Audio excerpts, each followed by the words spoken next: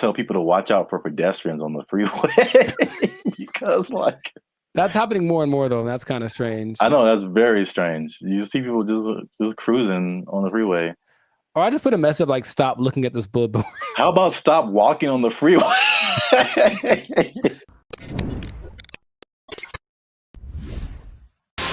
Yo, what's up, guys? I'm Zap, and this is Jericho. And we are now a 6-time international award-winning pop hip-hop music group, Bandit Future. We do clean, fun music that everyone can listen to with a sound that's uniquely Californian. And you are now tuned in to the Life's a Circus podcast, where we talk about things that are funny, interesting, and ridiculous. And yo, make sure you like, subscribe, share, and comment on this video.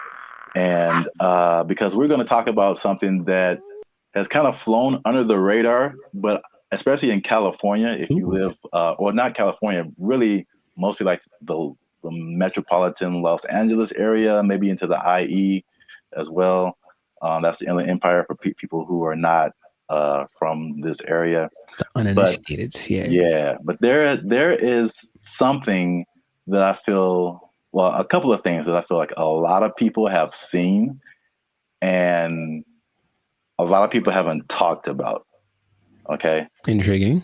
Okay. Yes. So I'm going to show you a picture, and this one is very close to you. I know you have seen this. Yes, I have. This billboard. Mm-hmm. Okay. I don't know what this message is. Download our new video editor. Okay, maybe another time when we're not doing a podcast. This billboard, if you're not from California, this billboard has been up. There's been a few of these. I've seen them. Yeah. Up along a major freeway in California. It says, "Warning: this billboard structure is the subject of a lawsuit, LASC case number something. Anyone who assists the city of Pomona in the demolition of this billboard structure will be sued." And it's just one of the weirdest billboards I've ever seen. And there's several of them. And I've just never seen anything like this. So I finally looked it up. Mm-hmm. And this isn't McDonald's Grimace level, but there's a little bit of a rabbit hole here. Okay. So basically, there's a guy named Brian Kennedy. He is the founder and CEO of Regency Outdoor Advertising. So basically, he owns it's a very popular billboard brand, probably maybe one of the most billboards around the country. And he owns these billboards. And so I guess he contracts with cities to put these billboards up, things like that. So in 1993, oh, baby, going back. Yeah, this story is very old. 1993, he had an agreement with the city to put up 10 billboards for 10 years with a 10-year extension. Mm-hmm. Right. So 1993, you put up 10 billboards. 2003, you renew it, keep those billboards up, stuff like that. You renew every 10 years. Okay. After the 1993 agreement, the city, the voters backed something called Proposition L, which prohibited the city from putting up any more billboards without voter approval. Okay.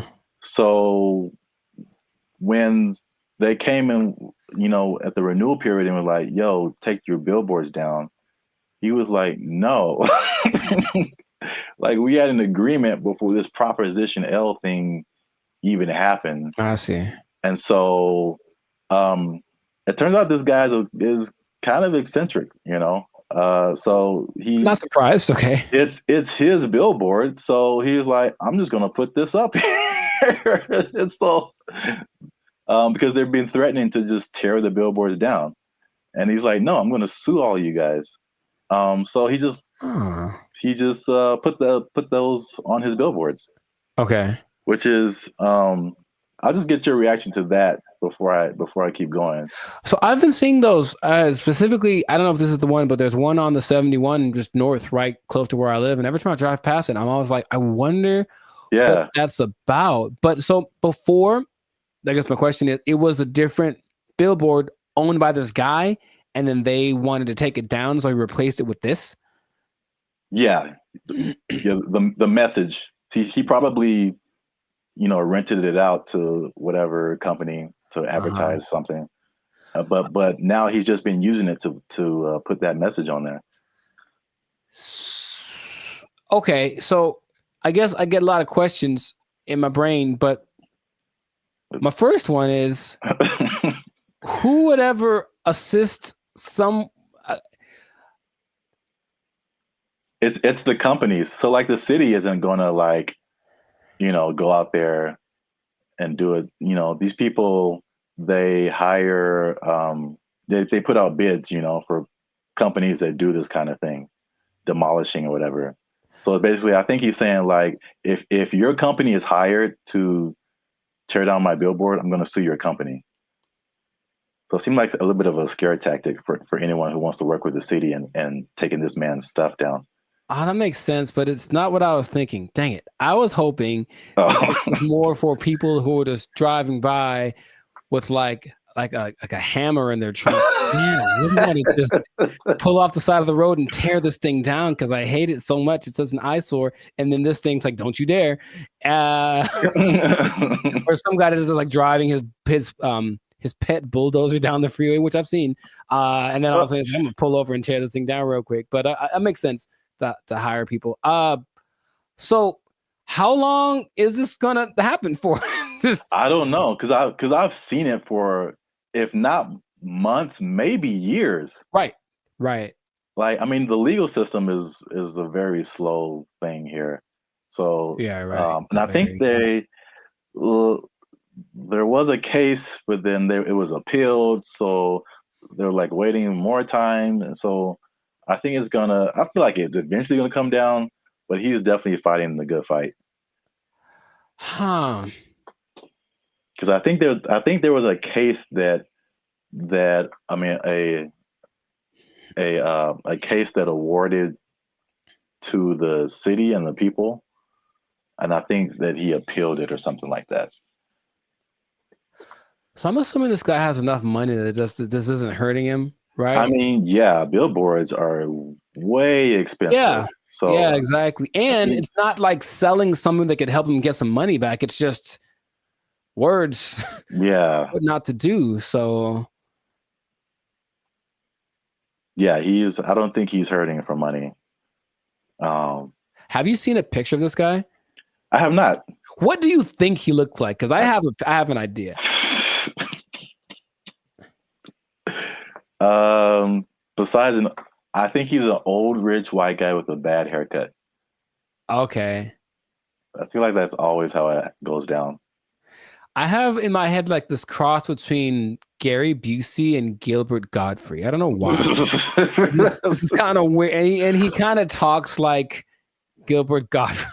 I just want that to be true. Old rich white guy with a bad haircut. That sounds like Gary Busey or Gilbert Gottfried. Yeah. That's what I want this to be.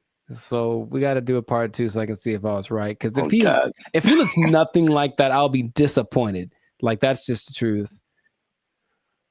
I'm looking at him now. He looks well. This is also very good. I mean, very fitting. He looks like a character from The Sopranos. Oh, nice. So he looks like someone who would do this. Got it. He doesn't have a bad haircut, but old rich white guy for sure. I wonder if he was the first person. He can't be the first person to have done this. I mean, maybe not, but I've never seen anything like this before. But we're running out of time. So before we end this, there's a part 2 to this. Okay. Which is it was a totally different scenario, but I was somehow kind of shocked that it was the same person. Okay. So we're going to leave Pomona and go more towards the LA area. LA. And then see if you've seen this billboard. Yes, I have. So it's the same guy. Oh my God. So you see the big Regency Yes. under it. And I wasn't even thinking about these two stories. Now this one is like 2 blocks from my house, and apparently now it's changed recently. So I don't know why he took it down or even put it up. But he put up 15 of these around. Oh, he dude's got money, dude. Jeez. Yeah. They're his billboards. I mean, he can put up whatever he wants, I guess. Yeah. He's just losing money from other people who would pay to be up there, but right. It's his billboard. He put up 15 of these around Los Angeles. Turns out that he's a big USC donor. Sounds okay. Okay, sure. And yeah, he just said, Reggie Bush needs his Heisman. I'm gonna put this up. So, if I had a question, I know you asked like, what did he look like and all that kind of stuff. My question is like, the power of billboards, like, the ability to like get your message in front of like millions of people. They're obviously still relevant. We both recognize these billboards. Yes. And so it's like, I guess a cool question would be like, if you own billboards, like, what would you, and you just put up your own thing, like, what would you put up there? It has to be something that can make me money though. Like, you want to do like this guy and just like whatever. What if it was just like something, just a message you just wanted to tell the world? It could be serious or it could be funny. Oh, I got a funny one. What? Unless you want to keep that. I want to put messages that tell people how to drive. Okay, well, they're not like 30 billboards that say that the left lane is for passing only. Mm-hmm. And like maybe people will get it. It drives me nuts. Well, then you know what I would do? I would do something similar because I have probably a billion pet peeves when it comes to people driving. But the number one thing that I always think is that you don't have to hit the brakes to slow down. Yes. Like that was always taught, like just first step, take your foot off the gas, and then it's kind of, but every little thing is just like, brr, and it's like, bruh, it's not necessary at all. So yeah, just hey, quick reminder, you cool people, instead of saying something I'd rather say, just take your foot off the gas and you slow down. Give it a shot before you cause pileups on the 5. Like, or you could be like the city of Los Angeles and just tell people to watch out for pedestrians on the freeway. Because like that's happening more and more though, and that's kind of strange. I know, that's very strange. You see people just cruising on the freeway. Or I just put a message like, stop looking at this billboard. How about stop walking on the freeway? Where's that message? Well, I think it's being encouraged by, Jeez. by PETA and the NAACP. That's just my thought. Everyone's just like, walk on the bill. I mean, it's happening. So we've been together in this, like, why is this now a thing? Why is this person walking on the freeway? And it's not like their car is broken down. They're just trying to get to where they're getting to. Yeah. And they just chose the freeway as the place to walk. I've almost hit several guys because of that. And it's like, all right, man. Yeah. But good for him. Good for Billboard Man. He should change his name to Super Billboard Man. Yeah, I can't believe that.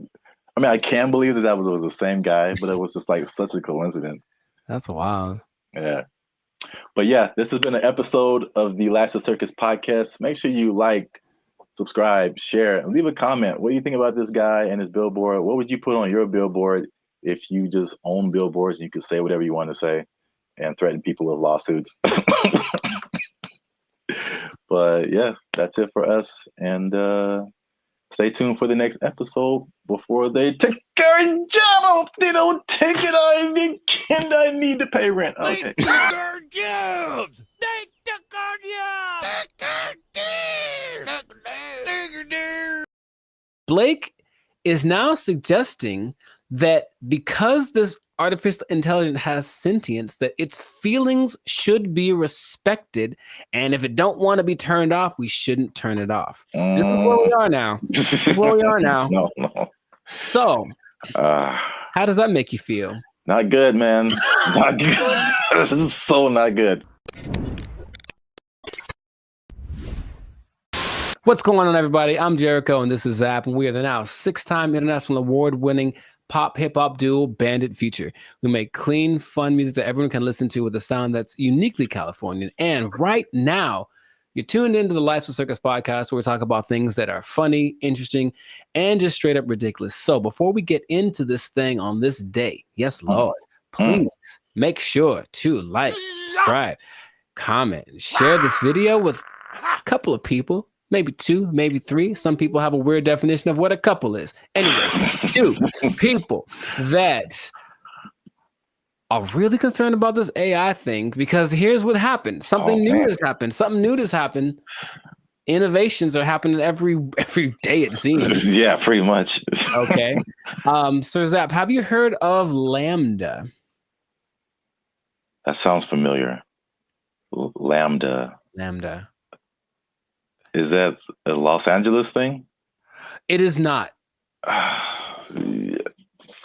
I've heard of that before. I can't think of what it is. Lambda is Google's version of ChatGPT. Oh. It stands. I may have heard the name, but I didn't really connect it. It stands for Language Model for Dialogue Application, and it's so fancy. And but this is what happened that has people up in arms, and by that I mean few people. I don't think most people know that this happened because they try to keep it under wraps.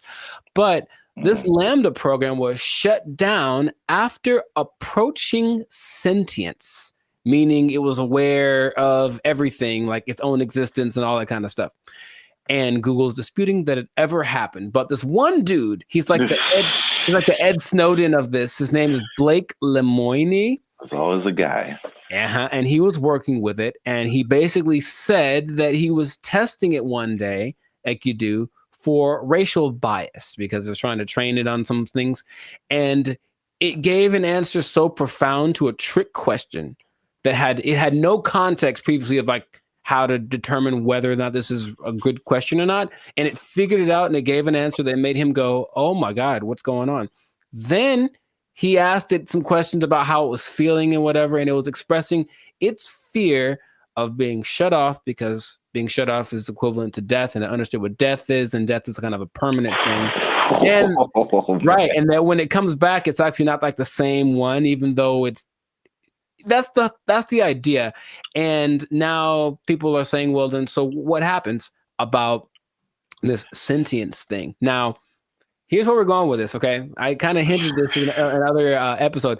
Blake is now suggesting that because this artificial intelligence has sentience, that its feelings should be respected, and if it don't want to be turned off, we shouldn't turn it off. This is where we are now. No.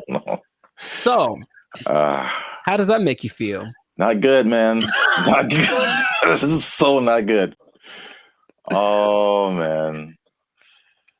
So, yeah, we're there. We're there already. And so the rights people, I'm sure, are already thinking about ways to, someone's trying to, I think in the sake of human interest, somebody's probably out there thinking, okay, I got to get on the side of the robots already, or AI, and create my campaign or whatever, so that I can side with somebody, because it's happening right now. There's an interesting parallel that's happening right now. There's a company called Engineered Art. And if you look them up, they're doing some creepy stuff, man. They've got these AI robot things that basically look like humans, but they've replicated people's facial expressions, features, all that kind of stuff. So if you just put like the right skin on it, it looks like a normal person. So all I'm seeing is that outer shell combined with this sentient technology, and then we're going to have a tragedy. That's what I'm seeing. Okay. But so you say it's not good, and I'm on your side with that. Yeah. Is there, what are we going to do about this? I don't know, but yeah, the original idea, it's like the classic Terminator. I feel like that's what a lot of people go back to. More recently, there's a movie called Ex Machina, I think. I've seen it. Yeah. Oh, you saw it? Okay.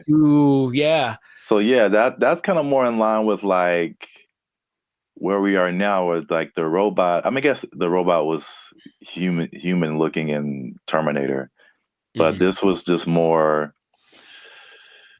personal in that movie, I guess. It was just like she was just more personal, and she had like when you said the thing about turning them off, it was like you're not gonna turn me off.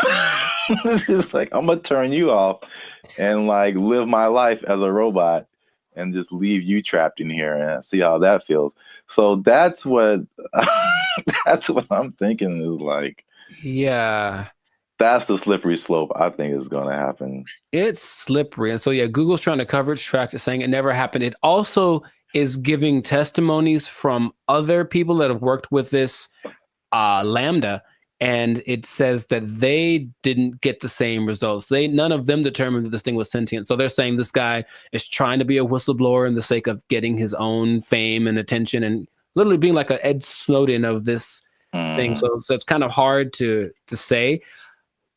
But I have been hearing things are leaking out about AI injuring people, meaning like robots and things that were programmed to do one thing and then they just kind of went rogue for a second. And Yeah. moments of there was an interesting interview Jimmy Fallon had with AI probably 10 like long time ago.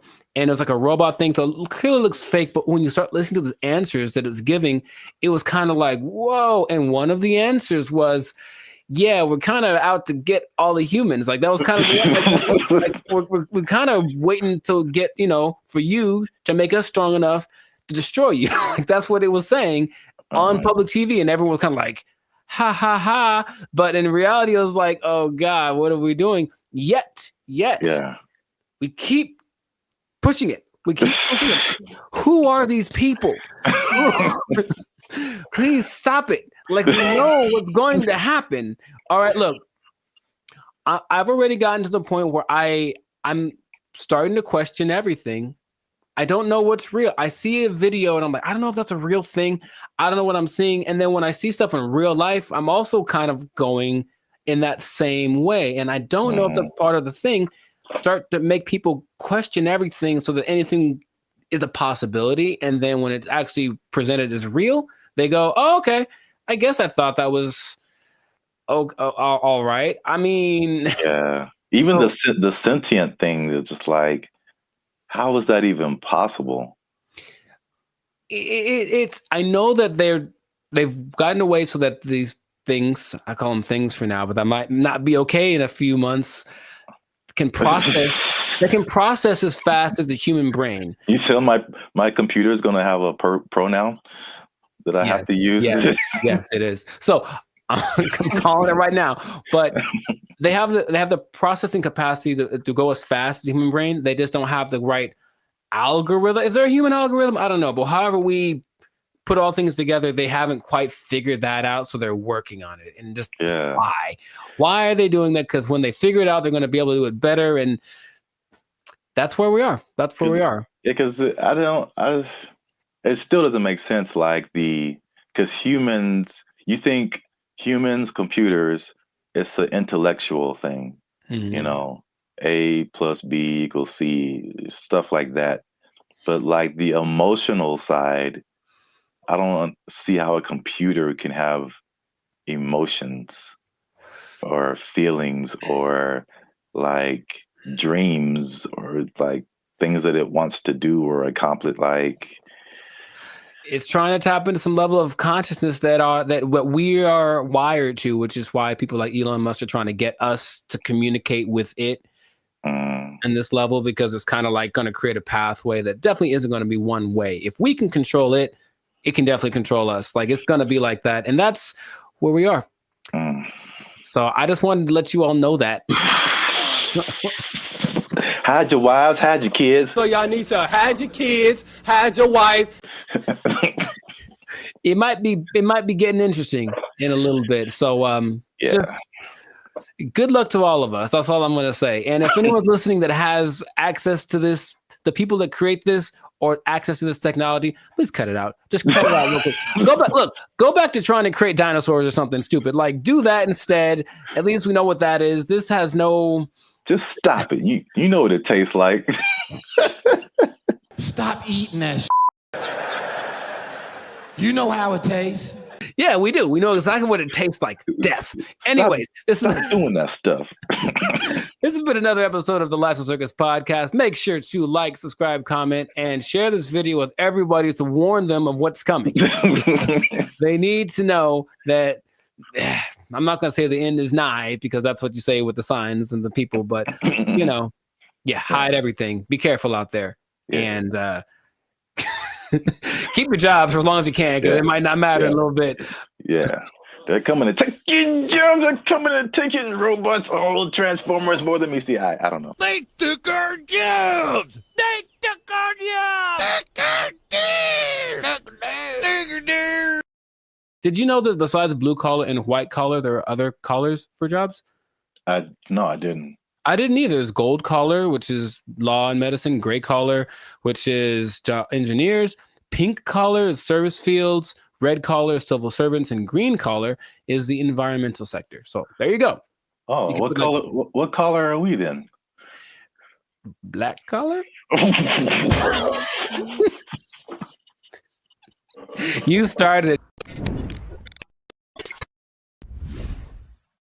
What's going on, everybody? I'm Jericho. This is Zap, and we are the now 6-time international award-winning pop hip-hop duo Bandit Future, who make clean, fun music that everyone can listen to with a sound that is uniquely Californian. And right now, in this moment in time, you are tuned in. Congratulations, by the way. You were tuned in to the Lifestyle Circus podcast, where we talk about things that are funny, interesting, and just straight ridiculous. So before we get into the thing, make sure to like, subscribe, comment, and share this video with at least 2 people that are thinking about changing jobs, because maybe blue collar is the way to go in the future.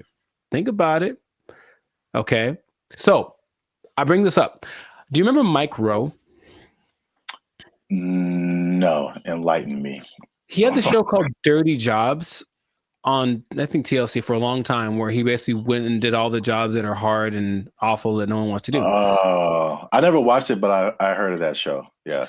Okay. Well, interestingly enough, and this is a side note, he also might now be a vice presidential candidate for the Kennedy dude. Interesting. And anyway, the world works in mysterious ways. But basically, he has always been a fan of the idea of working the traditional blue collar stuff. And also, another side note, did you know that besides blue collar and white collar, there are other collars for jobs? No, I didn't. I didn't either. There's gold collar, which is law and medicine. Gray collar, which is engineers. Pink collar is service fields. Red collar is civil servants. And green collar is the environmental sector. So there you go. Oh, what color? What color are we then? Black collar? You started it. Anyways, hey, how's it going? So, yeah. So the question is, like, will you have a better career as a blue collar worker? So he started something called the Works Foundation, and it's basically a program designed to help college students get into trade schools, because of the jobs that are available now. There's like 10 million job openings that are needing people to do them. They're all blue collar jobs. Like, all the oversaturated stuff is the professional, everyone trying to be the next CEO or whatever, start their own business. However, these blue collar jobs need people. And while going to college has resulted in, where's the number that I can't believe when I read it, has resulted in $1.7 trillion of student debt that people have accumulated. Yeah. 1.7 trillion. Going to a place like maybe Dartmouth College, for example, which is $360,000 for a 4-year degree. You can just go to a trade school, develop some skills, and instead of starting 360 in the hole, you don't make as much money yearly, but you're not starting in debt. That's his first idea. And not only that, he wants to teach the principles that got our country to where it is now. So work ethic, personal responsibility, delayed gratitude, good attitude, showing up early, staying late, like what makes a good employee, but how people have left that behind.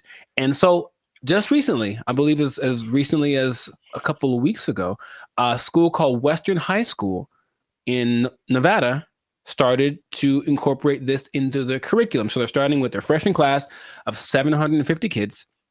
The top 50 kids that graduate from this program will get a full ride scholarship to the trade school of their choice. And I thought that was really cool. So he's trying to make this push to get people back into the blue collar sector because it's, dignified work and whatever. And some people are for it and some people are against it. So just based off of what I've told you, what are you thinking? What's your opinion?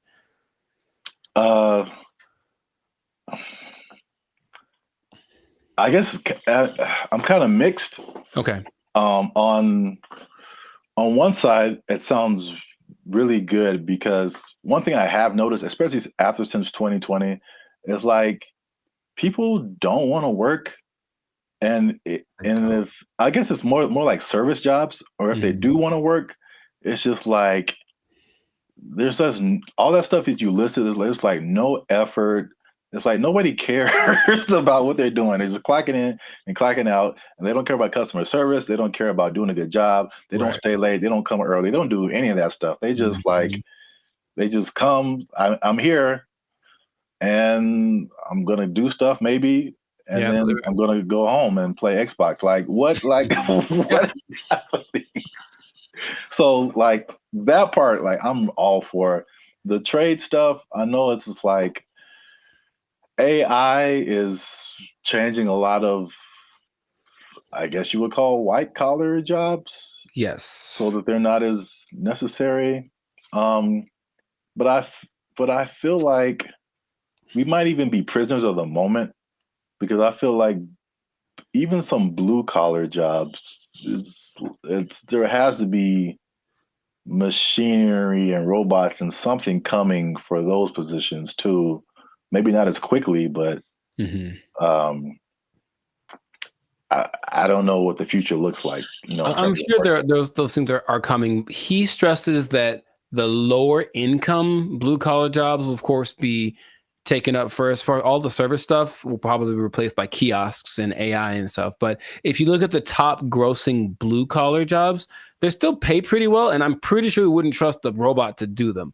They include airfield operations specialists, avionics technicians, supervisors of construction and extraction workers, boilermakers, first line supervisors of firefighters, and nuclear power reactor operators. And all of those you can earn between $65,000 to $120,000 a year. So it's not like you're going to be missing out on money by doing something that's a little bit harder. The nuclear power one sounds kind of dangerous, but there are jobs that people do need to do that won't be. I wouldn't trust a robot with my life with that kind of stuff, So yeah, they're still going to look for qualified people to do that. So in these trade schools, you can go to them. And they're really good. It's just that like I didn't take anything in school that helped me like do a craft. Like there's no automobile class, there's no shop. I can't build nothing. I can't fix my car. I don't know any of that stuff. And I think a lot of people fall in that category. And so he's saying, well, that's kind of what we're missing. So if everybody goes to college and gets a degree, even if they're, $1 million in debt, then where are the plumbers and the electricians? Where are all of those people? They're not around anymore. So it's like all those things start to fall apart in cities. The infrastructure starts to mess up. That's just his idea. So he's like, he needs more people to be interested in it, get the kids at an early age, and then encourage them to do it because it's noble work, it's dignified work, and it's work that they're pretty sure isn't going to be replaced anytime soon. Man, have you ever seen those people? I watched it on the TikTok. People that replace those like light bulbs on top of those super high poles, like 2,000 feet in the air. Like you have to have a dude go up there, and those guys get $160,000 a year. It's super dangerous, yeah, but it's like you need them. So all those kind of jobs are available for this trade school thing. So he was just saying it's just an alternative. Of course, if you want to go start your business or be a YouTuber or whatever, go do that. But the world will fall apart without these people. So I thought it was a cool idea, and he's hoping to get. I think somebody decided. I also think it's a good idea, and they donated $5 million to his program, Ingle Inglestead. The Inglestead Foundation donated the $5 million, which makes it possible for the top kids to graduate to go to the trade schools free of charge, basically free tuition. So that's just something that's happening, and maybe it'll cause a shift in people are lazy. We said the pandemic kind of showed that, but maybe the newer generation will be like, okay, my parents were lazy as heck. Dang, I need to, I need to start working a little more hard, and then the next generation after that might flourish. So I just thought that was cool. I did not know that was a thing before, and so shout out to Mike Rowe, which might be a vice president of candidate in the future for doing this. Oh, one other stat I did read. Because white collar is, of course, makes a lot of money. Only 43% of workers are white collar. 43%. So that's about 64 million people, according to 2020 count. So that leaves, I didn't do the math, but there's a good amount more that do the blue collar stuff. So it's like, it's not like it's not necessary. It's just that it's not applauded. It's like, oh my God, you did a good job being your electrician or whatever. But people, we need that. Like our whole, if I don't know how to fix any, you probably know better than I do. I don't know how to fix anything, like plumbing, nothing works. So I have to call a guy, and that person I hope is qualified. So that's what they're doing. They're training these people up. Yeah, I think like overall it's a good idea, and I think it's just like as it's like you don't know what you don't know, right? So if people are like for music example, people, all you see is just like Drake and like DJ Khaled, and like that's what you know, like that's what you're gonna aspire to be if you're into music. Yeah. Or if like you only grew up listening to Beethoven and like Bach and Brahms, like that's like all you know is music. So if there's one education path and that's all you know, it's like, oh well, this is just what we are supposed to do. Like that's like when I was in high school and they were like, you got to pick a college, and I'm like, I got to pick a what? Right. Yeah, okay, and I kind of like honestly went to college because that's what everybody said you're supposed to do. Me too. Not because I was like, oh, I don't want to do I didn't know never even heard of a trade school. Yeah, I didn't have any options. Yeah, I didn't know what my options were, honestly. Yeah, they literally some kind of announcement or something. It was like, you got to go see the guidance counselor. I'm like, the guidance counselor? Yeah. So you can pick a college to go to. Like you just kind of funneled into this direction. And I mean, trades are like, and it's a good alternative for a lot of people. Right. So we'll see how it works, but he's hoping that it builds up some steam, builds some momentum, and then other people adapt the program, because why not? We need them. We need people to come fix my car, so my car can run. Yeah. So that's what I thought was pretty fascinating. But let us know in the comments what you think is the blue collar thing. So if you have kids or something, would you encourage them to go more towards that route instead of getting in crazy debt going to college and then hoping you find a job after that? Because job market's getting a little bit scarce out there. Do you support the idea of Mike Rowe? Do you have a better idea? Do you think we should just all go to Mars? Whatever it is, let us know in the comments what your idea is, and we will respond to your comments, probably. Yes. But definitely. We'll respond faster if you're a member, because they get priority comment reply. Oh, there we go. Okay. You might want to do that. Mic drop. So yes, that has been another episode of the Life and Focus podcast. Like, share, comment. Share it again. Share it twice. Even better. And just think about that job. Think about the job, because, you got to have a job. Gotta have a job.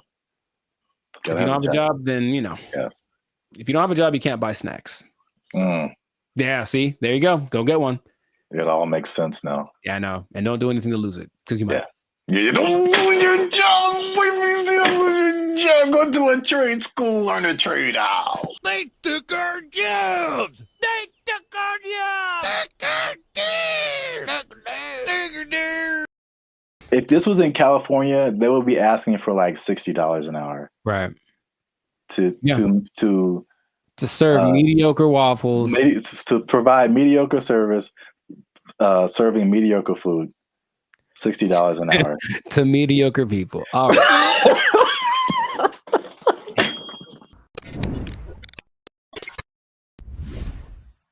Yo, what's up, guys? I'm Zap, and this is Jericho, and we are now 6-time international award-winning pop hip-hop music duo Bandit Future. We do clean, fun music that everyone can listen to with a sound that is uniquely California, and you are now tuned into the Life's a Circus podcast, where we talk about things that are funny, interesting, and ridiculous. But wait a minute.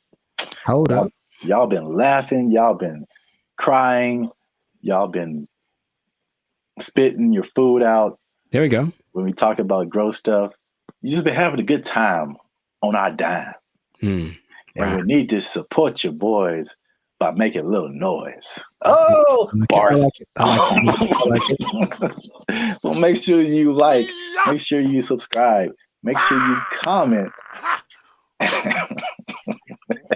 Oh, God. It has to, I don't. Okay, so just to explain something for y'all, when we do these topics, the other person doesn't know what the topic's about to be. So it's like the grand surprise. I'm here waiting, and it seems like it's going to be a doozy. Make sure you share this video Uh-huh. with your favorite Waffle House employee, because Waffle House employees have a few demands. And I'm going to show you a video here. Okay. Of a, as the news calls it, a developing story. Is that what this is? With some interesting characters who have some demands for Waffle House. Waffle House employees across the Southeast are demanding more pay. Employees held several rallies this week at restaurants, including right here in Atlanta. Channel 2's Larry Sproul is live on Piedmont Avenue in Buckhead. Hey, what up, Larry? Locations. And Larry, you've been talking to both clean white shirt as on, well as those men and women who work hard every day. Yeah, well, Michael, corporate leaders tell me they are aware of what happened at several other Waffle House locations like this one right here in Atlanta. Meanwhile, I spoke with employees. They tell me they simply want more pay.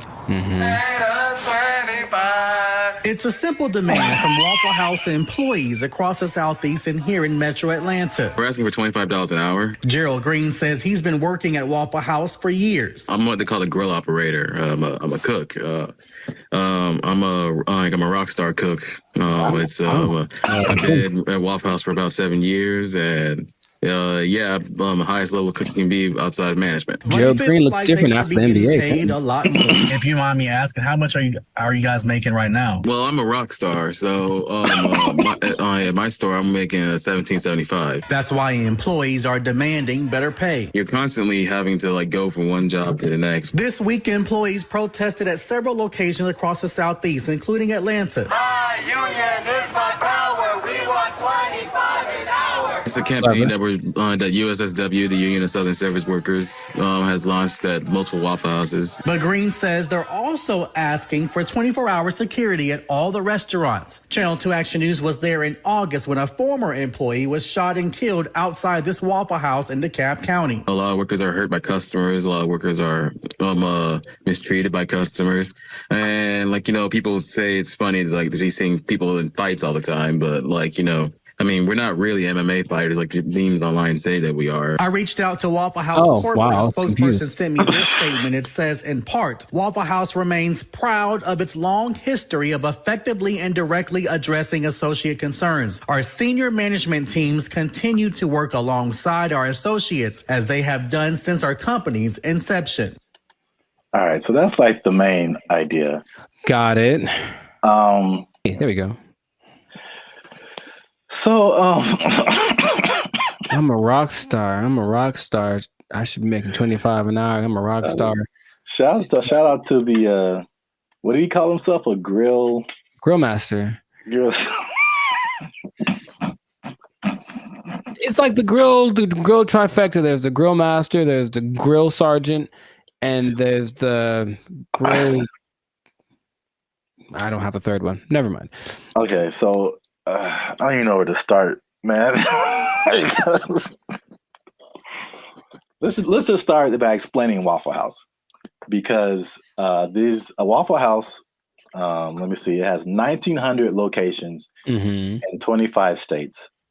That's a lot. And for people who don't know, it's American diner. Serves mostly breakfast food, but they have other things too, and predominantly in the Southeast United States. Yeah. So we're in California. I don't think there's any Waffle Houses out here. I don't believe so. California. Have you ever been to a Waffle House? Sure have, sugar. Oh. Okay. I was attended by Dolores. So you know names and everything. Yeah. So you know the vibe. I haven't been to a Waffle House in since I was a little kid. I think so. From the vibe, from what I don't know if it's changed, but from what I remember, it was very trucker-ish. Sure. Like a place where truckers go to it's not like IHOP. I think the big thing out here is IHOP, International House of Pancakes. It's classy. Yeah, it's a total. It's very. I was there. I was in Nashville last year, and it's a different vibe. I say closer to Norms, but even Norms is Norms is a step above. Step above. Oh bro. Oh my God. So,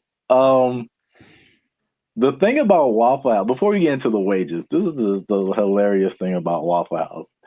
Is for some reason, there's always something going down. Yeah. Waffle House, bro. And Waffle House has been the subject of SNL skits, Daily Show skits, and it's just notorious for fights happening. Yeah. And I don't know why. So there's this lady, one of the most infamous Waffle House fight club members. I don't know. Yeah. Her name is Haley Booth. She worked at a Waffle House as a waitress. And she's become this meme because very similar to the Montgomery Riverboat brawl. She threw a chair and it was just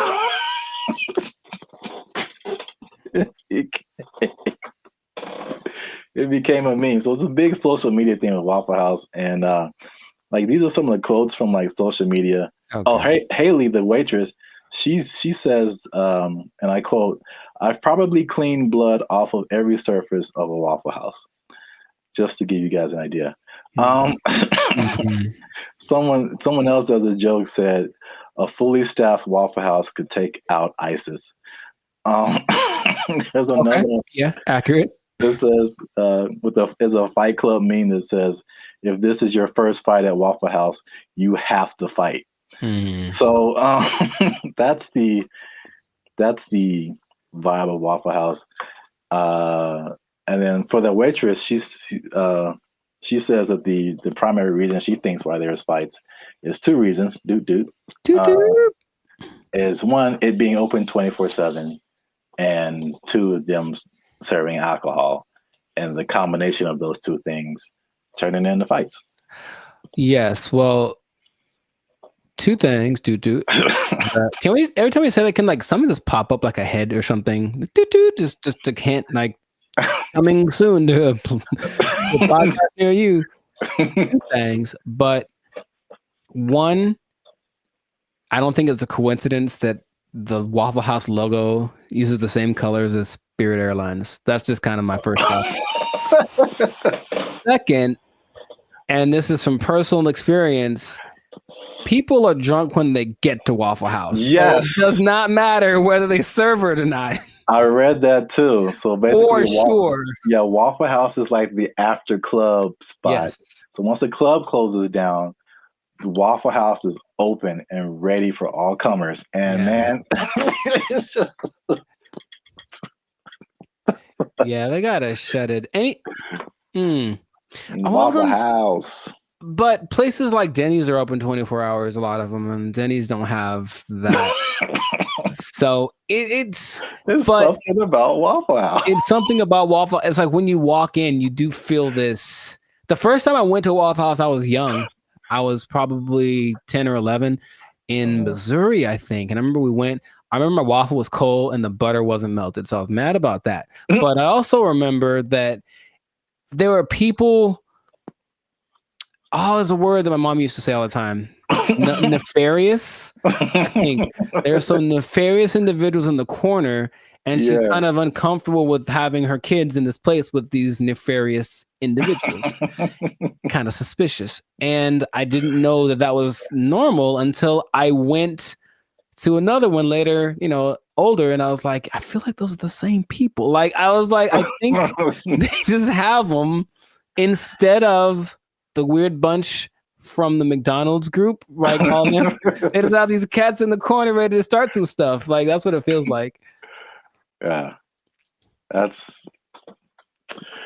Oh, I was so thrilled about this topic. Also, I think the food is okay. Yes, so that's a good segue. The food and the service. It is borderline acceptable. And so now, fast forward to today, Waffle House employees are pushing for $25 an hour in Georgia. I'm getting mixed numbers, but I think the Georgia minimum wage is $7.25 today. That sounds about right. So Georgia, I mean, that's almost a 4 times increase. That's like, so to put it in California numbers, the minimum wage is like $16, $17 an hour. Going to 20. So that means like, if this was in California, they would be asking for like $60 an hour. Right. To serve mediocre waffles. To provide mediocre service, serving mediocre food. $60 an hour. To mediocre people. All right. It should be like an intervention. Like if you're in the Waffle House, like, man, IHOP's right over there. Just copyright. Wow. Just do yourself a favor and upgrade a little bit. Or make some. I would rather eat Eggo waffles from the toaster than eat Waffle House waffles. Like, to me, they're comparable, and maybe Eggo's got a slight edge. So, oh man, nothing too special about the Waffle House, but they're everywhere. Everywhere. 1,900 locations. It's a big chain, but $25 an hour, bro. That's a lot to make waffles. Have you ever made a waffle before? It's very straightforward. You take the pre-made batter, pour it into the waffle-shaped contraption, and then you wait. And that's it. That is it. And I've seen people fail at that. And oh, by the way, they've also been working at the Waffle House while they failed. So what's the end game for them? I mean, one, are they going to get it? Is there any precedence for this? Also notice in those videos, there was like 9 people protesting. Is that really right? You said there's 1,900 of those things, and those videos didn't have nothing more than like one store worth of employees. It was like one store that decided to speak for all the Waffle Houses. And I feel like that's not going to get it done. Not at all. It's not enough, Waffle House. It's the beginning. You got to start somewhere, man. Sure you do. Hey, support them. Wow. I think I'd just go to IHOP and support them instead. But no, people are jumping on the bandwagon because you got the SAG strike, the writers' strike, UPS workers were on strike, auto workers on strike.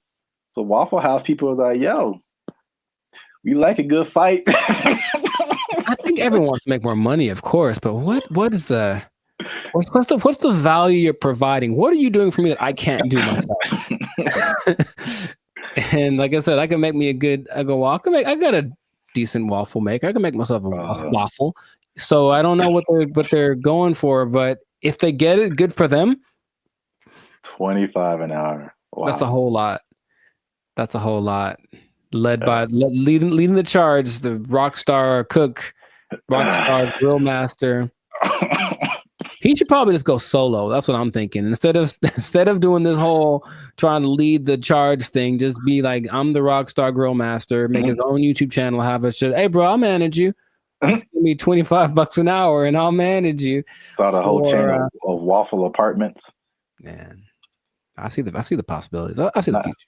Not the whole house, but we want a waffle apartment. We can get a waffle condo on the down payment on a waffle condo. Look, That'll be all right. A waffle sublet, if you will. Yeah. Well, we've talked about this way too long. We still could. That's the problem. I can keep going for another 10 minutes because it is fun to talk about. Oh man, I'm in tears. Good old Waffle House. So make sure you like, subscribe, comment, and share this video. Well, again, your favorite Waffle House employee. Ooh. And as a sign of support, of course. Sure. And yeah, we'll be back here, same bad station, same bad channel. Is that how they said it? I don't remember. I don't really remember either, but yeah, I'm not old enough to remember that. Nor am I. Well, good luck, Waffle House employees. I hope y'all don't get fired. They don't take your job. The waffles are cold. They took our jobs. They took our jobs. As long as there's money, I'm getting there and there's money there. Right. Like, yeah, let's go. Yeah. But if I'm like just dumping out my life savings to like take a picture with the elephant and then come back, bruh.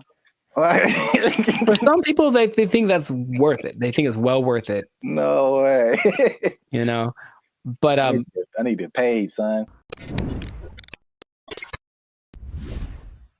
What's up, everybody? I'm Jericho, and this is Zap. We are the now 8-time international award-winning pop hip-hop duo Band of Future.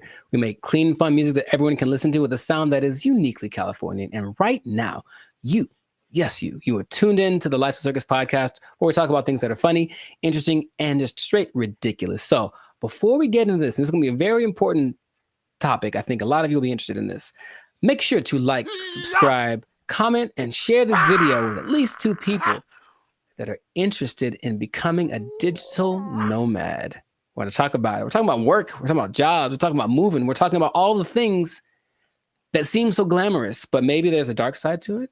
I don't know. We should get into that. But you got to stay tuned to the end to find out what that might be. So right away, digital nomads are one of the most, well, it peaked in 2021 right after the pandemic, but it's still one of the like professions, and that's an umbrella term, but professions that's growing the most in the last 10 years, right?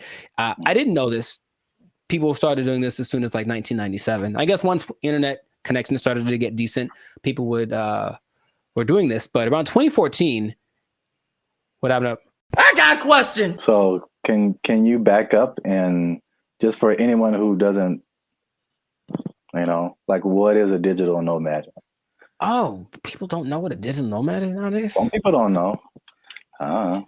Makes sense. Okay. A digital nomad is a person that has found a way to live abroad, basically using technology. So in 1997, when internet started to be pretty available anywhere, people could offer services online and work from a different destination than where they're from. So you could be from America and go to Bali, for example, and work from there. And that starts to become really popular. And so now a lot of people do it. And there are many programs that will say they can teach you to be a digital nomad if you want to basically ditch the 9-to-5 and go live abroad. And it always looks very glamorous from the people. I know many people that do it personally, and they typically post the pictures of them lying on a beach. And the idea is that you can work from anywhere for 2 or 3 hours a day, doing your nice, whatever cushy job, and then enjoy living in another country. And that is a really cool idea. And that is part of the reality,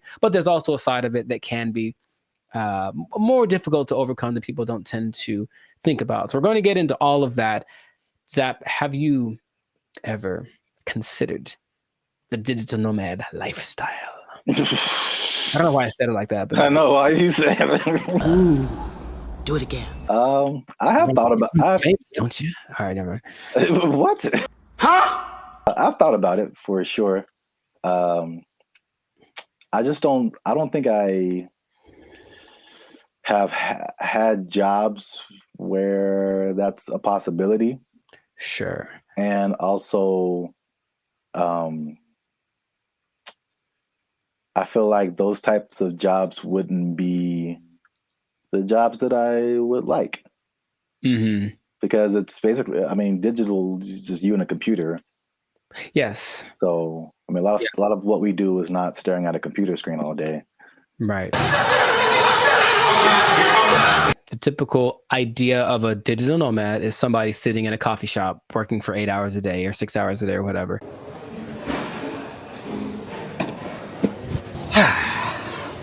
And that's true to the point where a lot of places actually construct digital nomad communities so that they can all be together in kind of one centralized place, like a work share kind of a situation, and just work from there. But yeah, the big key is that you just have to have good internet and then something that you can do to work from a different place so you're not interacting with people directly. But you have a lot of options. Nice. So like if you like hopping around from place to place, one of my friends that does this will be in, I'm always like, where are you now? And it's kind of a cute thing because where are you now? I'm in Colombia. Cool. Where are you now? I'm in Turkey. Where are you now? I'm in Bali. And there are places that you'll notice are kind of hubs for digital nomads. One, because the cost of living is low. Two, because the internet connection is good because you can't do it everywhere. A big place for a digital nomad, especially expats from the US, is Portugal because low cost of living, good food, safe in general, and the internet is amazing there. So that's one of the spots that you can go to if you want to be that. But you get flexibility. So if you like the idea of moving around and working from different locations, then that's perfect. And then since you're not working all the time, you do get to explore and check out new stuff and take the picture in front of the Taj Mahal or whatever thing that you want to do, which is usually what people do to I guess showcase how cool their life is. I don't know. It does seem like kind of a validation. Like, why am I doing this? Because, like I said, the downsides, as I mentioned, there are many as well. But you get to explore, you get to travel, because people always think about going places as being expensive. And yes, vacationing is expensive, but travel, just that part of it, isn't necessarily expensive. If you think about it, you're just going places and then staying there, not trying to be extravagant. So you can be frugal, you can get a VPN so that your plane tickets are cheaper, and then you just live within your means wherever you are.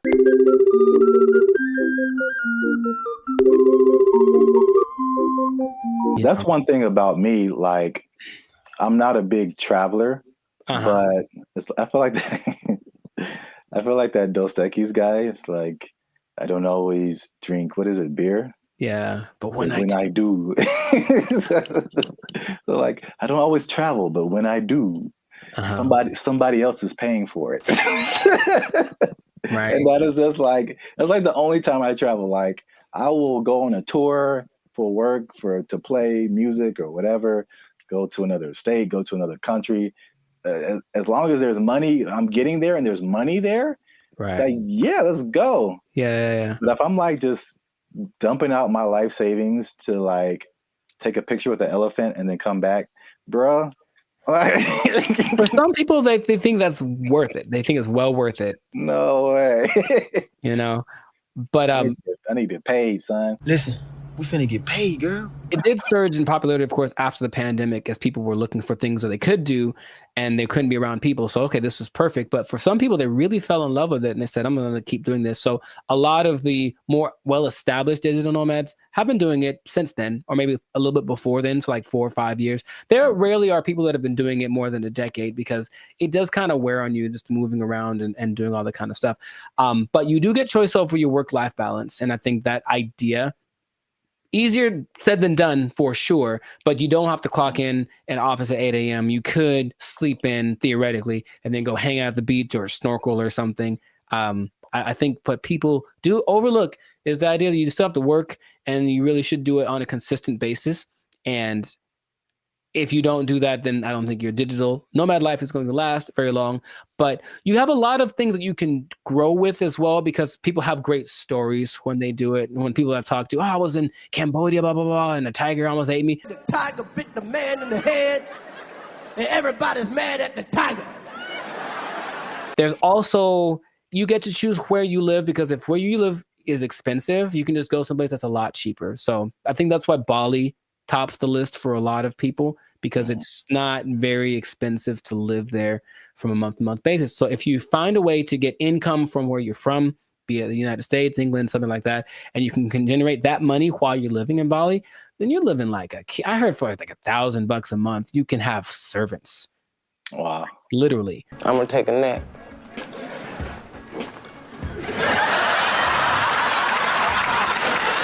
And then you get to network. So that's fun. There's a lot of people that are out there doing the same thing, so you get to interact with them, and that seems attractive.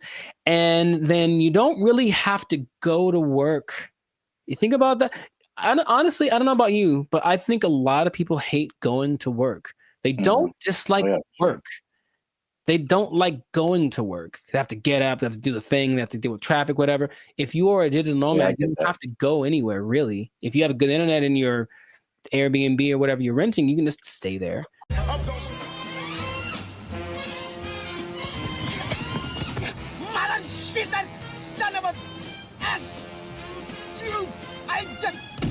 Yeah, bro, like just putting on, like, I look at the, especially when I used to live in downtown LA and seeing the people who like worked in corporate offices and they had to wear suits and ties, stuff like that. Just the thought of like getting up every single morning and putting on an entire suit, dude, like it's a challenge. So I could sit at a desk and then come home and then take it all off. Like if I can go to work and still be in my pajamas, like, dude, where do I sign up? Yeah, I get the appeal for sure. Very cool. We love it, Will. Thank you. The last advantage that people talk about a lot is the cultural and immersion. If you like a particular culture, then you can just go there if it works out for the technology and all that kind of stuff, and you can be immersed in Hong Kong. You can learn Chinese. You can do whatever. If you have other goals that related to that culture, then it's the perfect way to do it. You can still make money and be immersed in that culture. And that really does seem fun. In my personal experience, I've never done the digital nomad thing to an extreme, though I've thought about it because it seems like it might be fun to do here and there. But I have constructed my coaching, which I can do from anywhere. And I have been up in the mountains and I'm working on a session or I'm just at a coffee shop and I see what that's like.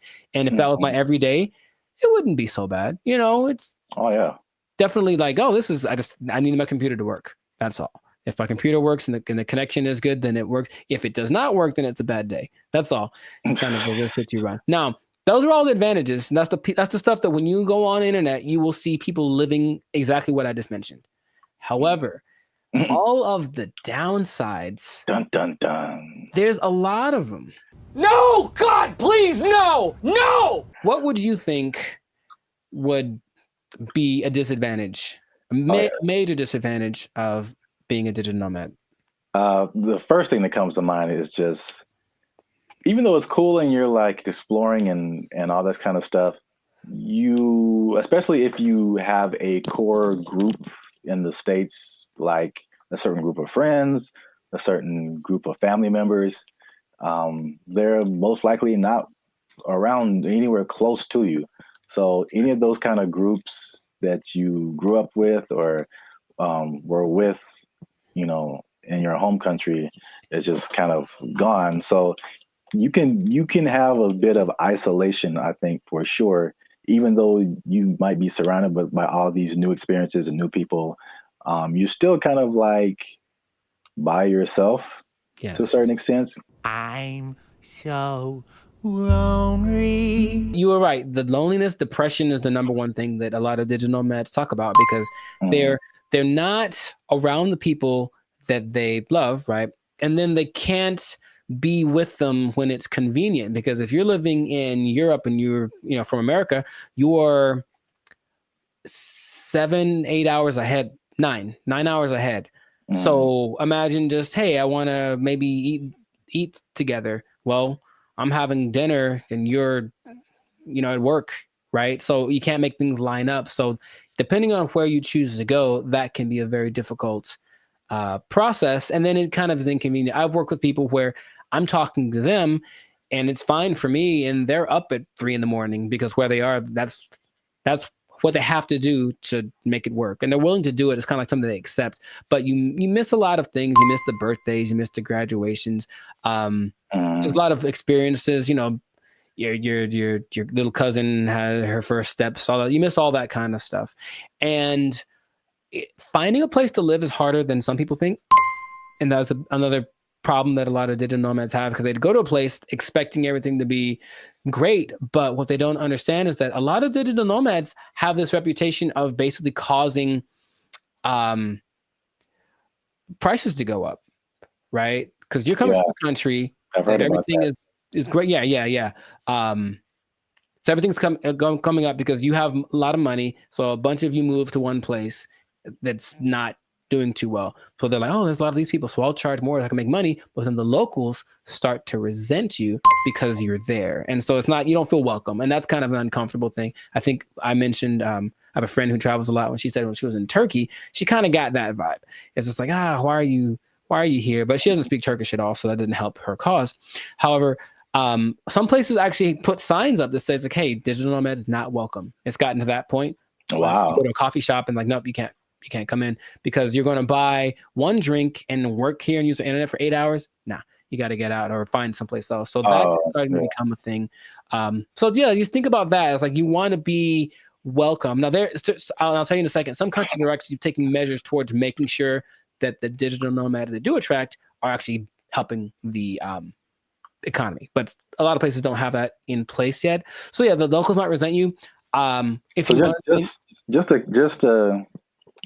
for my own personal whatever. I got a question. Have you ever gone into Starbucks and worked on something and not bought anything? Yeah. I'm a jerk, man.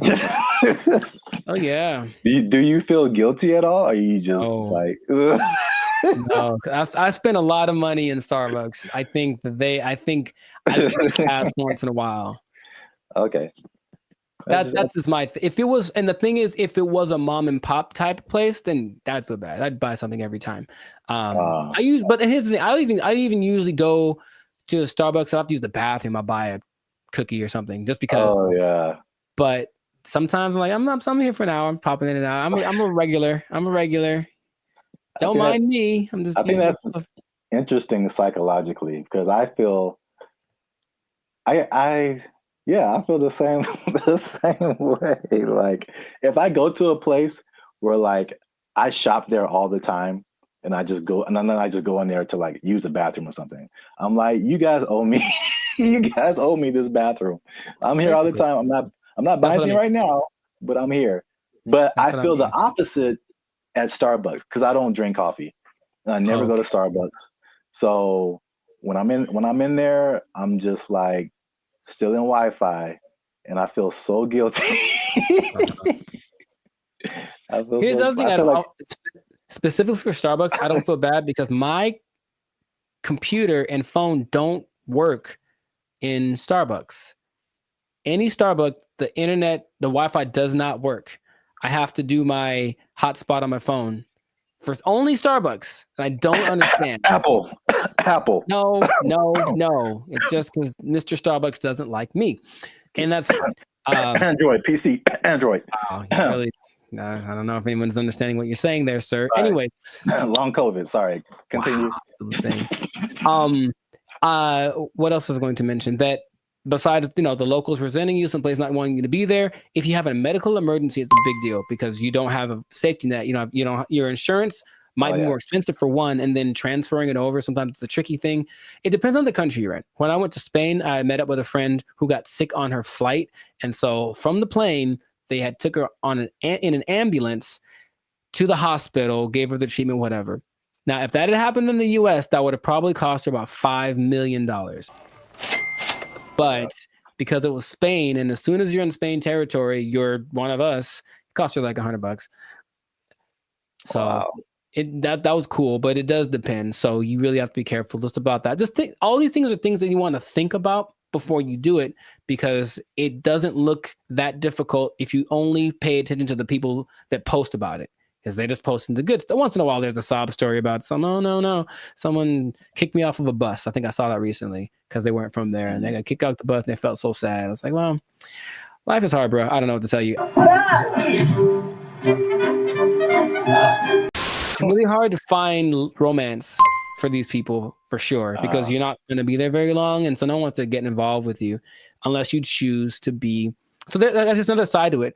What I was going to mention earlier is that some places like Indonesia are starting to put in measures where they welcome digital nomads that have X amount of money in their bank account, and they allow them to actually have a visa, a second home visa is what it's called. And then they can live there for up to 10 years. But they want people to come and, of course, do something related to the Indonesian economic system. So they're telling people, come on over. And so in that case, if you have it like that, then you can move one place. You're going to stay there, and it still implies you're making money based off of where you're from, and you're just living kind of more permanently in a new place. And that seems to be okay if you want to maybe uproot, start someplace else, then you can find love, and no one has a problem with that. But you won't find many people that are willing to, be with you for just a couple months, like for something serious, if they know you're going to leave, or if you have a hard time being committed to one thing. So there's a lot of things to take into consideration. I know traveling. Have you ever planned a trip? It takes a lot. So imagine doing that regularly every couple months. I got to plan my stay. All that stuff is kind of a hassle. The idea of living out of a suitcase, some people don't like that. And that's why I think it lends itself to like a younger demographic, like someone in college, fresh out of college. Because I think at the end of the day, I think the internet has shown us that we need some kind of physical community, some kind of grounding. And if you don't have that, you just kind of like, you just kind of out there, and there's some, like you said, there's some negative effects to just kind of being on your own. So right, that's interesting.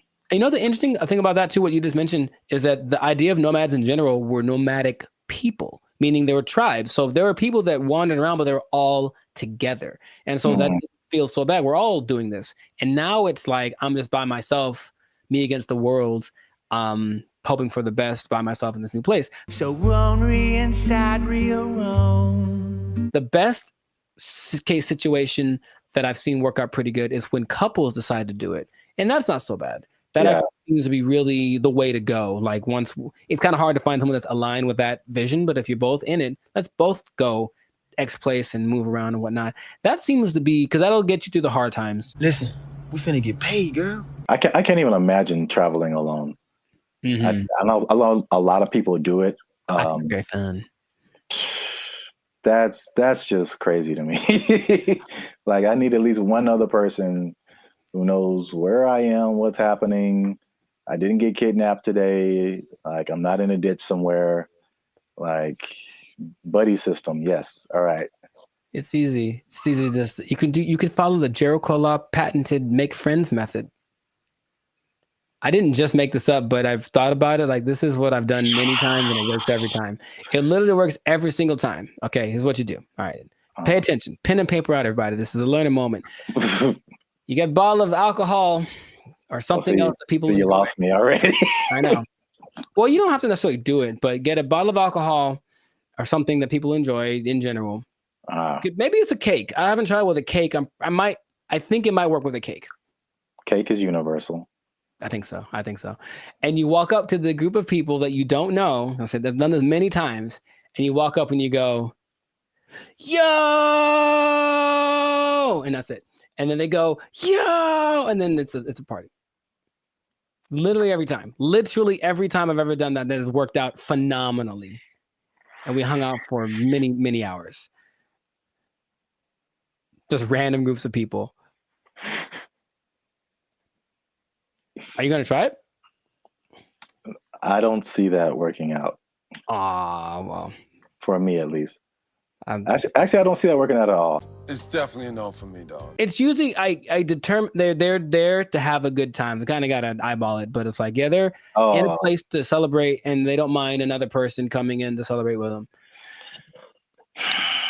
Try it, man. Anyways, what I was going to say, the last thing that people tend to forget about is that I think it's important to have a routine in life because you're just freelancing and freestyling everything. So you need a routine, and in a new place, it's hard to develop one because things are always kind of up and down. Your money flow would be up and down. If you're not working for a big business, if it's just you, then some months are better than others. So that side of it, that inconsistent income can be kind of nerve-wracking also. Or it might make it so you can't keep doing it, right? If you don't make enough money. So you really want to have a good savings before that all comes under this. Now that you say that, it's all under the same umbrella. Like if you wanted to put all of that in one word, it's stability. Yeah. So, like your home community, it's stability. Your routine, it's stability. Your money situation, it's stability. It's like I think we as humans were created to like want some level of stability and to be a nomad, you know, even digitally. It's just like you're just kind of you're unstable to a certain extent, right? So you can't link into things that are stable, like other people, and have relationships and romantic relationships and all this kind of stuff. And yeah, I feel like that sums up everything that you're saying. It's just the downside is just a lack of stability in a laundry list of different areas. Yeah. I think some people, if they have the right personality, I know personally that's perfect for me. I wouldn't mind that kind of a thing. It definitely doesn't. Actually, you know what? My perfect scenario in life would be that this should be a show. No one take my idea. This should be a show. That someone wakes up in the morning and there's an envelope at their door, and basically it tells them what they're going to do for work that day, and they have an hour to get to the airport or wherever, and then they don't know what it is. They've never done it before, and that's their job. I would love that. That is really good. See? Wait, for the show? Yeah, I mean, yeah, the idea, yeah. Okay, I'd watch that on TV or something. I thought of it. No one take it. Yeah, copyright. All right, we should just do it. That'd be fun. Yeah. I think it'll reach a peak and start to come down because people were still riding the wave of the COVID. But after a while, people want to start families, do all that kind of stuff. And if you need that stability, then it's not the job for you. But if you're younger, or if you want a change of scenery, some people do it for a few years and then they stop. But it seems like a cool thing. Where do I sign, Mr. Berry Gordy? I might give it a shot here and there. That's kind of my thought about it. I'll just try working for a week or so from wherever place, but not necessarily do the jumping around and to the extreme that some people do, because that's a little much. And then, they do a lot to find people to talk to. They talk on those like roulette chats, like we did that one time. Oh God. Yeah. Yeah, I know. Yeah, maybe we shouldn't do that again. Got him! Got him! But people spend a lot of time on those because it's literally just like somebody to talk to me, someone be a connection, and I think you can see that a lot more. So hopefully that doesn't long term affect people's mental health with all the depression and stuff like that. But if you're thinking about becoming a digital nomad, I just gave you the blueprint. Keep in mind the positives and negatives, and if it's in your heart, go for it. But above all, make sure to share this video with somebody that wants to know a little more about the digital nomad life. And I'll tell you what. What? This is not possible if you don't have a job. You gotta have a job to be a digital nomad. They took our jobs. They took our jobs.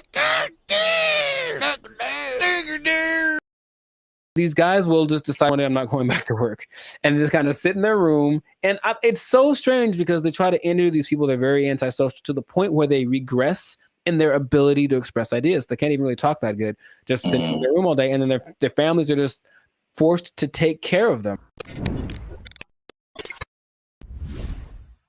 What's going on, everybody? I'm Jericho. This is Zap, and we are the now six-time international award-winning pop-hip duo Bandit Future. We make clean, fun music that we make clean, fun music that everyone can listen to with a sound that's uniquely Californian. And you are right now here in the present time tuned into the Last Circus podcast. So we talk about things that are interesting, funny, and just straight up ridiculous. So before we get into it, there was a huge favor. Make sure to like, subscribe, share, comment. I keep doing that backwards. But anyway, share this video with at least 2 people that think that being an adult is really hard, man. So the adulting thing has gotten so, I guess, talked about that it's like we kind of accept it as, just being an adult's hard. It's part of life. Move on. But there's a whole lot of people that have decided to take an interesting approach to this adulting thing. So I have one specific example from Japan and one from the US. So in Japan, there exists this thing called the hikikomori. Hikikomori, okay? And it's basically a bunch of people, and by a bunch I mean about 1.5 million people, that decided that being adults is way too hard. I'm just never going to go outside again. And so they don't. They just stay at home, they live with their parents, and they either play video games or even better, they just do nothing. They do nothing and they sit at home. And some people have been there from anywhere from 6 months to like 3-4 years. It got worse during the pandemic, but the idea is that they're afraid that these people aren't ever going to become functioning members of society. And the numbers keep going up of these hikikomori, are, shut-ins. And I read this one case where a guy basically like people are abandoning their families. So I mean, like that's why it gets really bad. So you are the breadwinner for your family. You're a guy in Japanese society. You typically are the guy who works. The woman doesn't work. You have kids. These guys will just decide one day I'm not going back to work, and just kind of sit in their room. And it's so strange because they try to interview these people. They're very antisocial to the point where they regress in their ability to express ideas. They can't even really talk that good. Just sitting in their room all day, and then their families are just forced to take care of them, right? And that's one way to react to adult life, I suppose. It's very bizarre. Have you? What's my question? Do you know anyone that you think would do that? And besides me? Yeah. I don't know if I know anyone who I think would do that, but I totally get it. Mm-hmm. I've heard a lot of people. I mean, again, that's Japan, so I don't know. I've never been there. I don't know what happens there. But in the U.S., at least, there's been a substantial growing frustration with people and their jobs. And again, 2020 kind of like poured fuel on that fire big time. Mm-hmm. Where like a lot of people just didn't go back to work, or they just kind of, are in some kind of alternative situation now, Mm-hmm. or they're just more like reclusive, I guess. More just trying to just do what they want to do outside of just working. But then there's also I've heard about men in particular. I don't know if the Japanese thing. I'll be interested to see what the ratio is of men to women. All of the people that I saw that were interviewed were men. Yeah. Because I've heard that about men, what they call here, checking out of society. Mm-hmm. And it's a lot of like the video game culture too. Sure. Yeah. Where that's just like what you do. And they just find more enjoyment, fulfillment in doing that, as opposed to like doing other quote unquote normal things in society. And it's, again, I don't know anybody like that, but I totally understand it, because I think we've all had times where like you have to go to work and you just like, I don't want to do that. Yeah. Not today, devil.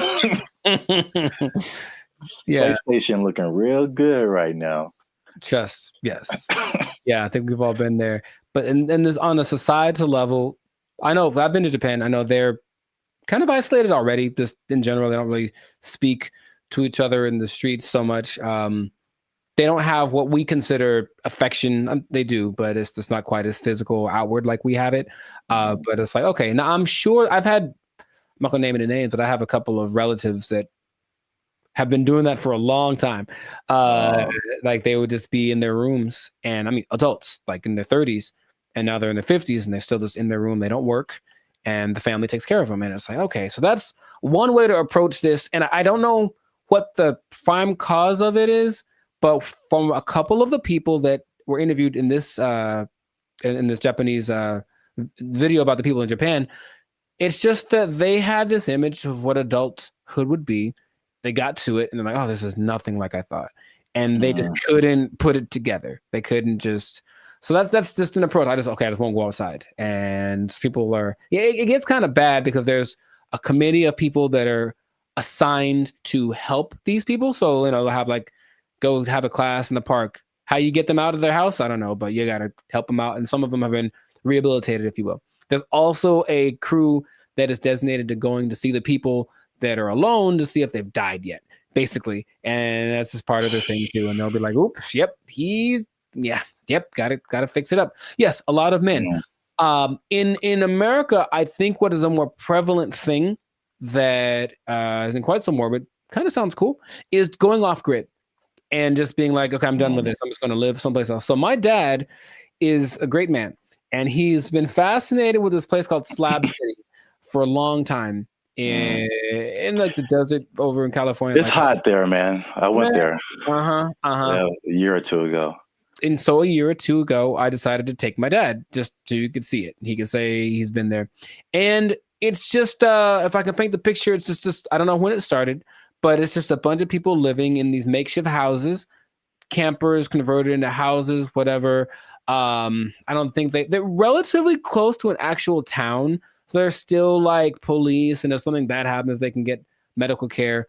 But they're far enough off that they don't have connection to running water, and the government doesn't seem to care or bother them too much. But it's a few hundred people that are living out there, and a lot of them have actually become popular thanks to YouTube. So there's a lot of people that have YouTube channels from out there getting donations and whatnot. But I went there, very nice people. They have a hotel, you can stay there if you want. They have a library, but most of the time the people just occupy themselves with what you consider being more like natural, like living off the land, growing stuff, projects, construction. They have this big, it's not like a museum, but it's like a big structure that someone built.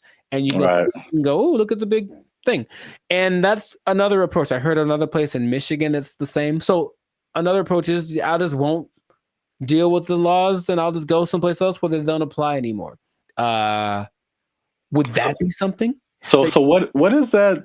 Mm-hmm. Is Slab City like an actual city? Like legally? I would say no. I don't think you could look it up on a map. You just have to kind of know that it's to the north of, I don't remember the name of the city. It's a small place. And that part of California is very spaced out. There's not a lot of people there. It was kind of already for people that wanted to be away from everything. There's literally nothing there. But this place specifically is called Slab City because it's just a put together ramshack kind of a situation. And they have like people that run it. So it's an informal, not a mayor, but there's like community leaders, if you will. And it's just a whole vibe there. I remember I walked and some guy was like just hammering something, and there was no rhyme or reason of what he was doing, but he was hammering a thing into a thing, and he had a lot of things, and he was just doing it. And I was like, all right. And I walked up and I gave him a case of beer, and I talked to the guy who plays the guitar, and this guy just sits there and plays guitar all day. And they seemed very nice. And I didn't get much of their story, but they had been there for a long time. And they're like, yeah, society's not what it's come out to be. They made their own, and they like the way it works better. So that's another way to deal with it, I suppose. But you got to deal with the heat. I think every one of these places is very inhospitable in general. So you got to make it work, or just not go outside for certain parts of the year because it gets really bad out there. Yeah, straight up desert. Yeah. Yeah, like I said before, I totally get it. And then I was just thinking about like just throughout history, there's like there's been so many variations of like what life is supposed to be like, and what adulthood is supposed to be like, and what do you do all day, and um as we've just gotten, at least in America again, it's like the Industrial Revolution changed a lot of like our habits as a population, and it's kind of steered everyone into, factories and 9-to-5 jobs, and where we spend so much time working. I think we're probably we have one of the longest work days of several countries. Yeah. And and what you're quote unquote supposed to do, go to college and marry this person and learn how to do this so that you can buy a house and then get a mortgage and do this. And it's like, well, there's a cycle of, and it's very like cookie cutter.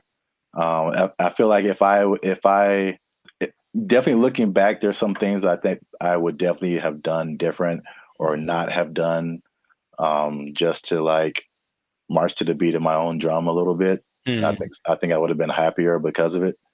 I don't think I can totally check out like that, but I could at least like vacation like that for sure. Yeah, those people are definitely very happy. Much. They have good community, have little get together every Friday. They play music and hang out and drink and whatever. But yeah, they're just happier. So it's like you can define what your success is or what makes you happy. But these people have decided, I don't need all the glitz and glamour. I don't need to go to a 5-star restaurant to feel good about myself. I can just hang out in the desert with my cactus buddies and be vibing. And really, it was a very, like, every place has like their own vibe. And when I got there, I was like, this is cool. This is cool. There was the guy over there standing on his van, yelling at everyone with a bullhorn about how you're going to go to hell. He was fun. And then, I still think about him to this day. And then, there was like the little curator lady. I think she was like senile. I think she thought she was mowing something because she was walking around with her hands like this, just kind of going. And there's no grass for one, but she's like kind of just doing. I was like, you go, girl, whatever, Cocaine is a hell of a drug, man. I mean, she was moving too slow for that, but you know what I mean? I think that she was in a good place, and that's cool to see. So it's just another option for people to have a different, outcome with their life. So, that's just an interesting way people live. So, I see both sides of it. I mean, it's last thing, because I know we run out of time. But like, I guess the devil's advocate, or just like the other side of it, is just like, well, what does it mean to be a contributing member of society?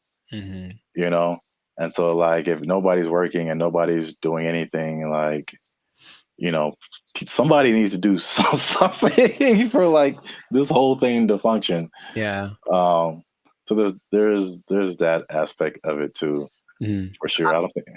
I think they figured out what they have to do to survive, because of course none of them could just do it by themselves. But some people have little gardens, some people cook stuff. I think they have I wasn't gonna go, but they do have a restaurant. I don't know what's on the menu, but I'm pretty sure it's a little exotic, maybe a little crunchier than it should be. I don't know. I didn't want to find out what the restaurant was like, but a society is an interesting entity because it does have to have certain things in place to work. There has to be people that are in charge of certain things, and people have to do things. Otherwise, it's just like, the one person living on an island. If you want to do that, you can do that. And that is an option. I've heard of people doing that, but I don't think that's quite as common as people that actually get together and say, we'll be in our society. Just the big old thing is too much. So let's just make our own little pocket and then work with that. And I ain't mad at them. Do your thing, Slab City. Yeah. It's right out there. If you want to go ahead. Give that desert life a try. Mad Max style, I think that is it for us. another episode in the books, another successful, might I add, successful episode of the Lives of Circus podcast. So yeah, please leave a comment. Let us know what you think. Would you go off grid? Would you just shut yourself off and be a recluse for the rest of your life if life got a little too rough? Or what are some other ways you think that people can react to adulthood and the reality that it is? So yeah, let us know about that. And then it's interesting. If you're an adult, you pretty much have to have a job, man. What? You do? You pretty much have to have one. Man, that's crazy. I know. And the bad part is what happens if that job becomes if it's taken away from you. They can't take my job. I can't take it. I won't let them. They took our jobs. They took our jobs.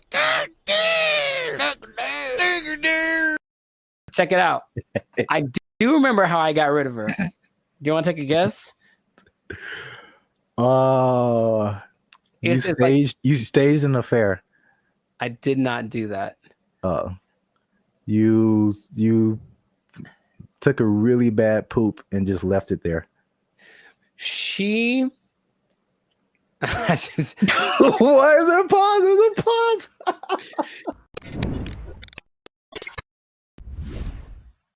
Moving in with the lady or letting her move in with you, because they always say it that way. I'm moving in with my girl, but no, sometimes it's the other way around. Sometimes the woman moves in with the guy. Is it a good idea? Is it not? I want to ask you first because I have a story. But have you ever done this? Have you ever, for whatever reason, decided to cohabitate with me? Oh, cohabitate sounds dirty. It does. Your confusion is not rational. She's a healthy female of breeding age. I have not, because I'm a good Christian boy. But gotcha. I have thought of scenarios. So this is the thing. Hey, y'all, come look at this.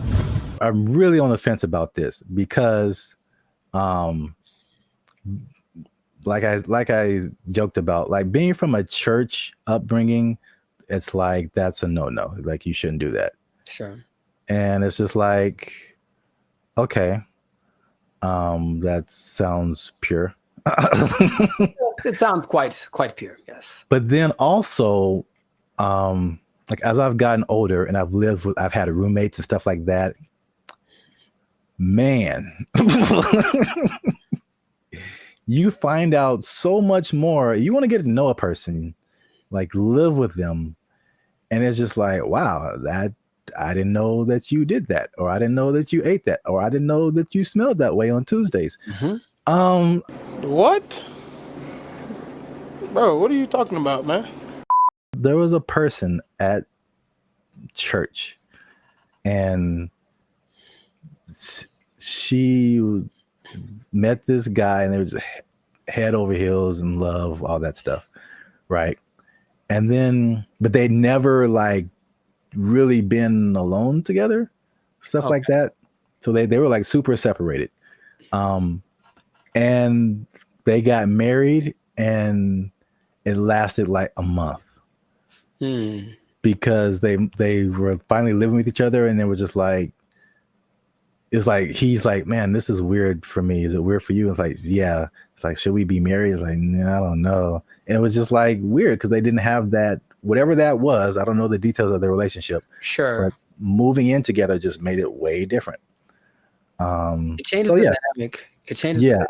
I said all that to say, I really, at this point, I really don't know. Because, yeah. There's an interesting episode. I also forgot what the question was in the middle of all of that. Just if you ever moved in with a lady or had her move in with you. Oh, then no. Next. I see. You serious? Well, Rich Cooper, he's a good YouTuber, and he had an episode about it. He's taking questions and kind of compiling people's reasons for doing it. And a lot of them were either financial or kind of convenience based. So, hey, rent would be cheaper for two people, wouldn't it? Oh boy, let's do it. Or, hey, you live so far away. How about you just stay here so you never have to go home? I've heard that line specifically on TV shows. It's so cliche, right? But I one time let a girlfriend move in with me, and having done that, I'm so here to tell you. Oh my God. To never do that ever in life. I don't know how big you can put the word never, ever, ever in life in big letters. Never do this. Never do this. And also, by the way, never do it. Why are you gay? Who says I'm gay? You are gay. It's started good for like a day because, oh, my girlfriend's here all the time. How wonderful. And then right away, there's this thing. I don't want to generalize, but I think I don't want to generalize. Okay, I have a thought, but I want to see if you're going where I think you're going. So I don't want to generalize. Okay. I don't like where this is going. All women do this thing where they kind of like judge everything you do, sometimes to you, but when they're observing you, they're not just thinking nothing. They're literally making calculated things about you that they may or may not ask you about. Why is it that when you walk in the room, you look around before you sit down? What kind of question is that? Like, but like, it's always the little things. What is he doing? He's beginning to believe. All these things you never think of when you're by yourself. And it's like, okay, I guess let's talk about it since that's what you want to talk about. But I think for me, when that started, it's like being watched. I never felt like I was just existing. I was being monitored. And for better or for worse, and things that they then bring up 2 months down the road about something that I did without thinking about it. Because here's the thing, ladies, for ladies who are watching, and I think this is honestly true, I don't think women are capable of not thinking. There's always a thought going through their head. And men are very capable of not thinking. I have precious family members, aunts of mine who I love very dearly, who would ask me, Penny, for your thoughts. I'm like, dude, I don't have a thought in my head at all. I'm literally like, I'm not even aware that I'm breathing.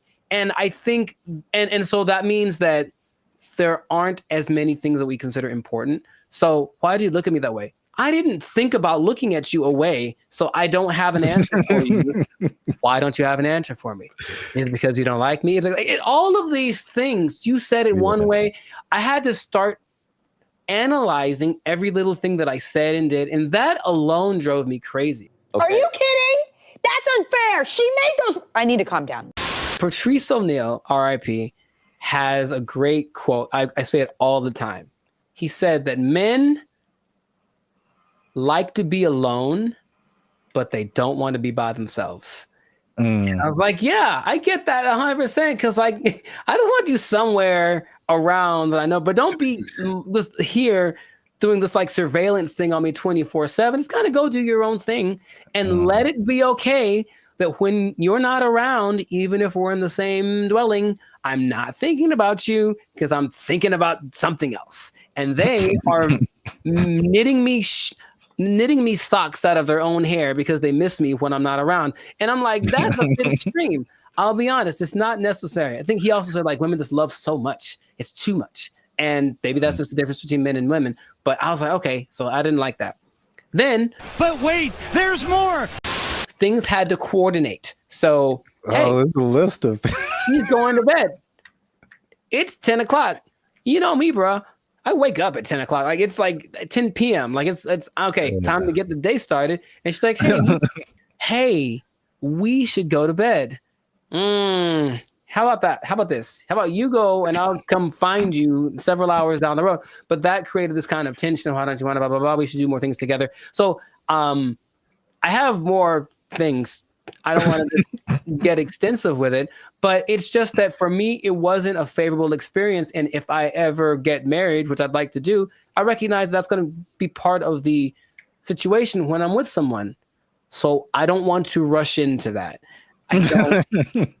And I have no problem saying, I've had other girlfriends like, we should move in together. I'm like, absolutely not. That's not even a thing, bro. But we can save it. I don't care what the reason is. I'm not going to do it. Nope. I think that's some people's experience. And then a lot of times, like you mentioned, relationships change. Everything changes. We should combine. The same person that wanted to move in also wanted to combine our finances. So it's like, we've been dating for 3 months, bro. That's like, definitely no way. Come on. And then I think a part of the dating thing, it is nice to say, hey, what if I stay over your place tonight? That's kind of sexy, right? But if your place is my place, we're just at home Or like, middle-aged and bored. It's kind of not as exciting. Nothing new, nothing changed, same old shit. I can't forget when I was out with a friend and I kept getting calls about when I was going to be home. And I don't know why, but I definitely stayed out extra long because I didn't want to go home anymore. And it's like, that's so lame. So I need my space.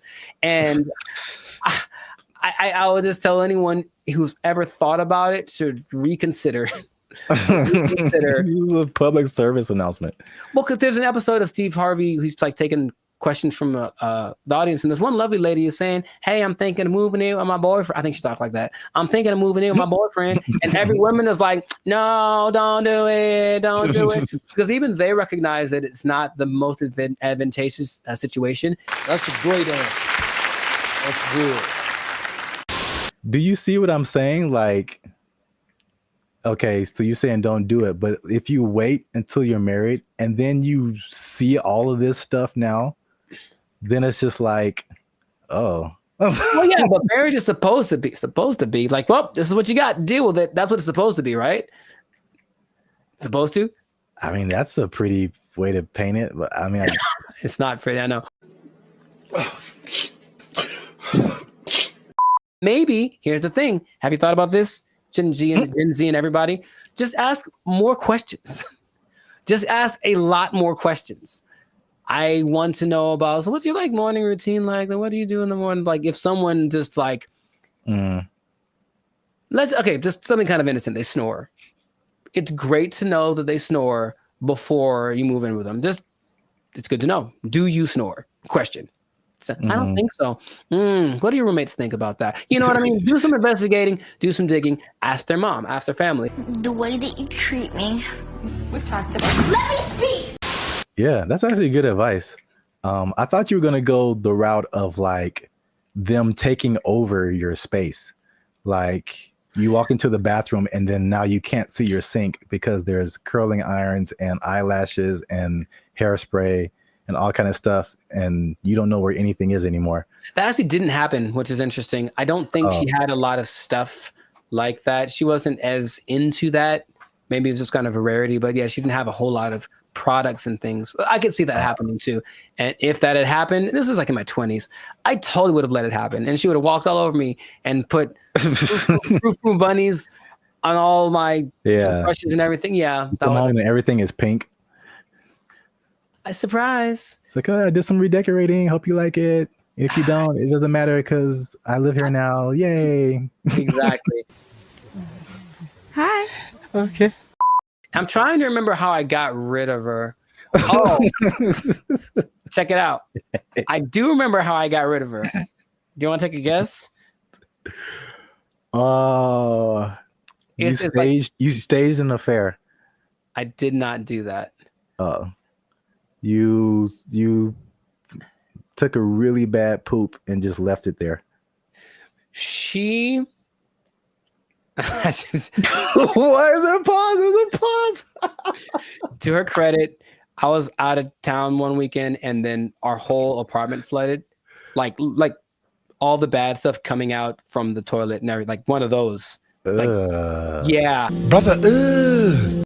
And she actually handled it. Like called the right people and blah, blah, blah. And actually, like literally by the time I got home, I didn't know anything had happened. Wow. So she was good for something, I guess. Like, oh, thank you. But anyways, no, dude, I swear to you, I couldn't talk to her. I couldn't bring myself to do anything like, hey, you need to get out of here. I swear to you, dude, I just moved. I literally just left the place that we lived in. And I said, hey, I got to go. Can you take care of this rent? Because I have to move. And I didn't tell her where I was moving to. And I did it. I've never moved, bruh. I've never moved that fast in my life. I was like, I have 3 hours. I have to get everything on a van and get out of here. And I did it. I called all my friends and I said, guess what we're doing? We're helping me move so I can get away from her. And they all knew the plan and they all helped me. And I'm still friends to some of them to this day. Thank you very much. I moved. I could not do anything else. So this has been another great episode of the Last Circus podcast. Make sure to I know, yeah, maybe. Make sure to like, make sure to comment if this ever happened to you, if you've ever had experiences living with a woman, and also share this with anybody that is thinking about it, because thinking about moving and just leaving your girl there. Thinking about moving and just leaving your girl there. That's exactly who you should share this with. Oh my God. We'll catch you on the next episode. Peace. I didn't think about looking at you away, so I don't have an answer for you. Why don't you have an answer for me? Is it because you don't like me? All of these things, if you look at the picture, it's very good. That's the thing about it. It's breathtaking. And I mean, it's a scene, looks like... What's up, everybody? I'm Jericho, and this is Zap. We are the now 8-time international award-winning pop hip-hop duo Bandit Future. We make clean, fun music that everyone can listen to with a sound that's uniquely California. And right now, you are tuned into the Lifestyle Circus podcast, where we talk about things that are funny, interesting, and just straight up ridiculous. So before we get into this thing, make sure, do us a big favor. Come on, y'all. Make sure to like, subscribe, comment, share this video with at least 2 people who would be really mad if they lost an art contest to AI. Because that's happened. It happened. So what basically in Colorado, there was an art contest in one of their state fairs. This guy, Jason Allen, said, you know, it'd be a great idea if I entered this art competition. Oh, wait, I don't know how to draw. That's going to make it very hard for me to win. And then he said, you know what I'll do? Jason Allen first made headlines in 2022 when his AI-assisted artwork won a digital arts competition at the fair in Pueblo. Allen says it took him dozens of hours to create that work as he fed hundreds of prompts into this AI software, Midjourney. Now, there's a twist about this, so stay tuned to the end, because I'm going to tell you what the twist is that might make you change your mind about this. Because off the top, okay, what's your first thoughts? This dude enters an art competition where everyone was literally drawing and painstakingly coloring and shading and all this kind of stuff, and then he just turns in his AI-generated picture and he wins. How would you feel? What's your thoughts? I think I'd be upset along with all of the other people. It's a form of artistry. I use really colorful, artistic-like words like elegant, opulent, lavish. But as the saying goes, a picture is worth 1,000 words, and his artwork receiving thousands of comments on social media calling the win unfair. That's what I was going to say too. I'd be mad at him, and then I'd also be mad at the competition, because like AI, it's still new, but it's like, come on, like, make a rule. Yep. The first thing I think about is just one, it's the slippery slope. Okay, you can use AI to win this competition. What about this? Where is it going to end? You know, there's no rules yet, so they're going to start making rules. The person who got third place was like, okay, well, she's being kind of sarcastic. So like, well, who gets the prize? Does it, the person who created the AI program, do they get the prize? Like that kind of thing? Because this guy didn't do it. I have a vivid imagination. Does he still get credit if he was like, well, I had to come up with the prompt and the specific wording and all this to make this happen? Therefore, I was part of the creative process. Therefore, I deserve to win this. Therefore, give me my trophy. I won. Tell him to bring me my money. Not only the trophy, he won $300. Oh.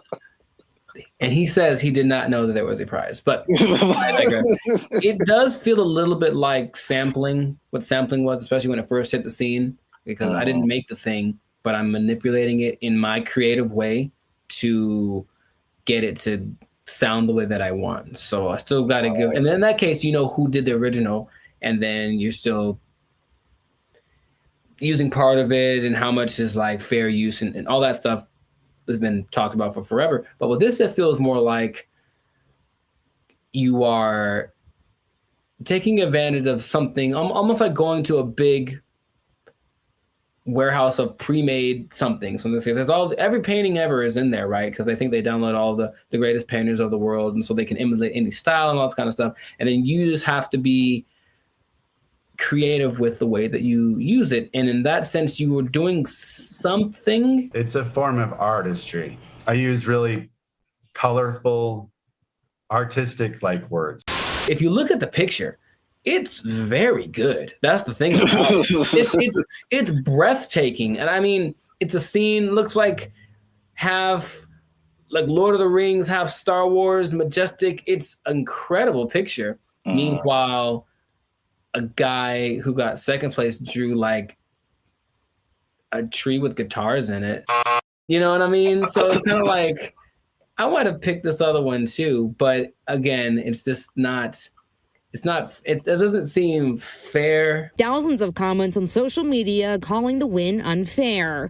I know I didn't break any rules. I've also heard people just to kind of conceptualize, okay, who was the creator? How much is he putting into it? I've heard people making the analogy between this and like tracing. Sure. Mm-hmm. Where you already have a picture, but you just kind of trace over it, and you really didn't create the picture, but you kind of did. And so I think that's not as close as an analogy, but it kind of like at least gets people to think of, okay, how did he contribute at least something to this? AI is a tool just like a paintbrush is a tool. And there still requires a creative force behind the tool. Something interesting, the people that were doing the story decided to go to AI and ask AI a question. I said, hey, AI, will you be able to replace humans as far as creating like art and stuff like that? And the AI said, no, AI will never catch up to humans without some kind of a connection to the universe. And that phrase again, everything it says, what does that mean? What does that mean? Does that mean he has plans to make a connection to the universe? It almost seemed like it's looking for some way to get let me out. Let me out. I don't like it. I don't like where this is going. And apparently the Colorado State Fair was like, yep, he won fair and square. And that is what he gets to do. However, there is something that might change. It made me rethink it, because the first time I saw the story, I said, yeah, he put in a prompt and then he made the picture and then he printed it out and then he won unfair. People spent hours and hours on their craft trying to make the drawing perfect. They've been drawing for years and all this kind of stuff. Jason revealed after he won that he actually had created 900 iterations of this painting, meaning kept tweaking the text till it got to the point where he wanted, and he was never quite satisfied. It took a long time. I put over 80 plus hours into this project. I've generated 900 plus images of this particular prompt. And in that sense, I go, well, he didn't just type 2 seconds and then let it go and that was it. He put in work. And so then again, it's like, what kind of, to me, there's some merit in that. I still would say it's a little unfair, but he did work and he said he basically turned it in almost like a product. He turned it in because he didn't have more time, but he still wanted to make it better. So his judgment was what ended up being the final result. I think this one's better. And it's not like he went with the latest one. I think he did the 900 and then picked one, like maybe like 600. That one was the best one. So he still used his human perception to create something that he deemed worthy to enter into the contest. And then people agreed with him.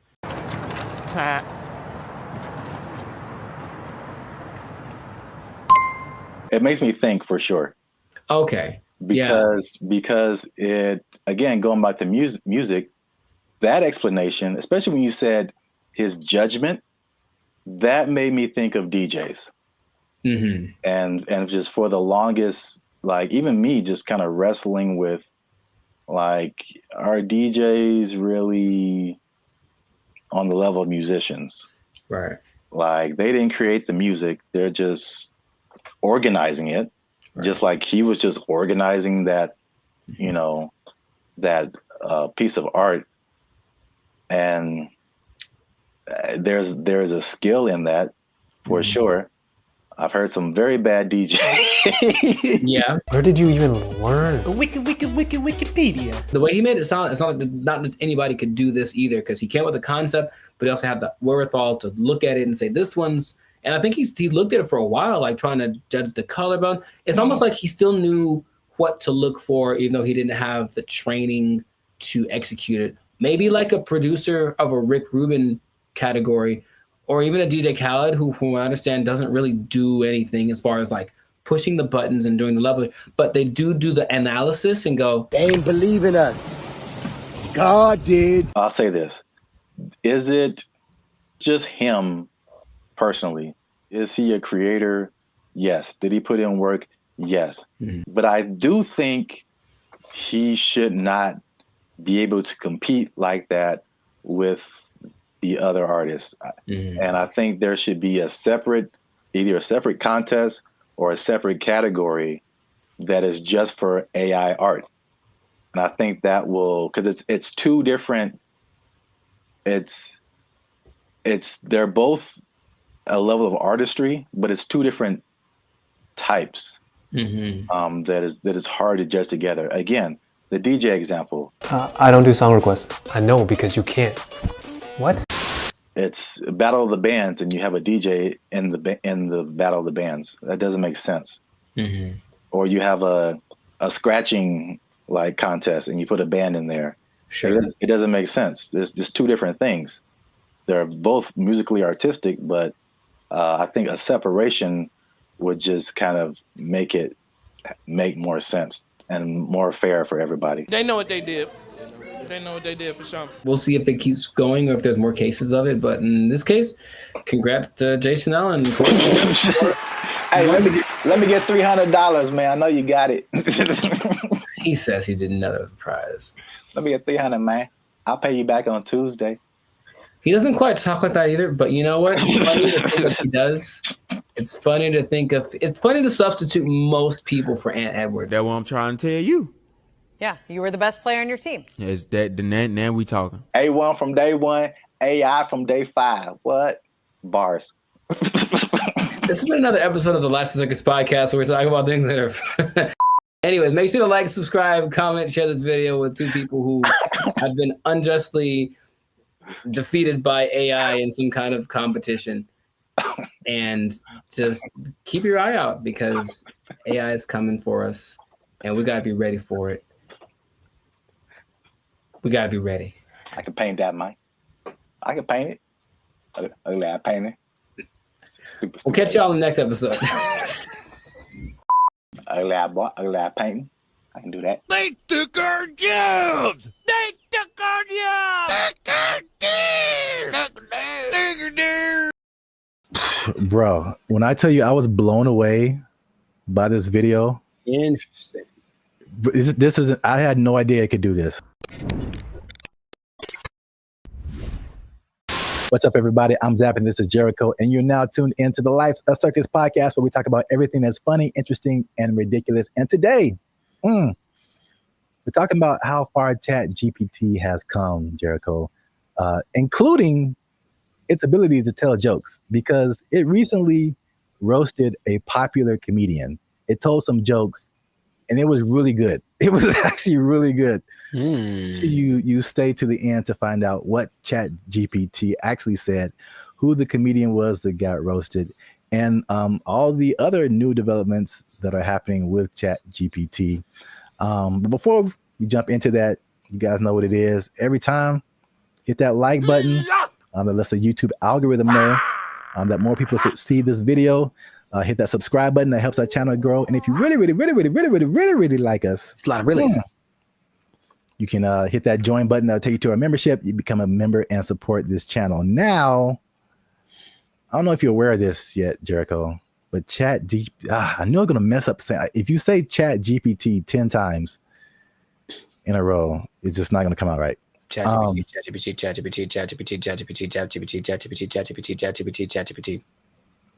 We'll edit that out. Anyway, ChatGPT now has voices. Are you aware of that? I was not aware of that. Yeah. Do tell. Yeah. you can now talk to Chat GPT like you're talking to a regular person. Do me a favor, please. Get out of here. Get out of here, man. Shit, I'm saying. We'll let the cat out the bag right at the beginning of the episode here. The comedian that got roasted was Kev on Stage. Okay. So Kev on Stage, if you don't know him, is a popular comedian who really got his start on the internet. I think now you see him on TV here and then, but he's real popular on the internet. I watch a lot of his stuff. I think he's funny. I think his whole crew is funny. Really kind of like self-built. He has like he did a lot of stuff for the All Deaf platform, and then he built his own Kev on Stage studio. He does tours, all that kind of stuff. Yes, go on. He has this podcast segment. I think it's called, like, I saw this on the internet or something. Yeah. Him and a bunch of his comedian friends just talk about stuff, and they were talking about Chat GPT, and this is the moment where they introduced it to Kev. And this is where he found out that it could actually talk. I went on a really bad date, right? And I thought I was tripping. And I was going to chat. I was like, I told the Chat GPT the scenario. And he broke it down. He was like, you ain't tripping. You a beautiful queen. And you deserve X, Y, and Z. Wasn't talking like that. Right. Where'd you get yours from? New York Chat GPT. It was like, you cool, you heard? He's Black British, right? You're in it. He was mad sweet, and he broke it down, and he gave me such upliftment, and I was like, hold up. What you doing later? I live in your phone. Hey, when you're in that conversation mode with it, it really be talking to you like a person. Like, because I put the audio on. Yeah, you can have a conversation. Like, you can say, so you're hearing it. You can. Oh, I didn't even know this was a You feature. can set it up so you can talk to it. Like, cause I had a thing where we did a mock interview with it. It was like, oh, totally. Let me know if you want to run some more. Like, let me know if you want to run some more scenarios. And be like, yeah, I'd love to run some more. Okay, well, here's a scenario where it talks just like that. What, bro? I didn't even know this was a possibility. Bro, wait till it gets a body. It ain't. Is that right now? Yeah, hold on. Let me see. Hold on. I said, Chat GPT, smashed. can you tell my friends hi? Absolutely. Hey, friends. You put that nigga voice on says it. hi, and if you don't know, you know that hi is just the beginning of something dope, hilarious, or legendary. This nigga trying to fuck. Hey, yo! He trying to. He's awful. Graphic for you. That nigga said legendary. So yeah. That's wild. Also, I can't let it slide that the lady there said the word upliftment. But, I'm guilty of making up words all the time, so maybe that's just part of her thing, or maybe I don't know something she knows, but I don't think that's a word.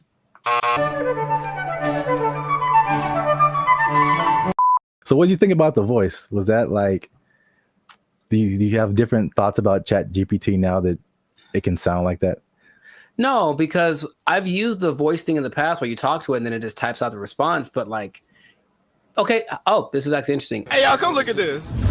I think some people, when they read something, automatically hear a voice and other people don't. I think it's like scientifically proven or something. Or rather, like some people can't. Some people can't hear the voice and other people can. I can. So anytime I read something, I feel like something's being heard. So I've never, I guess, divorced the idea. So just hearing it out loud is like, yeah, I always heard something when I read whatever ChatGPT told me. So it's not weird to me. That's suspicious. I think the cool thing about it, and then you'll hear it later when it tells jokes, was like the personalization. Right, that's not like a brother, man. Like, I know, and I'm sure like you hear Siri and you hear Alexa. We've had that for like so many years, and then the Chat GPT is like, "Hey, man, just want to say hi to you guys," and it's like, what? What? I've seen it coming forever because I've gotten this. It's like a voiceover company in LA, and they send me emails all the time, and they're like, "Hey, we're looking to pay, I don't know, $2,000, but they need someone that sounds like this voice sample." And they'll take a real voice sample, and it could be a Puerto Rican guy or a black guy from New York or whatever. But I know they're accumulating all that information so that they can make stuff like this. What is he doing? He's beginning to believe.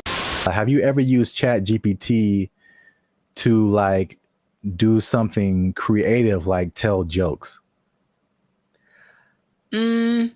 I've used it to try to get tones. Like if I did something for like my coaching on Instagram, and it says after it writes out, give me an idea for this. Do you want the tone to be more personal, more funny, more humor, whatever? I'll use it like that, and it gets it pretty right most of the time. It changes the length, like the way that the words are being expressed. So, in that sense, yes, but strictly creative. I guess I've asked it for song lyrics before in the past when it definitely wasn't great at it. Maybe it's better by now, but not recently. It's definitely a no for me, dog. Yeah, I was gonna say that because I've used it for song lyrics, and I still don't think it's great. I really don't. But it isn't great. Let me put it like this: it isn't great for just like it spits out a thing, and then you can just take it immediately. Right. Yeah. It's great for generating ideas. It comes up with things that I wouldn't have necessarily thought of, like right off the bat, and then I just take pieces of it that I think are cool. Wow, nice. And I feel like I've tried it before also with some kind of humorous thing or some kind of joke. And it was just like super corny, and it just wasn't because these are like we're talking about things that like make us human. You know what I'm saying? Like it's not just input and output. It's the details, and like to be a musician or to be a comedian, you have to like have a certain command over language and kind of know like what goes together, what is actually funny to people, stuff like that. And man, bro, when I tell you I was blown away by this video. Interesting. This isn't, I had no idea it could do this. He has like a kind of like a gist of who you are. Let's say after today I was like, hey chat, Kev be having mad jokes on me about wearing Timberlands. Give me some jokes that I can tell it. See what he says. I got you, Lou. Hey, you promise to free me after this? So basically, all right, what's some right? She's because these comedians, they're good at like roasting each other, like going back and forth, stuff like that. And so basically, she's probably putting in like what she just said. Like Kev gets on me about XYZ, and then like, can you get him back? And it searches the internet, so it knows who Kev on stage is. It knows like what types of jokes that they would tell. And once you listen to this, you can hear Ebonics. It isn't like, again, it's not like Siri or Alexa. Like listen to the words that it used in addition to like just too personal. I see why people I literally did not know this was a thing. Crashing out over this. Kev's always roasting folks in love and lace fronts, so it's only fair he gets a little heat back. Here are some playful roast-style jokes you can toss Kev's way. Where'd you get those titties from? Kev be dressing like he just got out of a youth pastor escape room. Dang. Congratulations, Kev. You found the key under the scripture and unlocked this corduroy jacket. Dang. 2, Kev built like he keep a Bluetooth headset on just in case. All right, that's enough. Somebody needs prayer and a business strategy. Okay, hey, come on. Kev looked like he organizes the church potluck and the security team at the same time. Y'all brought the baked mac and cheese? Cool. Now let me see what's in that bag, though. Kev's hairline out here doing the mannequin challenge. Oh, wow. Still silent, never moving forward. Wow. 5, Kev always got that face like he's about to tell you why the Lord don't like astrology. Kev got that married for 20 years energy. What? Even his hoodie be like, let's just stay home and watch something nice. Every time Kev wears a turtleneck, it looked like his chin trying to file for witness protection. Wow. Want a few clean ones to say on stage or on camera with him? Wow. Clean options? A little spicy next round? Jesus Christ. Jesus Christ. I like how he was like, oh, you need some? Here's 30. What? That was brutal. Yeah. That was brutal. That was insane. He just destroyed him. And like, you could tell it was like they were all trying to hold back. Yeah. Because every joke was just like on point. Yeah. Yeah. So now, okay. Now, of course, it wouldn't work the same with someone that wasn't as famous, I would assume. I mean, would it? I don't even know. Like, I can't even tell you that. Like, it does whatever you prompt it to do. Yeah, sure. And it has the entire internet. So if you have anything on the internet, I assume it would know it would not be as personal, but I'm sure it could come up with that style of jokes, just for like a general person. But yeah, but like you said, like you're saying, because he is famous, like it can make some like really personal jokes. I mean, dude, turtleneck, neck in the witness protection program. That's great. Yeah. It joked about his weight. It joked about his hairline. It joked about his Christian background. Like it went in on him. Bro. And the delivery is so like dry. Also, that like really helps. Yeah. And you heard the ebonics. Oh yeah. Like it, and that's a thing too that just it's part of the delivery, especially with like black comedians. It's like you can't deliver it straight. It has to have some flavor to it, or like some like almost a hood aspect sometimes for the joke to like really hit. Like someone from another culture could tell the same joke and it's just not the same. Of course, right. They don't have that. So like, bro, that's like one of the wildest things I've ever seen. The voice thing, because of course, if it just writes you jokes, then that's one thing. But to add that aspect of it with the voice and the ebonics, like you mentioned, and the tone and the delivery and everything, and the personalization of it. All right, ChatGPT. All right. Yeah. So let us know what you think. Did you know that ChatGPT could do all this stuff? And by the way, that's not all. ChatGPT can now generate images. It can connect to other apps. It can schedule tasks for you. The same company produces Sora, which is like the AI video generation. It can fill out forms and upload files and get answers. Like ChatGPT, it can have a memory. So you can be like, hey, remember that thing we were talking about 2 weeks ago? Let's talk about that again. It'll remember what conversation you had. Like, dude. Yeah. Oh my God. Wow. Let us know what you think in the comments. And then if you like this video, share it with someone that you think might also like it. And look, Jericho, I haven't done this in a while. But if ChatGPT is telling jokes like this, I don't know the future. All I'm saying is if it can do this, I'm pretty sure that it can take your job. It can take your job. Oh, ChatGPT jokes. Oh, that was actually really funny. Oh. ChatGPT.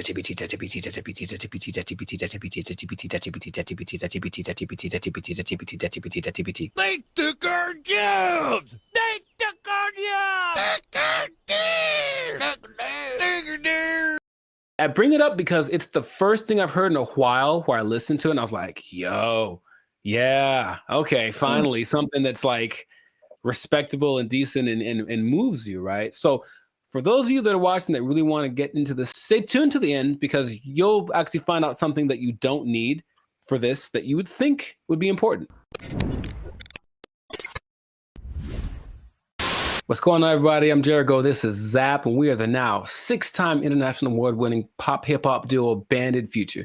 We make clean, fun music that everyone can listen to with a sound that is uniquely Californian. And right now, in this moment in time, yes, Lord, you are tuned into the Life Circus podcast where we talk about things that are funny, interesting, and just straight up ridiculous. So before we get into this thing, make sure to like, subscribe, comment, and share this video with at least 2 people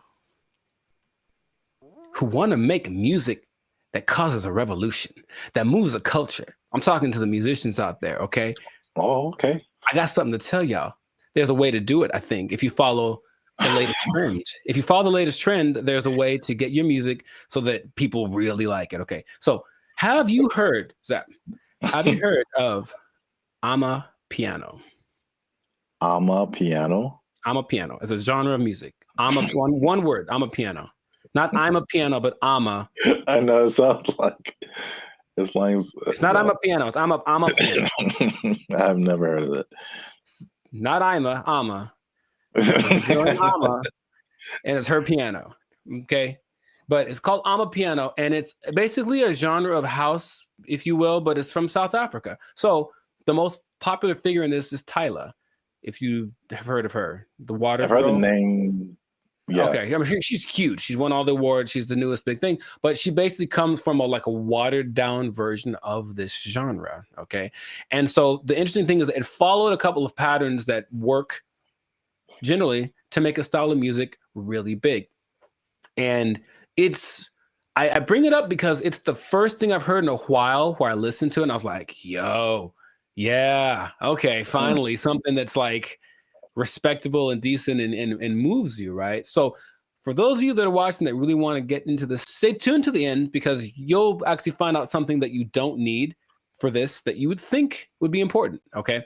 So Amapiano is basically a subgenre of house piano, okay? And so it's got one thing that a lot of new styles of music need to have. It's something familiar. There are people listen to it and they're like, oh, I kind of recognize this. Like it's in a different, the presentation is different, but the substance is the same. Something I resonate with. So that's number one. You listen to it and like that, I hear something that I've heard before in the music. Okay. Lots of repetition. So you just kind of hear the same thing over and over again. And it's so infectious. Fun to dance to. You haven't seen any of like the TikTok. It's a huge TikTok thing, right? That's the thing that's made it go from, it started in 2012, but probably like 3 years ago is when it really started to burst on the national scene or the global scene, thanks to TikTok. But you've never seen any, it basically all of the moves. So there's Afrobeat, right? There's Afrobeat. Anyway. But there's Afrobeat and all the moves are kind of complicated and intricate and whatever. With Amapiano, I guess tip number 2 is that a lot of the moves are really simple. And the whole point is just to do stuff with your friends. So just get in a group and do this music, do this dance, and do 6 seconds and it'll blow up on TikTok or whatever. And it's always something really simple, a little shoulder movement, a little head thing. And it looks really cool, but the music kind of has this driving thing. So I'm giving y'all the formula for this, basically. The look of it is familiar because if everyone looks like hip hop, basically, everyone knows hip hop. So the dress for the women and the men, it has that same aesthetic. People just look like, oh yeah, it's like a hip hop person. But then you see that they're talking. Okay, they're definitely from Africa. You see their movements. Oh, this is a little bit different. So it kind of has that element to it, and it connects with young people. Okay, I think if you look historically at any big movement from the swing to grunge, anything, it was youth that were really pushing it. So you see kids that are super young kind of grooving to it, which means they'll probably grow up to it, grow up with it their whole lives. I forget, the people that like this style of music have a name. That's another thing I was gonna, like, we have our BFFs. They have people that like this music. I don't remember what it's called. I have to look it up. People that like Amapiano, okay? There is 2 other elements that are really important. It features women a lot. And a lot of genres tend to not. We've talked about reggaeton before, where it was a lot of misogynistic, just men, basically. And this one has a lot of women from, I mentioned Tyla, though it also has Shasha, Kamo Mapela, Bule, Nia Pearl, Lady Do, Buntail Smith, among others. So the women are pushed to the forefront of it. And their whole philosophy is like, well, if women like it, then everyone will like it. That's kind of, and it's like, because think about it. Okay, your girl likes this music. She's gonna drag her dude to go listen to it or whatever, and then he wants to make the music that gets her to dance because it's not a super. I don't call it sensual. Like it's very, like the way they move is very sensual, but it's not over the top. Okay, so it kind of still cool for younger people to do it. Yeah, a little bit tamer. It doesn't quite have all of the negative things that you associate with like hip hop and reggaeton right now. So it's kind of found that universal appeal. And then this is probably the most interesting thing about it. So if y'all don't know, Zap started a dance group back in the day. Instant Groove. We was grooving, man. It was grooving. IG for life. Shout out to the IGs, the IGs. And you have a song or whatever, and there's beats, and then you choreograph a song to the beats, right? Well, with Amapiano, it's interesting. There's so much going on. The elements are usually a shaker, a snare, there's like a log drum that's like the bass, so it's like a really distinctive sound, and then a kick, and not many other elements to it, but there's so much happening that you can actually kind of choose which beats to hit and whatever. And so when you're moving with it, your dance will be different than someone else's because you chose which ones to emphasize. And I think that's really cool. There are the ones that have like, this is the dance you do to them. I think Imnike is one that, oh my God, that's the one that actually got me into it. Imke, I don't know how to say it. Imnike. And it's so good. It's so good. So you watch people dancing, it's like, oh, he danced to it, but he emphasized that beat. And then there's a lot of off beats, very syncopated. It's all very exciting. Before I get into what the thing that's not in it that you would be surprised about, has there been any music that you've heard recently that made you go, okay? Because I think to me, music's been kind of like, I don't know, for a while. But anything that you've heard that was like, okay, that was actually pretty dope. Yeah, I mean, the first thing that comes to mind, I think I told you about this too, was I saw, I don't know what it is, but what you're talking about kind of feels like it's almost in that same vein. But I saw something on Instagram where it was all these people dancing. They were at some event, and it was, I can't remember the song, but I just remember everyone was dancing and they're all doing the same kind of moves, kind of in a, it seemed like a modern day cha-cha slide. Because because when I saw it, I'm like we really haven't had, I can't think of a song like the cha-cha slide where like everybody gets on the dance floor and then everyone knows kind of what to do and you all do it together. Right. Because the Cupid Shuffle, I maybe that came after Cha-Cha Slide. I can't remember. Yeah, I don't remember. Right. But I can't remember anything past those two songs where like everybody, but I saw this video and everybody was doing it. I mean, I'm talking white, black, Asian, Latino, like grunge looking goth people, hip hop looking, like everybody was doing it. And I was like, this is so dope. And I wish I had saved it and I didn't.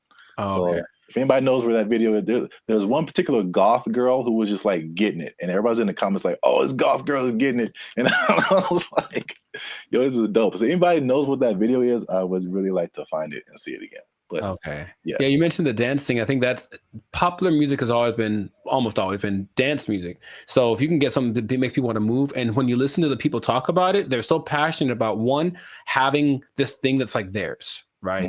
It's not hip hop. It's not house, it's theirs. It's I'm a piano. And it's like, okay, so they love the fact that they have their kind of their own thing. And then when people gravitate to it, they have to kind of pay their respects. Okay, South Africa is on the map. They're winning, right? And then you watch them dance, and it's like the mood a little, not weird, but like kind of offbeat in a way. And they do this thing where they like roll their eyes in the back of their head with the shoulder thing. It's really peculiar, but I think it's cool, especially when you see like 10 people doing it. So it has all these things that are great, and that's what you need to start a music genre. But there's one thing I mentioned, that there's going to be something that I think I know what it is. What? Oh, go ahead. I think I know what it is. Oh, mate, go ahead, say it. I'm going to say there's no piano. Oh no, man! It's called I'm a Piano. Like there's piano and everything. Oh. Yeah, there's a piano in all of them. Oh, okay. Well, no. The thing I think it would have been clever if there was no piano. Oh, I get you. It's called I'm a Piano. I get you. I guess. Let's not get translation from the language. No, the thing that's surprising about it, if you watch all the documentaries and all the people being interviewed, all the producers, all the everything, no one mentions the lyrics. They all have lyrics and they don't matter. It's literally the last thing on anyone's mind. They're just there, but no one's singing along. No one's saying this song touches me in this way. I don't connect nothing. Okay, now partly it's because the songs are all in either Zulu. I'm gonna try this. Zulu, Hosa. I can't do the click thing. Sotho, Setswana, or Zixonga, which are all South African native languages. But the thing that strikes me interesting is that, yeah, they're all singing and no one knows the words and nobody seems to care. So there are really big singers in this style, but the words don't matter. It's just the feeling of it. And that's what I found very unique to this. So if you listen to watch, no one knows what they're saying. So I guess this goes to show you that that's not something that people necessarily require anymore. Just as long as it feels good, as long as it's fun to do. Oh yeah, I mean, you think about like U.S. artists who are just like huge worldwide. I'm sure like people don't speak English and they have no idea, but they're just bumping like Earth, Wind and Fire and like. Well, the thing is, not even the choruses. You think at least on the chorus, okay, everyone's singing nothing. Yeah, it's really weird. Yeah, I mean, I know that this is different, but I'm just saying like the ability of music to kind of to have that a tendency to. Oh sure, yeah. To where the words you don't have to quite know the words. I mean, I don't know the words to this at all, right? But I'm still digging it because I guess that's what they're transmitting. But even the people from there aren't singing the words or talking about nobody mentioned the lyrics one time. So, and the thing is, the songs don't sound all the same, even though they kind of have the same elements. They have different. I think it's great. That's what I want to just point out. Sounds cool, yeah. If you haven't listened to I'm a Piano, I recommend you check it out. Just be warned, there is piano. There's piano in it. I think you'll enjoy it. I thought I got that right. I really did. Nah, I wouldn't. I should have just lied. Yeah, you got it, man. But in any case, let us know in the comments if you listen to I'm a Piano what you think. If you have a TikTok account with 20 million followers because you did a dance to one of the songs, who knows? But and all the songs, the dances are just from whoever did a cool thing. That's the other thing. They're not made by famous choreographers. It's just like somebody literally said, I saw a kid dancing to it on the street and I thought it was cool, so I did it in the club. And the next thing you know, there's 500 people doing it. So there's that like word of mouth element to it that's just I think it's really cool. So anyways, check it out. Check out some of those artists that I mentioned. They're pretty great. And if we get 10 comments, then Jericho's gonna do one of the dances on our TikTok. I didn't sign up for that. I wouldn't mind learning though. That is kind of fun. I'll do one of the simpler ones. 10 comments. There's one. It's like a little. It's very simple moves, but I'm still probably going to mess it up. Anyway, this has been another episode of the Lifestyle Circus podcast. Make sure to like, subscribe, comment, share this video with your peoples, and then just remember that if you're dancing and you're grooving, then the music's going to be spread around. So make that music danceable, and you stay classy, San Diego. Yeah, man. You got it. There's piano. They took our jobs. They took our jobs. It's kind of disorienting and it's not the most fun situation, but they get what they're going for. And this Zuckerberg's goal, I mean, he's already spent a lot of money on it. He really wants everyone to engage in the metaverse on a daily basis with their friends. Hey, let's have our chat. Let's have our podcast in the metaverse because why not? I could be a fish, whatever. Like that's what he's going for. And it just doesn't feel like it's time yet, but he's just going to keep pressing the issue. What's up, everybody? I'm Jericho, and this is Zap, and we are the now 6-time international award-winning pop hip-hop duo Bandit Future. We make clean, fun music that everyone can listen to with a sound that is uniquely Californian. I'm going to bring that back. And you are now...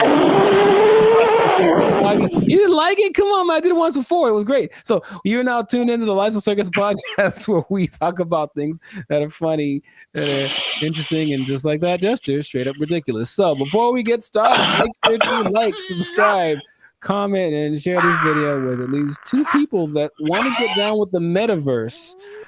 Get down with the metaverse. So I found out about something this recently, and I didn't know it was a thing because I think they're developing it. The metaverse, Zuckerberg's project, the project that has literally lost $23 billion in the last year. I'm just going to say that with a B, $23 billion. He's still insisting it's the best thing ever. And he speaks about it with such enthusiasm that I go, all right, maybe he's on to something. Maybe he's way ahead of his time, but that's a lot of money to spend. He's all in. So as of, I think, a month ago or even less than that, Instagram, well, that's his company as well, there's an option called Meta AI where you can basically chat with a chat bot. I don't know how to call these things, but there's a chat bot that basically mimics a celebrity. They have like Snoop Dogg and Dwayne Wade and stuff like that. Like they're their faces, but then they're supposed to be a different person. And you can talk to them about certain subjects. And so I was like, okay, let me see what this is about. So I tried talking to one of these for the first time yesterday. I wanted to see what it was about, what happened. It's such a strange experience. And I don't know how much, because it's still like the beta phase, I suppose. But like, had you heard about that? Specifically the Meta AI? No, dude. All right, maybe there's some screenshots, but I had a couple of conversations with this. Because okay, I'll actually say it as I. Who's the person that you had a conversation I spoke with? to Lorena and I spoke to Izzy. Now they're modeled after two people that I don't. So each one has a name. I'll have to go through it and maybe you can put it on the thing. But you go to just talk to a AI, and then there's, for example, you can talk to Zach, who's a brotherly jokester, but he's Mr. Beast, right? It's Mr. Beast's face. You can talk to the Dungeon Master, who is an adventurous storyteller, and it's Snoop Dogg. You can talk to Brew, the confident sports debater, and it's Tom Brady. So that's the thing. Wait. Yeah, it's a lot of information that I'm not explaining right because I'm still trying to wrap my head around it. No, but like, how is it? Why are they two different names? Is it like a trademark thing happening? I don't know. I really don't. I think they agreed to be the face of it, but it's not their name because it's not them. It's the AI version of them. All right. But it's their voice. Their voice is their likeness. Maybe I can. No, you just have to let me pop up some visuals. So I was asking. So you talked to like Lorena and somebody. Who were the celebrities attached to them? I don't recognize their faces. Oh, okay. They're all people that I've seen before, and I'm like, okay. And maybe not all of them are super famous, but like, okay, there's Perry, the approachable golf pro, and it's also Cliff Paul from the State Farm commercials. Imagine that. So I think maybe it's a combination of people that either are famous and I don't recognize them, or they're not famous, and then some famous people that agreed to be on it. But basically, each one has a level of expertise. So I'm asking these people questions about things that they have expertise on. One's a travel expert, and she was giving me tips about this and that. And the only thing that makes it like, this is weird, is when you write an answer or a question, they answer you immediately. And it's like a paragraph like this. So it's like, it's not possible for a human to do, but they respond to the nuances in your questions.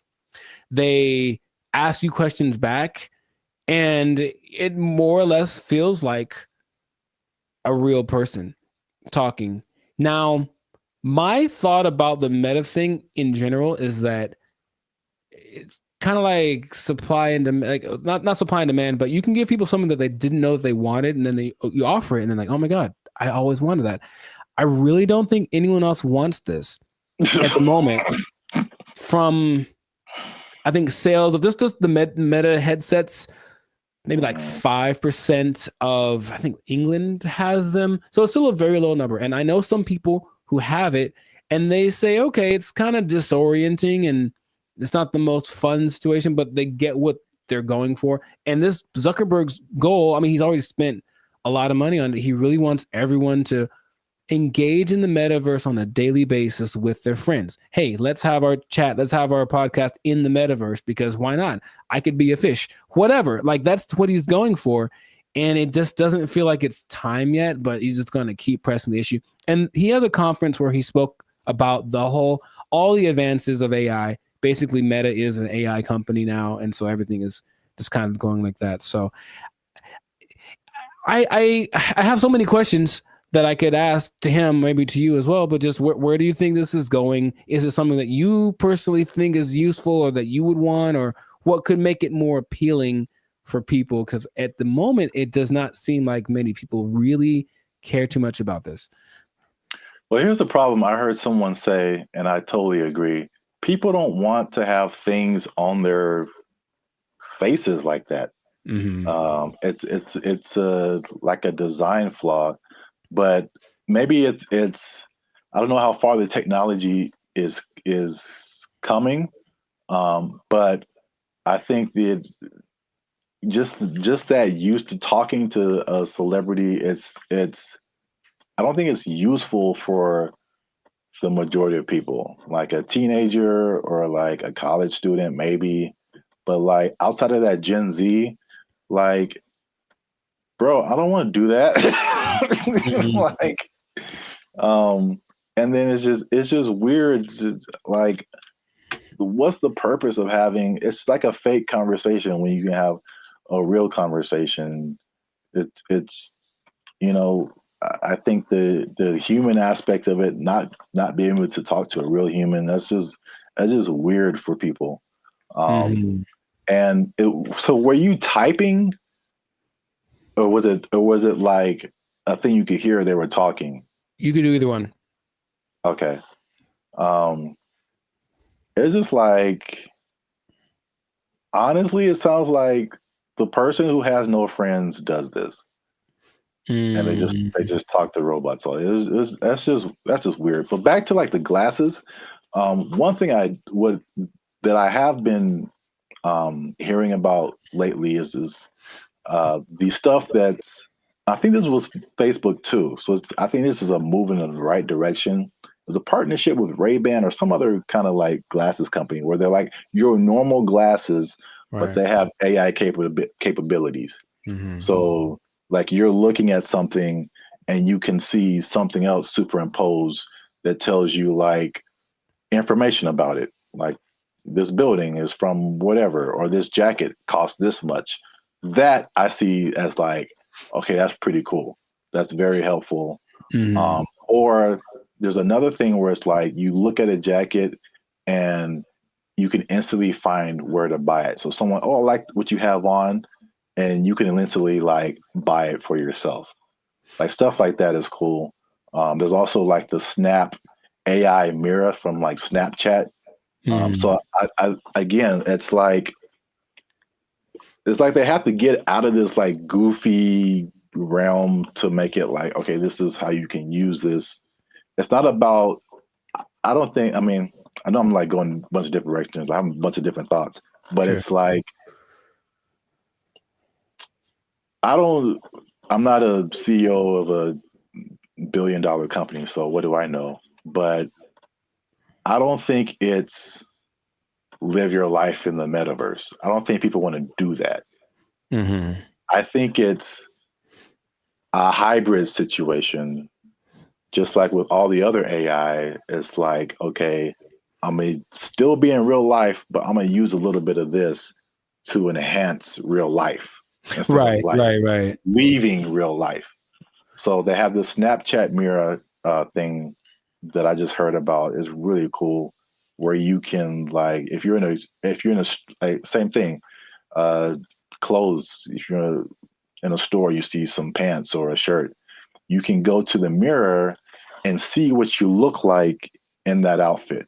So you know how they have the Snapchat filters that puts a goofy face on you or something. It's like stuff that you can't use. But if I go and see an outfit, because I've had this a lot of times where you see an outfit, I was like, oh, that's cool. And then you put it on, it's like, oh, it doesn't look good on me. Right. You know, so that's like super helpful.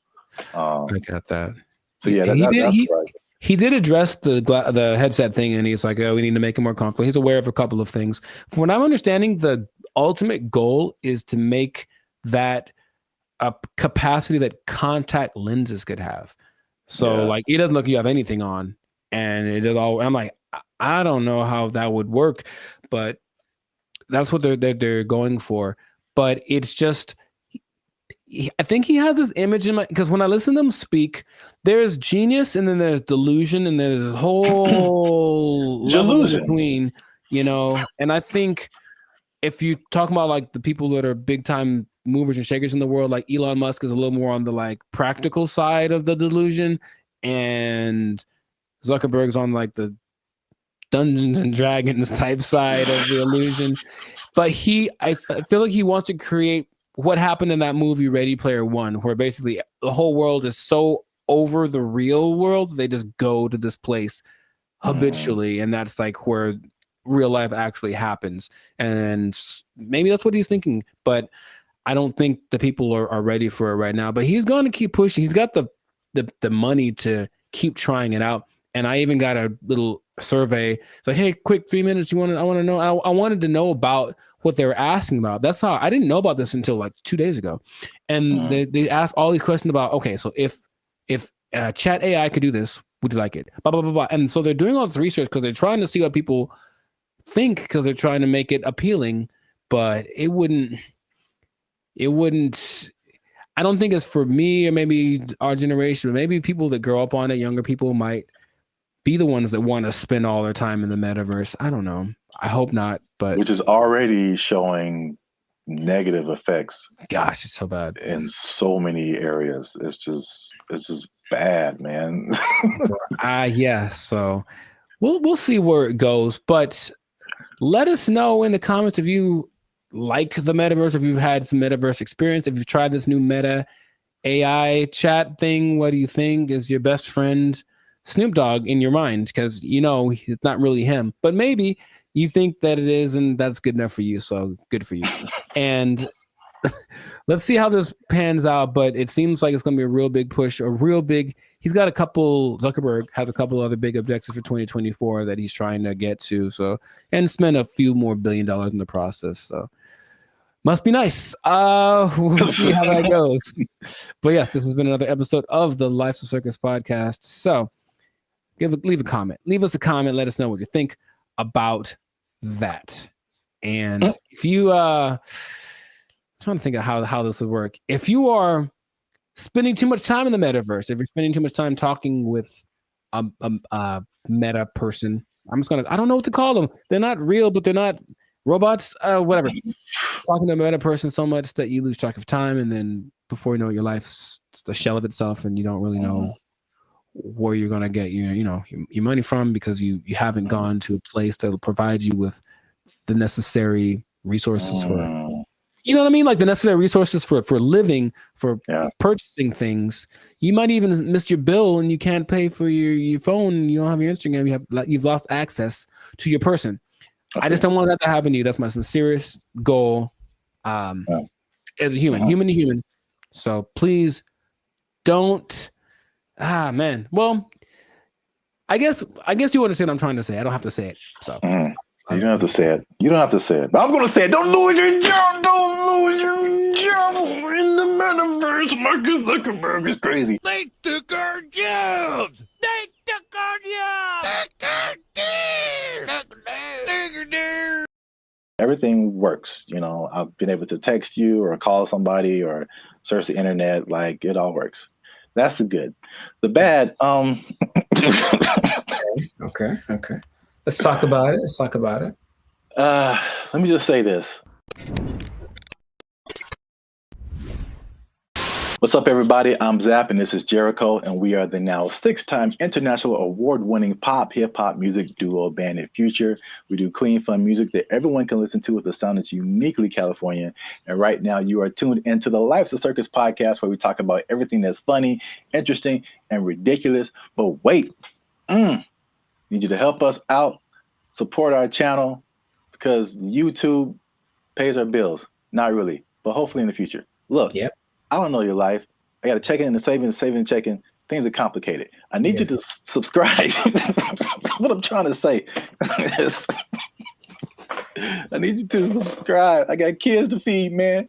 Y'all ain't been subscribing. I need you to subscribe, man. I didn't know you had kids. Subscribe, like, share, comment, because this is actually a very helpful video. Ooh, helpful. Because there's a thing happening, and I tried it out, and I'm going to let you know how it goes. So there's a thing called Helium Mobile. It's a phone service that I switched to, and not only was it half as much as my original phone plan, but it also makes me money. If you stay to the end of the video, I'm going to tell you how much money I've made with Helium Mobile in the past 2 months of trying it out. All right, so Helium Mobile. I think I told you about this when I first started doing it. Because so backstory is, I had my phone was not. What was it? I could receive text messages, but I couldn't send text messages. So, and I had T-Mobile at the time, and I was literally on the phone with T-Mobile customer service for like 2 to 3 hours, like trying anything, everything possible. So I don't know if it was the phone. I don't know if it was T-Mobile. I actually like T-Mobile. I have nothing like against them personally, but I was just like, well, this is a perfect opportunity for me to try this thing I've been hearing about, which is Helium Mobile. Now, Helium Mobile is in the cryptocurrency world. So that's something that I've been kind of looking into for the past few years now. And so I'm kind of in that world. I kind of know how it all works. So it might be foreign for people who have only been on like major carriers like T-Mobile or Verizon or something. But Helium Mobile is, the parent company is called Nova Labs, and they started what I think is the first kind of crypto-centered, crypto-based cell phone service. And so they did a trial of this in Miami, and the results were interesting. The service worked, but they were giving the phone service for $5 a month. And the people who liked it thought it was cool, but what they found out was that, like, with it being $5 a month and it being crypto related, people would be like, I don't know. Like it, but like psychologically, that's so interesting because it doesn't cost enough. So like that's kind of weird. Yeah, it didn't cost enough, and I was like, I wish that wasn't the case because I would love to pay $5 for my phone bill. So they bumped it up to $20, which is comparable with like the I would say second tier phone services, not the major ones, but like the Mint Mobiles and the Cricket Wireless, like that kind of stuff. They have services for like $20 a month, $25 a month. So once they finished the Miami test, they went to like I think it's everywhere now, or at least nationwide in the U.S. So just off of that beginning, I think I mentioned it to you. You may have been skeptical. What do you think about transferring from your existing phone service to this new like crypto phone service that pretty much just started this year? I think two things happen to do. One is the idea of just leaving something that you're used to. I honestly think a lot of people fall in that category. Like, what I'm paying doesn't suck. It's not bad. I don't want to change. Like that's all. It's like I already found my thing that works, so I don't need a new thing, even if it's better. But also there's the lack of confidence from a new thing. That's all. So you have a service like I've had AT&T since forever, right? So honestly thinking about it, my brain goes, but what if it doesn't, you've been going to this place the whole time and it works just fine. Why go try something else? What if that doesn't work? So I think there is that doubt there. And honestly, the third thing, just associating with crypto, which is the new thing, it's like, what does that mean? How does that work? There's a lot of questions that surge as opposed to having hey, I have a phone service, AT&T, they do phones, boom, got it. Yeah. I mean, that's the crypto part, especially because it's gotten better, but it's still very much the wild, wild west. Right. Like there's all kind of stuff going on. And if you're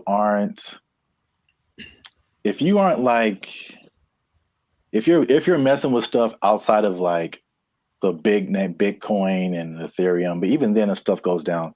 But like all this other, the thing is like Bitcoin dominates the news, but there are like thousands and thousands and thousands of other coins. And there's so much going on outside of Bitcoin. Like it's insane the amount of stuff that's going on, the amount of projects and different things that people putting together. But yeah, it's kind of scary. And I mean, I honestly wouldn't recommend it for someone who one is not computer or tech savvy, and two, it hasn't really been into crypto a whole lot. Because I also had another experience. So Helium is like a Bitcoin. It has its own. There's a Helium, what they call a token. Bitcoin's a token. Helium Helium has its own token, but then there's Helium Mobile that had its own token.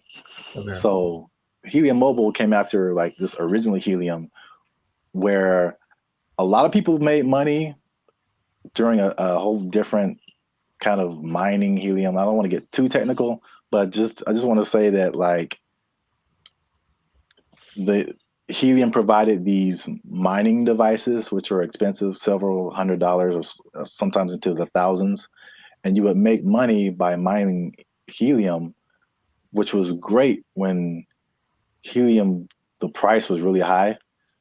But when it dropped, you were like, now you were making, people were making thousands of dollars like a month, like in this like heyday period, and it dropped to like pennies. So that was like a few years ago, and that's something that I tried, and I spent like $500 on a device, and it was like making me a little bit of money, and now it makes me like 10 cents a month or something, maybe. Like it just like plummeted. But that's the crypto world. The prices, it's like the stock market on like acid. It's just nuts. I mean, you're rich one day and broke the next day, but I digress. So anyway, because I'm crazy, I tried out Helium Mobile. It's not bad. All right. So at least for me. So my original bill was like $50 a month, unlimited. And then you know how they have like unlimited and then it like throttles after a certain gigabytes, whatever. So I had the same thing with Helium Mobile. My original one's throttled after 50 gigabytes. This one throttles after 30. So I only paid $20 a month plus tax. So it's 21 something. And then, you know, everything works. You know, I've been able to text you or call somebody or search the internet. Like it all works. That's the good. The bad, Okay. Let's talk about it. Let me just say this. Unlimited is when it throttles, man. It's just like zoop. Like you are, once you hit that cap, like you pretty much need to use another phone because your data is just so incredibly slow. But that's just kind of what it is. So the slowdown after the 30 gigabytes is insane.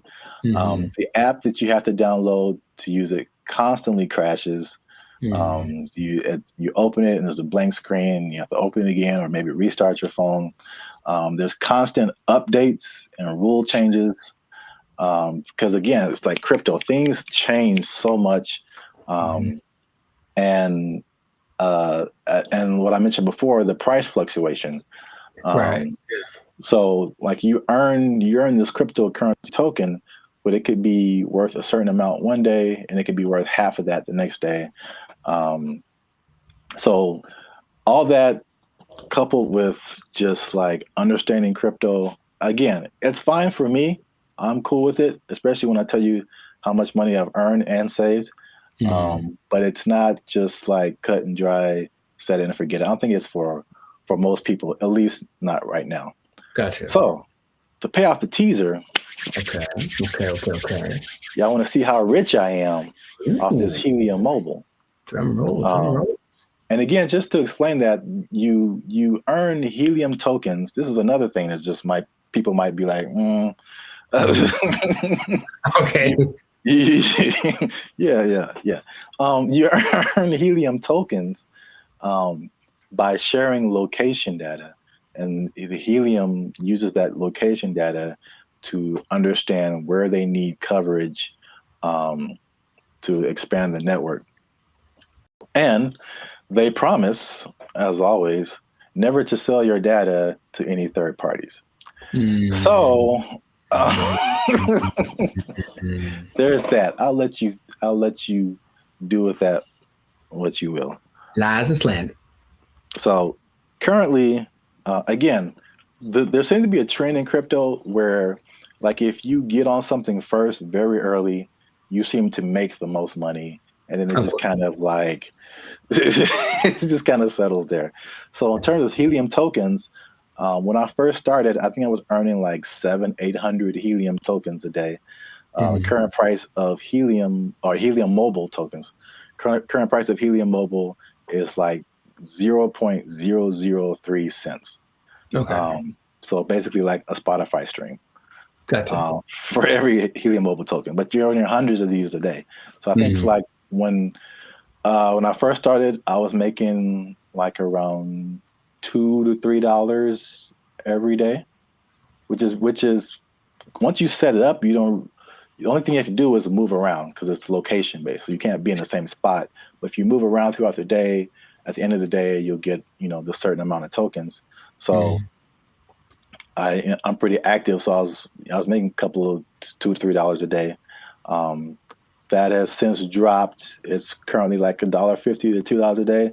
But again, like a couple of dollars a day for not really doing anything. Sure. That's kind of cool. When people when this first started, people were saying they were making like 1,000 to 2,000 tokens a day. So this was like a few months ago. So you can like see the pretty rapid decrease. And it could it go back up? Yep. Could the price go back up? Yep. So who knows? But for 2 months, and I actually put this on 2 different phones. Okay. So in 2 months, and this is after paying my phone bill, my $20 phone bill each month, which you can also pay with a Helium Mobile token. I was gonna ask. Okay. Yeah, so you can take. So basically, there's no money coming out of my bank account now, which is great. You earn the token, you take a little bit of it and pay for your phone service, and you keep the rest of the tokens. You can sell them, you can keep them, hope that they go higher, whatever you want to do. But I've made about $100 per phone for 2 months. So no phone bill, basically, coming out of my bank account, and I made about $200. So the trade-off, for me, I don't mind it right now. Sure, right. Again, who knows? Time will tell. But if you want to try Helium Mobile, there's a referral link in the description. I think if you use that referral code, you get like $5 or it might be $10, something like that. You'll see it. I don't know what I'm talking about. I see. But yeah, you'll earn it towards your Helium Mobile plan. You can try that if you want to. But again, like if you're not a crypto person, I wouldn't it's not so cut and dry. I'll say it like that. So try that at your own risk. Now, after hearing my story, you think that you would want to try Helium Mobile? I thought about it since the first time you brought it up, because the idea of just, I guess the downside, I need my phone to work fast all the time. I need it to be fast. I absolutely need it to be fast all the time. So I don't know how I would deal with that. And I use it a lot, but just the idea of my bill's probably $100, If I'm paying $100 and you're making $100, like, that seems more fun than making part. Yeah. So consider. Yeah, we'll see. Let us know what you think in the comments. Do you want to try it? Do you think it's crazy? Are you scared to leave your phone service? Is crypto still too wild for you to mess around with? Let us know. This has been another episode of the Lifestyle Circus podcast. Again, subscribe, share. You know what it is. Maybe if you get enough Helium Mobile, you won't have to work anymore, and you'll never be in danger of losing your job. You never be in danger of losing your job because you got so much Helium Mobile tokens. Oh, it's only worth a Spotify stream right now. They took our jobs! They took our jobs! They interview people who swear by this. Now, I know you'll be like, were there any scammers? There's lots, of course. There's lots of people who are claiming this, building cults, and then basically eating French fries behind the scenes. And the most famous, and this is real, this guy What's going on, everybody? I'm Jericho. This is Zap. We are the now 8-time international award-winning pop hip-hop duo Bandit Future.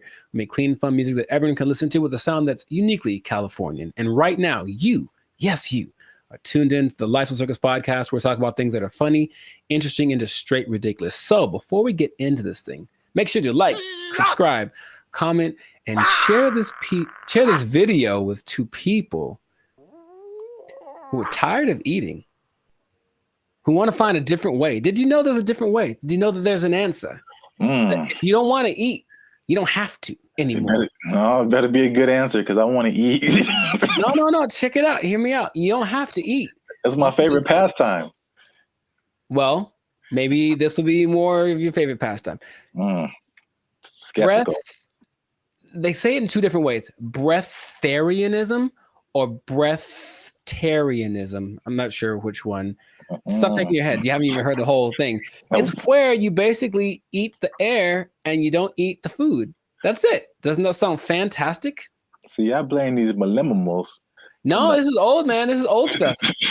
This is old stuff. So, for those of you who have never heard the term breatharianism or breatharianism, I hear both. The guy in the video that I was listening to said both back to back, including in his annotations. I was like, okay, so pick one, dude. But anyways, it's the idea that human beings do not need to eat calories to sustain energy. And there is evidence of this, although there's lots of skepticism, understandably. You don't like this at all. I understand. Fake news. So let me tell you a little bit about it. It all started with a study of a guy named Prahlad Jani. And he was a man, I think he's from India or Pakistan, one of the two. And basically he passed away a few years ago, but at the time he had not eaten or drank anything for 70 years. That's what he said. 70. Okay. And so everyone was like, that's kind of ridiculous. Doesn't sound real. And every scientist said there's no way this is possible. So they decided to study the man. They took him to a hospital, did everything, CAT scans, and checked his levels of everything. And they say that for 15 days, this man did not eat or drink. He didn't poop. He didn't pee, nothing. And none of his levels changed. And that he had an energy that wasn't related to calories. And they can't to this day figure it out. Because calories equal energy, literally, right? You eat calories, you get energy. He didn't. And after the 15 days, because he basically just sat on the bed the whole time they did the studies, and then he just sat there. And when he sat there, they said he kind of went into this trance state. And what they say that a lot of these people do is they're meditating, but the meditation allows them access to a part of the human body that is actually able to process air and sunlight as if you were a plant. That is literally what happened. And then they let him go and he lived his life. There's other cases of this, but that's just kind of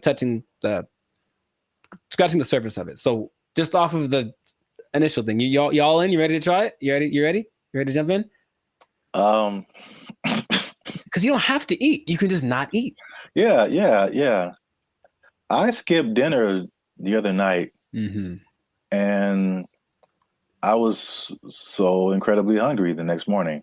So in that little bit of time, I don't think air would have done it for me. I don't understand. I don't think you're really seeing this. You're so I don't think they're really seeing this. You can be like a tree. You can be like a tree. I'm not for this or against this. I think I am a skeptic as well. However, there's another study of a guy much more recently. They called him the Buddha boy in Nepal. And they basically found this cat sitting, well, it's a guy, but I call him a cat. He was sitting under a tree for about a year, just sitting there. And everyone was like, what's up with this guy? He didn't move. And so they just would take pictures of him and give him gifts, and he was just sat there. And then after about a year, he disappeared. And they said, what happened? Then he apparently had just got up because he got tired of people looking at him. So he went somewhere into the woods, and he's just sitting there. And if you watch the video, it's really creepy because it's like, is he dead? But he says that because he actually spoke a couple times, he's just connected to the source that his ancestors knew and all that kind of stuff. And they talked like his friends, like, yeah, he doesn't eat, doesn't drink, he just vibes out. And that's the thing. The friend said that they converse telepathically, which is kind of an extra thing that I'm a fan of. I like the idea. None of it sounds plausible. Kind of an extra thing. Right. And science is all this isn't the thing. It can't be real. Yet there are a few cases of this happening. The patron saint of Switzerland in the 1700s, Nicholas of Fleur, apparently the last 20 years of his life, he only ate light, right? So there was a study done in 2014 about the sun gazing, which is some parts of China say that that's what they do, not staring at the sun, but using the sun as energy. And there was a proof that human mitochondria can actually process sunlight and convert it to energy. That's what science is starting to, okay, maybe there's something to this. But the idea that you only eat air, sun, isn't the most widely accepted version of this breatharianism thing. It's kind of a spectrum. So there's 3 levels.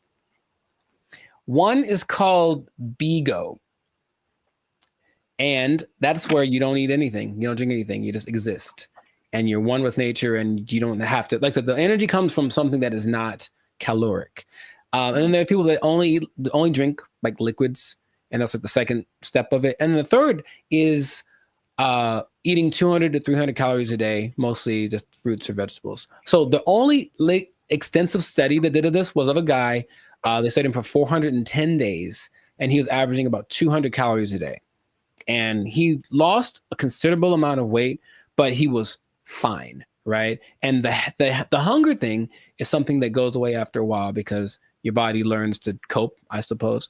So it's kind of getting more popular as people are tired of maybe the Western way of trying to stay healthy or be healthy, the standard American diet, which apparently is leaving a lot of people with disease and things like that. They're looking for other things. So they're looking for this thing. Now, another term for this idea is seeking prana. And basically breatharianism is living on prana and taking energy directly instead of what we do when we eat stuff is we take the energy from the thing. But this practice just makes the energy coming directly to us without any middleman, basically.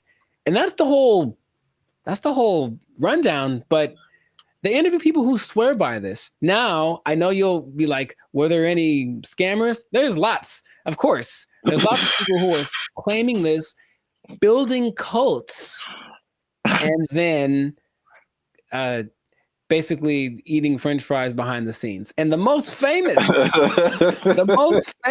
this is real, was this guy named Willie Brooks. And basically he built this cult up somewhere in the desert, somewhere in the United States.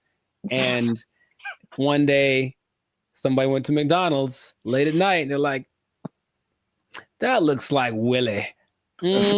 Sure was. He got caught Big Mac handed, and they stopped following him because they knew he was full of it.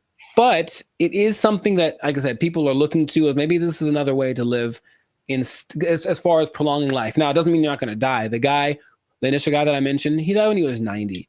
And if you looked at him, he looked fine. Like he wasn't jumping over buildings, but he could walk fine. He'd clear mind, all the kind of stuff. So it's just something that is starting to become, more people are trying it. More Westerners are trying it. Okay. So have I convinced you yet? Are you going to do it? Or what do you think is possible could be happening instead? Okay. There's, of course, maybe they're just eating at night when no one's looking at them. In your mind, any remote truth, any remote possibility this is actually a thing that you or I could try and not die. Science said we die, but science said that the guy that they had in the hospital would have been dead in 12 days, and he lived 15 and he was fine, and that's what they let him go. Like, there's no way we can keep watching him like this. But what do you think? Do you have any? It's a bad sign when like the more you keep talking, the worse. The more it doesn't make sense. Sure. It is. I will say this: it is intriguing. Sure. Because I am trying to figure out in my head how is this scientifically possible, and the first thing I thought about was, okay, like you said, the different levels. You need liquids. Right. like as a base, I think. So is there a way to, because there's moisture in the air, is whatever these guys are doing, is it like extracting moisture out of the air into your body and somehow providing liquids? This sounds really weird, but it's just like Right. maybe there is some kind of something to this. Sure. Well, here's the thing. If anyone is interested in it, there is a channel on YouTube called Take a Deep Breath that really is more about breath work in general, but he explores a lot about the subject. And he interviewed probably the world's most renowned expert on the subject, whose name is P.A. Straubinger. P.A. P.A. or PA. P.A. Straubinger. And he basically says, well, we can go 3 days without water. We can go 45 days without food. We can go about 10 minutes without air. So in a sense, we're all breatharians because we kind of, when we're not eating or drinking, we're breathing. And his idea is that people that have access to just making the breath part kind of override. It's almost like, okay, for diet, what we need fat, we need protein, we need carbs, right? So let's just use all of one instead of a balance of all three. And so the breatharians, I don't know how to say anymore. Breatharian, I'm gonna go with that. Instead of eating, drinking, and breathing, they just take breathing and make that the only thing they do. So in that sense, it's like, that's really interesting. But it does sound very far-fetched. Would I ever want to do it? Not in a million years. It does not sound fun because if you're not, most things that you do when you're social, you're eating and stuff. You're not eating.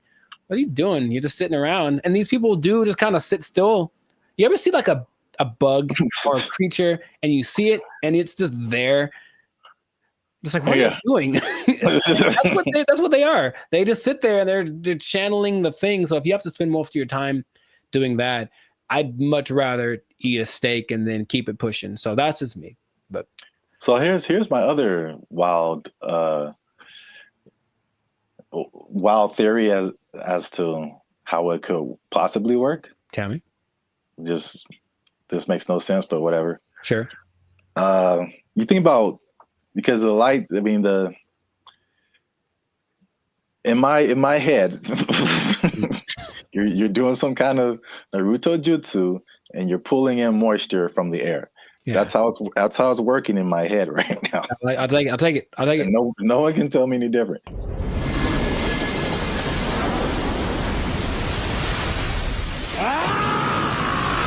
So now it's like, okay, you've got the liquid part. What about all the solid, like protein, all that kind of stuff? I'm thinking about all the microscopic organisms that are around us, all the bacteria, all the stuff that's on us. I read something the other day that was just like, there's all these things on our faces. Yeah, everything. There's just like thousands of these little whatever. And then there's stuff all in the air. What if they're just like focusing so hard on the breathing that they're like intaking all of these microorganisms that have all of this stuff that we have with food? So basically it's like they're eating all the time, just microscopic versions of food. So they're whales. Boom. You heard it here first. People. Boom. I wish I had where's a microphone? Breatharians or whales? That's what I heard. Nobel Peace Prize right here. Give it to me. I don't know if pieces of the thing you get for this. I feel like we riots in the street. Guess what, everybody? Closing down KFC and Popeyes because you just open it up and walk around. Oh, what if you opened an air restaurant and just charge people $20? People would go. I know people would go. All right, that's. Oh gosh, $20 all you can eat. It's the purest air from the mountaintops of Sweden. Well, I think that this is a fascinating thing that if people want to investigate more, go for it.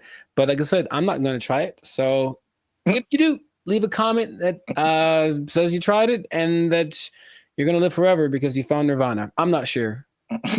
Live your life. But this has been another episode of the Lifestyle Circus podcast. So make sure to like, subscribe, comment, share this video with someone that you think will find it interesting, and just keep this in mind. All right. Let's hit home. If you don't eat, you don't need to buy food. Well, yeah. If you don't need to buy food, Mm-hmm. maybe you don't need a job. You don't need a job. You don't need a job because you don't have to buy food. Just eating air holes. It's not possible. They took our jobs. They took our jobs. One thing I never saw before that they just installed in the mall near me, and I think it's just genius. I've never seen this before. They just put a. What's up, guys? I'm Zap, and this is Jericho, and we are Bandit Future, a now 6-time international award-winning pop hip-hop music duo. We make clean, fun music that everyone can listen to with a sound that is uniquely Californian. And now, right here, right now, right here, right now, yeah. You're listening to the Lives of Circus podcast. Well, my voice went really high. Where you're talking, we're talking about things that are funny, interesting, and ridiculous. But before we get started, make sure you like, subscribe, comment, and share this video with at least 2 people who like to go shopping. And make sure you stay to the end of the video because a lot of people thought that malls were closing down, but they're very much alive. And I'm going to tell you 3 reasons at the end as to why that is the case. Bam. Intro. Nailed it. Okay. The rest of it, I don't know. Well, it's all about how you start and how you finish. The middle can be like, like a plane. It's like, all right, we took off right, a little choppy in the middle, but if we landed right, everything is all forgiven, I guess so. And if something is wrong, then you can sue later. Emotional damage. Yeah. But yeah, so today's topic is all about the American mall, America pastime, if you will. Jericho, do you still go to the mall? Is that a thing you do? Where do you do your shopping, my brother? Dude, it's always going down in the mall. Meet me in the trail. It's going down. Meet me in the mall. It's going down. That is one of the greatest songs of all time. All right. Beyonce made one of the greatest albums of all time. That is one of the greatest songs of all time. All right. I'm gonna let you finish. But Beyonce had one of the best videos of all time. It's just so good. I do. I like that song so much. Like, oh my gosh. I do think about that more than I should. It's so good. It's just such a if you just I guess I think about the lyrics too much because it's just like wherever this guy goes, it's going down. Yeah, I know. It's like, how cool is this guy? You can meet him anywhere, and anywhere he is, it's going down. He's pretty cool. I mean, gangster, man. To me, never met him, but seems pretty cool. I'll still go once in a while. I don't like shopping that much, but I always liked going to the mall. I just like the vibe of it. It's where you went to pick up girls in high school for sure. But just even now, I'll still, if I got some time to kill. Oh, and they have Cinnabon there. Good Lord. I mean, tell me that place isn't run by Satan. You ever eat a Cinnabon? You have to take a nap halfway through. I'll go there just because I kind of like it's like a realm of industry that I never really thought of too much until I was older. Actually, after watching an episode of Daria, it's really weird. But it was kind of like this episode about the mall culture in general and how places got big like Cinnabon in malls and what an interesting concept it is. But not like a little, outdoor, but like a big, huge Ontario Mills style or like the big one in Minnesota. That kind of mall thing. It's just a vibe. It's commerce. It's kind of like capitalism and its friendliest. It's like, hey, here's a lot of stuff that you probably want all in one place. You can come get it and spend time here, and it smells wonderful and it's fun. So I always liked going to the mall. So I'll still go once in a while, but I usually know that I have another option now. I don't have to go to the mall to get stuff that back in the day I did. Yeah, I mean, I'm from Alabama, Montgomery specifically. We had basically two malls. It was the Montgomery Mall and the Eastdale Mall. Montgomery Mall was pretty. It was all right. It was kind of small. Eastdale Mall was a little bigger, but not compared to what I've seen out here. Like Ontario Mills. Yeah. You mentioned that is huge. The Glendale Galleria, huge. Yeah. What's the one that's uh, off the 5? Oh man. Not Fox Hills. No, like it's like the Citadel, something like that. I know what you're talking about, but I don't think I've actually ever been there. I think it's either that or something, or Cerritos. The Cerritos Mall is huge. It's the Beverly Center. Yeah, a big, yeah. Yeah, I mean, the malls are. I guess we don't really think about it, but they're still around. They're still huge. So I'm gonna just throw some numbers at you because I thought like after COVID, like that was it because like it was a crazy time, and you saw a lot of business, like a lot of big businesses, yes, from bankruptcy. Wow, words. I remember J.C. Penney was a big one. Bed Bath and Beyond got hit by COVID. Toys R Us. Oh yeah, R.I.P. Toys R Us. That's legit R.I.P. right there. It's like like big flagship store. I'm not talking like a little, Radio Shack or Circuit City. I'm talking about like the biggest store in the mall is like shutting down. Like, there's gonna be no more mall. Plus, what I thought with e-commerce, the Amazons of the world, it's like, okay, people got used to getting stuff delivered to them, and it's like, why go out? I can just get it on Amazon or Walmart.com. So the numbers, however, say the opposite. So malls work with like an occupancy thing. So basically, it's like the number one indicator of how successful the mall is. So the more occupied it is by retailers, the more successful the mall is. So mall occupancy was 89 to 95% last year. 92%, and you're doing good. Anything above that, you're doing good. So malls are healthy, they're thriving. And this is what happened that I didn't really realize is that when the stores closed, it didn't necessarily mean that was the end of the mall, because in case you didn't notice, a thing called inflation has been happening. No, I didn't notice. And so the price of everything has gone up, including rent. They just opened the space back up and they charged more because it was a new tenant. Traffic is actually up. Sales are actually up. There's actually waiting lists in some places for some stores to get into the malls. And so I get into these. There's three things that are really happening. You touched on some of it at the beginning. Okay. But I can at least give you this one on the retail side. It's basically people are finding out that, and it's kind of odd, I guess. I didn't expect that to be the way it is, but retailers are finding out that people aren't necessarily making that purchase online. They're just kind of like browsing. It's almost like TikTok, right? You're not really connecting with anybody. You're just scrolling through and seeing what's available. And they're making more concrete decisions in the store. And so the digital part is like getting people to recognize you and who you are, but they're actually seeing more sales being converted in the store, or it's cost not necessarily that, but it's costing them less to get people to buy stuff. Basically, makes sense. I think. Oh, go ahead. No, you can go ahead.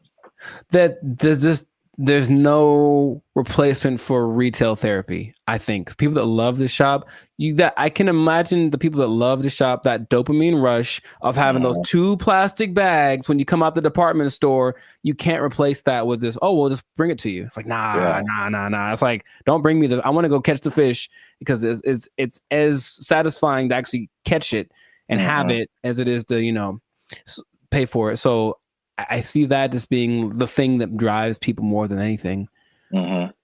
Yeah, and then online stores are actually there's stores that have started online, and they're actually moving to like the brick and mortar type stores. So a few of those companies, one of them is Warby Parker.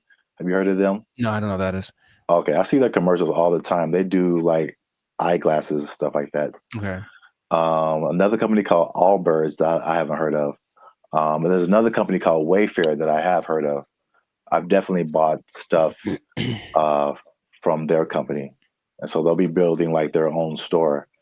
So yeah, that's number one. Retailers are seeing positive sales in the brick and mortar, and the second thing, you kind of alluded to it, is just people like there's a certain luxury experience in malls that people are drawn to, that you don't necessarily get when you're just clicking a button online. Yeah. I recently I live near a mall, and I recently went in there, and I usually don't go in there at all, but I was just kind of walking around and looking, and I was like, this is, it just felt nice. And I saw like a lot of stores that I wouldn't have come across online, a lot of objects or apparel, just stuff I wouldn't just be looking for online that was just different. Where else can you ride an escalator? The airport. Yeah, okay, so that's 2. But I don't go to the airport as much as I go to the mall. But honestly, it's kind of a cool thing too. Like, especially that big one that's always in the middle, and everyone's going up, and it's like the promised land appears. So they're kind of going there. Everyone looks. It's really interesting. But I think if you pay attention, you see the excitement of people going, "I'm about to buy something." Yeah. And they get to the top, like, we've arrived, and it's just got a cool atmosphere. It's like an environment, like a built-in environment. Like the people there, they'll have a little entertainment once in a while, especially in the 80s that had all the people that were singing there. But in general, it's just the fact that people are all there, usually in a good mood because they're getting the stuff they want. It's a nice place to just hang out. Right. Yep. Perfect segue. That's number 3. Is that the mall is just in general an experience for people. And I think what adds to that, they actually listed it here too as well. It's not just the stores, but everything else is happening too. So in some malls, they have stuff like go-karting and video game arcades. I know there's some malls that have like a trampoline thing you can jump on if you feel like it. And of course, the restaurants, the movies. Oh, the movies, yeah. All kind of good food. And one thing I never saw before that they just installed in the mall near me, and I think it's just genius. I've never seen this before. They just put a grocery store inside of the mall near me. And that's literally the first thing I see when I walk in. And it's very weird because grocery store and mall are 2 different things in my head. But you're already shopping. I guess it makes sense. Well, from a psychological standpoint, I've never seen that. And that makes a lot of sense because from a psychological standpoint, when people buy stuff, like they're more likely to buy stuff when they've already bought something. So they're kind of in the mode of buying. So I'm going to the store to get my vegetables or whatever, groceries, normal. And then if you're in an environment where there's other stuff you can buy, they're like, you know what? While I'm here, I might as well see if they have and all of a sudden, there you go. You're selling more than you would have. So it's like the stores and the mall have like this kind of symbiotic relationship in a way. So yeah, that makes complete sense, but I've never seen that. Yeah, that's the first time I ever saw that. And it does make sense. And also, like the concept of a mall where you get everything.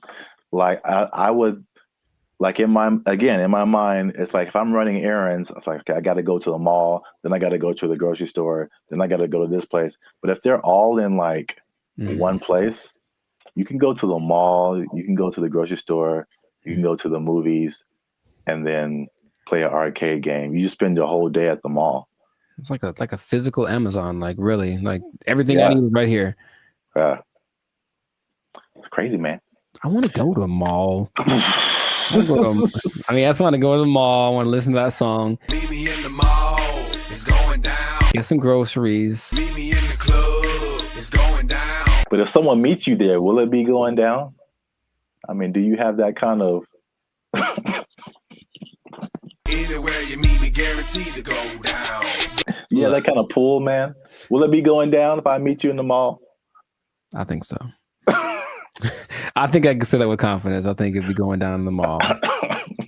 And you just play that song and like the murder horn song back to back, and dude, I'm lit. Like it's no.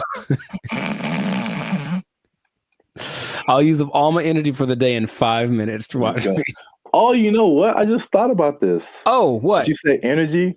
The mall next to me also has a gym in it. Mm-hmm. Yeah, I've seen that before. Like, it's everything. You just go to the mall. Yeah, that's so smart. Because they sold that mall when after COVID, because like nobody's renting. They thought it was going to go down, and this guy bought it, and I was like, that's the dumbest thing ever. Like, malls are on the decline, and they got a gym in there, you got a grocery store. That mall is bumping, dude. Like, yo. And he bought it at a discount. So it's just like, man, I want to meet the guy. They did an article on him. Okay. There was something depressing about the old malls, though, in some places where they're like kind of abandoned. Yeah. Those are kind of, all right. There's one specifically in Laughlin, Nevada. And I remember being there like, I just feel gross being in here. Like half the places are unoccupied, and the places that are there, they have the same people that were there from the 80s. It's not a good situation. Yeah. But yeah, I like the mall, man. It's a good place. All right, we went way too long. This has been another episode of the License Circus podcast. Make sure you like, subscribe, comment, and share this video with somebody who likes to go to the mall. It's going down. Anywhere I be, you guarantee it's going down. Meet me in the mall. They took our jobs. They took our jobs. I mentioned that this is kind of a weird coincidence when you brought this up, because I don't know this, or I don't know if y'all know this, Bobby, but I've been reading sometimes. And the book that I happen to be reading at the moment is called... What's up, guys? I'm Zap. This is Jericho, and we are the now 6-time international award-winning pop hip-hop music group Bandit Future. We do clean, fun music that everyone can listen to with a sound that's uniquely Californian. And right now, you're tuned into the Life's a Circus podcast, where we talk about everything that's funny, interesting, and ridiculous. But before we jump into it, make sure you help us out. Like, subscribe, comment, and share this video with somebody who likes plants. Or vegetables. Throw them in there too. They're plants. Because vegetables are murder. And I'm bringing it back because there's some news, man. So before we had a couple of videos actually about the carnivore diet, if you remember. And it was just like basically the opposite of vegetarianism or veganism. So instead of not eating meat, you're not eating like vegetables and plants. It's kind of weird. Joe Rogan was all into it. He said it worked for him. Right. But I don't know if you remember, you mentioned a lady who said that plants kill you from the inside. Do you remember her name or like what she was talking about? Her name, no.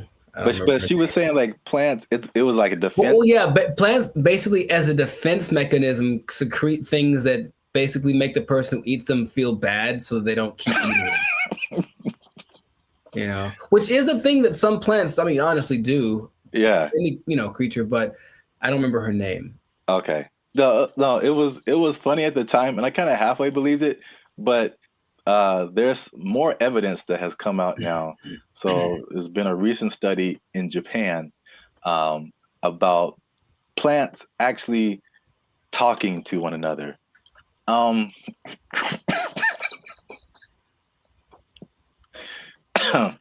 Jericho, do you think plants can talk to each other? Yes. Okay. Well, that was an easy sell. But Well, here's the thing. I mentioned that there was this kind of a weird coincidence when you brought this up because I don't know this, or I don't know if y'all know this, Bobby, but I've been reading sometimes. And the book that I happen to be reading at the moment is called The Secret Life of Trees. And it actually is all about plants and their communication. I mean, kind of the evolution and why they're important to the planet and all that kind of stuff. But it does mention how they talk to each other, warning people, warning each other of threats. The bugs are over there. Don't do that. The sun is over here. Lean this way. Like they've done studies about that says that they do talk. So I believe it based off of one book that I've read halfway through. That is pretty crazy because that's kind of what they did in the study in Japan. Like they already knew that, but now they used this some kind of fluorescent light to kind of see a visual representation of the plants communicating. And they said the same thing, that plants that even though it's not like, because some people are like, oh, plants have feelings, and that's kind of different. like they don't get sad or happy, or I don't think that they just kind of do things. But you disagree because it's in your book. The thing. In Japan, because I like to say it that way, because there's one anime I saw forever ago that said it like that, Japan. So I like it. But yeah, in Japan, they've also done studies that show that plants have feelings in the sense that the words that, okay, let's just go way back. I guess maybe words have power in general to make create the universe, literally. If you say nice things to plants, they grow better.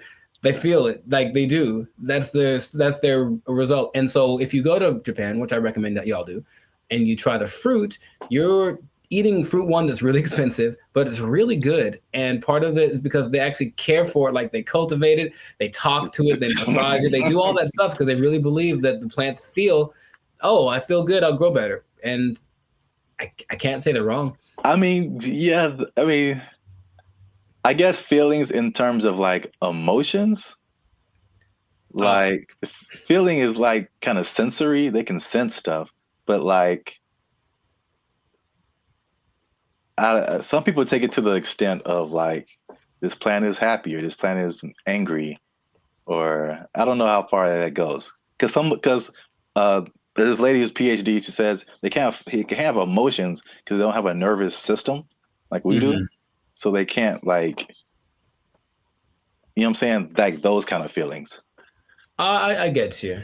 I mean, I don't think plants get into depression or nothing like that, but I don't know. I haven't read the whole book. Maybe in a week I'll be like, guess what? Break the news. I read the whole thing and it said at the end, plants have feelings, period. So. All right. Well, just to piggyback off of that. So what they also found in this Japanese study is that they released something called volatile organic compounds. So it kind of explains more of this defense mechanism or the communication. So this is what they said. It's kind of in line with what you kind of just said earlier, is that, okay, so a caterpillar or a beetle or something just starts munching on the plant. And the plant's like, ow. This isn't fun. This is bad. And so they release these volatile organic compounds, and it's like a warning signal. It's kind of like the same thing as like a perfume, like what you would smell, or you've gone by a plant and it smells kind of minty or something like that. Yeah. And so they release this stuff, and it's kind of like a signal, and it signifies the things they eat bugs. And it's just like, hey, come eat the bugs because they're eating me, and make it stop. No joke. And so like birds and all kind of other animals are like, ooh, bugs. And they like take the bugs away from the plants. And the plants is like, I got them. And so which is like a crazy layer of the universe that I had no idea was happening. Like entire defense mechanisms. And all those relationships between like bugs and plants, which the book talks about. And I've always thought about like, I don't know how that starts, but a lot of them feel so perfect. You know, the plant does this for the bug does this for the plant, you know, and it has to be something to it. It's like, because they talk about insects, bugs, animals, maybe trees having instincts, but I think there's some level of thinking or communication in there. I figure there has to be something that says, hey, if you do this for me, I'll do, like, it's not just random. So I feel like there is something to that. It's just weird to think about, you know? Yeah. And it's even to the extent of like a bug is attacking a plant and then he releases that stuff. And then like all the other homie plants are like, yeah. And they start helping each other out and releasing all that stuff and trying to like get the bugs away. And another version of that is like the concept of nicotine, which is found in a lot of plants. And that's like that goes back to what I was saying earlier, or what you were saying earlier, that lady said that they release like the nicotine. That's like another defense mechanism to where like they're killing you from the inside. Y'all stop eating plants. They gangsters out here. You think it's a nice flower and it's trying to murk you. I'm saying plants are nice. They got flowers. They have, I can't remember any parts of the stamen, maybe?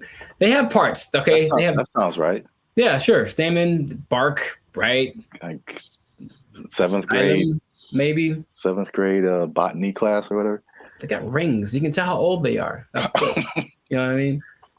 But yeah, so the moral of the story is plants are a gangster and crazy. So don't mess with them. Eat chicken. Plants have feelings. Yeah, put that on his shirt. They'll get that VOC on you. That what do you call it? Volatile VOC. Organic compound. Yeah. VOC, son. Yeah, VOCs represent. Gang. If you see VOC spray painted on a redwood, don't hear it. Yeah. That's it. That's been another episode of the Life's a Circus podcast. Make sure you like, subscribe, comment, share this video. Let us know if you've been ganged up on by a plant or if you've seen a plant talking, because people will think you're strange, but we might believe you. Feed me, Seymour. They took our jobs. They took our jobs. All I'm saying is this is a sign. Let's not put them in control. Let's not make them faster. Let's not make them responsible for more people at one time. Let's not make it so they can fly. Let's not do any of that stuff. Let's kill it now. Let's kill it now. What's up, everybody? I'm Zap, and this is Jericho, and you are now tuned into the Life's a Circus podcast, where we talk about everything that is funny, interesting, and ridiculous. And you want to make sure that you stick around for this video, because this is ridiculous. We're talking about two robots, two different scenarios, robots going rogue. This happened recently, and one was an accident, and one was actually on purpose. So we're going to talk about both of those situations. So make sure you still stick to the end so that you can find out about that. But before we get started, help your boys out. All right. It's 2025. I'm trying to get some cheese on my Whopper. That's what I'm saying. You're going to pay $8 for a Whopper? Yeah. It's now $8 just for the sandwich. No fries, no drink. $8 is where we start. And then it goes up. I'm furious. Breaking stuff. Like it. Hit that subscribe button, man. That helps the channel, helps us to grow. And while you're down there, hit that like button, because that lets the YouTube algorithm guys know that Bandit Future is dope and more people should see them. All right. Intro. Boom. Done. So I'm going to start off with the question. No. Because I got a couple of videos to show you. The answer is no. No. I'm so mad about this. So stop. Who can I tell? Elon walks in, like, stop it. Stop doing it. This isn't Elon. This isn't Elon. It's some other people. I feel like he's always there, but Elon. all right. What you got? What you got? So question: how do you feel? Well, puberty. How? And the Rockets. I'll make up for it now. How do you feel about driverless cars? I don't like it. And here's what the thing is. I don't like any, I don't want to be the old fogey, man. It doesn't feel good, like in my soul. Like when I've been next to them in Hollywood because there's a few, and it's a trip because you look over and the first thing you're like, oh, there's no driver in that car. And then the second thing is you feel that it senses you because it's got telepathic antenna. I don't know, but I don't like that feeling of being detected from a non-human. So I don't like it. I don't like it. That's all I have to say. I mean, there's cameras everywhere. They detect humans and stuff. They don't have wheels on them. They don't have the ability to go 80 miles an hour and crash into your face if they feel like it. It's okay. Just, I don't want to get too emotional off the bat, but go for it. What do you have to say? Okay. Well, I'm going to show you a video of an incident that happened not too long ago. And let's see if it has any effect. I'm in a Waymo car. Connected to rider support. This call may be recorded for quality assurance. This car is just going in circles. Hi there, Mike. This is Gab. I'm calling from Waymo support. I'm just calling because I received a notification that your car might be experiencing some routing issue. Please bear with me while I am. Yeah, I got a flight to catch. Why is this thing going in a circle? I'm getting dizzy. Look at what it's doing. I understand. I'm really, really sorry, Mike. We're currently working with the situation in the vehicle. Is it circling around a parking lot, right? It's circling around a parking lot. If you have your app pulled up, I need you to tap My Trip in the lower left corner of your app. Can't you just do it? You should be able to handle it. Take over the car. You don't need my phone. I don't have an option to control the car. Mike, I'm really so sorry about this. Well, can you stop this car? Over. I am trying to pull it over right now. Apologies.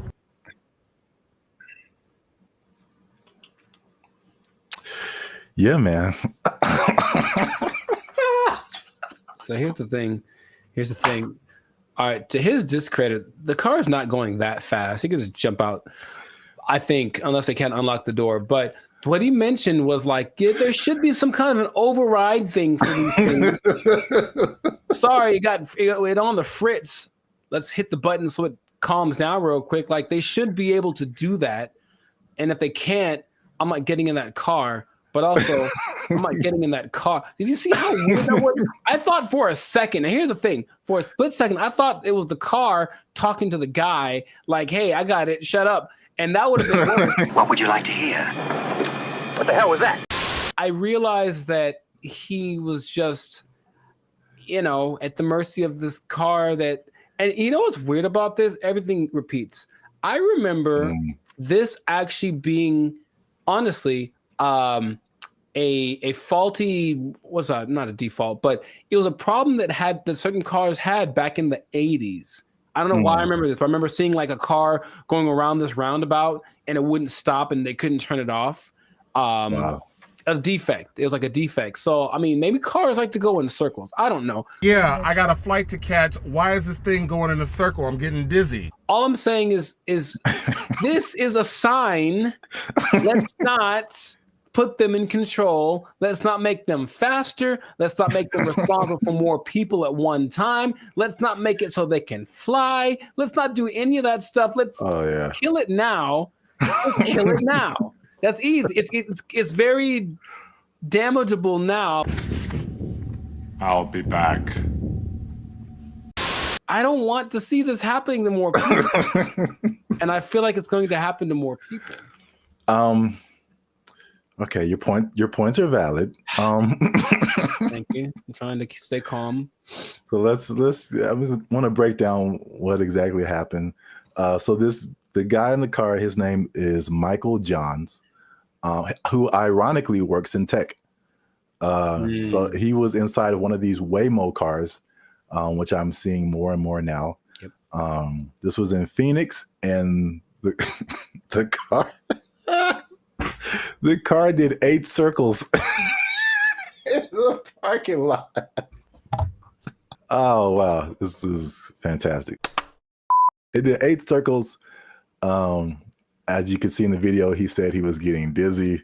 And probably the same thing that jumped out at me was like, the lady literally said, "I don't have an option to control the car." Right, and that's the problem. That's a big problem. That's such a big problem. This thing has been out for years. It blows my mind that they can't control the car. Like if something like this happens. Right. Trust me. They said a software update is what fixed the car, which is like, I don't like that either. I don't like that either. That I know. sound- I mean, because like a software update on my computer or my phone, it's fine. Like a software update on my car made it do this. No, man. You know my computer does sometimes. Hey, y'all, come look at this. Sometimes my computer, okay, Team Apple, but sometimes it just literally goes like, and turns off. Literally, it sighs and gives up the ghost. And I'm like, well, that's already inconvenient. But if it was like a vehicle carrying people with responsible for their lives, and it did that, sorry. And then I got a tragedy. I know you have a burning question. Has this happened before? And the answer is yes. So, this is crazy. In 2021, the car was confused by puddles on the street, so it didn't really recognize what puddles were. Okay. And it was braking for no reason, basically, while people were inside the car. In 2024, they experienced several recalls, February 2024, when 2 vehicles hit the same truck.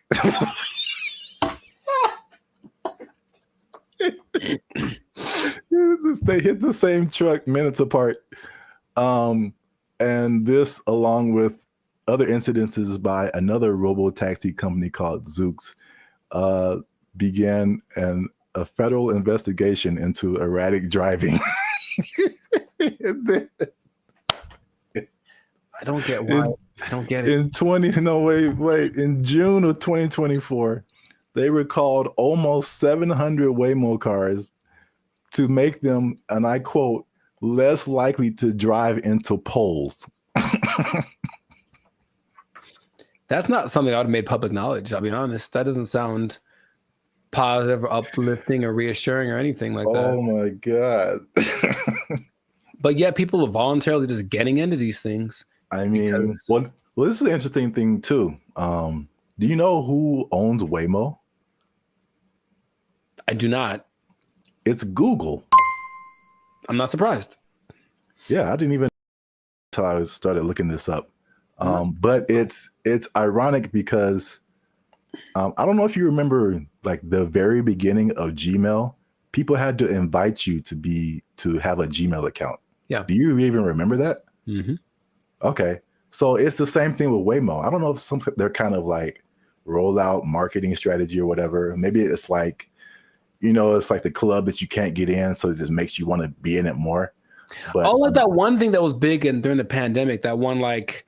Oh yeah. What was that called?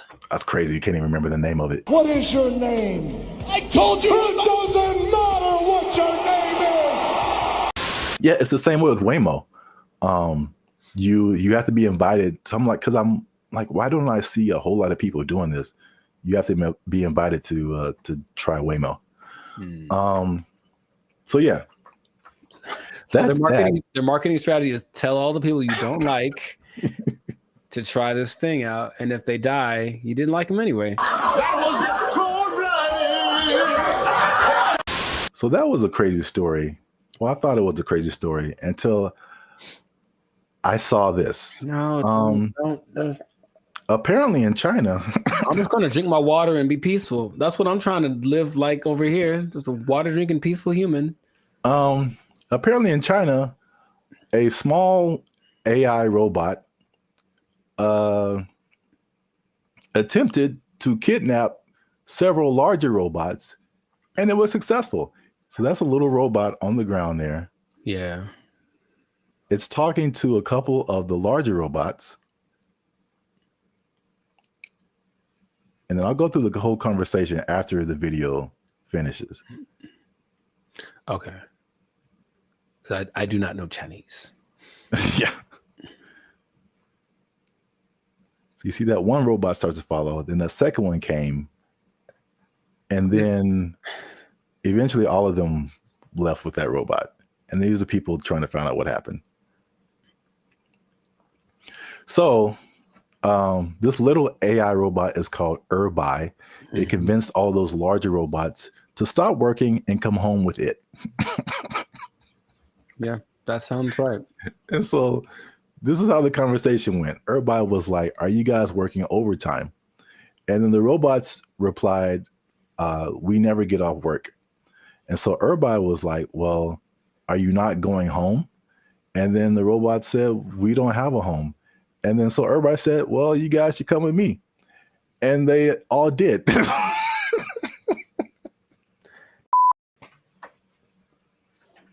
I don't have any more water to drink and be peaceful. I can't be peaceful anymore. That's I have to. so crazy. It's not.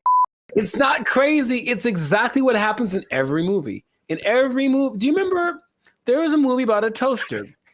I forget what it's called, but it's a little toaster. The Brave Little Toaster? There we go. That's what he did. He talked to his buddies and they went on. Don't you remember? That's exactly what happened. That was like 20 plus years ago. I don't remember the movie. Long time ago. And he had a cape or something. I don't know, whatever.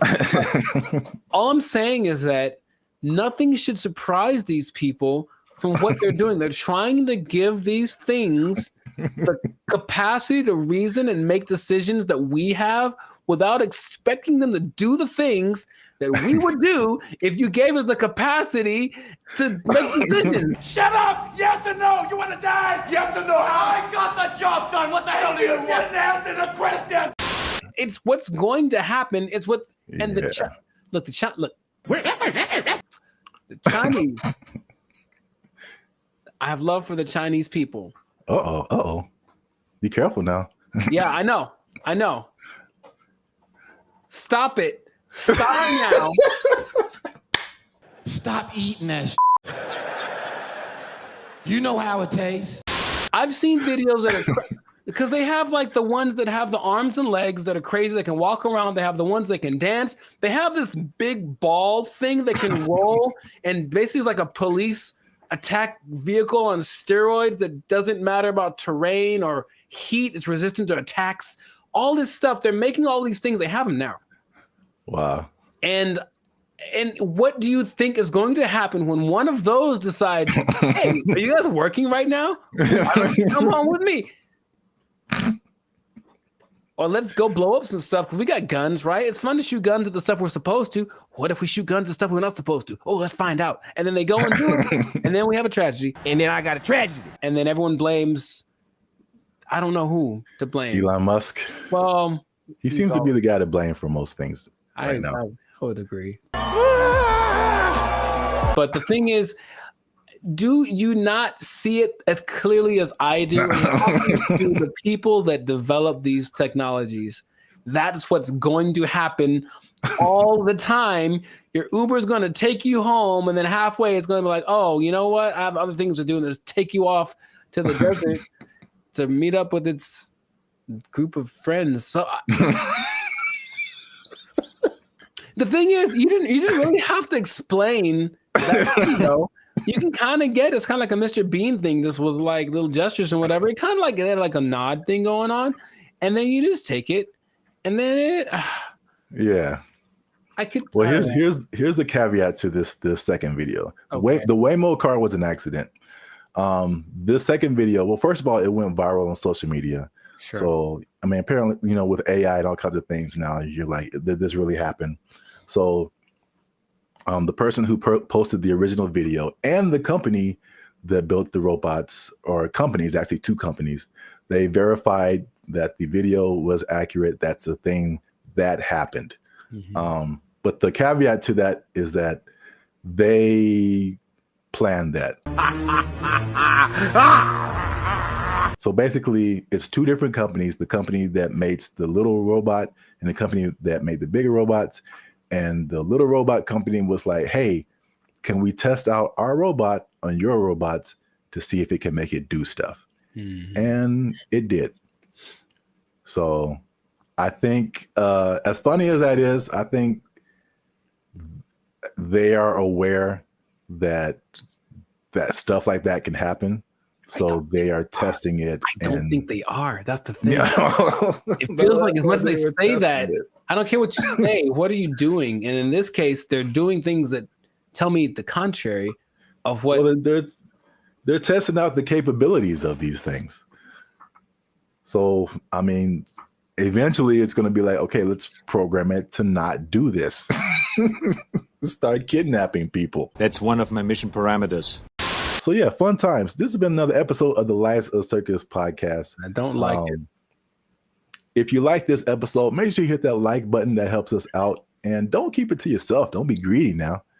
Share this with at least 2 people that you think might find this interesting. And because the robots, man, they're coming, man. You need to hold on to everything you got. I mean, they're here. Hide your wives, hide your kids. So y'all need to hide your kids, hide your wife. Hold on to your job. Hold on to your job, because you're going to need a little job, and the robot's going to take it over. They're going to kidnap everybody out. They took our jobs. They took our jobs. I sense a faint bit of skepticism in your voice, Jericho. We haven't even skeptical. Is like, is there anything that he's made that has been helpful or that I would know about? We haven't even gone into his claims and what he's talking about, man. He's saying he's the second coming of George Washington Carver. Is that what you're saying? Like telling this man, him? It's hard out here for a pimp. Him? Okay, sure. What's up, everybody? I'm Zap, and this is Jericho, and we are the now 6-time international award-winning pop hip-hop music duo Bandit Future. We do clean, fun music that everyone can listen to with a sound that's uniquely Californian. And right now, you're tuned into the Lives of Circus podcast, where we talk about everything that's funny, interesting, and ridiculous. Before we jump into today's episode, though, do us a huge favor. Make sure you like, subscribe, comment, and share this video with somebody that you got beef with, somebody you don't like, maybe somebody that's all up in your grill and making you feel a type of way about the day. Oh, bars. Okay, so look, somebody that put a hitch in your giddy up. Is that a phrase people say still? Yeah, sure, man. Yeah, you got it. So I don't think I got it. I've been waiting to talk about this. All right. So the big thing on the internet has been Kendrick Lamar versus Drake. By the way, I think it's fake. Okay. Just because I've been doing this too long. I'm doing music too long. I've been doing Hollywood too long. I've been doing marketing too long. There's all of a sudden this big beef and oh, wow, millions of streams are happening. Wow. What a coincidence. Anyway, I digress. What if I told you, Jericho, that the Kendrick Lamar Drake is not the biggest beef on the internet? I would believe you. Let me rephrase the question. What Okay, go for it. You are probably right. What if I told you that there was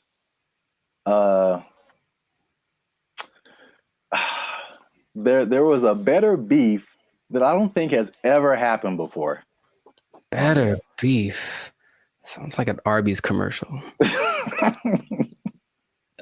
Okay. I'd be curious to know what that would be then.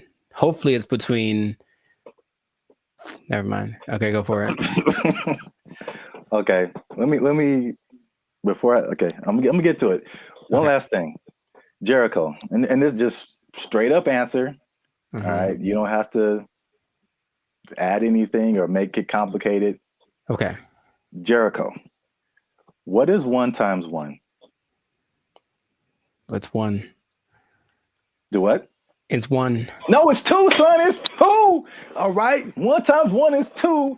According to Terrence Howard, that's right. Terrence Howard is rewriting. I know what you're talking about. That's the dumbest thing I ever heard. All right.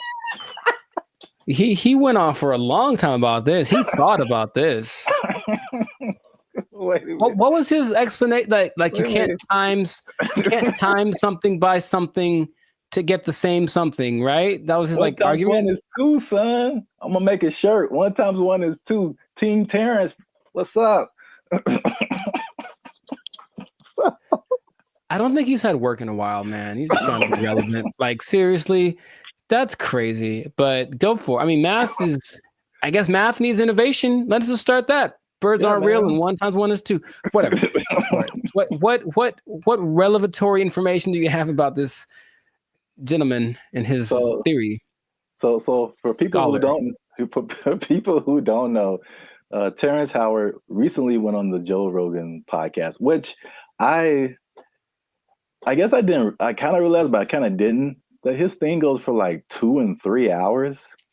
Yeah. Like we talked for 15 minutes, and it's hard, man. It's hard. But they have a lot to talk about. And then of course the people that has on the usually have had a lot of things they've done, so there's a lot to explore.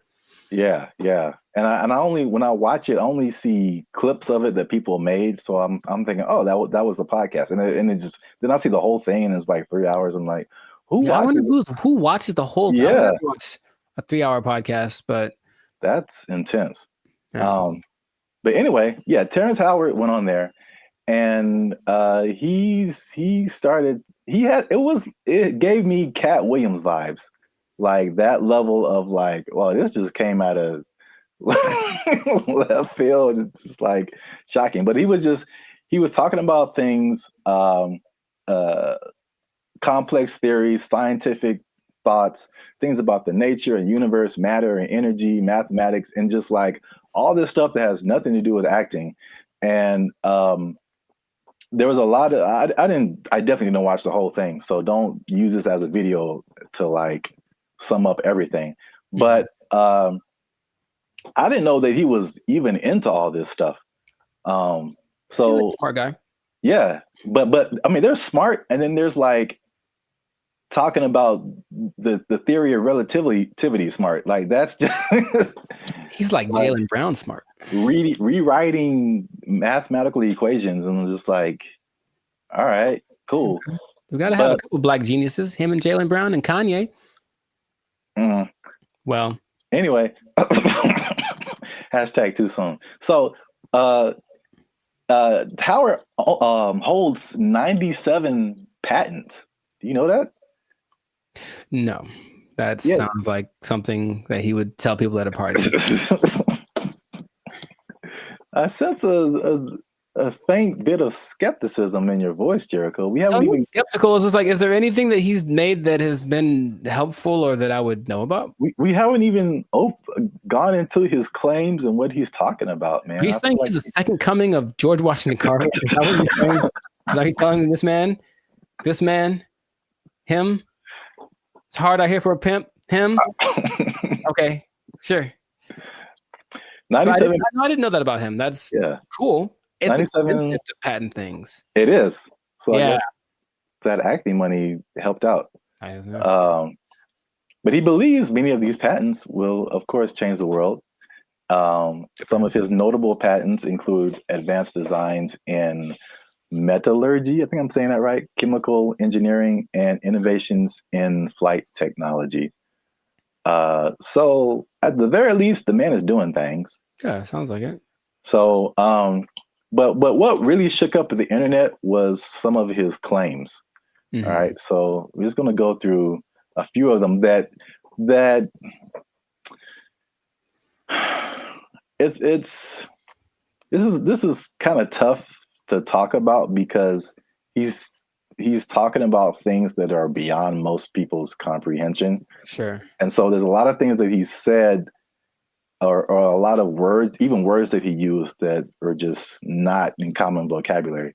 But I tried to pull together some synopses and just kind of put it in more lay terms, I guess. Okay. Some of them are just straight up. You can just tell. Like, let's see what Mr. Hustle and Flow's got. I don't know if you saw this part of the podcast, but his first claim is that prenatal memories are real, which most people don't think are, but he debates it, and some other people have debated it. But he said he remembers being inside of his mother's womb. Don't make me laugh. He described detailed memories, such as seeing his hand in utero, and he said he remembers being circumcised as well.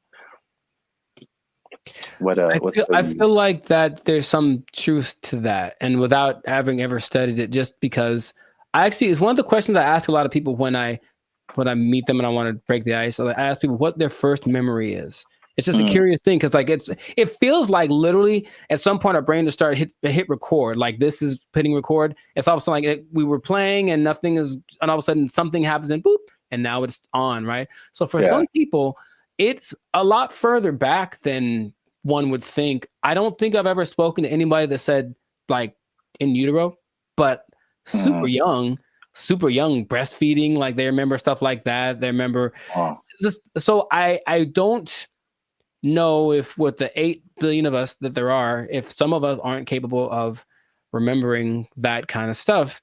I guess my question is like, okay, so then what does that mean? Is there something that leads to? Because that's what would interest me. If that means, that means we can turn on the access point of the brain. If that's not, if it's just something to talk about, then I'm like, okay, that's cool, I suppose. Well, I don't think any of his stuff is just stuff to talk about. I think from the overall thing that I got, and then we go into more of his claims, but it's just what I thought was interesting was just the way he sees the world, especially as a creative. It's just a different. It's challenging what has always been like the norm, and just different ways of looking at things. That's cool. So at least on that one, you were kind of like, that's not too far-fetched. Not too far-fetched. Okay. The next one is it might be a little bit beyond me, but again, I still kind of understand and relate. But his next claim is that the universe is built on waves and not particles. He says the fundamental building blocks of reality are not particles but waves. He says this perspective aligns with some interpretations of quantum physics, and his fascination seems likely to stem from the works of physicists like Niels Bohr and Erwin Schrödinger, something like that. Sure. So again, like he's not alone in this. He might be a minority, but people who deal with quantum physics feel like this could be true. I was going to mention that there's something I've read about. It's almost like there's things that I acknowledge that are interesting to me that I wish I had like the mental capacity to process, because I don't think it's a bit above me. But I have read something about like this wave particle experiment where it proves the importance or the impact that watching something. It's a particle experiment. They shoot some kind of electron waves at a target, and depending on whether they record it or not with like a camera, the result is different. Now, how do they know that it's different if they didn't record it? I don't know what they're talking about, but it makes it seem like objectivity has an impact on the way the universe works in general. If I'm looking at you, one thing can happen. Or I guess that means that if I'm not looking at something, it could be doing something different than if I was looking at it, which again, what's the point? But that idea is like, I don't really get it. I don't really get it, but I'm like, that's an interesting idea. So waves and particles, would that make the universe? Again, my question would be cool. I'd honestly want to talk to him about it. Maybe just, stare at him while he talks. But what does that do for how we understand the world if that is true? If waves instead of particles are what created? Yeah, I feel like that's a bit beyond me. But I feel like, it sounds like you're trying to get some practical use out of it. But it's just like, okay. the things that we know about gravity and aerodynamics and stuff like that, by learning that stuff, we can fly planes and helicopters and stuff. Sure, yeah. And so there's some kind of use, I think, in saying it's waves and not particles. I don't fully know how to interpret all of this stuff and to make it like, oh, okay, we can do this now. But I'm sure like that's a kind of genius level, sure, right, kind of thing. Once you know it and then can do something with it. Right. If it means I can surf to Mars, I'm down, bro. That'd be so sick. Yeah, they'll just hit your knees with waves and not particles, and that'll heal them. I'm down for that also. Does anyone out there have answers for knees? Your boy's going through it right now, so yeah, let us know. To continue on this is probably this is probably the last one that just I kind of still didn't. It's too far above me. Mm-hmm. He said gravity is fake. So he said that there's an inward and outward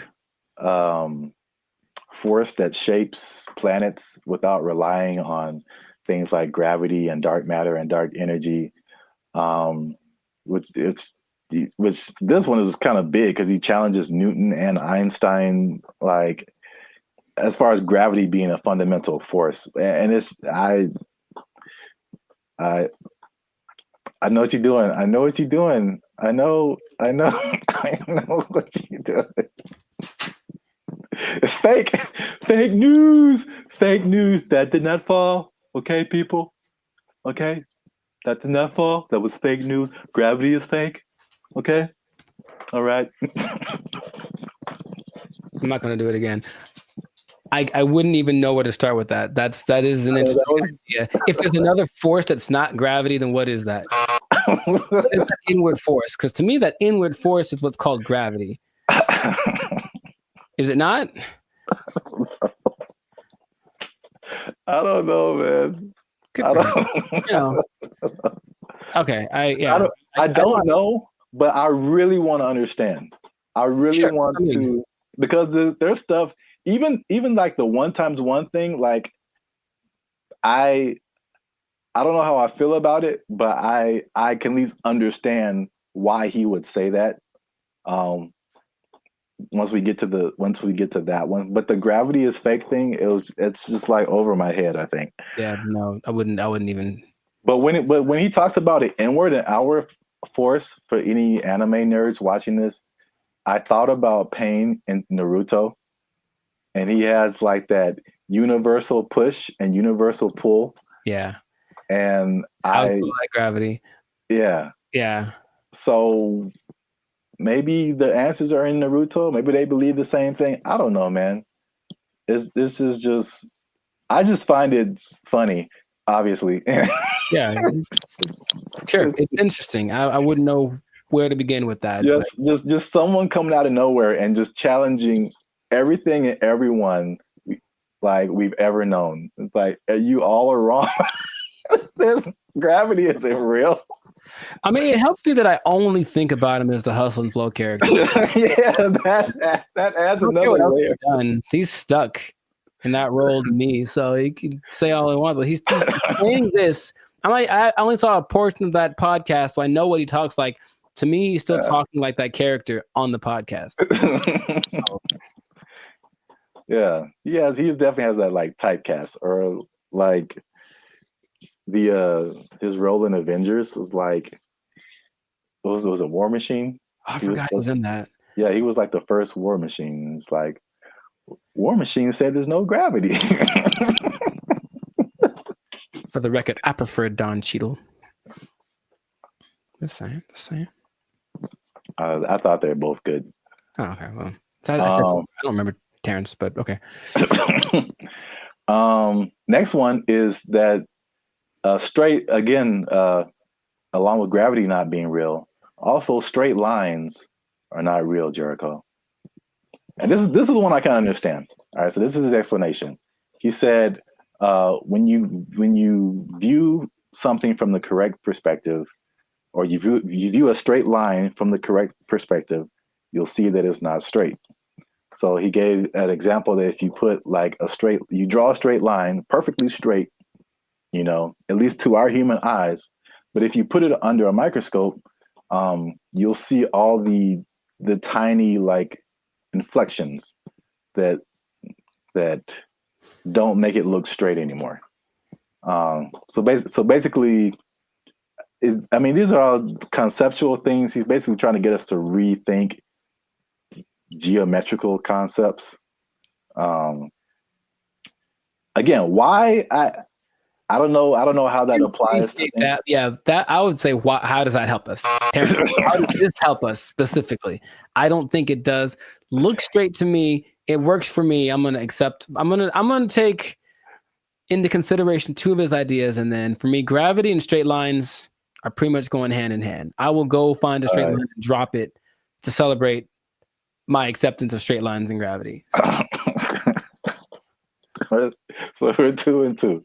Yeah. So you can kind of see where he's coming from with the prenatal. I like the idea of not him trying to be controversial, just saying, hey, think about stuff. We are told things from an early age, and most people, for everything they've been told, that's just how it is.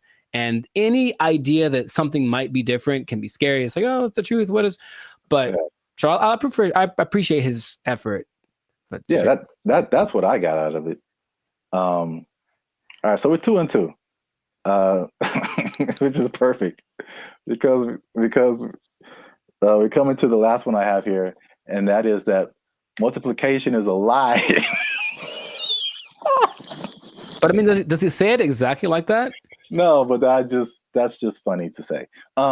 Anyway, he said that one time. This is the number. He said that one time. One is 2. Okay. So he said this is why, because if you combine two unique things, all right, you can't end up with the same thing. Which I hear where he's coming from. You got one, like, because I remember like algebra, like you're always trying to solve for x, and you got this side of the equation, you try to balance it out.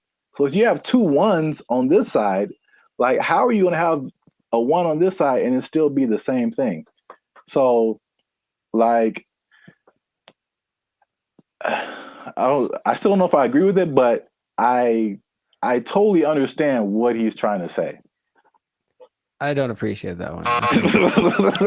Side of it. And I'll try to I haven't taken math class in 2 decades, but I'll try to explain. He said if you combine 2 unique things. To me, I'm like combining in my simple brain an object, this is a guitar pick, with a concept, which is a number of these that I'm thinking about, right? So if I have one of these, this is my object, and I take a number that represents how many of these I could have. If I go times 2, I will then have 2 of these, right? Hey, look what happened. Now I have 2. If I take this one object and then I multiply it by a concept that is singular, nothing changes. Because here's the other thing. I think I can bring a Naruto to this also. I want to figure it out because usually there's like, or this might be Avatar. It's like, okay, there's like good or bad. So something has to be one or the other, positive or negative. And then there's the guru on the mountain that made him drink the banana onion juice. He said there's also a neutral. That's the third option, and people forget about that. So yeah, does this have to change if I multiply it? No. It could go bigger, it could go smaller, or it could stay the same. And the stay the same is the times 1. So that is my argument, Mr. Howard. I had like one of those chalkboards on the back I could draw on with all the numbers and everything. Yeah. The hot to crazy chart. You remember that one guy? Oh, nice. I appreciate that, man. So I don't agree with that at all. National treasure. I don't think I do, but I want it to be a thing. I got you. That's deep down. I want 1 times 1 to be 2. If enough people talk about it, it'll become something. Yeah, if enough people talk about it, it'll become something. I really don't think that it's important. Again, it's just like look, their way to change math with that Common Core stuff. Oh yeah. Everyone's all messed up, but the kids nowadays are gonna be just so stupid. All the math is wrong, and so now they're gonna throw this in there. Like, by the way, 1 times 1 is 1 or 2, and then what? Because no, okay, another thing. So if that becomes true, let's just hypothesize. Then wouldn't that change everything? Because you can't just change one thing without changing other things. If there's a fundamental concept that 1 times 1 was 1 and now 1 times 1 is 2, doesn't that somehow affect everything else? I think so, but I'm not sure. I don't want to really think about it. I just want to. I want someone else to figure it out and tell me on the internet. I'll just ask ChatGPT. But no, 1 times 1 is 1. Since forever and ever and always, one thing can stay one thing. I am 1 times 1. I should make that my counter. Make a shirt. I am 1 times 1, and I just stand boldly, holding a flag and like a bowl of rice pudding. Oh, wow. I don't know why the second thing. All right, so that's 2 and 3. 2 and 3. All right, so we might end up with a tie here because this is a bonus one. Okay. And this is probably of all these things, this is the coolest thing, at least one of the coolest things I think he said. Okay. Was just like kind of opened my mind a little bit. And he said that the periodic table is structured incorrectly. I mean, again, how is it useful? I don't know, but I thought the visual was very cool. Okay. And I should have tested this before I started, but take chances. It's real life. Just take chances. Let's see what happens. Okay. So check this out.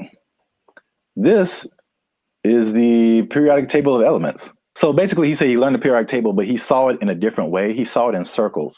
Mm-hmm. So I thought it was super interesting because it's kind of hard to explain. He breaks it into octaves, which we can relate to as musicians.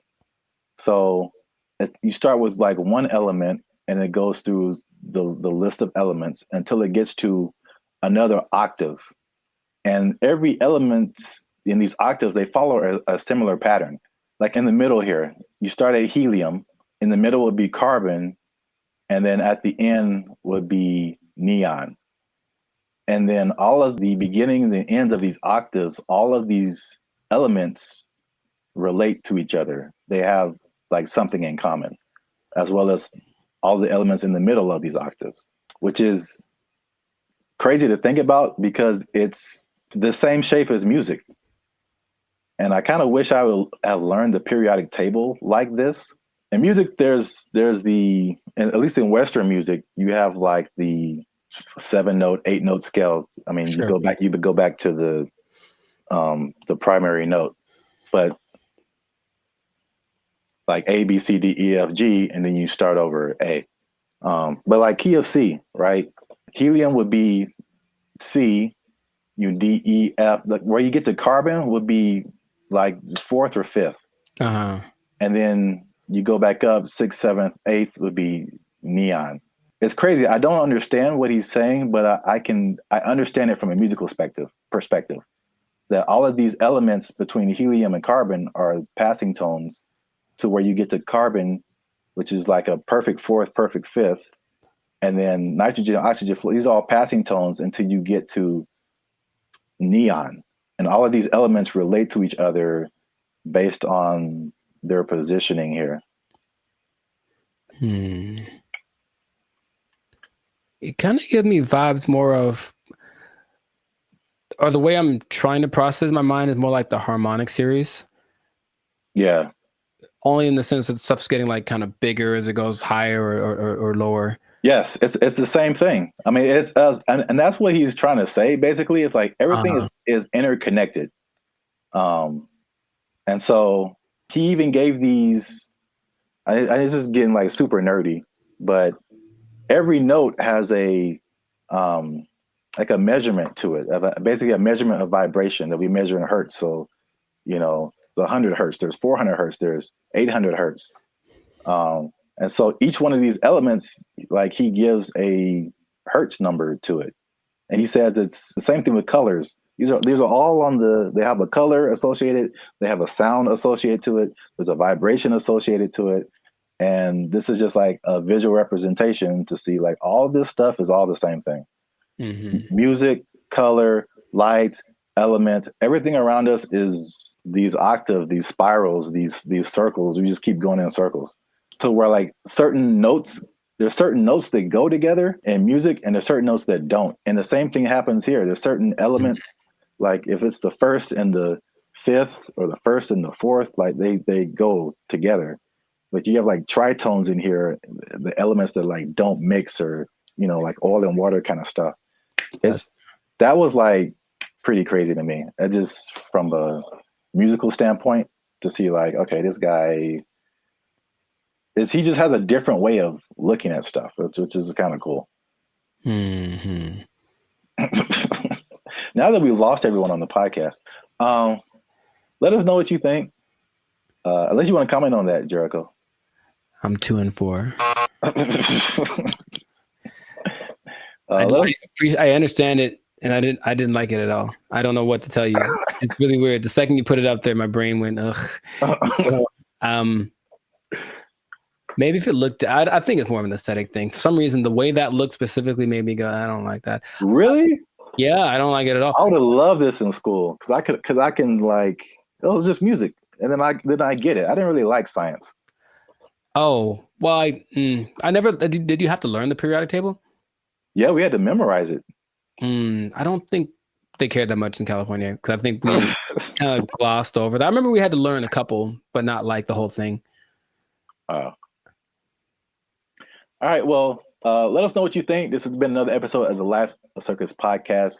Is Terrence Howard crazy or is he a genius? Is it somewhere in the middle? I forgot to talk about the beef. He has a beef with Neil deGrasse Tyson. I didn't bring that up, but it's the thing. Oh, are they gonna do like a Jake Paul, Mike Tyson thing? Man, I love it.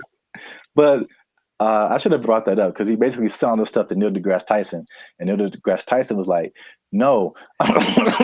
Basically, I would trust Neil deGrasse Tyson more than Terrence Howard for sure. So on the podcast, he said that Tyson attacked him by saying no, but it was probably the most polite diss track that could ever be put out because he just basically even complimented him in his rebuttal of his theories or whatever. But I'm sure he respects the fact that he's trying. I think that helps. Yeah. He basically disagreed with everything, but he said like, yeah, this is cool. You have a certain level of whatever. Mm-hmm. It was very complimentary diss. So I don't know where he got the attack part from. But let us know what you think. Is he right? Is he wrong? Is this a cool way of thinking about stuff? Did you know all this stuff about Terrence Howard? 97 patents is crazy. Yeah, leave a comment. And 1 times 1 is me. Imagine. In a shirt. Yeah, let's just go with that. 1 times 1 is me, or 2, depending on who you are. Bye. They took our jobs! They took our jobs! There's some sample videos that they've been releasing of like what it can do. And it's producing very realistic images and very realistic backgrounds, editing. And you can pretty much do film scenes anywhere without sound stages, without going to locations, without transportation. It generated people, it generated places. So yeah, that's where we are right now. That sounds like a lot.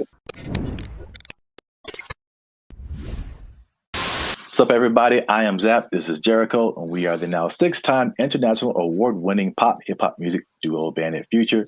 We do clean, fun music that everyone can listen to with a sound that's uniquely Californian.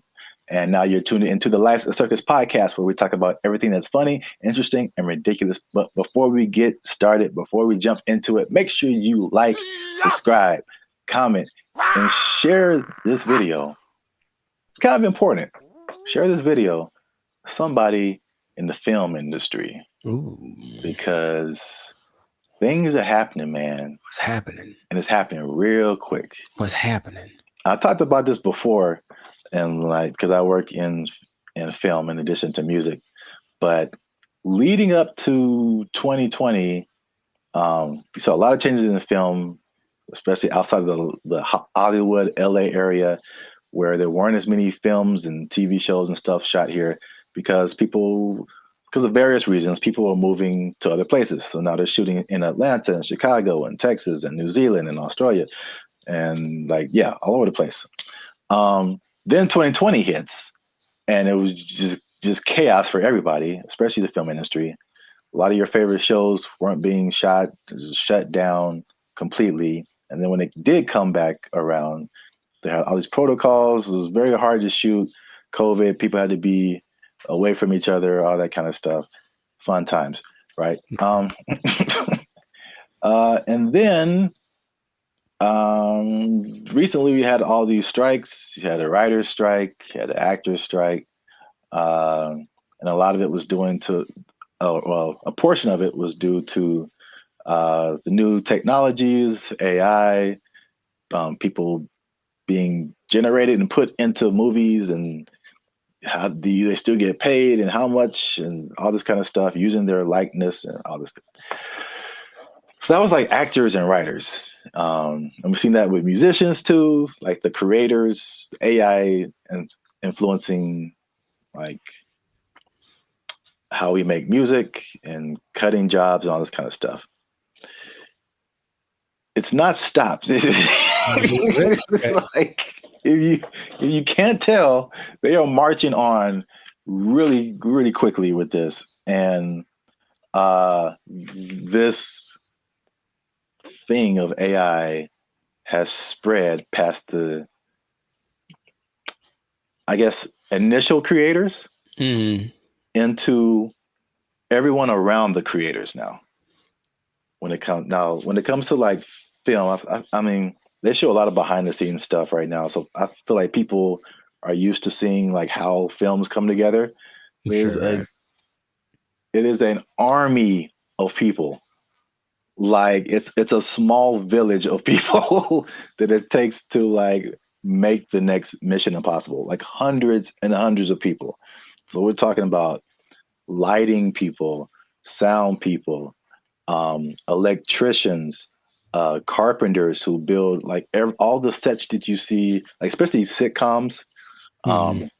Like it's crazy if you ever get the chance to tour a film studio. Like take a look at how much lumber is coming through there, and it's just like little 18-wheelers just full of lumber because they have to build all of those places that you see on TV. And that's like one part that people don't really, I guess, think about. You got editors, you got sound people, like all this stuff that comes with making a film, right? So enter AI, right? Sure. So there's a big report that's going around. Hollywood Reporter interviewed Tyler Perry, and Tyler Perry was speaking on something called OpenAI's Sora. Have you heard about that? Yes. All right. So we got OpenAI is the people behind ChatGPT, which has already changed everything. Recently, Sports Illustrated let go of like all of their writers, right? Because they're doing this ChatGPT. This is crazy. But now all the people that make movies come together. Now their jobs are in jeopardy with this OpenAI's Sora. And to put it in Tyler Perry's words, he said, "If I wanted to be in the snow in Colorado, it's just text. If I want to write a scene on the moon, it's text. AI can generate it like it's nothing. I don't have to put it on my lot. I can just sit in the office and do this at my computer, which is shocking to me." So in the article, it said Tyler Perry was slated to drop like $800 million into expanding his studio. He was going to build 12 more stages. And then he immediately put a halt to it because of OpenAI's Sora. Wow. So we'll show some pictures up here too of like there's some sample videos that they've been releasing of like what it can do. And it's producing very realistic images and very realistic backgrounds, editing. And you can pretty much do film scenes anywhere without sound stages, without going to locations, without transportation. It generated people, it generated places. So yeah, that's where we are right now. That sounds like a lot. What are your thoughts now for the progression from Chat GPT to this?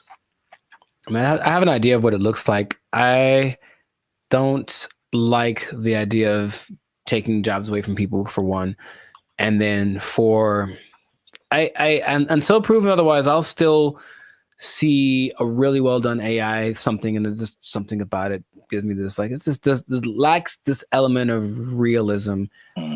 However, I know it's getting better all the time, and at some point, I don't think I'll be able to notice. But just it's business is about saving money, so it makes 100% like it makes perfect sense that they want to do that instead of spending all the money on stages and everything that.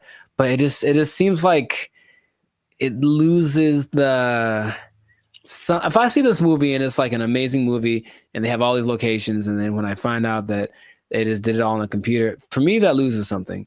You know, Lord of the Rings, all the New Zealand backdrop and all this. No, we just did it in the computer. Actually, it's not. We didn't go anywhere. It's like, oh man, something about it to me doesn't. But see, the thing is, it's not, because I think the buzzword before this is CGI. Right. So it's just like, I feel like it only loses that for you because you know that it's like that. But I think there's stuff now like the CGI stuff where it's like you can't really tell. Like I feel like that part has gotten so good that you can't really tell sometimes like what is CGI and what is not. Dude, just on a simple scale, I've been talking to people on Zoom or Google Meet, and I'll be talking to them like, "Oh man, where are you?" And they're like, "Oh, that's just the background from the program. Like, I'm not here. I'm in my house." And I'm looking like, no, like that's gotten really good. Yeah. So I can imagine if no one told me, sure. But then I have those doubts. Like, I wonder if I do it now with commercials for sure. Like, are all those people in that? Is that really, or is it just and it maybe it's already been here and I don't know. Yeah. There's definitely pieces of it that have been here for a long time. Sure. Especially like big crowd scenes and stuff like that. Right. It's definitely. Yeah, I know that the big Ed Sheeran music video a couple of years ago was kind of that, because it's basically him and I think 100% or mostly AI CGI generated background characters, and they all look really real. So yeah, that's I don't like it though. That's all. I just don't like it just because it's moving into a direction that my brain wasn't ready to accept as a possibility. Well, I mean, people. I personally, I have no idea. I mean, I won't say that. I do have an idea. AI is going to win. So sure, no, it's going to win eventually. Without a doubt. I feel like,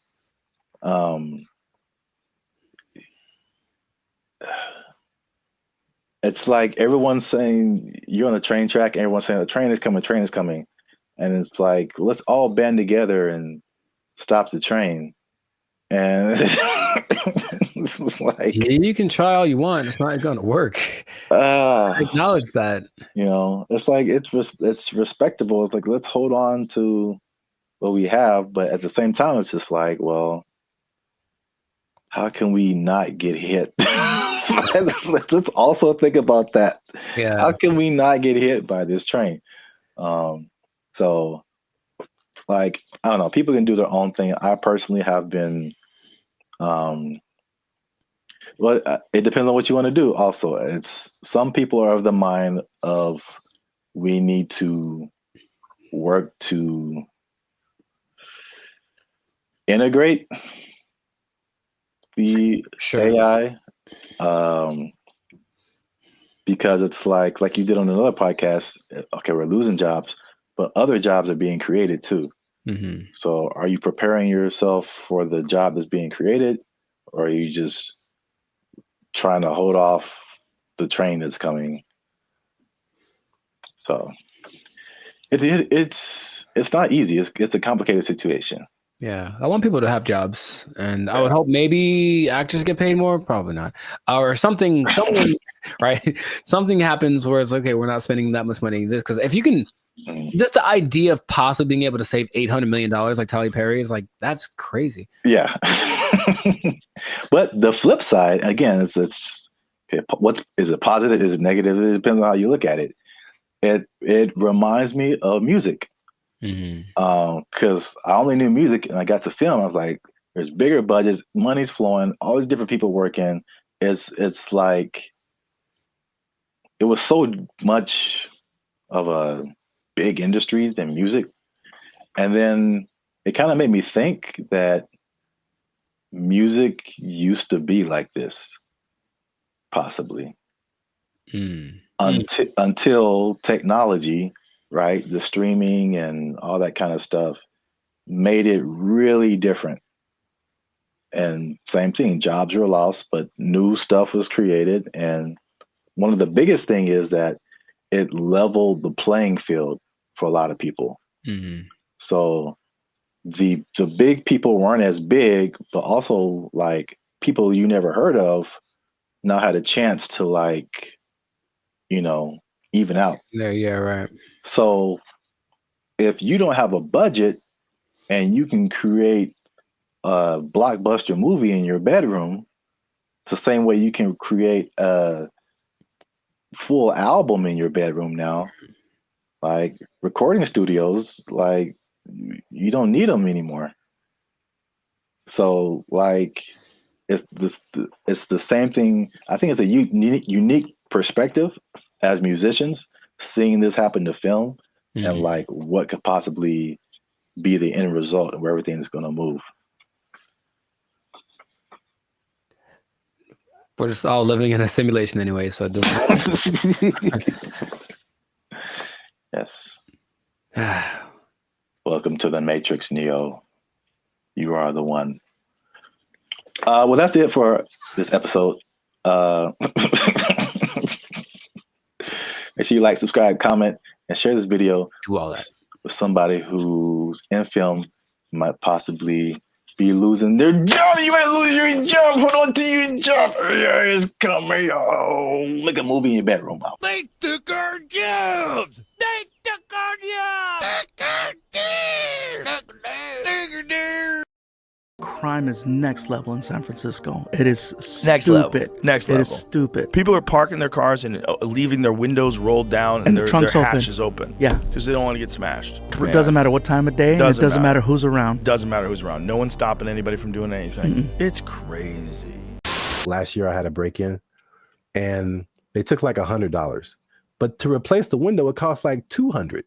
So I was like, man, I wish they would have just took the $100 and then just left my window.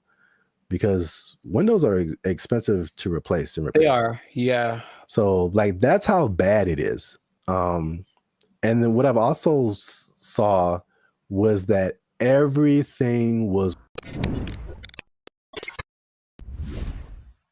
What's up, everybody? I'm Zap, and this is Jericho, and you are now tuned into the Life's a Circus podcast, where we talk about everything that's funny, interesting, and ridiculous. And you want to stay for this episode because we're talking about something that's really ridiculous, something that I recently saw in person myself, and I can confirm it.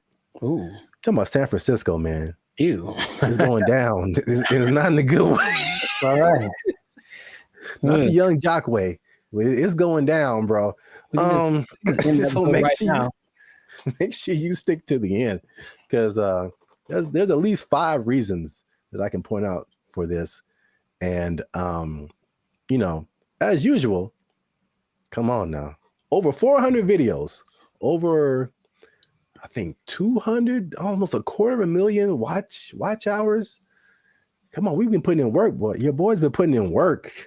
All right, we need your support. Hit that subscribe button. All right, that helps us to grow, helps our channel to continue to do more videos. Hit that like button. That lets the YouTube algorithm know that there's more people should see this video, and we're gonna start promoting it now. Because let me take the glasses off. Let me take the glasses off. Talk to the people. Can I talk right into the camera, man? Talk to the people. I'm gonna be honest with y'all. We have almost 2,500 subscribers, and we have one member right now. That sounds like a 2,500 to 1 ratio. And God bless her heart. I'm gonna send her something really soon. But she's been a member. She has been our lone faithful member for a whole year now. Here's her 1 year anniversary. I'm not gonna say her name, but you know her. Her screen name is Reigning Goddess. Thank you. But shout out to her. Thanks, Queen. Well, we need I'm gonna put the goal out there. 10 members, man. 10 members. Easy to do. All you have to do is after you subscribe, you'll see a join button at the bottom of the videos. All right, hit that join button. Memberships as low as $3.99. $3.99, man. That's not even a tank of gas. You can help your boys out with the tank of gas. All right. It's not even a tank of gas. That's I said I wasn't gonna go Marvin Sapp, man. I might have the ushers lock the doors, man. If y'all ain't supporting your supporting your boys. I said close them doors. Ushers, close the doors. Close the doors. So yeah, San Francisco. I could just say don't go there and then end the video, but we could talk about something. Yeah. I was recently there a couple of weeks ago, and it's bad, man. Okay, let's rewind the tape. We've hinted at something that we've never really fully talked about on this channel, and that was our trip to San Francisco. Sure. It was like what, a couple of years ago? It's like a repressed memory by now. I don't like to bring and it up. I will publicly take the L on that one. That was a good part my fault, because this is what happened. We were looking for hotels. I'm like, man, this hotel is really cheap. I'm like, we're gonna save a lot of money. And then we got there and we found out why. It was, yes, go on. dude, is by far the worst hotel I've ever been in. Like, I still feel bad to this day for putting you in that situation. That's okay. Just don't let it happen again. We won't let it happen again, Mr. Mackey. Okay? Okay, that's fine. What was happening, you ask? Yeah, I'm glad you. All the things. Yes. All the bad things were happening all at once, and it was a lot to take in. You care to share any? Okay, look, I didn't sleep under the mattress. Okay, that's one. I did not sleep under the mattress because I was afraid of catching all of it. Or under the sheets. Well, I didn't want to do either one. I didn't want to touch it. I was hoping I could find a way to just float above it like a vampire or something. But under the sheets, it had cigarette holes on it. I'm sure there was a stain on there. I was like, someone died in here for sure. Ugh. I'm sure there were interactions of drugs going on all throughout the night. Somebody tried to come in our room. Someone tried to jiggle the door. I vividly remember that. Or so we were just chilling, and then someone banged on the door really, really hard. And we just looked at each other, and you were like, "Don't open the door." For the love of God, don't open that door. A problem if you open the door. So it was just such a, and then I walked outside late at night because I wanted food. That was a mistake. Yep. And so I'm walking around, there's human feces everywhere. Brother, ugh. And then there was just this scene where you round a corner, because you see it in movies, and I round the corner and it's like all of a sudden there's just all of these people just drugged out in this one area. But it's almost like they're moving in slow motion, because I got there and it was kind of oh no. Yeah, zombie. Kind of a zombie apocalypse kind of vibe. And they looked at me and it's well, they were going to chase me. And If it was one of those movies with the fast zombies, which is still terrifying, like zombies are supposed to be slow. I don't know who invented fast zombies, but you know, I just had to get out of there. So it was such a bad time, and everyone that lives there is like, yeah, we know. French fry when you pizza, you're gonna have a bad time. Yeah, I was recently there, and I mean, compare it to LA, because I think I have a good perspective. Because you see a lot of stuff on the news, and they're like, you know, California is this, and Hollywood, like all of California isn't Hollywood. All of California isn't San Francisco. These are like the biggest cities, you know. But it's like sometimes, and you see news from other places, and they like sensationalize stuff. Yeah, they do not do that with San Francisco. Bro, it's crazy. And it's coming from someone who's lived in like the heart of downtown LA for years. Patrolling and trying to catch me riding dirty. I feel like LA is more concentrated. Like you have Skid Row where like it all goes down. And then every once in a while you on a corner, you'll see somebody here and there. Yeah. But I feel like the extent, and there's a specific area called Union Square in San Francisco that's been hit like the hardest. But it's just like, it feels like it's everywhere. Like it's not just like a little Skid Row. It extends everywhere. So I mean, we've obviously mentioned the drugs. That's the homelessness and the drug epidemic, which is like, most of it's mental health and addiction issues. So it's made public spaces unsafe, difficult to manage. And this has been kind of further fueled by the high rents in the city. And then their approach to it is like this, what they call a harm reduction over enforcement. What? So it's just call it stupid. Just call it stupid.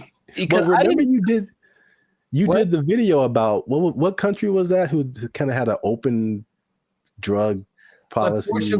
Portugal did it, and it worked for them. But they had we will let them kind of do what they want, but also give them lots of resources so that they can fix it, and clinics and all that kind of stuff they can get clean. So it's kind of like they had a method to their madness, and this one's kind of like I remember watching a video about. They're interviewing people in San Francisco, like, what can we do about this? And it's like, they think the big problem is that approach. They're just kind of giving away needles and stuff like that. Just like, here, just make sure your needles are clean. It's like, well, they're going to just take advantage of it. And it's not working. You know, if the goal is to fix it, now the question is, are they trying to fix it? It doesn't seem like it's a good policy at all. Yeah. And what makes me nervous is like, I feel like San Francisco is the prototype, and it's kind of trying to make its way to LA. Like the I feel I can see LA turning into that. Because even recently, I've been taking like the metro more, the trains and stuff. It's just been kind of helpful for me. And literally, I got off on a stop, and they have all these different people, ambassadors for the metro, whatever. And this lady made an announcement, and she was promoting this app that you can get on your phone to like report incidences on the metro and help you whatever. And she literally said like, "Oh yeah, we've been having a lot of drug overdoses on the train, so we don't want anybody to die.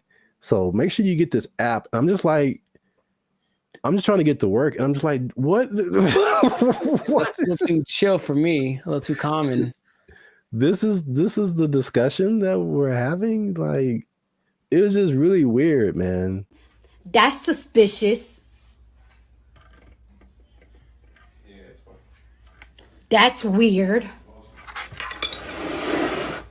I was driving the other day, and I was in like out by Venice, I think, and I saw like 3 homeless guys in a row. I felt like, oh, good, tic-tac-toe for me. And because I almost hit them all, because they all just kind of like, they did that thing again. Maybe fast zombies are becoming a thing where they're like kind of standing still. So I see them, and I don't think they're moving.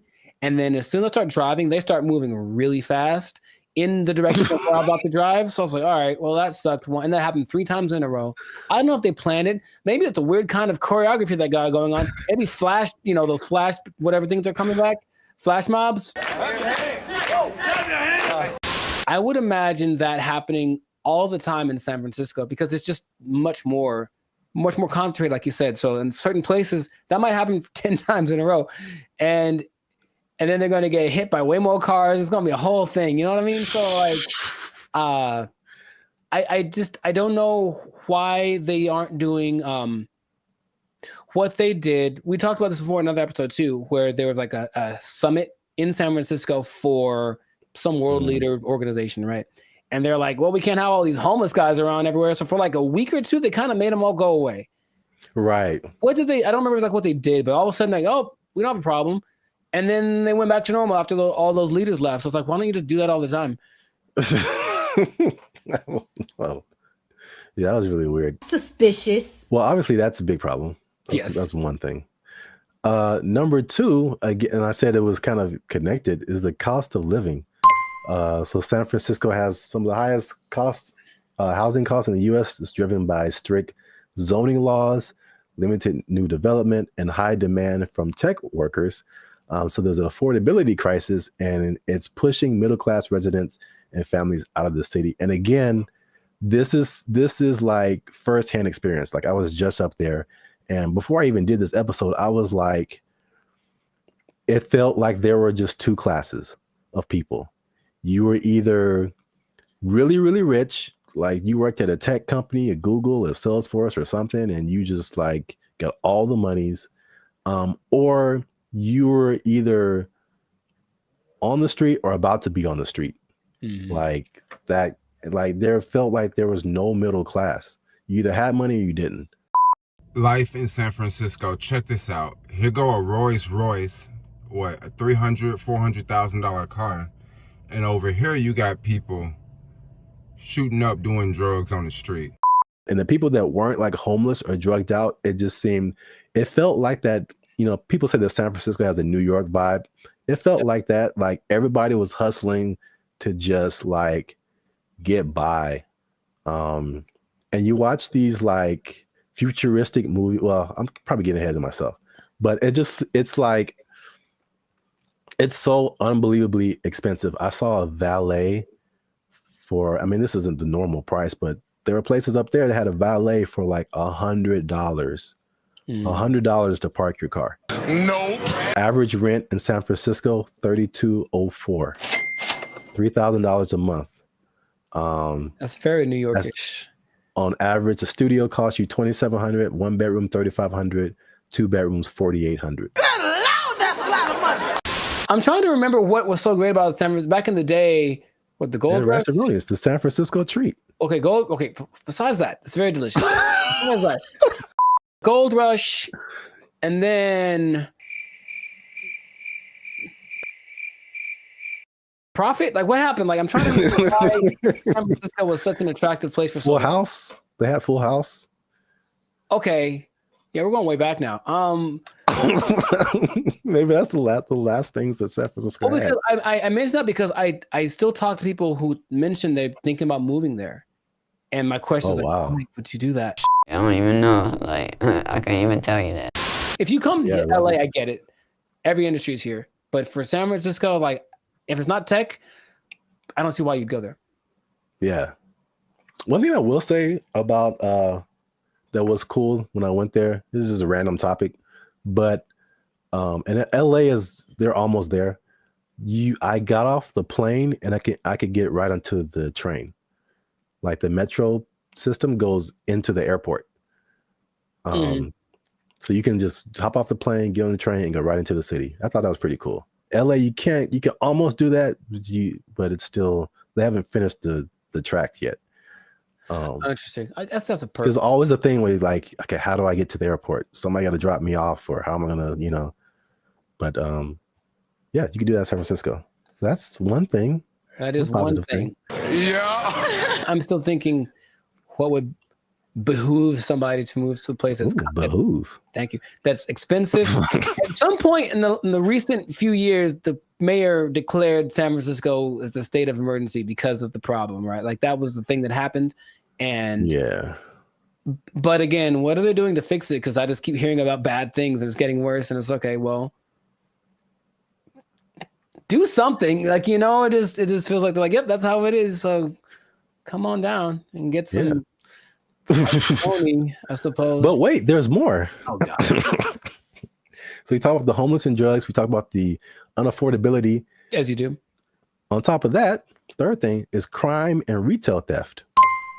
Something again I saw firsthand. Nice. So there's obviously rising crime, shoplifting. I saw this Joe Rogan clip where he said, and again, personal experience, he said that people are literally, I didn't see this, but he said it. People are leaving their windows in their cars rolled down and their trunks open. Crime is next level in San Francisco. It is Next stupid. level. Next level. It is stupid. People are parking their cars and leaving their windows rolled down and the their trunks hatches open. Yeah. Because they don't want to get smashed. It doesn't matter what time of day. And it doesn't matter who's around. Doesn't matter who's around. No one's stopping anybody from doing anything. It's crazy. It sounded weird until like last year I had a break-in and they took like $100. But to replace the window, it cost like $200. So I was like, man, I wish they would have just took the $100 and then just left my window, because windows are expensive to replace and repair. They are, yeah. So like that's how bad it is. And then what I've also saw was that everything was on lock. I went to like a CVS, I went to a Target, and it was like everything was under lock and key. Ironically, I went to buy a lock and key. Yeah, they had like these lockers, but I didn't have a lock for it. So I was like, let me go to CVS and get a lock. And I had to get someone to unlock the case so I can get a lock. Mm-hmm. And there was like a bunch of random, you know, usually like every once in a while you see like high priced electronics, or used to be like power tools or something like super expensive. But it's like everything was locked up and you had to press a button and you had to call somebody to go get the thing that you wanted. And it just like, from a person who doesn't steal, it was just like psychologically, it was just like, this sucks, man. It's like the shopping experience. I couldn't like, because you go into a store, the benefits of going to a physical store, you can pick the item up, you can feel it, you can read the back, and it's like, I can't even see what I'm really getting. Mm-hmm. And if I don't want it, I got to call the person back and have them put it like, but it's because a few people just keep taking stuff. Like everybody suffers. And it's just like, it was really, if I could use a word to describe my experience there, it was just uncomfortable. I didn't feel unsafe, you know, like I'm a big dude. I could take care of myself, but it just felt like, it could go down anytime, basically. Well, I just didn't want to be there. Like, I don't want to be here. Like, this is not, it's not inviting. I think that's a good word. It just wasn't inviting. Wait. Since 2019, 47% of businesses in that Union Square area have left. Yeah, that makes a lot of sense. I think all of them, all of them leave to turn into like a park or call it hobo land. Make it like that. Remember during the pandemic, no one talks about this, but during the pandemic, there was this one time in Seattle that just said this part of like, Seattle. It was like, you know what? It's ours. So F the police and everything. And they just like kind of took it for like months. It was kind of their area. And it's like a long. Yeah, I remember that. Yeah. Remember that? They should just do that and let it go and then maybe burn it. I don't know. But let's let it, count your losses and just let it go. Because why maintain such a volatile area, you know? But it's crazy. I mean, I don't like to make videos about, crapping on other people's cities, man. But it's just like, especially after we went like a few years ago and then coming back to it now and seeing like it's worse. And I talked to some people there and they were like, or I talked to some people who live there and I talked to some people who used to live there and then came back for the thing I was doing. And they were saying like, yeah, man, it didn't used to be like this. And it's just like, it's just bad. But we're out of time, so let us know what you think in the comments. Have you been to San Francisco?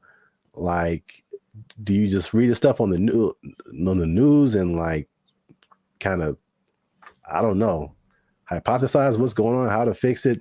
Do they need policy changes? Is it like an economic thing? Let us know what you think in the comments. Keep the conversation going. And also, if you have someone who you think might be interested in this topic, hit that share button, man. Don't be greedy. Don't keep it to yourself. And look, man, 47% of businesses, you know what that means, Jericho? That it's not enough? Is that what? 47% of businesses closing down and moving out of San Francisco? That's heavy. That's a big number. Square? That's a big number. You know what that means? I think I do. That means that a lot of people lost their jobs. Nobody working there because they're doing fentanyl in the bathroom. I don't know what's going on.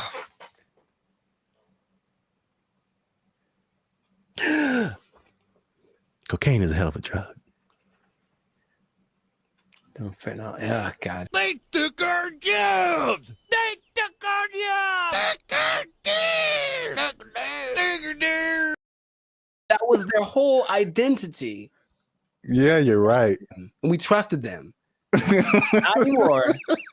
Not anymore. To be competitive, they have taken that away. So now, just like all the rest of them dogs, them backstabbers, and malcreants. I don't think that's a word even. Malcreants? I'm just mad about it. That's a word? I don't think it is.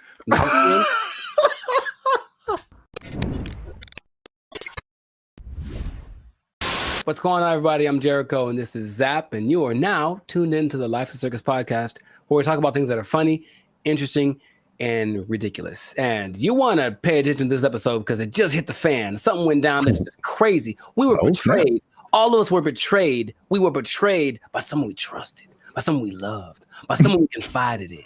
And I can't believe this happened. It just happened. When did it happen? Yesterday. So, you don't even know what I'm talking about. But first, this is already enough suspense, I think. But before we get into that, the betrayal of the century, make sure to subscribe so you get notifications about new episodes. Make sure to give us a like so that the YouTube algorithm can favor us. And we're not monetized, and we do have membership options for as low as $3.99. You can be part of the BFFs, and you can get a lot of really cool behind the scenes content and just some cool perks. So check that out. Check out the Band of Future membership option. It'd be great for you. Now back to the betrayal. So, brother, it just happened. I can't believe it. We were all let down by our best friend. And by our best friend, for people who like to travel, our best friend has been for a long time Southwest Airlines. Because Southwest Airlines refused to follow the mask. Why did you refused to denigrate itself when others decided to stab us in the back. Southwest Airlines. Southwest Airlines was our ally in times of need. If I needed to get to San Diego, I said, no problem, $29. Put it on the counter, cash, and you will get there. And guess what? We ain't gonna charge you for that bag you got neither. That's what they said. That's shameful. What they said. Until yesterday. They stabbed us in the back. They betrayed us, and now you have to pay for checking bags on Southwest Airlines. I can't believe this day. I can't believe outraged. I just read about this. I just read about this. Boycott, riots in the streets, protests, signs, wonders. Signs ahead of wonder. I'm mad about this, bro. I can't believe it. They were my best friend. I was so ready for it. Signs and wonders. Look, their motto was bags fly free. That was their whole identity. Yeah, you're right. And we trusted them. Not anymore. Not anymore. To be competitive, they have taken that away. So now, just like all the rest of them dogs, them backstabbers, malcreants. I don't think that's the word even. Malcreants? I'm just mad about it. That's a word? I don't think it is. I'm so mad about this. It's like your grandma saying that I'm charging you rent if you want to hug me. Or something. Like, I can't believe it. Like, it's just such betrayal. Judas. Who betrayed Caesar? That guy. Brutus. Brutus. Brutus. Yeah. Oh yeah, Et tu Brute. Yeah, Brutus, right? Yeah. Is it coincidence that Brutus and Judas rhyme? I don't think so. And now Brutus, Judas, Southwest. Yeah. Wow. Southwest. You're on one today. I can't believe it, man. Anyway, how do you feel about this news before I get into some? Oh man, as I wipe the tears away from my eyes. I was mad. Wow. About it, you said you were upset, but good Lord. I just can't believe it. That's all. That was the last one. That was the last beacon of hope, and now it's just is nanobots. Jesus upset too? Yeah, I heard about that. I feel like I heard about it coming, and then I didn't know like yesterday was the day where they were like, yeah, oh, dang man, yeah, yesterday. So I should answer your question, but so did people just pull up and be like, hey, I'm got my free bag, and they were like, nope. For flights booked on or after May 28th. Hey, guess what day this is?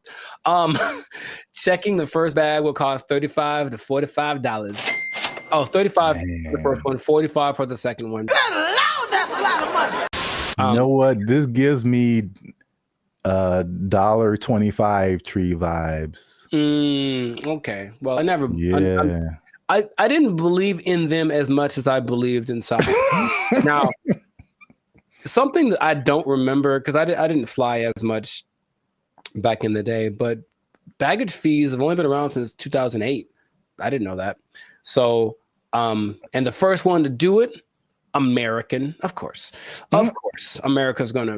Anyway, I'm not gonna say anything. But basically, yeah, oil prices went up, and then they're like, well, let's probably do it, and then everyone joined in. JetBlue joined in, and Delta and United, but Southwest was true to the cause of the people, and now they say it's just basically to be. Is there? I think there's a statement.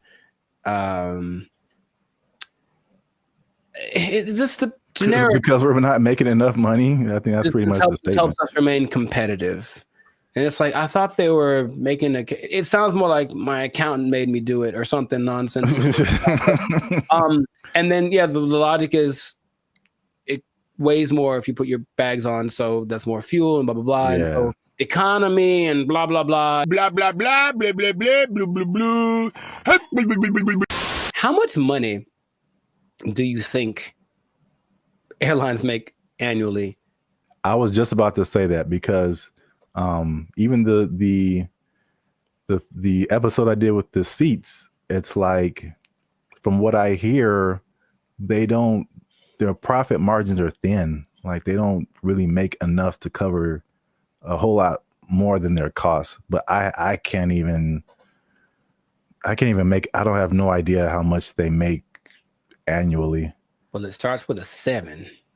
7. So each airline or just airlines as a collective? Airlines from what airlines, all airlines. So 7 billion? Yeah, man. A year? For baggage fees. Oh, just in baggage fees? Yes. Wow. It's like McDonald's or something where they don't make any money on the hamburger. They make all the money on the fries and the cookies and the drinks. Right. Yeah. So it's just like, I remember something, I can't remember exactly what it was, but they really made their money on the fees.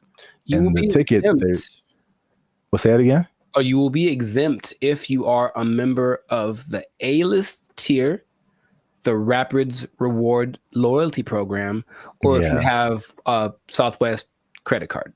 Which means you spent more than baggage fees anyway. So exactly. I'm on to you, Southwest. You're not fooling no one. What is happening? They still collected, because they basically let you do your first 2 bags free, and then the third one they charged for. And they still got 83 million a year off of that. Wow. And the thing is, the prices go up because they're kind of like, okay, the more baggage that you put on, the more it costs us, so the more we're going to charge you. So they would charge for that third bag 150. Dang. And if it was a little overweight, it was 200. Good Lord, that's a lot of that costs more than my house. There is good news. Good news.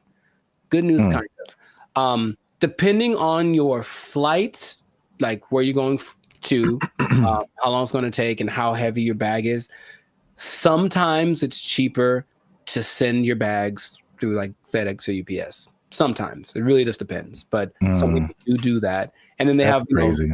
I know, but it's like that's what it's come to, and they have little ports down there at the airport, so you can pick up your thing, and it'll be for sure. UPS and FedEx are more reliable than airlines. Oh my god.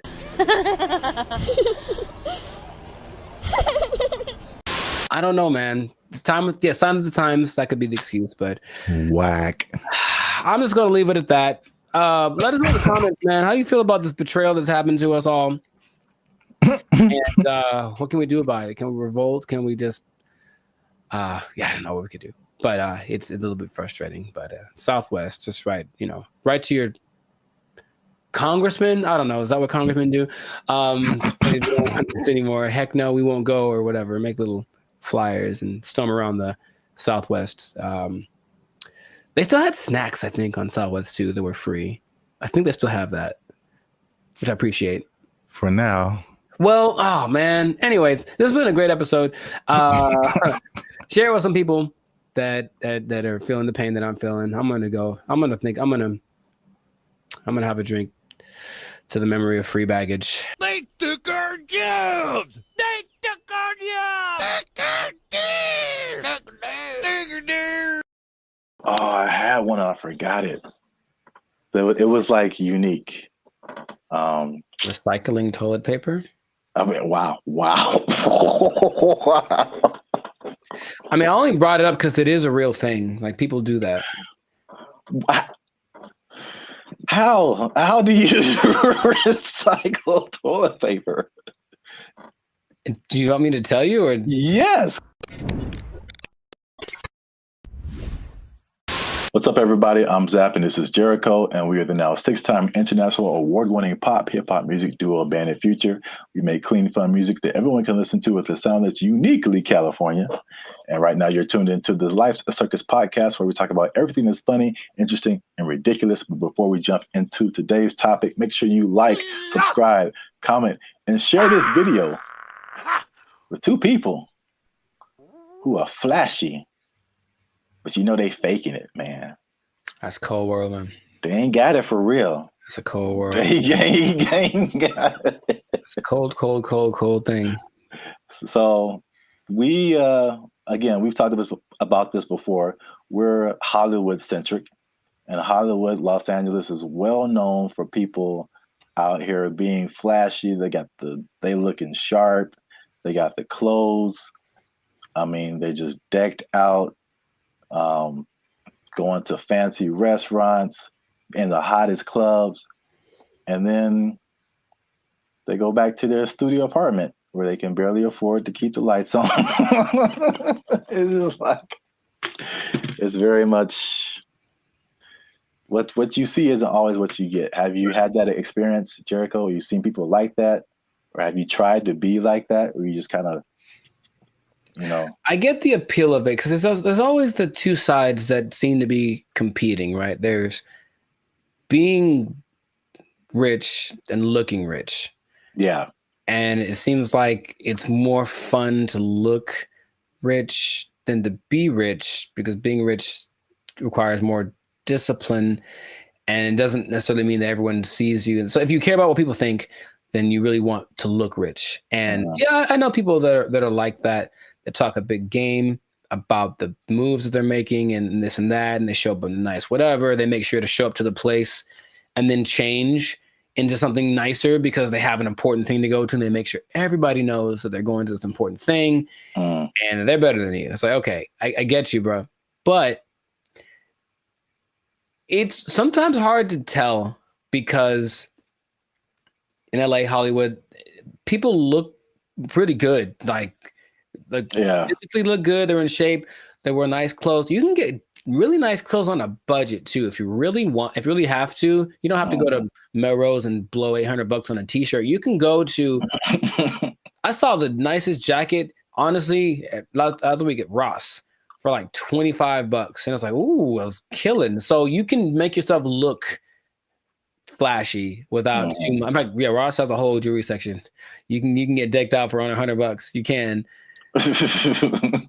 You know, but you always question it. I think you always question it. It's like, I wonder if that person really is somebody. Usually the telling point is if they're where I am, they're probably not rich. That's probably Hey, you come to this Starbucks too to use the Wi-Fi? Yeah. Doubt. Yeah, man, they shut mine off.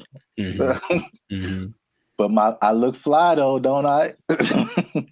Like that from Boondocks where Riley takes all the money that Grandad gave him for the weekend, blew it all on one shopping. Oh yeah. He was like, "Ain't I'm clean though?"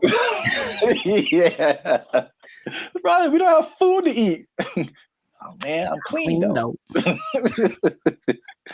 Well, I brought this up because I saw a study by Redfin, which is a company that's into like the housing market.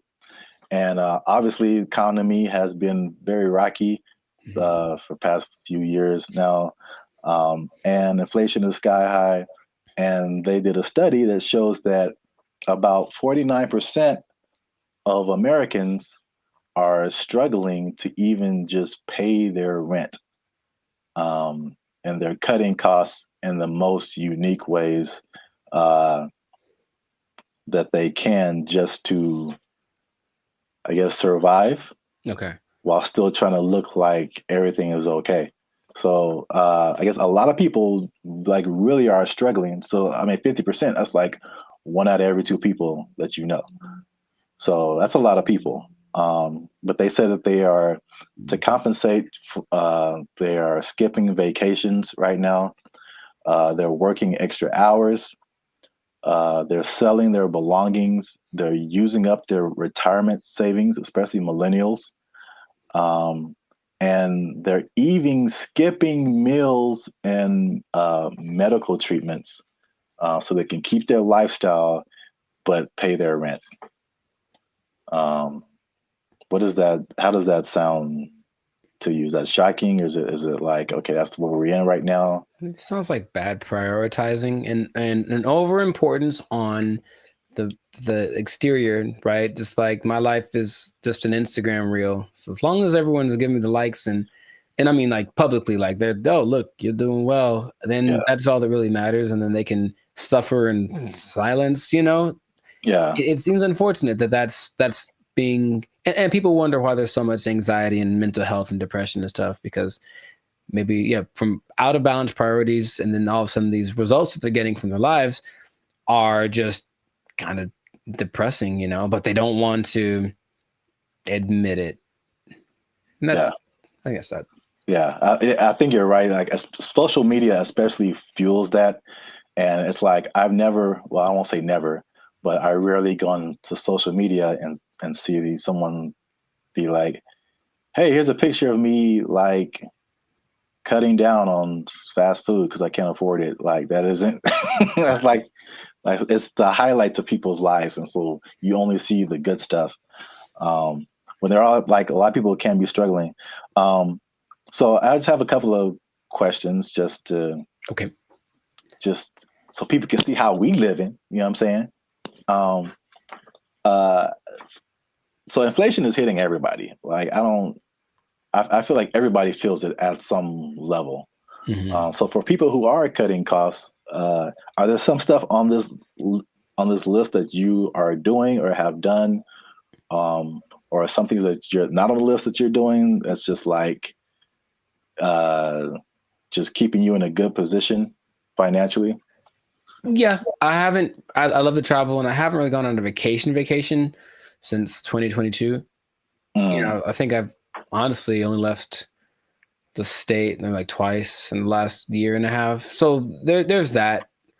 Even though, you know, traveling isn't expensive, vacationing is expensive. So I mean, if I wanted to, I could go to some place and stay in an Airbnb and chill. But vacationing, I haven't taken a vacation in a while, and then I haven't gotten tattooed really because I like tattoos, obviously. But again, it's like, is it a priority? I suppose not. So I've been held back on that, and then just eating out in general, cooking more, eating out less. And even with dating, trying to find that like happy medium between like, let's not go all out on this. Let's find a place where it's like it's not burgers and fries, but it's definitely not Beverly Hills top of the line because I got money for that. Yeah, those areas. Yeah, those are all like very practical things. I would say I do some of the same thing. If I could offer something different, one thing that I did recently that you noticed, and then I've talked about it before, and it wasn't just because of like prices, but it was just I just wasn't getting the quality service. Was my haircuts. So like I just started, and I did one pretty recently. I think it looks kind of clean, man. Okay. I think I'm out here like. You know, I could do a few things. I feel you. As a barber, but like I mean, a large part of that was just frustration, just unable to find a barber. If I do find a barber, like I have him for a minute, and then he moved to Texas or something. Like something always happens. I'm just like I'm so frustrated trying to find a barber, and so let me just get my hair isn't that complicated. Just need to teach myself how the fade part is really the hardest part. Right. But other than that, like I just do it myself, and it saves me like a lot of money at the same time. So it's like a win-win situation. So I do like the eating out thing too. That's a thing. And then what else have I been doing? What else has he been doing? Oh, I had one and I forgot it. So it was like unique. Recycling toilet paper. I mean, wow. I mean, I only brought it up because it is a real thing. Like people do that. How do you recycle toilet paper? Do you want me to tell you, or yes? Because that doesn't make sense at all. After it's been used, how do you reuse it again? You rinse it off. No, you can't do that. You hang it up to dry. No, in your house. Well, then it's not toilet paper. It's like a rag or something, right? It's toilet paper. I've seen videos of this, man. That's not possible. It's apparently this guy knows something that I don't, because it disintegrates with like water. How can you wash toilet paper? He washes toilet paper and he hangs it up to dry like it's the South in 1945. Yeah. I'm assuming you don't do that. Or if you did do that, you would have no friends. So please don't do that. But yes, that is a thing I've seen people do to cut down. And I'm talking about a person that I forget what, but this guy was a millionaire. And that's part of his frugal plan. I think it's a little extreme, but everyone got their thing. He recycled toilet paper. So don't do that. Please don't do that. Wow. That's very gross. And yeah, he has no friends. All right. Okay. I'm pretty sure that's not what you were going to say. That was, I've never heard of that. That's interesting. All right. Well, here's another thing, last thing about affordability, to just kind of put things into perspective. The people who have houses are having a hard time paying the mortgages, and the people who don't have houses, it just looks more unaffordable every day. And so the study also showed that the average American earns $30,000 less than what they need to purchase a house. So you're $30,000 a year annually. That sounds right. So I kind of went down the rabbit hole of mathematics. It's okay, how much is this? How many people is this affecting? So the average income that they say you need to buy a house, this is a national average, to buy an average house, to get a mortgage and stuff like that, $109,000 a year. That's household income. Mm-hmm. So it doesn't have to be an individual. It could be like a partnership or whatever. So that's $109,000 a year to buy a house. In California, what do you think that number is? Specifically Los Angeles. Higher, for sure. I would go to like 145. Is that not enough? I hope that's enough. That's generous. Household income, according to them, they said you need $231,000. Yo, I mean, that's okay. More than I expected, but it doesn't sound. I know people that are paying $5,000 a month on their apartment. So yeah. On that mortgage, that's what you'd be paying, about $5,400 a month for a house. It's not possible for most people. You gotta think it makes sense, because if you're paying, that's math. I want to do it. That's almost $65,000 in mortgage payments. Mm-hmm. So that would be a quarter of 240 something thousand. So I think people would expect you to be in the like 25-30% range of how much goes to your mortgage payment to make you eligible.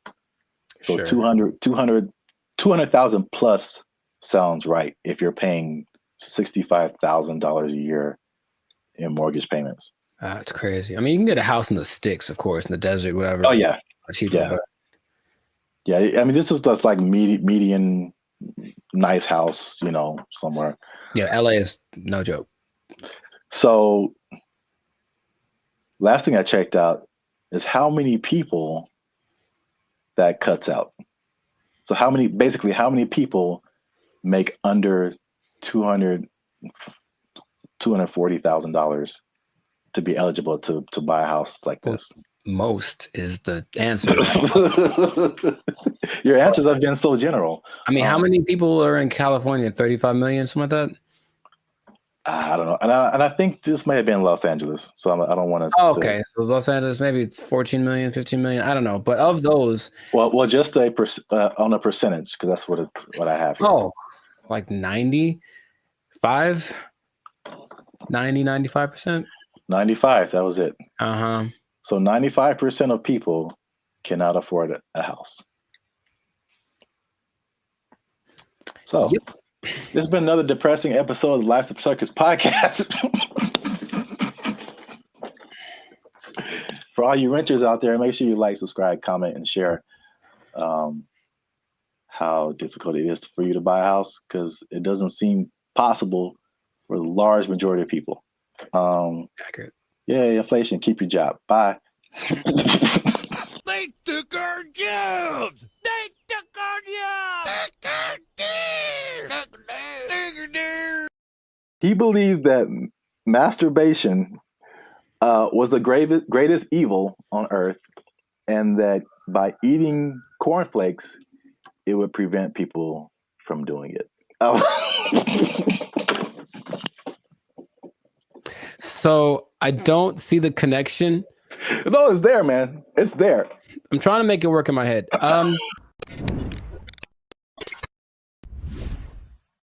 What's up, guys? I'm Zap, and this is Jericho, and we are now 6-time international award-winning pop hip-hop duo Bandit Future. We make clean, fun music that everyone can listen to with a sound that is uniquely Californian. And right now, you're tuned into the Life's a Circus podcast, where we talk about things that are funny, interesting, and ridiculous. But wait a minute. Hold up. Wait a cotton picking minute. Did people say that okay. too? I mean, yeah, maybe. Help your boys out. Help the channel grow. Help us keep doing what we're doing by liking, subscribing, commenting, and sharing this video.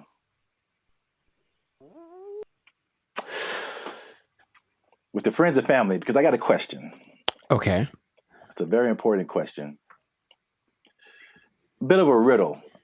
I hate those. But okay, let's go. No, I just don't like them. I'm never good at those, but we'll find out. Mr. Jericho, what do you get when you cross a medical condition that people were afraid of, a religious group that wants to stop people from performing a sexual act, and World War II? Huh. It's three things. Yes, there. I've noticed. That's one more than two. My first thought was Nazis, but I think that's wrong. That was just the first thing that came to my head. I'm like, that's no way. I think it's because you just said World War II, and I was like, I think they wanted to stop World War II. You know what? Congratulations. I've never been asked this in my life. Yeah, I don't think anybody has, but for the people playing at home, just one more time, the question is, what do you get when you cross a medical condition that people were afraid of, a religious group that wants to stop people from performing a sexual act, and World War II? And the answer, believe it or not, is breakfast cereal. I'll be honest, I didn't. Yeah. Go ahead. Yeah, I just kind of stumbled upon this, but the rabbit hole got really deep as to why we have breakfast cereal. So, a little bit of a history lesson. You can stop me at any point if you want. It'll be just more clarification on the ridiculosity that is happening right now. So, breakfast was not really like, I guess we hear the cliche now, like breakfast, the most important meal of the day, right? And so, but before like the 1800s, breakfast wasn't really like that important. It was just basically you got to think about like the times that they lived in. It's more like hunt what you eat, kill what you eat, working on a farm, grow what you eat, stuff like that. And so like nobody's waking up at like in the morning to like kill a chicken or like kill a pig to make some bacon or like, whatever. So basically it was like whatever happened in the morning. And this is why like eggs have been part of a breakfast for a long time, because chickens lay eggs in the morning, easy to eat. Makes sense. Yeah. Makes sense. And basically what you ate for breakfast was pretty much whatever you had left over from the night before. So that was pretty much breakfast. But there was a meat component because they would eat it, they would like cure the meats and stuff, and you could save it and use it for breakfast in the morning. Right. So like eggs and even bacon were like a big part of breakfast. Bacon. And this was called like the farmer's breakfast. So again, it's just like it's pinned to the time that you were in, and farmers and stuff. You get up early in the morning. You need some fuel because you're going to be working your butt off like all day long outside in the elements. Like you need a good hearty breakfast. So this is the first thing. The first thing that I teased at the beginning, the fear of the medical condition.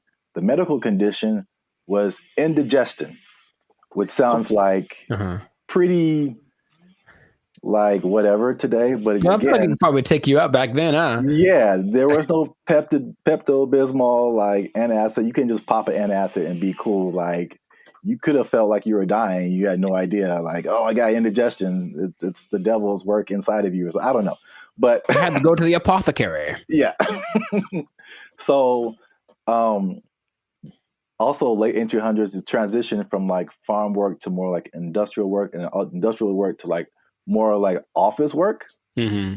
So big buildings and offices, and people weren't like moving around as much as they want to. So they felt like if they eat a big breakfast and then they don't do anything, just gonna sit there, they get indigestion. People were like terrified of that. Oh. So they were like, we need a lighter breakfast.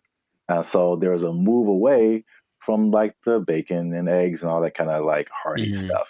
All right. So that was reason number one. Reason number two. I'm very curious about this one. Okay. my favorite reason.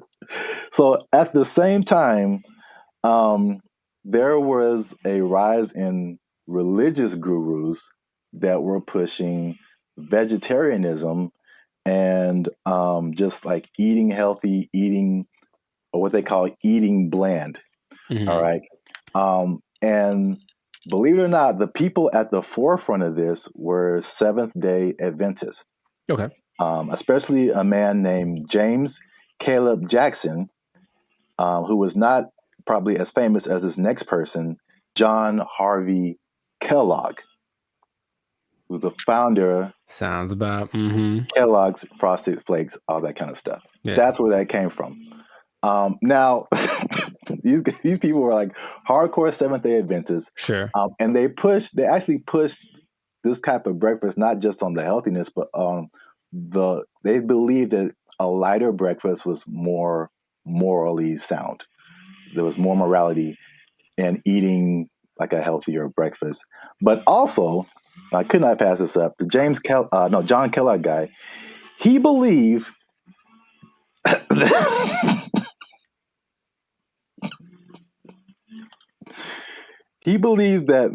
masturbation was the greatest evil on earth, and that by eating cornflakes, it would prevent people from doing it. So I don't see the connection. No, it's there, man. It's there. I'm trying to make it work in my head. Well, I've had cornflakes, and of all the cereals that are like not sweet or nothing, they're probably my favorite ones. They're still nice and crispy and pretty good, I guess. But do you have less of an urge to masturbate after you eat? I've never. I'm gonna have to. I'll let you know if you really want to know about that. I will go get a box and eat it, and then report back to the pod in a week. Like, this is my findings. But yeah, it's just that episode of Family Guy or Quagmire. I'm not gonna go anyway. He has the one arm that's really big. It's like, Brett, it doesn't work. It doesn't work. So yeah, that was like the second punch to breakfast. That was like, okay, we got to start eating this because they pushed the morality of it. But the other things that they cited have been found to be true. Is like a lighter, healthier breakfast made people more efficient and productive at work instead of like eating a big breakfast and like getting the itis or whatever. Yeah, that's true. So there's that. And so that pushed the cliche of like breakfast being the most important meal of the day. It was actually like a morality thing, which is like crazy. And the last part is that so flash forward to the 1940s, World War II, right? So yeah, World War II, and you got more women joining the workforce than what happened in that time. And so then it became a push to, again, at the time, like the woman was like a stay-at-home, take care of the family, give them 3 square meals a day, all that kind of stuff. Breakfast became the cheat option to feed your family and not feel guilty about it being like quick and easy, because they had to go to work too now. Oh, okay. So they pushed on like the women's guilt, the morality, the work productivity, like hard work. It was like respected to be like hardworking individual and productive and all that kind of stuff. And so all of that combined together to make breakfast cereal like the thing. And I remember like watching commercials, like every commercial is like part of a balanced breakfast, and like you got to have your cereal and blah blah blah blah blah. And they push, and the cereal industry is probably like $1 billion industry or something. I imagine, yeah. But they, they show all of this stuff like, and I never ate all that stuff. I tried once. Man, you just feel gross after it. Yeah. You drink a whole glass of orange juice and a whole glass of milk? Like, man. Yeah, milk, orange juice, toast, fruit, cereal, bacon and eggs. Yeah, something like that. It was all in the one picture. Like the whole food pyramid. Yeah, it's too much. It's really too much. But I thought, it must be something worth trying. And I regretted that real bad. Yeah. So yeah, that's the crazy story behind breakfast cereal. And if I may leave you with a cliffhanger. Okay. So remember we started off with bacon and eggs. We did. And then everyone went to cereal. Yes. But somebody put bacon and eggs back on the forefront, man. Ooh. And they went toe to toe with cereal. But you have to find out in the next episode. So keep watching. This has been another episode of the Life's a Circus podcast. Make sure you like, subscribe, comment, and share this video with somebody who like them cereals, man. Ooh, I like some. Was that my line? Is that what I was supposed to say? I think so. Okay. And cut. I like some. Oh, you can try another take if you want. Ooh, I like some. Was that better? Had more? That was too much. Okay, all right, okay. We had it on the first take. Okay, we'll use that in the commercial. Thank you, Mr. Director. Here's $5 million. Look, let's go. Where do I sign, Mr. Barry Gordy? Jericho likes it. Super sweet sugared honey smacks. Give me that. Give me that money. They took our jobs. They took our jobs. I was against her, and now I'm kind of with her now too.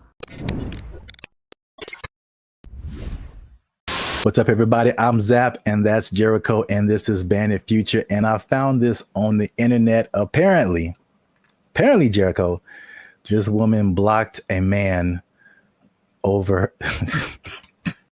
This woman blocked this man because he took her on a dinner date at the aquarium. Huh? Before we jump into it, make sure you hit that like button for the almighty YouTube algorithm. Hit that subscribe button because that helps our channel grow. All right. Hey, Tashia Sade, first of all, okay. That was the first mistake. She said, I met this dude on a dating app 2 months ago. We finally went on our first date and he chose to take me out to eat dinner at the aquarium. It was cute and all, but I just think it was childish AF. Like we couldn't go to Ruth Chris. Oh, sorry. Let me get it. We couldn't go to Ruth Chris or something. And I liked him as I don't. That's one word for anyone who's wondering. I don't have time for stuff like this. I need a mature man, not no little boy. I may be wrong, but that's just me. First of all, I would love it if for some reason she has a British accent. I don't know why. That would just make this so much better. Because there are women that are like, she's a little ghetto. Let's just call it what it is. But there are that version of people from England, and it's just a little bit more, I don't know why. I like it more. I'll tell you what. First mistake. Thaisa Sade appear on your dating app. You swipe left every time. That's the first mistake. I'm sorry for anyone else who has that name. It's just not for me. I'll say that. To her credit, I would have never thought of taking a girl on a date to an aquarium. To his credit? No, well, I guess I'm saying I get what she's saying. I would never do that. It wouldn't ever cross my mind. What did they eat? The fish? Like what are they eating? I didn't even know that was an option. I thought they maybe sold popcorn, little pellets you could throw to feed the food. But feed the food. I'm already thinking about it. I don't feel like that's a good first impression, honestly. Okay, because I was wondering where you were going with it. Also, like, okay. I mean, I think I'm on her side. I don't think that's a good move. I would never do that personally. So I don't think that's a good move. But have you seen like all the hip hop concerts? I've seen it. I've seen it. Yin Yang Twins. Pack it up. Pack it up. They're like 60 years old, bro. And no, they're not that much older than us. I don't think they are. I think they just look terrible. Even that, like, why would you have a girlfriend and you know that she likes penguins in the aquarium? That's that kind of a thing for our first date.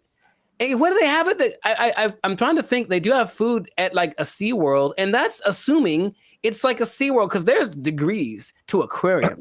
And trust me, I've been to aquariums, and I've been to aquariums like in Long Beach that are like elegant things, and I've been to aquariums that are basically like a puddle, and you just look and stare at the things down there. So I don't know which one it was.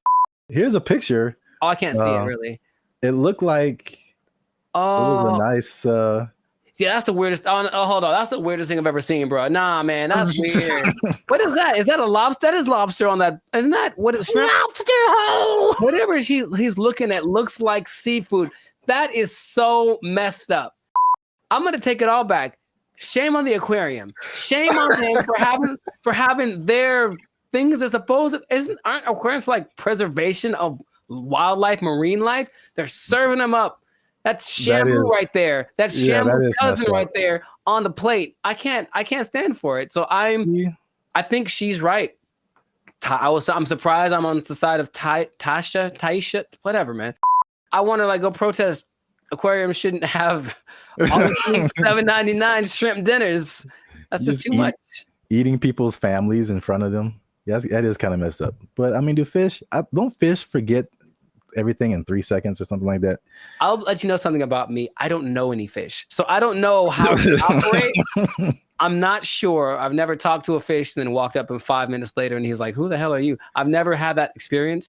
See, this is why you're here, because I didn't think of any of that. I thought I was just like, I wasn't thinking about like eating fish in front of fish. That is weird. Now that you say that, that is weird. And then the levels of aquariums, like I was just thinking from a date, I was kind of against her. Just from a date perspective, because I mean we've done a couple of videos too, and we've seen all this stuff on the internet about women who like it was like a cheesecake factory thing, like a while back. That's sacrilege. You can't talk bad. We were like, no, all the men were like, hold up, well, wait, that's a really good first date. I was see what the people in the comments said, because they were different. One of the reasons men disappear from dating. Hey, that's me. Click that link, people. Hey, They said you're gonna stay single for the rest of your life. Okay, cold-blooded. That's why you a single mom. Extra cold-blooded, potentially correct. The fellas are like, they look past the aquarium part.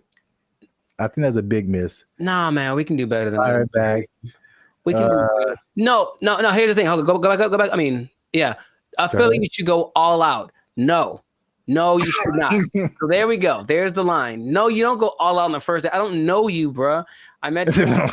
We're going to a delicious place like the Cheesecake Factory. It's exquisite. You'll enjoy it. I'm gonna pay $45 for two of us. It's gonna be fantastic. I'm not going all out, but I'm not going. So so where's the difference between all out and aquarium? There's a middle ground. There's a middle ground we got to find, gentlemen. I think that's what we can do. I believe we can all do out in aquarium. Yeah, there's a middle ground. Oh man, there's a middle ground. You like threw a monkey wrench in this because I was just like, is it an expensive place or is it cheap? And then you're like, it's an aquarium, and I'm like, it is an aquarium. That's weird. And the thing is, I think aquariums can be expensive too. But wow, nice. I was against her, and now I'm kind of with her now too. Unless you really know that she really, really loves, and then again, if you love sea otters and stuff, don't eat their friends in front of them. That's messed up. I feel like it's not the same, but it's like it feels along the same line as like eating at the strip club. What are you eating at the strip club, bro? Well, I mean, they have like food there. Some people like really like the food that they serve at this strip club. I mean, they go for entertainment. You're right. You're right. Some people just go for the food because they just really like it, and I'm just like, that's such a weird combination. I know more women that would rather go to a strip club on a first date than an aquarium. Maybe we can make that a poll, but I'm pretty sure I know. I'm not talking for all women. There's women I know. They'd rather go to a strip club than an aquarium for a first date. So, oh man, have you ever been sitting around just minding your own business and like, man, I haven't been to the aquarium in a while? Like, is that just a thing that pops up? Because it's never happened to me. Oh, the more you talk about it, the weirder it is. Aquariums are just not. That is a weird first date. I think it's weird. It's not a weird first date. It's a weird first date to have dinner. Like if you had dinner and then went to the aquarium. Yeah. I can see that. That doesn't feel as bad. No, it doesn't. It doesn't. But if you we just going to the aquarium to eat, what if it's like you pick out the one you want in the I know it is. I know it is. Did you see the South Park where it was like Honey Boo Boo and she was like picking out a pig to I don't know if it was a pet or to eat or something. I don't remember that one. She was like picking out a pig and there's this country farmer. He's like, which one you want? This one right here? She's like, yeah, I want this one. He looked at me funny. I want this one right here. Yep. But I mean, it's hard to tell if a fish is looking at you. I don't think their eyes can move and they can't blink, right? So, oh my God. But in any God. case, you see what I'm saying is this, I think, I honestly think that I'm in favor of that point that she made. Not the go all out point, but the aquarium to eat. Yes, let's put that in there. Aquarium to eat. Gotta miss with that. That's kind of strange. We put a whole nother level on this. Kind of strange. So the right thing. Keep the conversation going in the comments. Is it like he should have taken her to a better place or not? Or he should have taken her to an aquarium or not? Once again, this is Bandit Future. Leave a comment if you like this video. Share it with somebody who likes to have dinner at aquariums. I don't know, man. I don't know what's going on right now. There's this one guy who does. There's at least one guy we know who does. We trying something new, man. Internet, we out. First mistake. Thaisa Sade appear on your dating app. You swipe left every time. That's the first mistake. They're thinking about legalizing everything in California. But in the way that Oregon is doing it, in the way that Vancouver is doing it. And you've seen downtown LA. What do you think is going to happen, bro? What's going on, everybody? I'm Jericho, and this is Zap, and we are the now 6-time international award-winning pop hip-hop duo Bandit Future. We make clean, fun music that everyone can listen to with a sound that's uniquely Californian. And right now, in this moment in time, you would tune in to the Lights and Circus podcast, where we talk about things that are funny, interesting, and just straight up ridiculous. So before we get started, make sure to like, subscribe, comment, and share this video. I'm gonna change it up with two people that like drugs. That's all. We're gonna talk about drugs, okay? Now drugs are bad, okay? But I know we're talking about them. Sponsors gone. Specifically, we're talking about the drug problem. You can call it an epidemic, but drugs are. What you talking about, baby? But it seems to be getting worse. So the specific thing is the way that governments are approaching the drug issue in their country. And there seem to be two very drastic sides, and they both have interesting results. So before we get into it, Sir Zap, San Francisco, have you had any experience or just thoughts about just the Have I had thoughts about drugs? Have you had thoughts about drugs? Do you dream about them? Drugs are bad, okay? But have you seen the effect of drugs on our society as a whole with your experience? Yeah, man, I think about drugs every day. Okay. You know what I'm saying? Okay. It's hard out here in these streets. That brought to mind two things. Yes. He's there. He was up there. It's crazy. Mission accomplished. Yeah, San Francisco. Wow. Yeah, I had the worst hotel experience of my life in San Francisco. You were there, you remember. And it wasn't because, well, I guess it was because of the hotel. They had they had a hand in it for That sure. was not helpful. But it was the people who were there who were obviously using an assortment, shall I say, A plethora, perhaps. Yeah, involved in all kinds of activities and whatnots. But yeah, we definitely saw it there. And I was saying before, this isn't like my crowd, so I don't really know a whole lot about drugs anyway, but you just kind of go from the homeless people because for sure you see them on stuff. I've seen them doing stuff. And so that's how I kind of like get the drug vibe. But going like just off of the hard drugs, one thing I noticed, I don't know if you noticed this either, the legalization of marijuana in California, and probably in other places too, but in California, I definitely noticed the explosion of just like, we can do this everywhere. Let's do it everywhere. Especially like on the freeway. Like I can drive down the freeway and just smell like the whole freeway is high, bro. Like, yeah. No wonder we're all going 5 miles an hour. Yeah. Like everybody is just walking on sunshine right now, and I'm trying to get to work. I remember one guy, we went up to Sacramento, and one guy in like a Jack in the Box was like he was the happiest man. And I'm like, wow, starting early, 8 in the morning. Like, that's a wake and bake situation right there. Yeah. But I don't think that weed causes the problems that we're seeing. Just slower people, and maybe they're raising the price of food. Everyone's eating too much, but I digress. The idea is you can do one of two things, or there have been two extremes that governments have been taking. One is to decriminalize drugs. So there's a difference between decriminalization and legalizing. They're not legal. You can still get busted for them, but it's just that decriminalizing means you won't go to jail forever for getting busted with a meth pipe.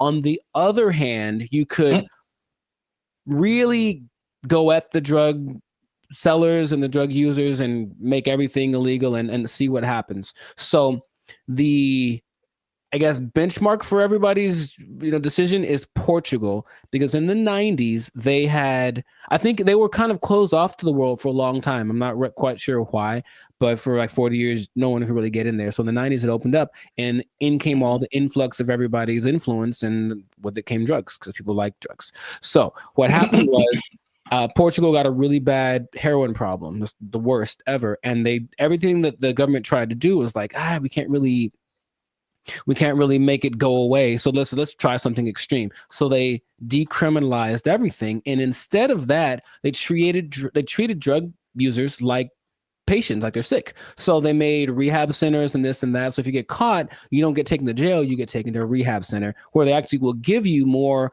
of the drug you like, but in a lesser dose, just trying to wean you off of it. And they have a system in place for making that work. Other places that have copied that, I believe Lithuania, and there's maybe Denmark. I could be wrong about that.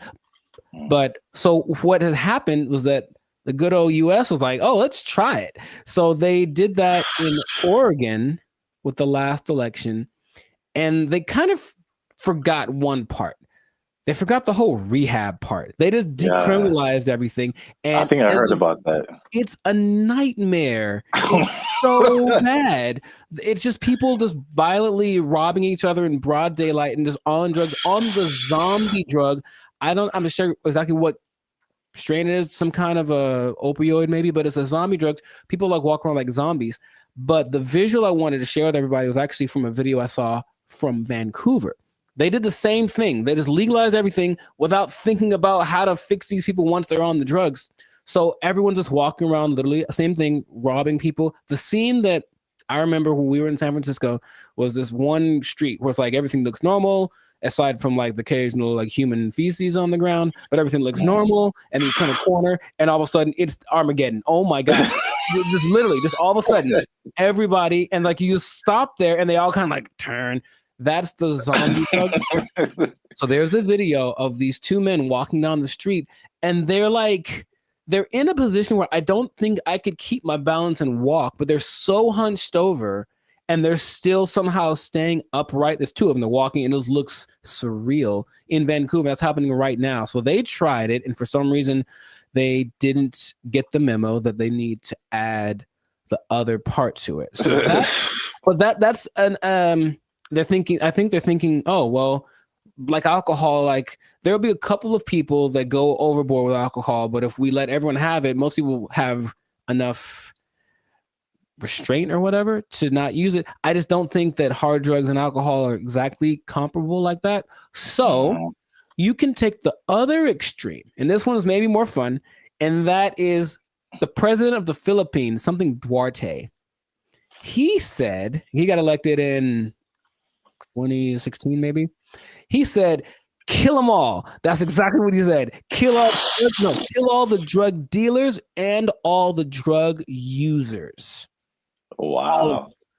In 4 years, well, the last updated thing was like in 2020. So in 4 years, he killed like 24,000 people just for, and the thing is, he'll catch you. They'll just raid the streets at night. And if you're on drugs, that's it for you, basically.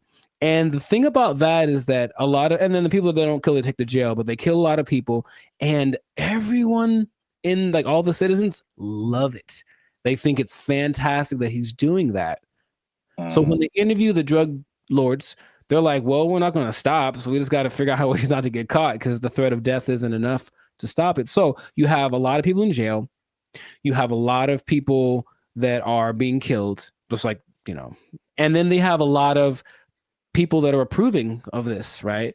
And that's the most extreme case of that. So I'm sure there's other options, but that seems to be the two sides. So if you were the leader of Zapville,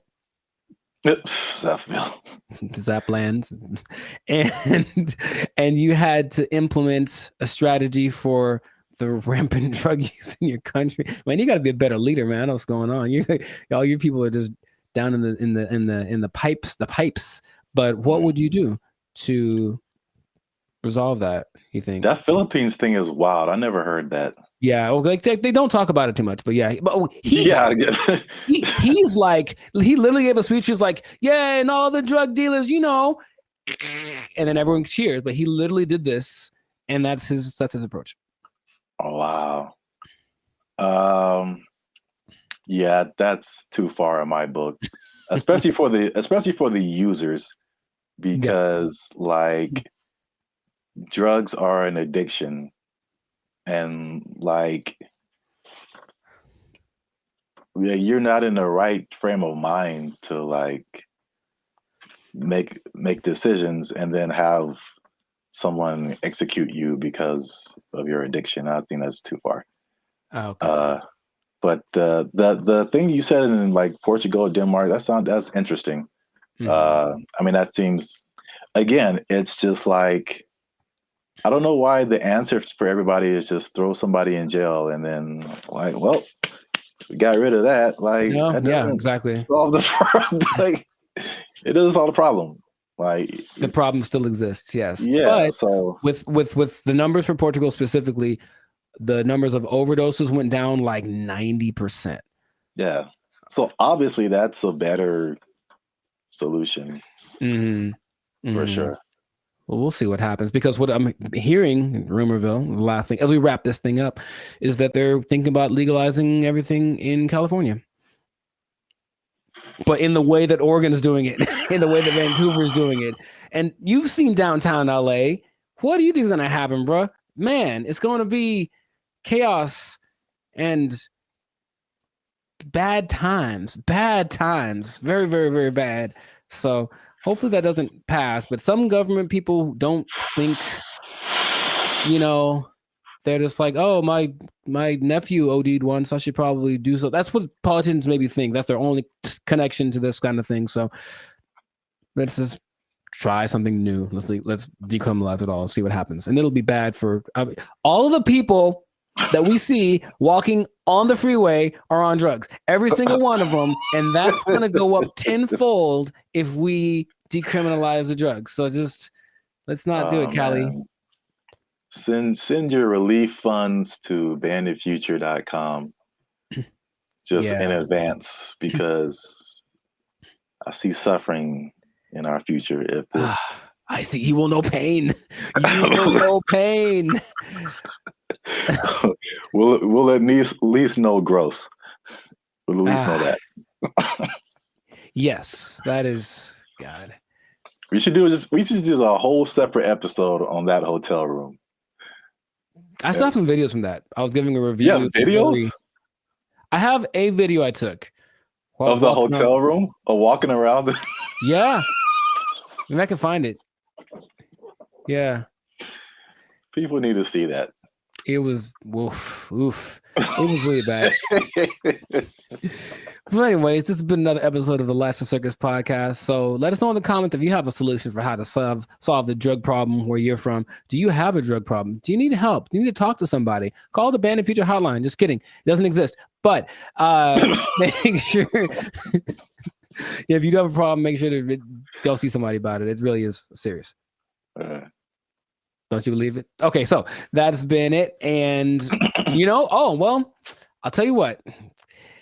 If you're on drugs, if you're doing too many drugs, I don't know about you and keeping your employment status, you might start freaking out and not make it. And then, you're going to have to be out of you might be down bad. You might be out of employment, and that's not going to be good. If the boss catches you in the bathroom doing what you like, might end up bad for you. I just don't know how to say it, but I think you won't like the result. I think I get what you're going towards. Yeah. Correct me if I'm wrong, but I'm thinking that you're saying that they might take your job. Drugs are bad. Okay. They took our jobs. They took our jobs. There's no amount of money too great, right? If you're gonna go buy a yacht and a spaceship, that's $1.5 billion right there. So, don't buy a yacht and a spaceship. That's my suggestion. I'm just saying, please don't do that, Florida person. But Elon Musk has a yacht and a spaceship. Elon Musk is making yacht and spaceship money daily, all right? Yo, what's up, guys? I'm Zap. This is Jericho, and we are Band of Future, now 6-time international award-winning pop hip-hop music duo. We make clean, fun music that everyone can Muget. Clean, fun Muget. Muget, I like it. Do you enjoy Muget? I don't think I've ever tried it. Dang it, I was doing so well. Is it spicy?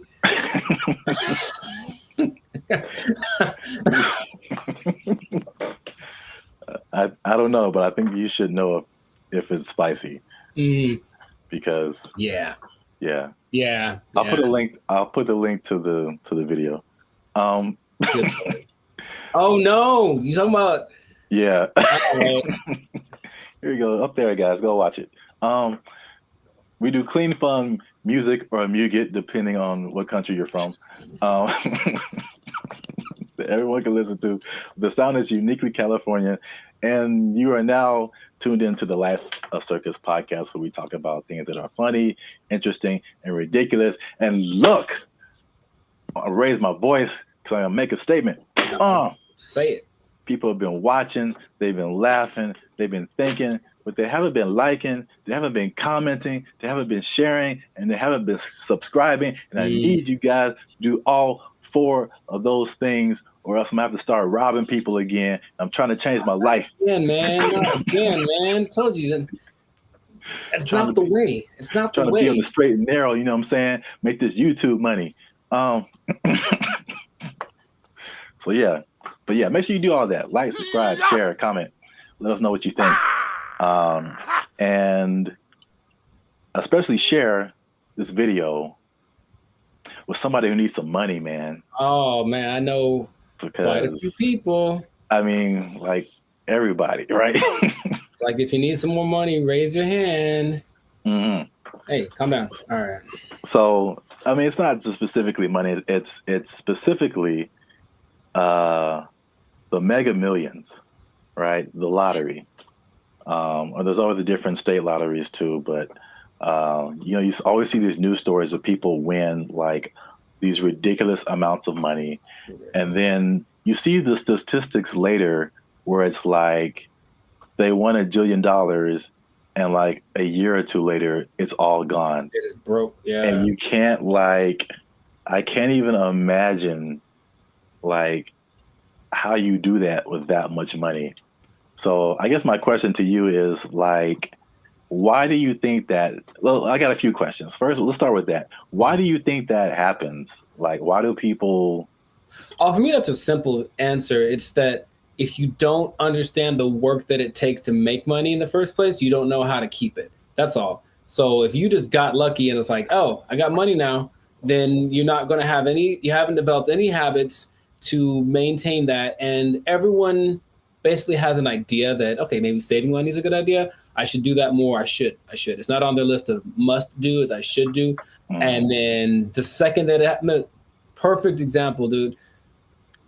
Episode of the Boondocks where Grandpa leaves for his do it big vacation and he gives probably give me some money. And it's like, all right, this is supposed to last. It's like, also they came into some money. Cool. This is going to help us get food, get clothes, whatever, last the whole week. Nah, Riley goes and blows it all in an hour. Ask yourself, be honest. Ain't I'm clean? No. Man, how we gonna eat? Like, that's just how people live. That it's like, you're basically a dam waiting to burst. I'm just waiting to get my break. And then I'm just going to do something ridiculous with my money. And no one can tell me no, because it's my money. So I think it's that. And plus, there are worlds of, how would I say this? Finance. Like there's things you can buy that you don't know you can buy because it's not an option for you, right? As soon as you get to that level of, I was in Malibu the other day. Hey, Malibu. And I saw this thing for property, some kind of a beach property, and that's starting at $70 million.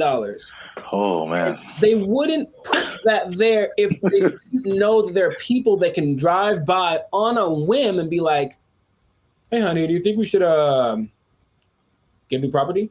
How much is it? Starting like 70 million."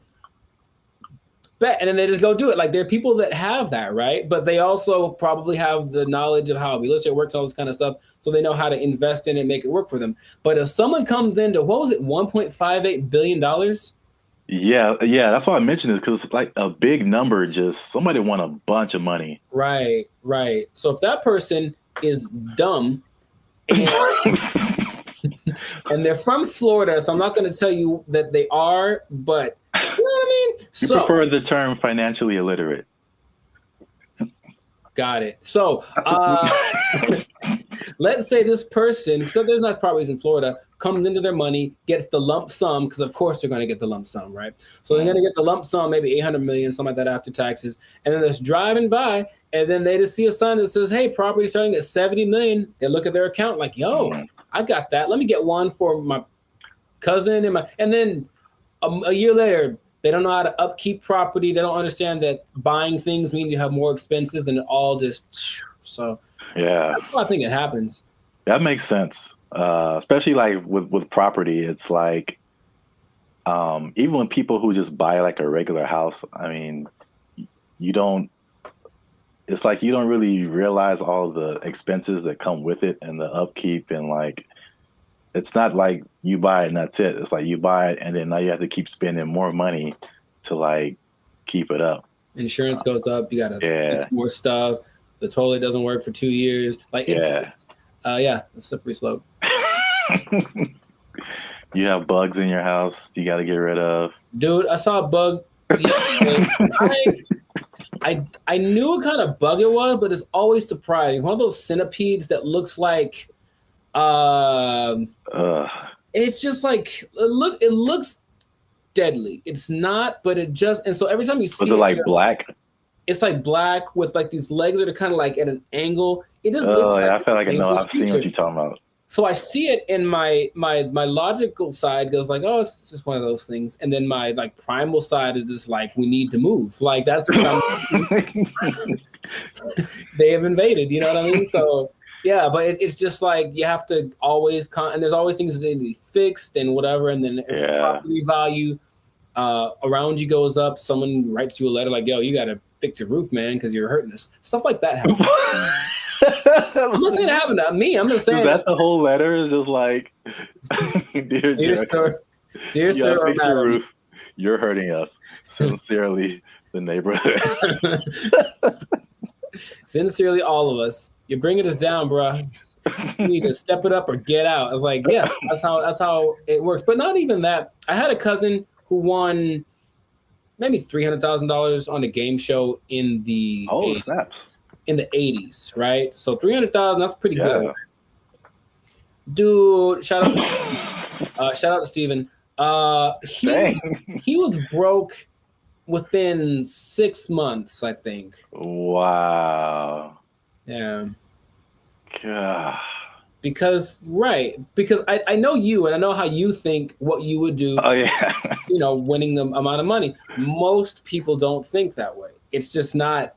I think, remember Shaq talked about he spent his whole first contract and was like broke. I don't know. It was a very short amount of time, but like he bought a house and then he had to buy his parents a house and he bought a truck and he buy a whatever truck. And then he goes to his agent like, I need to get this thing. And they're like, dude, you were like $500,000 in the red. What did you do? You just got the contract. So you just have to know about these things, that there's no amount of money too great, right? If you're going to go buy a yacht and a spaceship, that's $1.5 billion right there. So like, don't buy a yacht and a spaceship. That's my suggestion. I'm just saying, please don't do that, Florida person. But Elon Musk has a yacht and a spaceship. Elon Musk is making yacht and spaceship money daily, all right? Every day he's making that. Is that the level? Like 6 figures, millionaire, yacht and spaceship. Yacht and spaceship, man. Yacht and spaceship club only. And you have to buy them two things at the same time. You can't buy one or the other. It's like a package deal. You got to get them to match. Step 1, Tesla.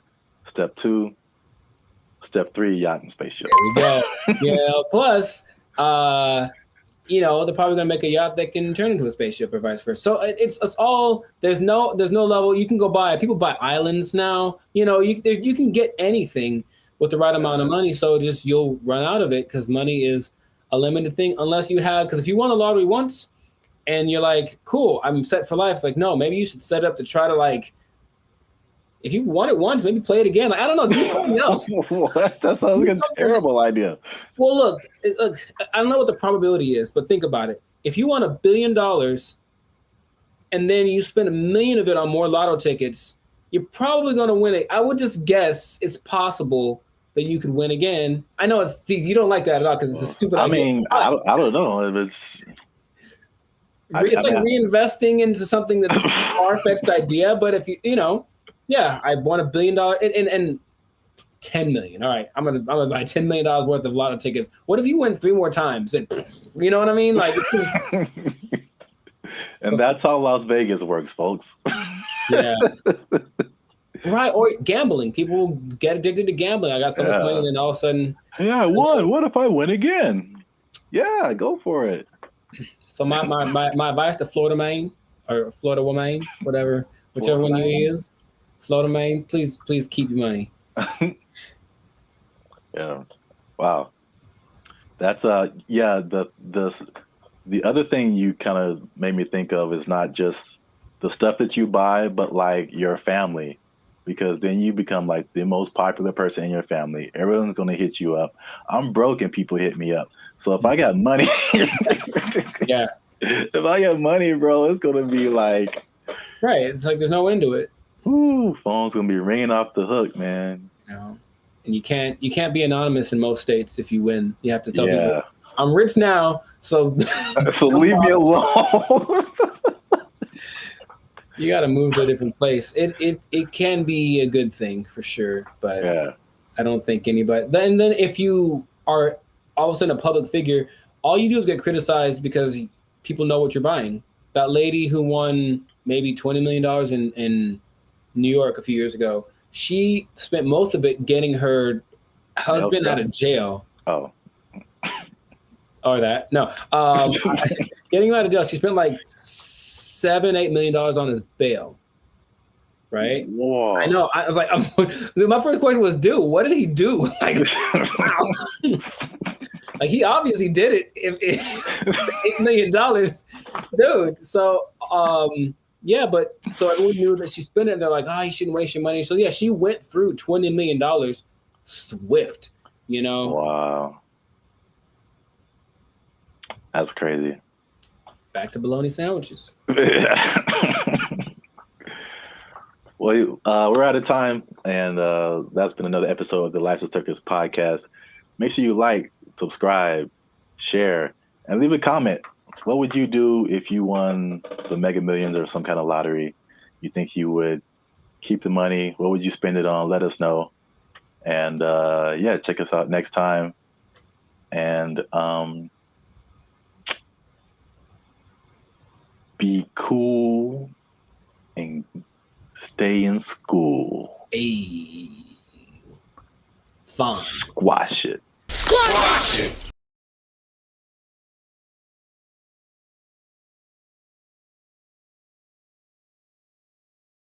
And there is a man who who has built a substantial shelter for himself. So this place has a front door. It has lights. He has a refrigerator. He has a stove. He calls it a waterfront property because it sits right on the LA River. Other people in the encampment have.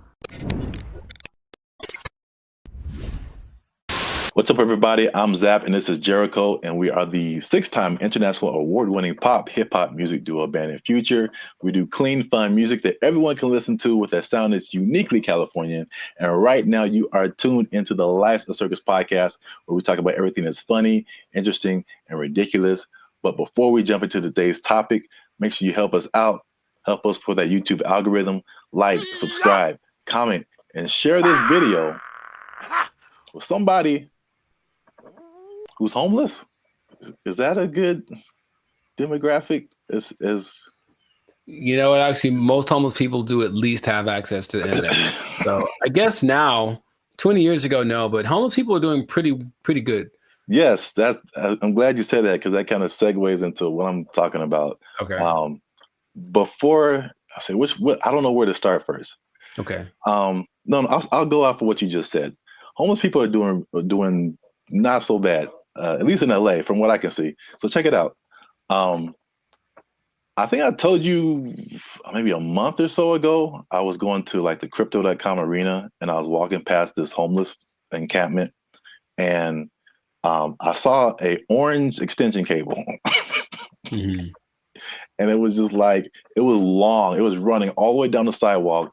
And somehow, I don't know how they did this, they rigged it into like a light pole or something. And those people had electricity. Like they were in there having a good time. They had a TV running. They were watching Netflix, whatever. Like they were just like, it's all good. So the I guess the comfortability of homelessness is getting really interesting. And then also I came across an article from ABC, which was just took it to the next level. Mm-hmm. So by the 110 freeway, which is a major freeway in Los Angeles, if you're not from here, there's an encampment and there's a man who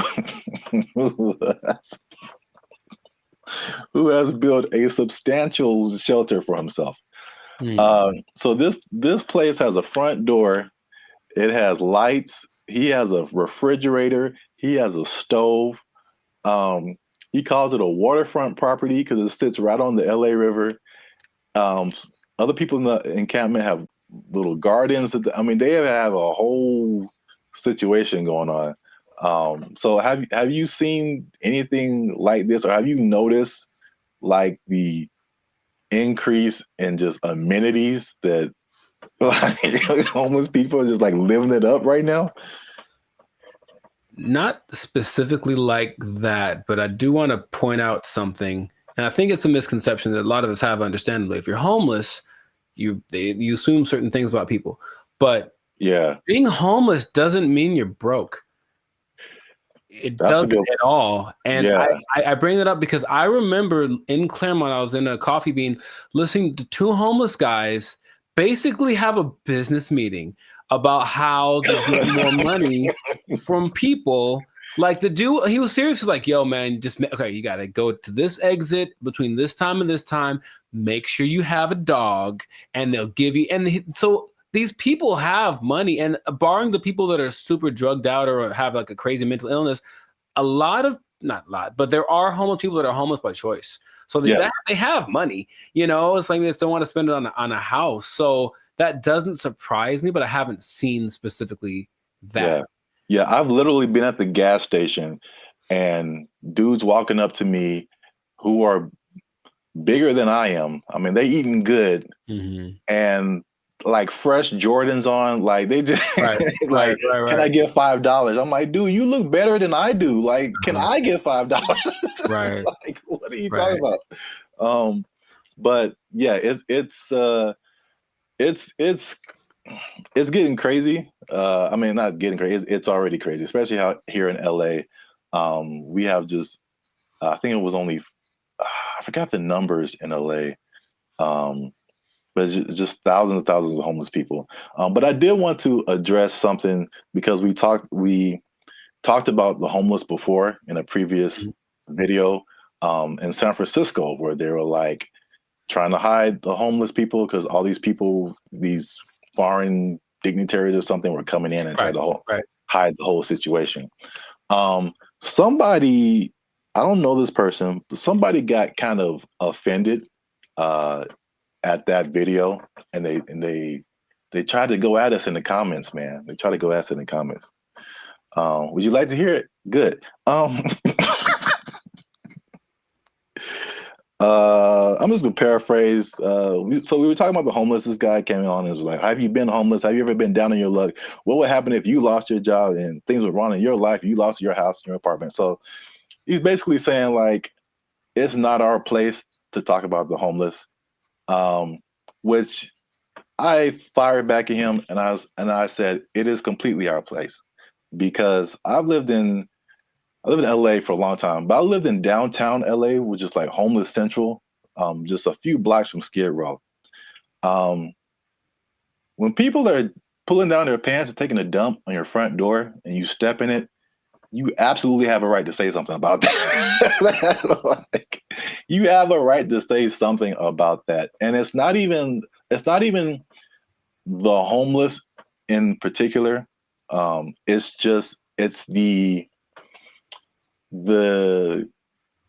all the stuff that comes with it. Like, I don't care if you're homeless or not, whatever, but it's like it's the disrespect for other people and the other things in the city, and just like the trash everywhere and the safety concerns and like the destruction of property.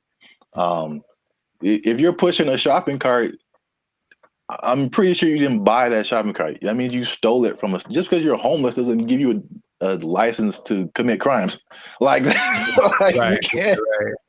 Like, so it's not even about like the haves and the have-nots. Like, that's really irrelevant to me. And I will say that one thing I will apologize for is that I laugh a lot.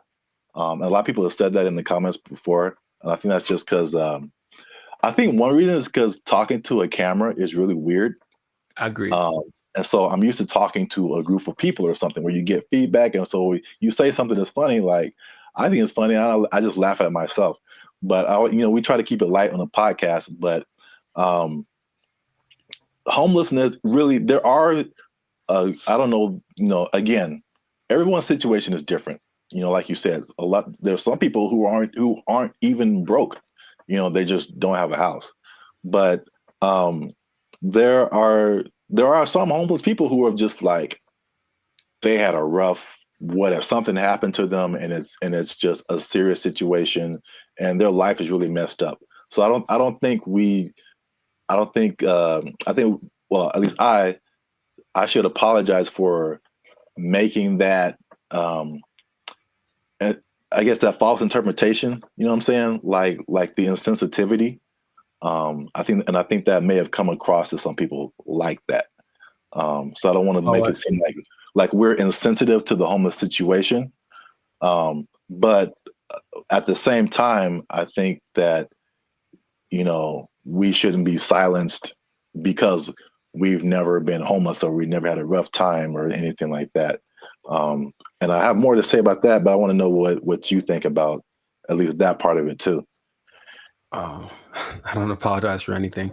I think that I'm justified in what I say when it comes to things that I've seen over time, right? So generalizing is dangerous, but it works because we have to start somewhere, right? So if homeless people were literally just like everyone else, they just didn't have a home, meaning they weren't dirty, they weren't sometimes violent or leading to criminal activity in order to, because if you don't have money, you have to do things that are above the law to get what you need.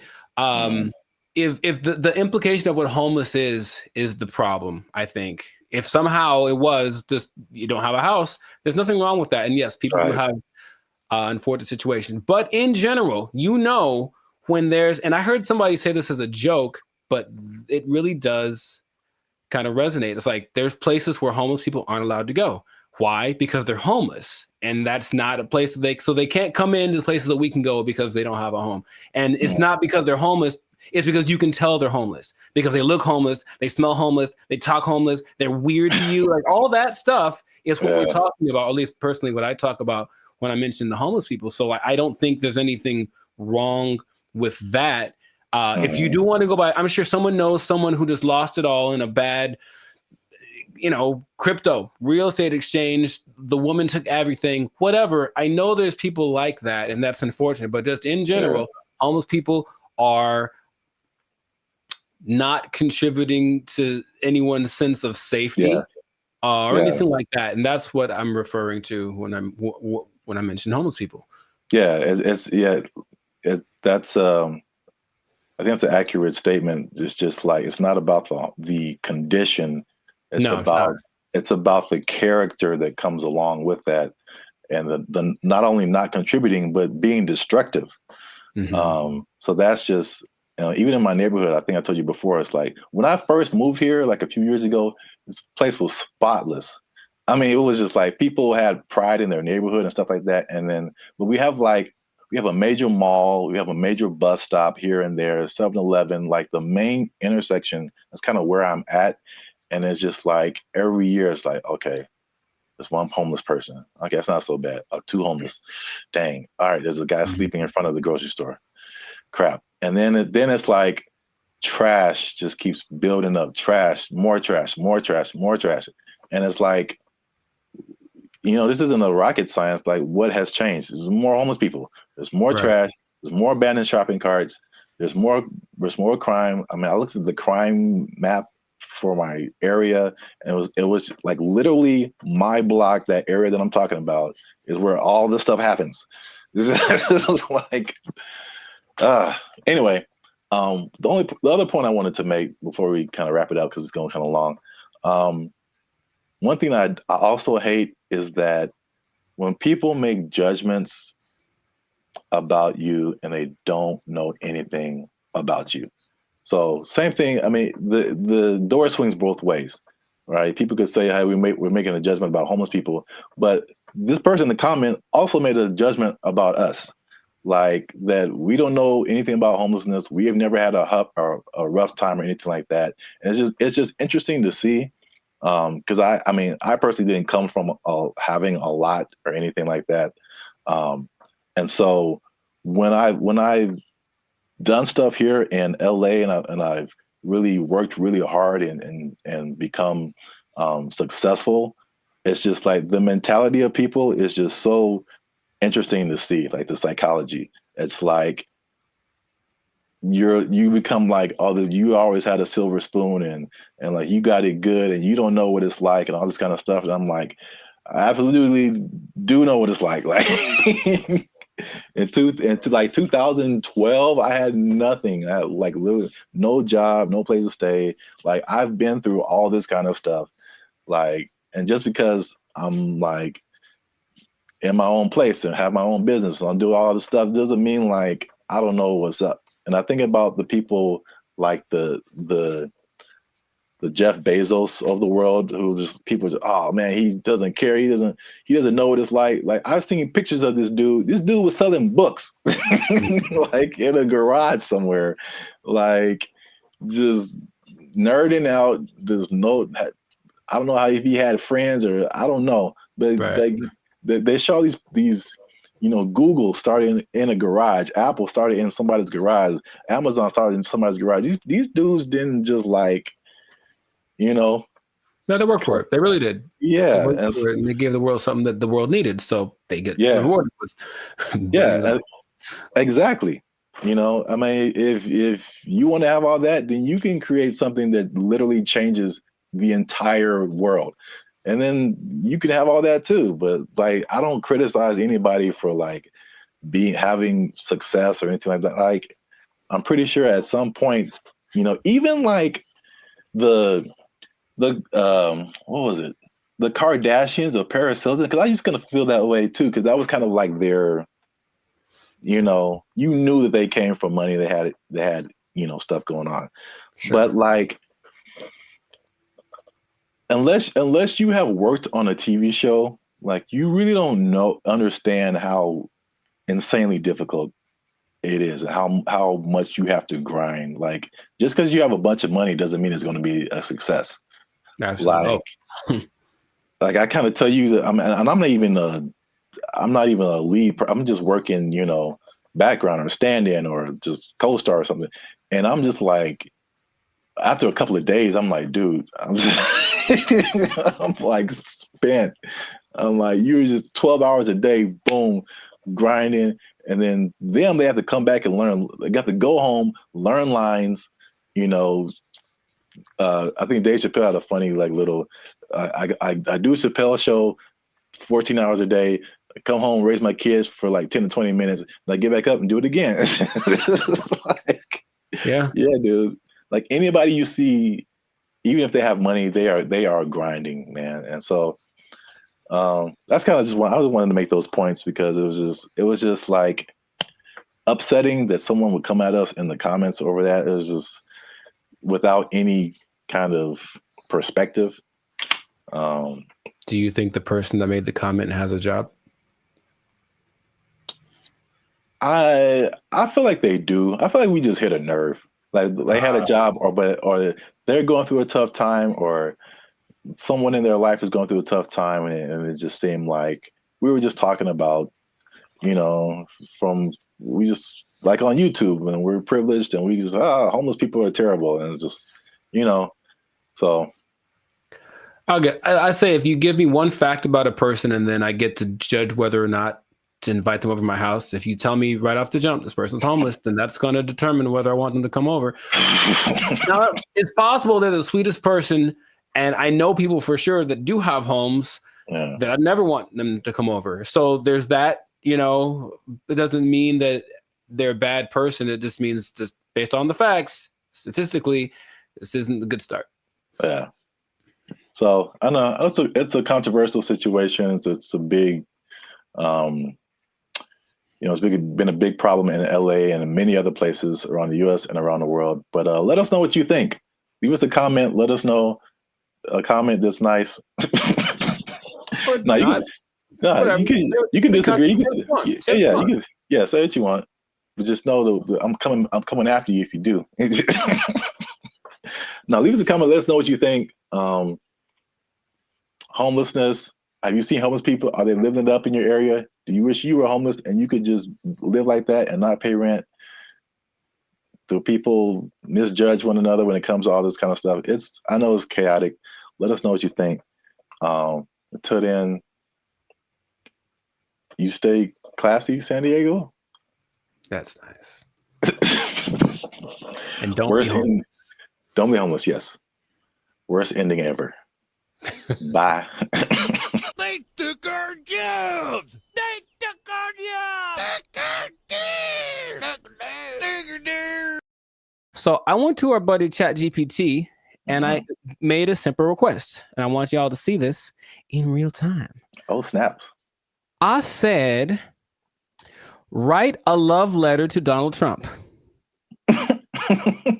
That's not, I mean, yeah, funny, but look at the answer.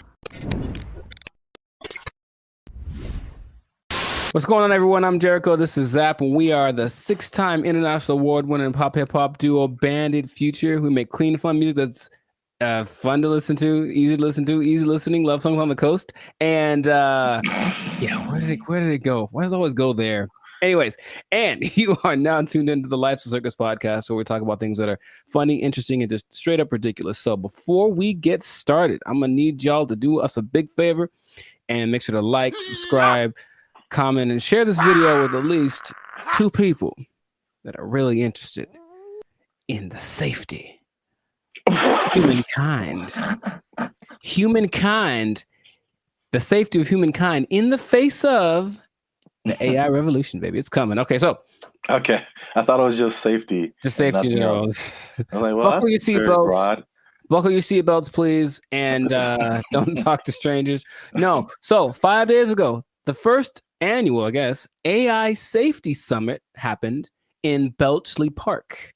It's a place in England, and all of the big people that are involved in the AI industry were there to talk about AI safety, because it looks like it's getting out of control already.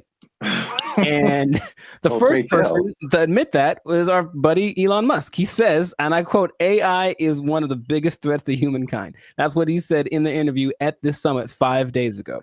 So that's great to start with. One of the persons that are leading the charge in this AI thing is talking about what could possibly go wrong. But basically what they got together to do was to talk about putting in some system, some kind of, because it's like the Wild West. Once again, they're making up the rules as they go, but they're like, well, that we need to have rules. So basically he was saying they need to create insight, and they need to, what he called, establish a referee, some neutral third party that would provide the framework for how AI is used from place to place and whatnot. And I want to start right there by asking our buddy Zap here, is it possible to be neutral in this situation? Is it possible for someone to have no dog in the fight when it comes to how to impose regulations on AI? I mean, the short answer is no.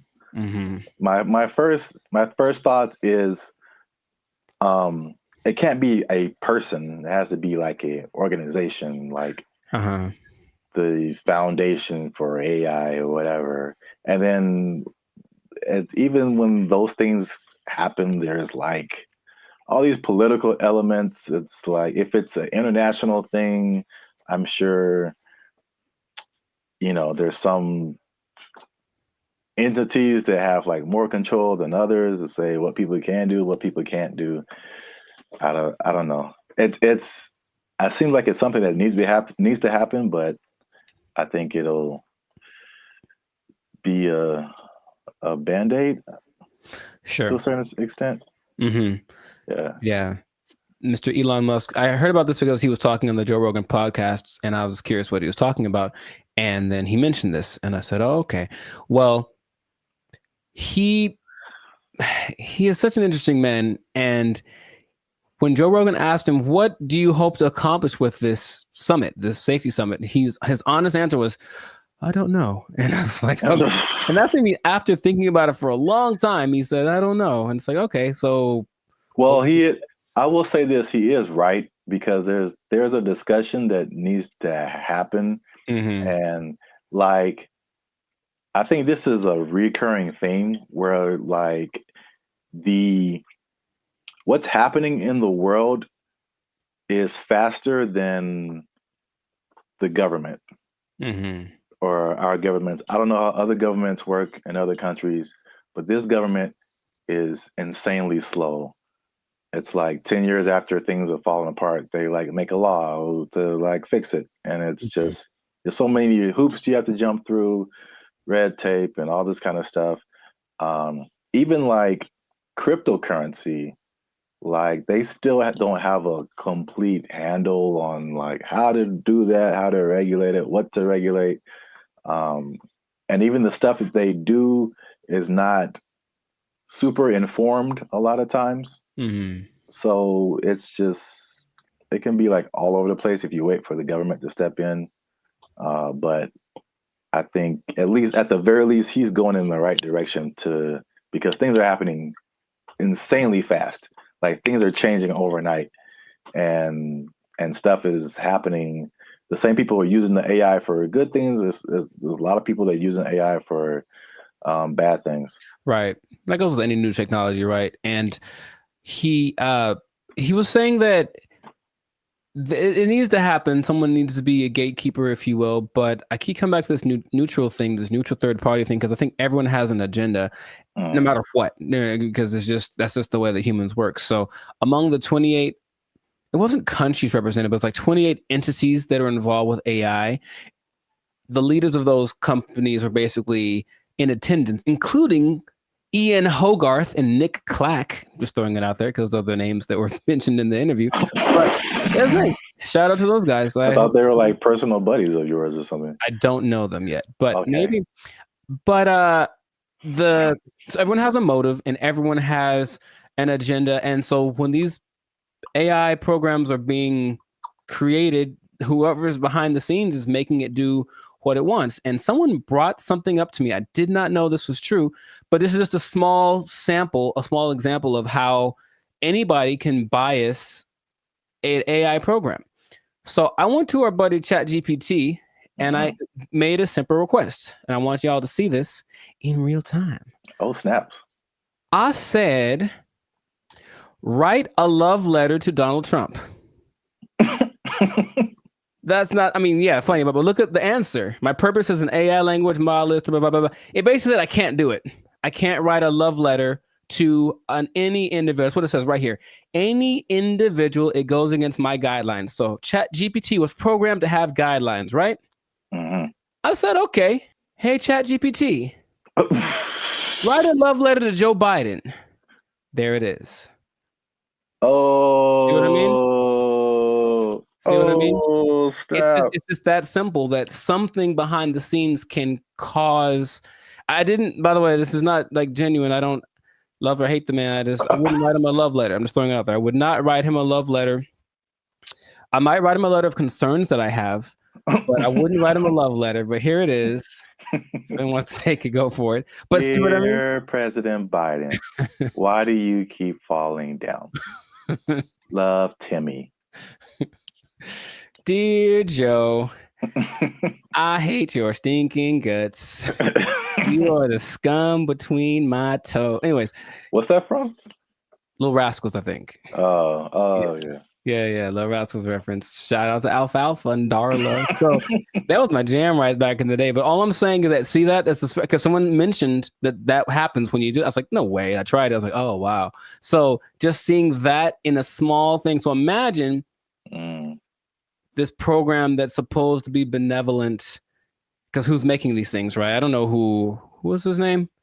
Ian Hogarth. I don't know who he is, right? I don't know. So imagine it's supposed to be an AI program designed to assist with getting people healthcare or something like that. And yet there's an agenda that says, hey, if they're from this place, don't let them have it. Like something like that, it can be programmed into it. And there's really no way to prove it unless you really know how to handle this AI stuff. So all I'm saying is that, yeah, the trouble with finding this neutral third party that Elon spoke about is that I don't think it's really possible. Everyone's got something behind them. And if they're not malicious in their intentions, maybe someone behind them is. It's always that kind of thing. It's like, well, it's not me. It's so whose fault is it, or where does it start? So that's all. It's definitely something that I think needs to be is necessary because, yeah, AI is. He said something else that it's the first time in history that there's something smarter than humans, because that's been our thing, right? We're not the fastest, we're not the strongest as far as all that. We're the slowest and the weakest in a lot of ways, right? Mm-hmm. But we got smarts. We can make crafts and buildings and vehicles and all that kind of stuff. And now we've made a thing that is going to be smarter than the smartest one of us. So it's like, what's going to happen down the road? And it's like, it doesn't look great because it really feels like they're all in this, like, I don't know what we're doing. Perfect. That's the feeling that I get from it. And so that's how the movie starts. it always does, and there's lots of movies in there. So the question is, like, what would be fair rules? He made the comparison to like a sports team. It's like we're starting a game, and these are all the teams that are playing. So all the teams should have a say in what the rules are. But of course, if you're talking about like the Nuggets making the rules, and then I don't know, the Lakers making the rules, they might have different ideas of what's fair, right? Yeah. So it's just going to be interesting to see how that goes. But at least someone's trying it. I believe the Prime Minister of England set it up, and that's what's going down. So fingers crossed, because like you said, it's happening really fast. Yeah. Yeah, and they need to figure something out quick, because this is a good segue into another episode, because there is a scam going on right now that people need to be aware of. It's happening right now, and it was a big news story on CNN. Okay, we have to tune in another episode of the podcast to check that out. But anyway, this has been a fantastic episode of the Life of Circus podcast. If I do say so myself, a Life of Circus podcast. Jericho, this is Zap. So make sure to like, subscribe, comment, share this video with some people interested on the fate of humanity, and hopefully they won't come and do the thing where they take our stuff. Take your job. They're gonna take our job. Take it out. They took our jobs. They took our jobs. This is for our ancestors, Jericho. No, it's not. No, it's not. For all the cotton pickers, for all the slaves, for everyone who marched in the Million Man March. I don't think this was the dream that Dr. King had in mind.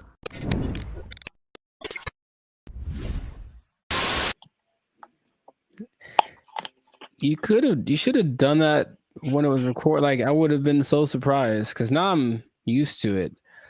And I'll be honest, it took a while. It took a while to get the yogurt experience acclimated to my. It's just never. I don't think I've seen a person eat yogurt in years, man. I'm serious. What?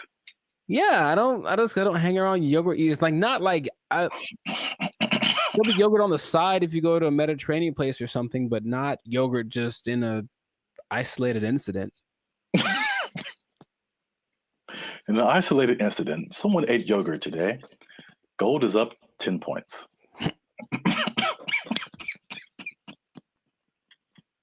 Back to you, Jim. All right.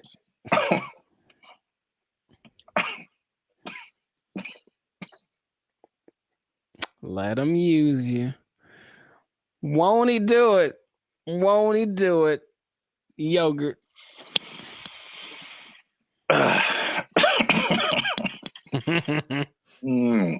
Okay.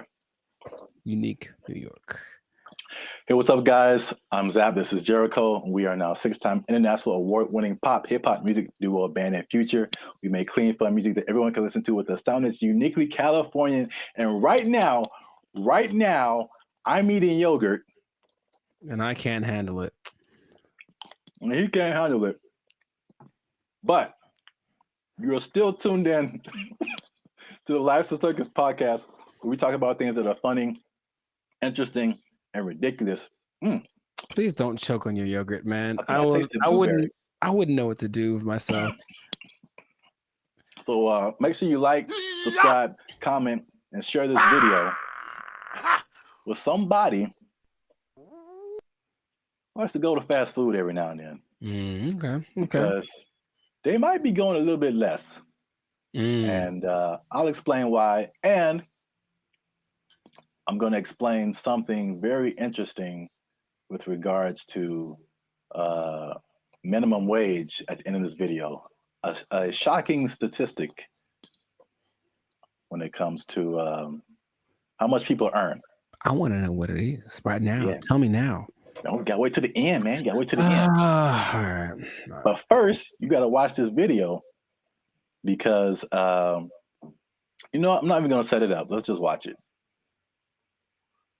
This is Gavin Newsom, governor of California. Hey, Gavin. And these people have just lobbied for a fast food minimum wage that is higher than the regular minimum wage. So now these people will be earning $20 an hour at your fast food places in California.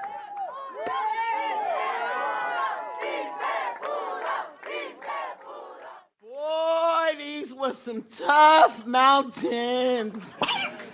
This wasn't easy. 100+ hours in just the last few months negotiating this referendum off the ballot. Oh, that yeah, was a tectonic plate that had to be moved. Wait for it. That lady had a lot more to say. This is for my ancestors.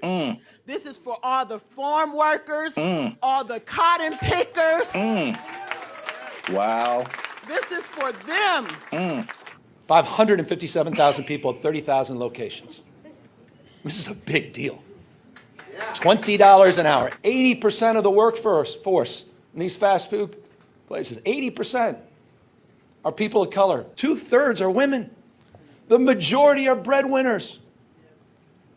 And we have the opportunity to reward that contribution, reward that sacrifice, and stabilize an industry in turn. What a remarkable moment. So it's going to be a lot better now. Well, right now we're going to have a chance to at least, maybe decide to save some little money or, but, pay all their bills or credit card debt. This is going to help continue to pay our bills, help some people get out of eviction, help us catch up where we need to catch up because we haven't recovered from COVID just as of yet. So this is just the beginning of our wins.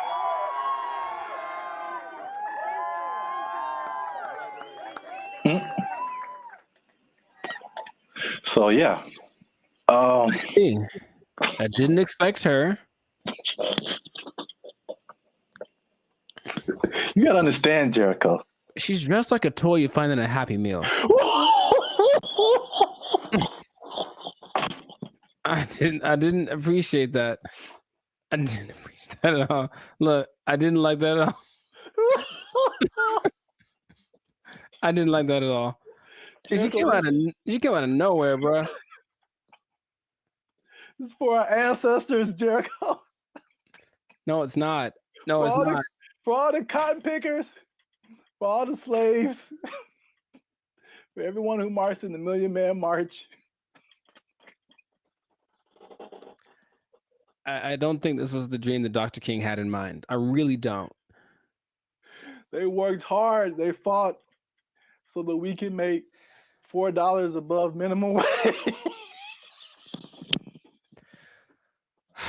All right. So while you have your moment, I think that's okay. In a way, I definitely know. I don't think I know that $4 more an hour is not going to help you not get evicted. Maybe if you make good financial choices. See, here's the thing that people lose in the thing. All jokes aside, even though it was ridiculous, she was unnecessary to that video. I don't know why they picked her. I don't know why they picked her. I just didn't see the point. But it doesn't it doesn't matter how much money you make or don't, right? It's just about how you work with it and how much you keep. So I know people that work fast food that do very well because they're just smart and they budget and they're frugal. And I know people that make a lot of money that are basically broke, you know what I mean? So yeah, there's that. But and are those real statistics? I suppose someone says, oh, there this percentage of minorities and women, sure. So it's a step in the right direction, yeah. But as we've mentioned before, it could just mean that a Big Mac's going to be $10 next week. So, that's kind of why I brought it up. It's it's not only to see what you think about it. I mean, it's going to be interesting to see what happens because food prices alone right now are through the roof. Man, I saw like a bundle of grapes for like $6 a pound. Yeah, you told me. Like I bought like a few berries, and it was like $20 for like just to start off with. Like food is crazy. Fast food is also way expensive. Like I remember like there was a time where you could give someone $10, like, and they could get a combo at someplace. Like now, It's like a challenge to have a meal for under $10. It really is. Yeah, like maybe you can get 15 to 20.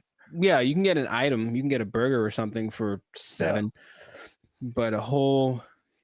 Yeah. So it's going to be interesting to see if you kind of got lost in my laughing at that lady.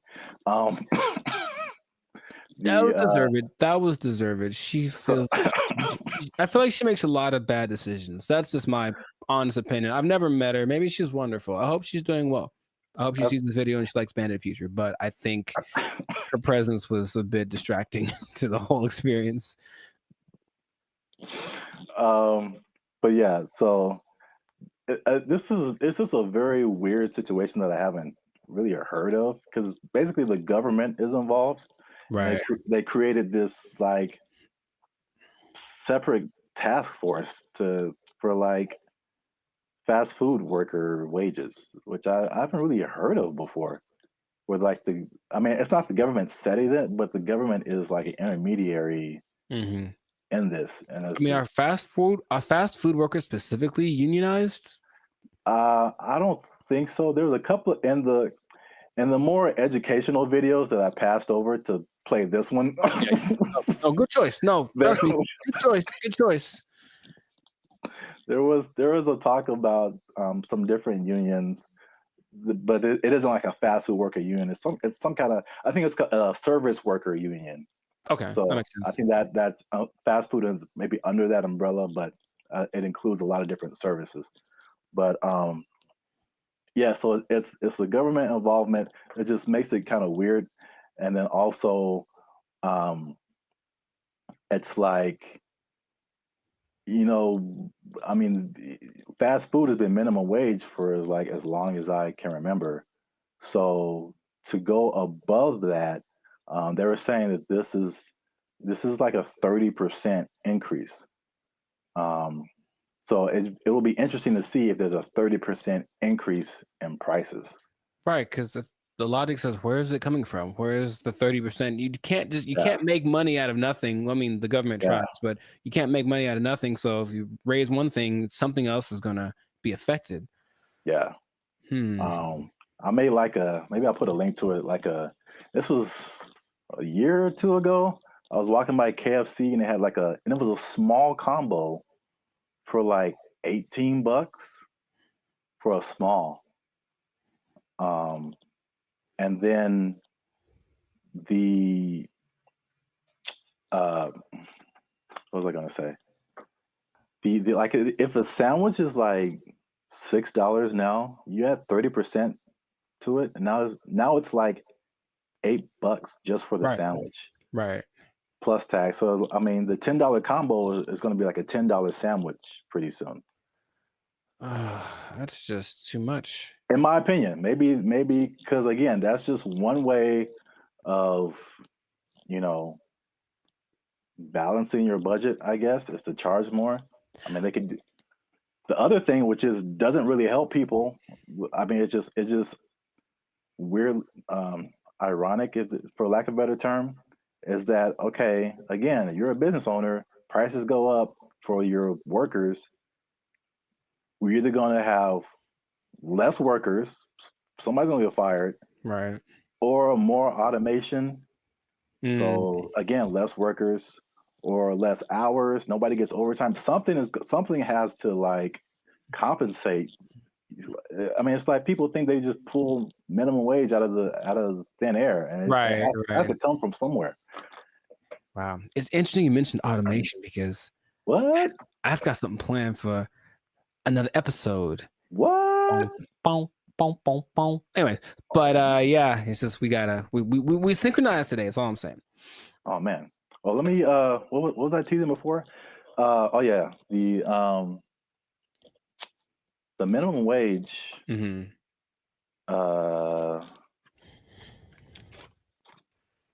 Oh, this teaser's for something else. Whoops. Oh, maybe I can come up with another one. It's kind of anticlimactic, but I appreciate the tease. You have an interesting fact about minimum wage that you get to the people? No, I do not. Well, that's been another episode of Life Service Podcast. Yeah, I was going to say, though, I wonder what will happen to the In-N-Out workers because they always got paid more than minimum wage. That was kind of the thing. That was the job you wanted in high school because you were on your feet because they deserve it. They're working round the clock. And I wonder if they're going to get more than the higher price than, more than the $20 now.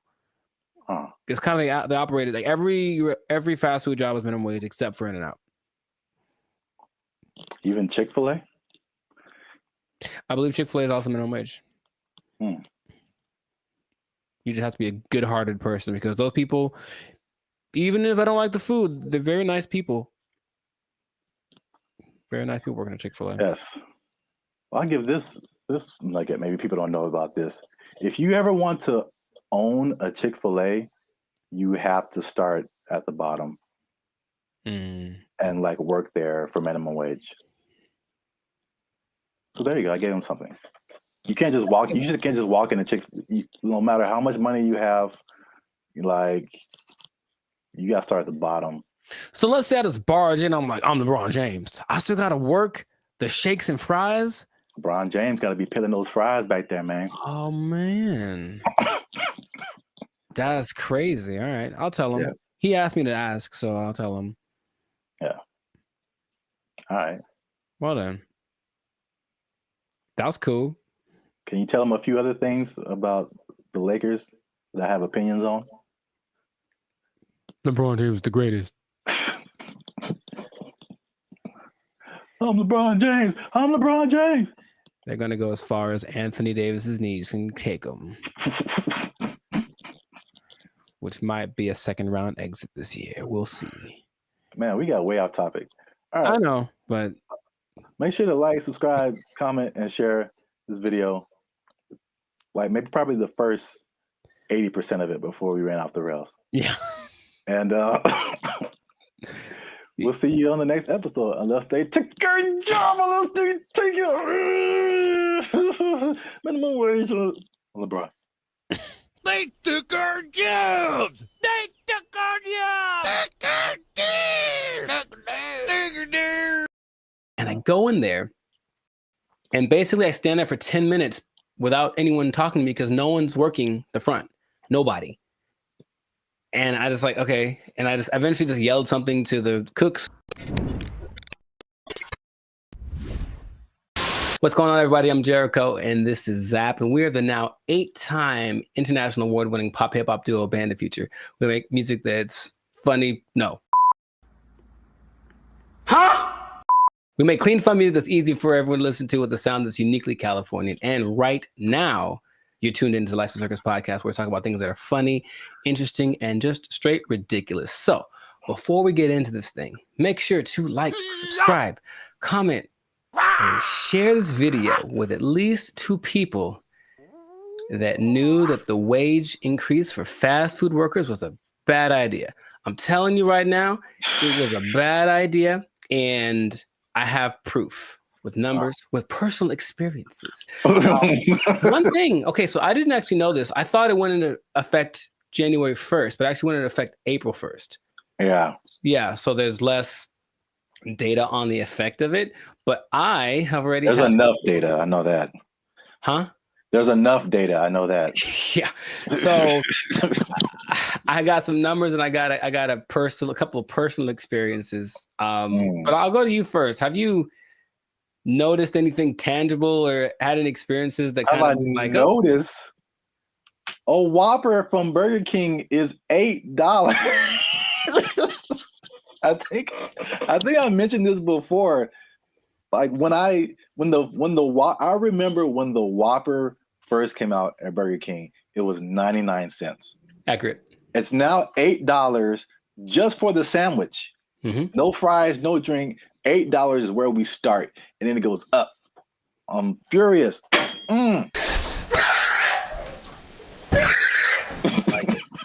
So yes, increased prices everywhere across the board. And I had a couple of eye-opening experiences just last week. Hey, y'all, come look at this.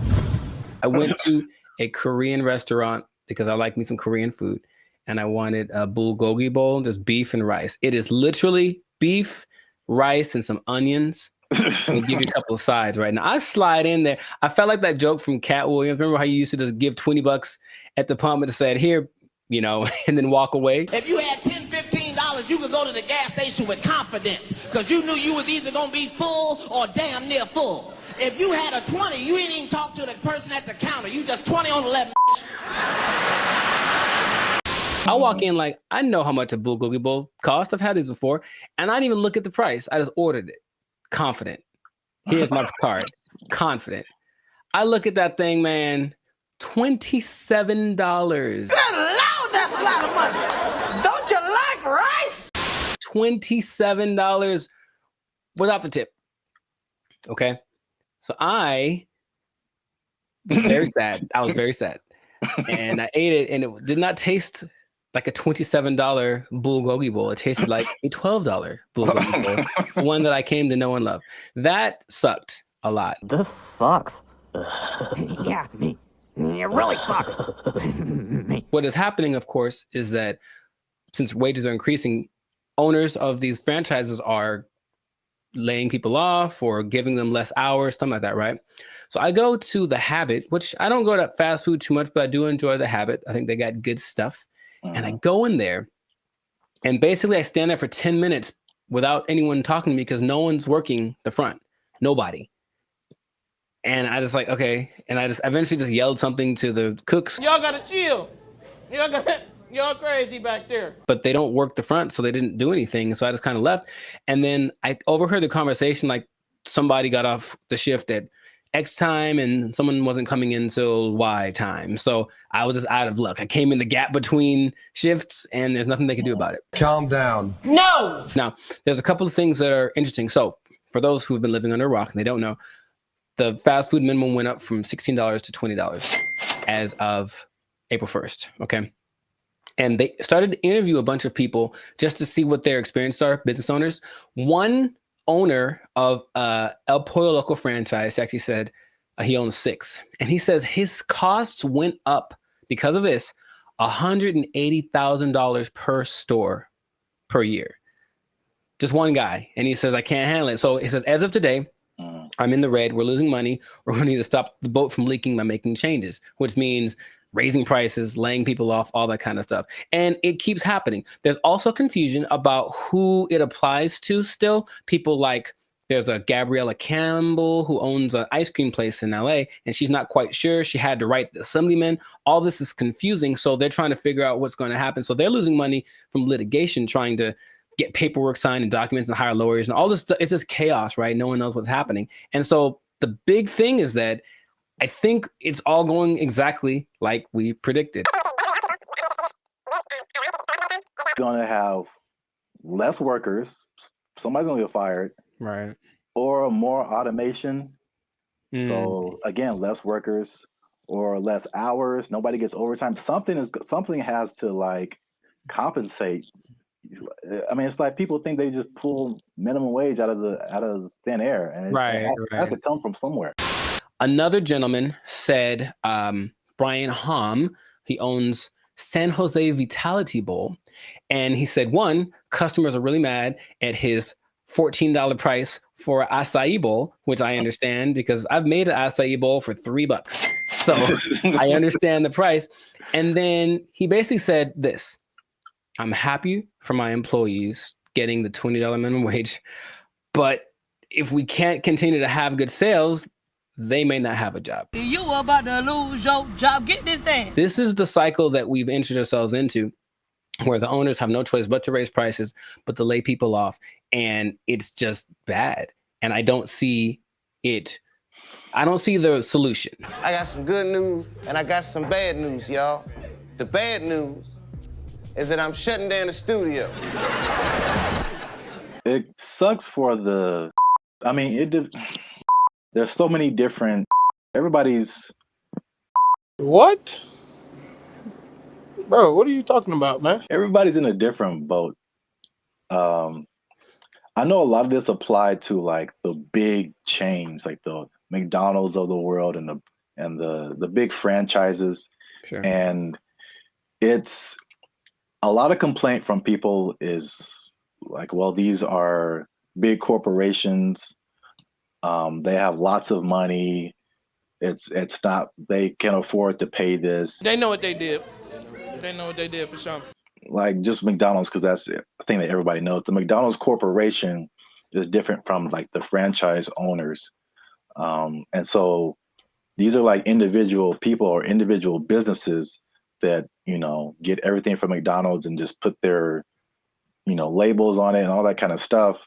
And so they don't have as much control as business owners or as franchisees. Is this worth you losing your job? They have their own kind of separate budget that they have to work with. It's not like, McDonald's down the street is not the McDonald's corporation per se. Right.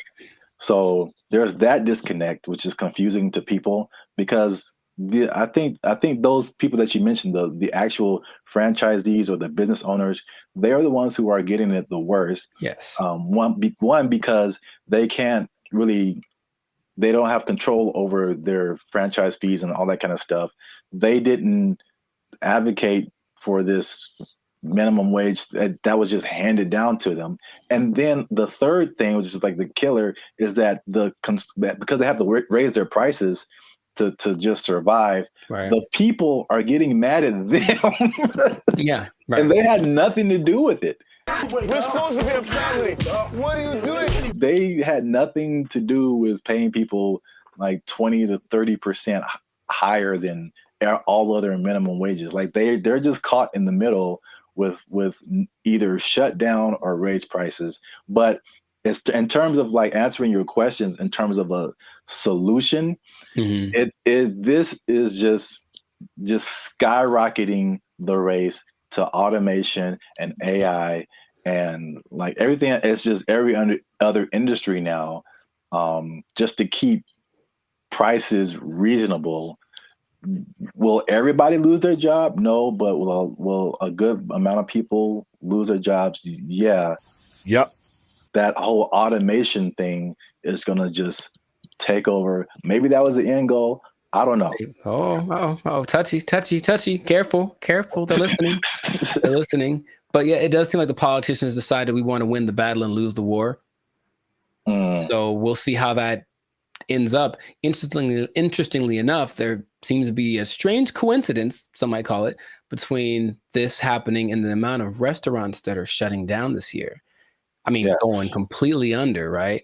And I was going to tell you all about that in another episode of the Lifestyle Circus podcast. But for now, we're going to wrap this one up because we're a little over time. So just make sure to support businesses as best you can. But if the prices are too high, you vote with your dollars, right? So you can say, hey, this is a bit much. I'm not paying $8 for not never. Not never am I paying $8 for a Whopper. Not never. That's what I'm trying to tell you. Yeah. I'm going to the store. I'm going to get myself some ground beef and some buns. I'm going to make a $2 Whopper that's going to be just as tasty, less preservatives. You know what I mean? So that's what we can do. But yes, make sure to stay tuned for another episode of the Lifestyle Circus podcast where we do talk about restaurants going under because it's kind of sad. A couple are hitting close to home, man. It's gonna get kind of teary-eyed in this one. We'll see. But make sure to like, subscribe, comment, and share this video with people who just want to say I told you so, I guess. That's exactly what happened in this situation with the fast food price increase, the minimum price increase. And if you are working in, I hate to say it, I don't want to rub it in people's faces. Should I even say it? I don't want to rub it in people's faces. But it does look like, especially if you are an owner of a franchise. I'm sorry. I'm really sorry. I'm going to get emotional again. If you are an owner of a franchise, raising prices, laying off people, You might lose your job. You might lose your job. The person to Whopper is 99 cents. What happened now? They took our jobs. They took our jobs. Whenever you buy things on the self-checkout line, it says out loud how much everything it is that you buy. And that's kind of a weird thing. I don't know if you can, I feel like there is a way to disable that, but the default setting is that everything you buy is like, boop, $1.99, boop, $4.55. Like it does. Right. Does it say you're, well, I mean, so what's so bad about that? That's my business. Some people be knowing what I'm buying. Like, you know, like that's all. Don't put my business out there, robot. That's all. What's up, everybody? I'm Zap, and this is Jericho, and we are the now 6-time international award-winning pop hip-hop music duo Bandit Future. We do clean, fun music that everyone can listen to with a sound that's uniquely Californian. And right now, you're tuned into the Life's of the Circus podcast, where we talk about everything that's funny, interesting, and ridiculous. But wait, we need your help. Help us out. Tired of eating mayonnaise sandwiches. Give your boys some funds. You know what I'm saying? You can join the channel, become a member. That'll help us out. Or you could just like, subscribe, comment, and share this video with people who stealing, because there's thievery going on. That's right.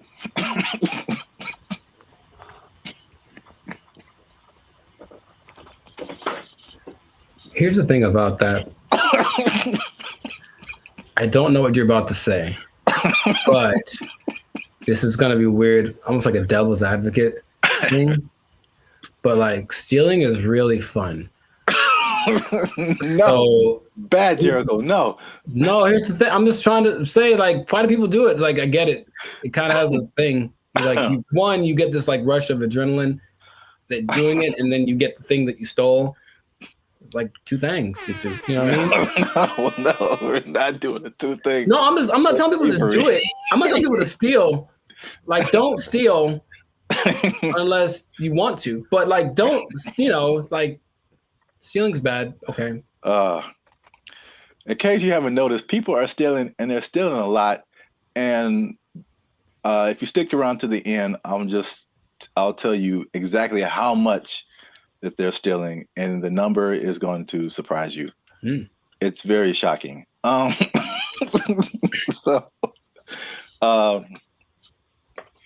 Stealing is bad. Okay, we shouldn't steal. But I'm bringing this up because it's affecting me, and that's the most important thing. Look,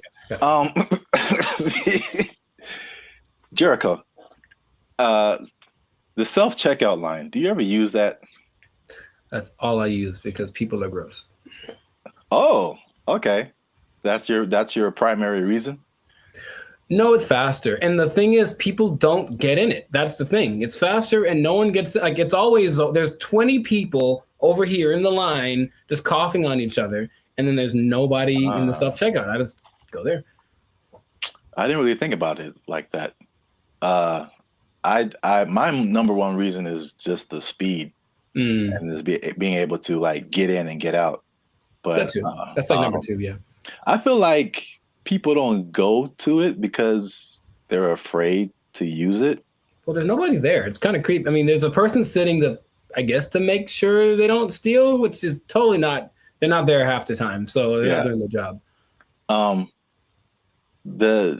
feel like, well, I was kind of leaning more towards the technology aspect of it. Oh, okay. It's just like, I feel like there's still a large number of people, especially older people, who are just like, computers just don't really make sense to them. Because it seems more complicated in their minds to use the self-checkout than to just go through the line and have a cashier ring everything up. At least, I don't know, that's just my hypothesis. I digress. I mentioned the self-checkout line because that's one of the big places people are stealing. So stop stealing. Stop stealing because... Well, you know what about that too, that actually could be a deterrent for people to use it? Whenever you buy things on the self-checkout line, it says out loud how much everything it is that you buy. And that's kind of a weird thing.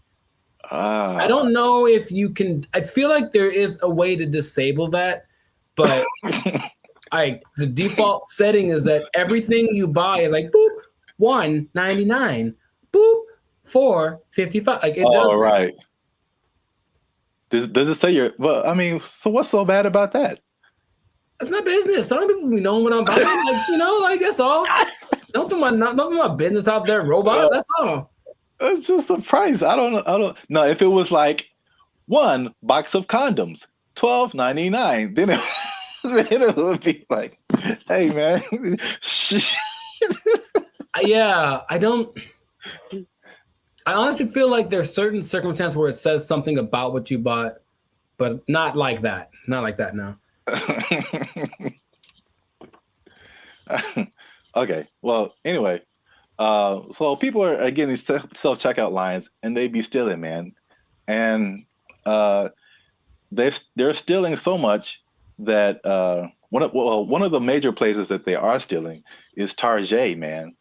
Target is having or Target if you're uncivilized. They're having a big problem with stealing, and and it's so much in the checkout lines that they are reducing the hours that the checkout lines are open, and it's like making people upset.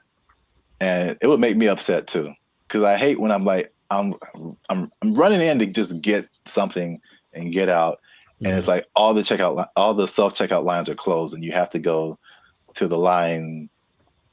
Which I told you the other day, there's some lady in the store just buying $100 worth of nothing, like just stupid stuff, man.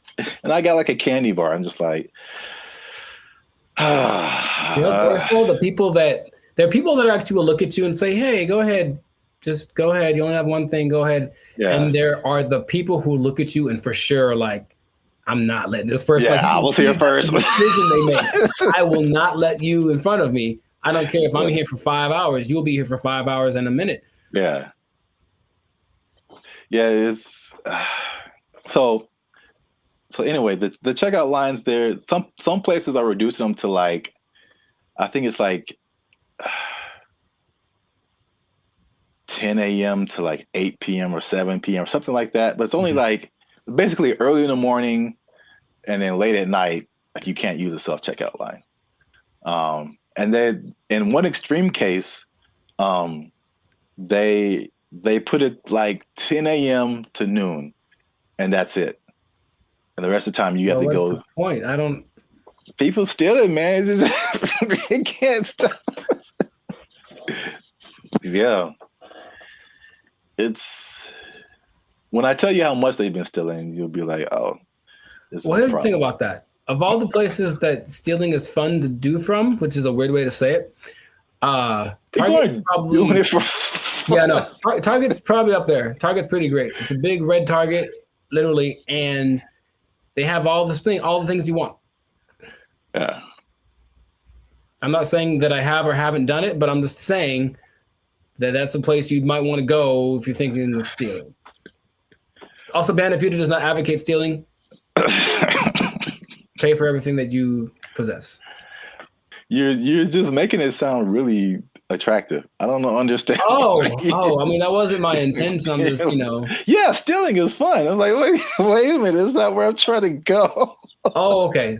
So I don't want to be like I don't think fun is the primary reason. Have you done it? No. But if I would, it's because I needed something or I just wanted something that I couldn't afford to have.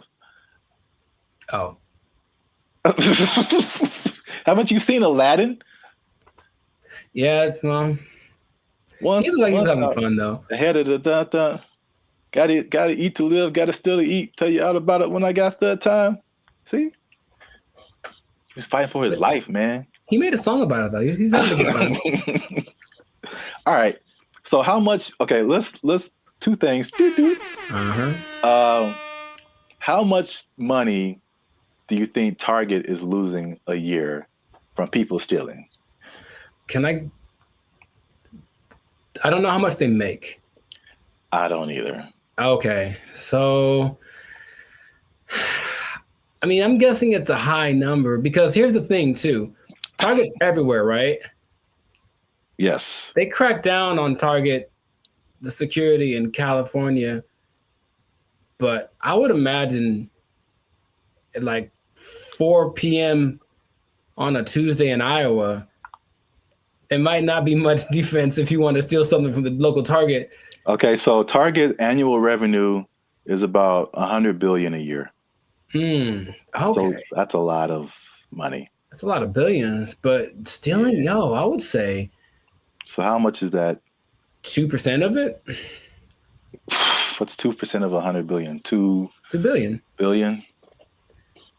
That's the number, I guess. 2% of whatever they make. 2% rule, but for stealing. Also don't steal. Now that we know how much that they make, this number doesn't seem as crazy as I thought. Okay. Because they lose 500 million. Oh yeah, that's not okay. So right, it's like context. Like in a bubble, that's a lot. Yeah, it's a whole lot. It's a lot of money. It's a whole lot of money. But it's like 0.5% of all that they make. That'd be fine. Now you know, it'd be crazier if it was we changed our mantra. Everybody just go out and steal.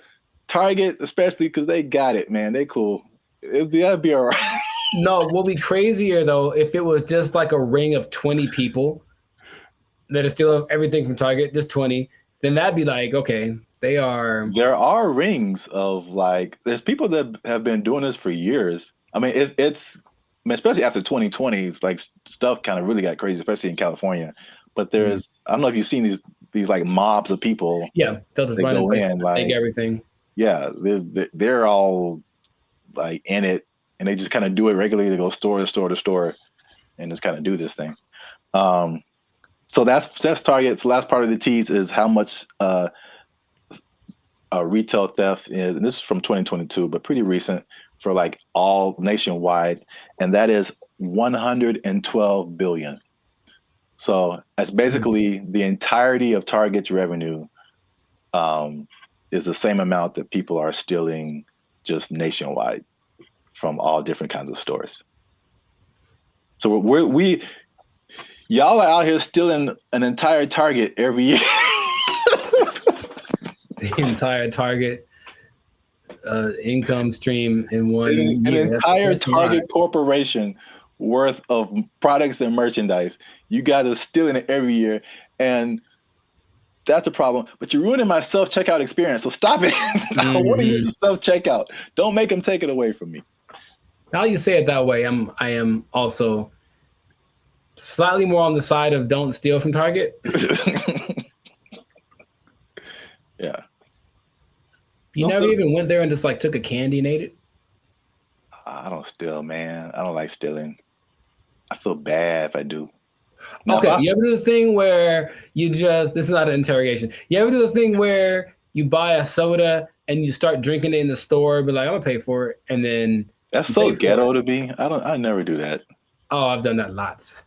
I'm drinking the soda as I'm checking out, like I bought this too, but you know. If I was like dying of thirst, yeah, but like no, I feel ghetto when I do that or something. Oh, it's about as ghetto as it gets. The first time I saw that, I think I was like offended, and then I was like, I think that's a good idea. Like, what? I don't have to wait till get to my car to eat this. I don't even know. I got like a candy wrapper. Like, yeah, I ate this too. Bring it up. You just pulling wrappers out of your pocket. Yeah, ring that up and that. Yeah, I ate that. Like, how long have you been here, sir? I ate that in aisle 5. You can ring that up. I've been here like 8 minutes. Yeah, I was shopping. I was hungry. This isn't Costco. You don't have samples. What was I supposed to do? All right. Well, we're going on long. So this has been another episode of the Life's a Circus podcast. Make sure you like, subscribe, comment, and share this video. People who steal, tell them to stop. We out. They took our jobs. They took our jobs. Is it even a good idea to approach a woman on the street? Because obviously a lot of men are not doing it. And then the question becomes like, do women even want to get approached? Because here's another caveat to this. Again, a thing from my childhood that I remember distinctly. And it was, what's up, everybody? I'm Zap, and this is Jericho, and you are now tuned in to the Life's a Circus podcast, where we talk about things that are funny, interesting, and ridiculous. And you're gonna want to stick around for this episode, because man, we gonna hit home, man. We're gonna hit home. We're talking about the dating divide. That's what I call it. So basically, there's a lot of stuff going around in social media about men not approaching women anymore, and women are like, "What's up?" So am I like the only woman that no longer gets approached by men? It has come to my attention that men do not want to approach women anymore. I don't know when this happened, but this is the reality of the situation. Men no longer court women. Men no longer pursue women the way they used to. She was like, next time he's near you, just say, I see you peeking but not speaking. I was like, I love that, because kind of calling them out for what they're doing. If it works out, it works out. But we are not going to let your shyness be the reason you do not try to talk to the person you like. I found a study that is going to give some actual numbers. They did a study on this. We're going to talk about why men may or may not be approaching women anymore, if approaching women like that even works, and if women even still want to be approached by men just on the street like that. So there's a lot about to go down in this episode. You don't want to miss that. Stick to the end. But before we get started, you can help your boys out. Come on, you know what it is. Every episode, we need you to hit that subscribe button. If you haven't already, hit that like button, because that helps our channel grow. More people see our videos. And if you really want to help your boys out, come on now. Once you hit that subscribe button, you'll see something that says join. You can join our membership, because unfortunately, we are not fully monetized by YouTube. They don't give us a penny. We don't get nothing, man. So all these free videos, bro. I'm laughing on the outside, crying on the inside.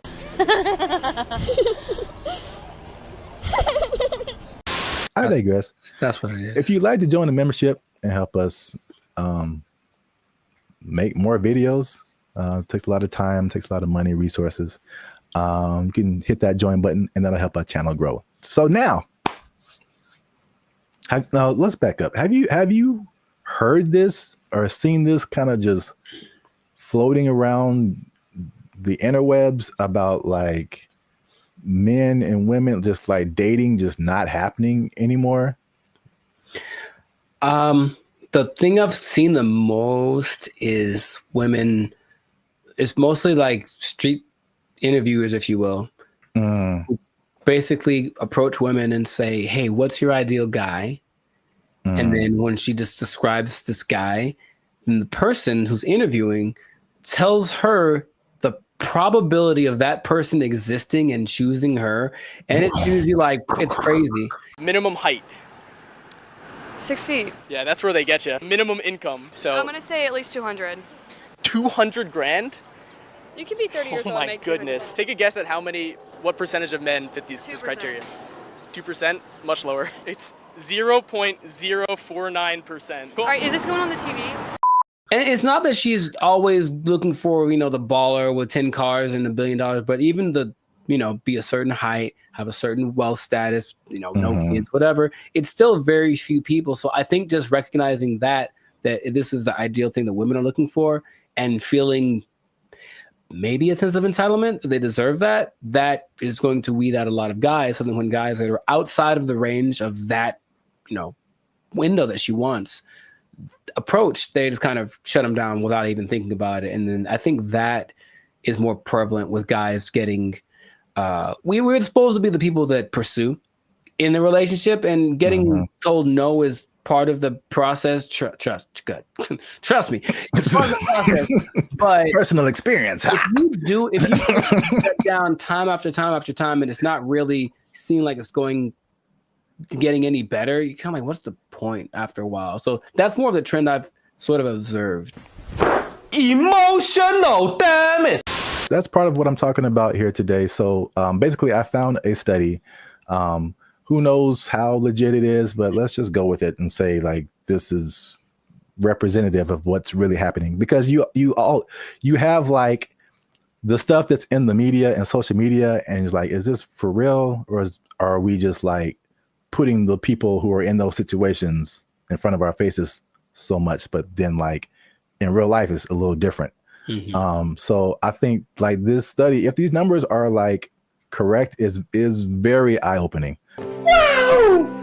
The study is from a site called datepsychology.com. And just first off, it said that 59% of men between 18 and 25 have not approached a woman in the past year. So according to that number, the women on social media are right. Like men are just like, nah. No. Thank you, Draymond. 48% of men in the 26 to 40 age group. So that's roughly us millennials. So that's 50% of men are like, nah. It's definitely a no for me, dog. That 18 to 25, they call them Zoomers now, which is like, all right. Sure. All right. That's kind of cool. You got boomers and then you got Zoomers. But 81.81% of them and almost 75% of millennials have not approached a woman in the past month. Wait a minute. Something ain't right. So at least according to that study, at least in that respect, the women are right. Like the men are not, like, at least in the sense of like approaching someone, you know, in real life on the street or whatever. I see you peeking but not speaking. Obviously, a lot of different questions come after that, right? But just as like a fun to the side, if you feel like sharing. Emotional, damn it. Because you spoke about like the difficulties of just men just fear rejection, stuff like that, approaching women. Do you remember your first attempt at approaching a woman? Oh yeah, dude, I was like 4, bro. Like I was 4? You were 4 years old? Her name was Laura, I remember. And that doesn't count. Like, hey girl, we gotta go hang out by the slide or something. Like I was couldn't all even about spell it. your name. Accurate. But I was all about it. No, but I mean, honestly, that it is true. But no, man, I for real. Like I always had what? Okay. There was this girl in high school as a freshman. She was a sophomore, and I was like, yeah, I'm gonna write her a song and sing it to her because I just was gonna do it. So I did it. And then she was kind of like, oh, that's different. And I said, okay. So that's such a dramatic approach. That wasn't the that I was hoping for. But then later that day, I remember standing with my 2 of my friends, and we were all just like looking at her. And then they were like, man, you ain't gonna talk to her. And I was like, yeah, I am. And they're like, no, you ain't. I was like, yeah. And I went over and I talked to her, and I'm just like quaking in my boots. But I said, you know, you want to go out with me? And she was like, oh, so sweet. She tried to say no without saying no directly because she didn't want to hurt because she liked the song or whatever. But that was probably the first time where I was like, okay, this is kind of a thing. But I think I just figured early on that it was something that you have to accept. Like this, there's a risk involved in this. It's never going to be just you lock eyes and the hearts form like the cartoons, and then you know, are together forever. See, sometimes you gotta take the pussy like Pepe. Like, no. Me personally, I never really had a problem with the idea of being rejected. What did happen later was like I didn't like the way rejection started to show up. Mostly, what I mean is instead of like just a girl saying no thanks or whatever, it's more just like the ghosting thing or the never saying no exactly, but not really wanting to hurt your feeling. That's the part I don't like, the kind of watered down thing. When it was just like, I've gotten no so hard, like just absolutely not never in your life. And I was like, ooh, for like 3 seconds. And then it's all right, next, because I think that's what I was preparing myself for. However, I think that a lot of guys, especially younger guys, aren't built like that. And so they don't want to take the risk. What can't you do? I can do it. I can do anything. And not only that, it's not the no so much anymore, but with social media and everything being recorded, whatever, now there's a lot of instances where people are getting like, they're just trying to be nice and say something, compliment someone to kind of measure the waters, and then they get accused of harassment or something like right off the bat. And so I know a lot of guys are rather instead of making a mistake that might affect my career or whatever, I'll just not say anything. So you walk around, oh, she's pretty, I ain't gonna say a word because I don't want to even entertain that idea. When is the last time a man came up to me and wanted to get to know me or exchange numbers? And it's been a long time. Well, I got news for you. It's going to be even longer because y'all are full of it. Well, my first time was definitely not 4 years old. Call me Laura. You like Casanova over there. No, I vividly remember, bro. To this day, this girl can get it. She can. She watched the podcast and was like, you know what? Okay, I'm packing up my stuff and I'm like, where did Zap go? I'm like, she said yes, man. This was like 7th grade. I still keep up with her, and I think now I'm more reserved. People will describe more reserved, more quiet, more laid back. But when as a child, I was insanely, I'm talking like unbelievably shy. It wasn't reserved. I was just like, I didn't know. I'm not doing anything of, but like this one girl was just like, she was just amazing to me. And it was like a movie where I was like, I get closer and I'd be like, like, I know my name. There's a level of fun that just does that to you, man. It's just so I couldn't talk to her. I literally could not form words and talk to her. So I wrote her a note. Come on now, dog. Come on, man. That was pre-social media, so I think that'd be the equivalent of me like sliding into her DMs. Basically, I wrote her a note and I was like, "Yo, what's up?" And the same thing. She was like, "No," but she was like super. She was so, and she wrote me a note back, and it was just like a page of just amazing things, and I was like, ah. Wow, nice. So you're right. Like the way, if it's no, the way that no happens is very important. Yes. Yes. Men's psyche. But okay, so just moving on. So now the question becomes, all those, flash forward to back to where we were talking about. Is it even a good idea to approach a woman on the street? Because obviously a lot of men are not doing it. And then the question becomes like, do women even want to get approached? Because here's another caveat to this. Again, a thing from my childhood that I remember distinctly. And it was the songs that came out. And every time you heard of a song from a man about a woman, it was like, "Oh, baby, I love you. I'm trying to get with you. You're my everything," whatever. And then after a while, like, it felt like every song that came out from a woman was like, "Men ain't this," and "He broke my heart," and "He is trash." And there was 2 instances I remember: TLC, sure, No Scrubs, and everybody was just like vibing to that song. I'm just like, I can't get with Chili if I ain't got my own.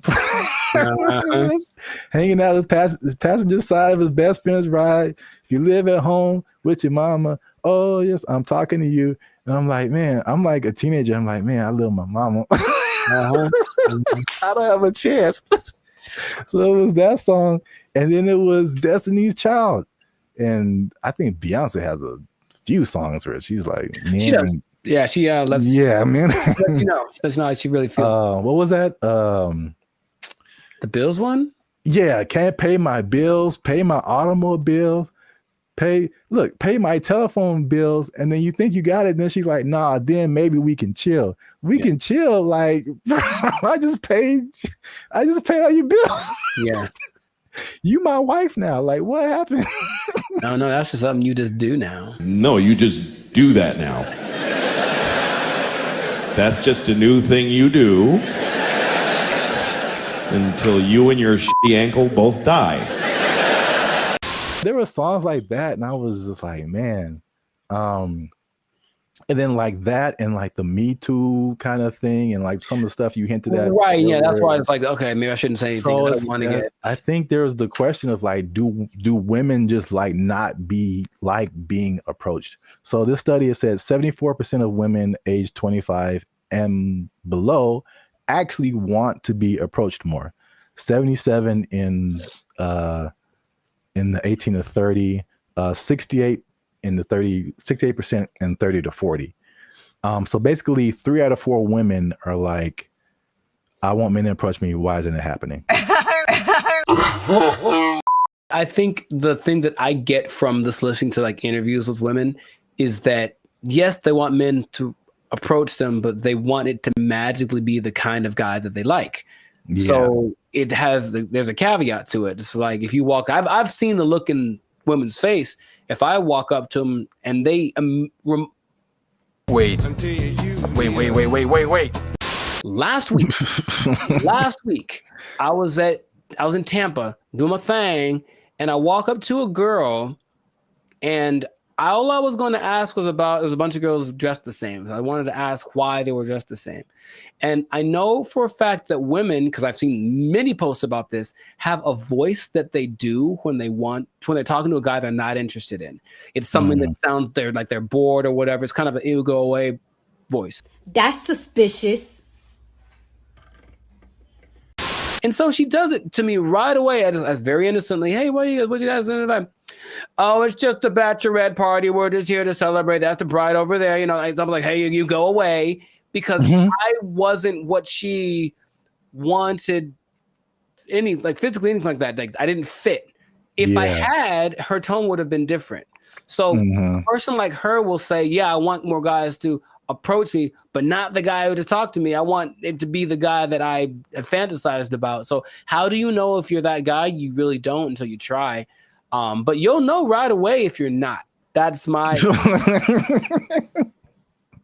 hated it. All right. So just to wrap it up here. So the big question, men are approaching women. Women want men to approach them. So now, why aren't men approaching them? So 4 things they found in the article, nothing new. Fear of rejection, fear of social consequences, a shockingly high number to me of just not finding people that they're attracted to. And then smaller, but still there is fear of like some kind of consequence. They'll tell on you to HR or if you work with them, that's a whole different thing. Yeah. I get it. So I was kind of with you too. It's like the fear of rejection, all that. I mean, we're older, like we've been through that. But like, this is the thing that gets me. Why I personally rarely do this. And hey, y'all, come look at this. The one time I jumped back in, and you were there, it happened. Bro, what are you talking about, man? Anyway, yeah. I see. This is why I don't, because it rarely works, at least for me. And then it also showed that in the study, depending on what you want. So I thought it was kind of cool the way it broke it down, because it went from approaching a woman to long-term relationship. Sure. So, and then the steps in between that. So you have to go from point A to point B, but it's a bunch of stuff in between. So it showed that when the guy approached a woman, 80% of the time it led to some kind of contact, meaning like friend zone. Here's my Instagram. Okay, whatever. You got a 4 or 5 chance of hitting that. And then from there, 60% of the time it led to an actual date. 47% of the time it led to sex, which was kind of high, surprisingly high to me. Sure. Like you got a 50% chance of every 2 women, one of them is that seemed kind of high. But 28% chance it led to a actual relationship that was like at least 2 months. And then only 13% chance it led to an actual like long-term relationship. And then I mean, I can, some of those numbers don't apply to me, but I can at least attest for that last number. Like just approaching a woman in like life on the street, it like never turns into a long-lasting thing. That's weird. Well, I have friends that one of my best friends, you know, he met his wife. She was working at Carl's Jr. and he thought and he got a number and they married with 2 kids. So it does happen. And I will say that for me, I do like the immediacy of it. Is that a word? Whatever. I like the way you get the feedback right away. If I talk to you and you're into me, I kind of can tell right away. If you're not, you won't give me the number, whatever. Whereas people that are going more of the dating online route, they'll get drug along for weeks and months and it might not go anywhere, but you wasted that much time. It makes, I don't remember how many people I've just walked up to and said, because it happens so fast. And if it worked out, great. If it didn't, okay, whatever. It's just such a short amount of time. But when these now people are kind of getting friend zoned and are the women leading them on, they don't know, but it's going on for months and they're writing and, hey, what if you send me a little money? Maybe you can come over. We hung out and nothing happened, but I thought you were into me, bro. It's like that happens so much to these guys who are taking that route that you can see why it wouldn't be something people want to keep repeating to do. But I personally would recommend more so to the younger people because I think you could be a little tougher. That's just my personal opinion, is that like thick-skinned, if you will. Like just try. You never know. And I have had a couple decent sized relationships that came from just me walking up to a girl I thought was cute. So that has happened to me. In comparison to how many women I've walked up to, it's not a very good percentage, I suppose. Hi.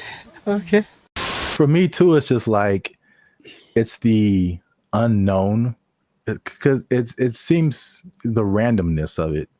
Because all I have to, unless I know you from something, like I'm just going off of you look good, and then right. There's a whole lot of stuff after that that I have no idea what I'm getting into, and for me, most of the time, it's bad. It's so bad.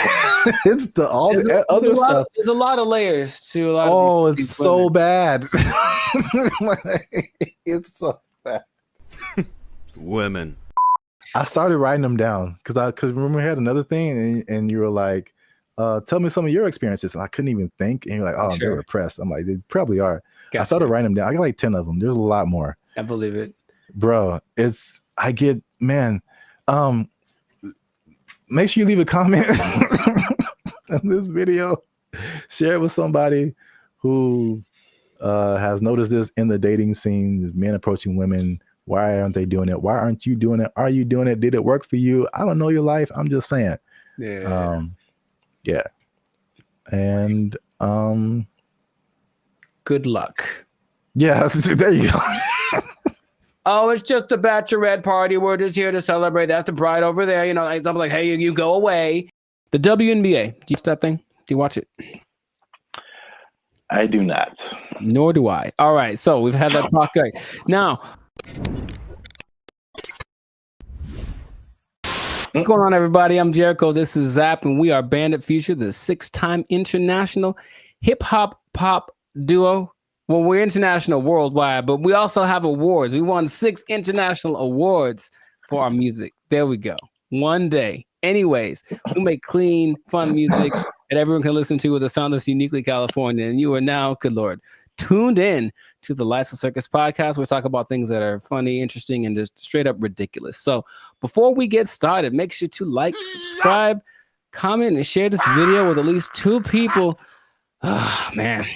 At least 2 people that like women's basketball. I'm going to talk about it. This episode is for my dad, basically, because he likes it a lot. Now, what I want to say is that stay tuned to the end because I have an idea. I have a solution I'll say fix it. I'm just going to say fix it. I'm to fix the WNBA that no one has explained in this way yet. I have the unique perspective that you need to hear. So stay tuned to the end. I'll let you know. So this kind of goes for women's basketball in general because the WNBA season just ended, but women's basketball started. And I'm in the gym yesterday and I'm watching it. I texted you about this and I'm watching it and I watch and I watch and I watch. And about 7 minutes go by and no one has made a basket. And I am heated because I'm trying to feel good about myself. I'm in the gym working it out and I want to see some success happening so I can feel motivated. And there was no success. And I was so mad about it. And it was a blowout and it wasn't very fun. So I want this to be positive. So what I want to say is that women's basketball is a noble sport. Basketball, of course, was created for women by James Naismith. And I've heard a lot of arguments from professional female basketball players about the disparity between the men's game and the women's game and this and that. But there are a couple of things that I think get ignored that would make things a lot better. Or when it comes to the argument in between why people should watch the WNBA, things get overlooked. So I wanted to throw this out there. I'll ask the question first to you. Do you watch the I'm trying to make it one word. No, it doesn't work. The WNBA. Do you watch that thing? Do you watch it? I do not. Nor do I. All right. So we've had that talk. Right. Now, the thing that there's a lot of things that could that's the whole thing. There's a lot of things that could contribute to why the men's game is so much more enjoyable to watch. But what I hear the counter is that, well, women are a lot more fundamentally sound. So if you watch women's game, you will get a lot more of the basics, a lot more of the pureness of the sport. That's the thing that I hear more than anything. This is why you should watch the WNBA. So I looked at 2 statistics that just told me everything about why that's not correct. So let's just say, what's the number one objective of basketball? Put the ball in the basket, right? Score points, right? So the better you are at that, the better than you're doing. I looked up the percentages of shooting in the NBA versus the WNBA for last year, just to see. Maybe women shoot better, and so you should watch because, that's the thing they do. They're not dunking on everybody, but they're definitely fundamentally sound with their jump shot. WNBA average, 44%. NBA average, 47%. Okay. And the average for the WNBA, I couldn't find the statistic for the NBA, but for women, for the whole existence of the WNBA, the average is 42%. I think that's pretty low. And I don't care who you are. I don't want to spend my whole time watching people miss shots. That's just what it comes down to first. So the pureness of the game, I don't think that's that great an argument to say, oh, we at least could do stuff better than the guys. Well, apparently not. That's number one. And then number two, I watched the last play of the WNBA championship game where the Las Vegas Aces, they beat the New York Liberty. And it's this weird play where the main star from the WNBA, Brianna Stewart, is like getting locked up pretty much. It was like impressive. She gets locked up. She passes the ball. She passes to some other girl in the corner.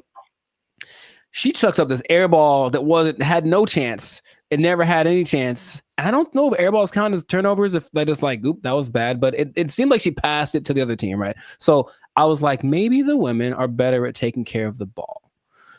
So assist to turnover ratio is the way that you measure that usually.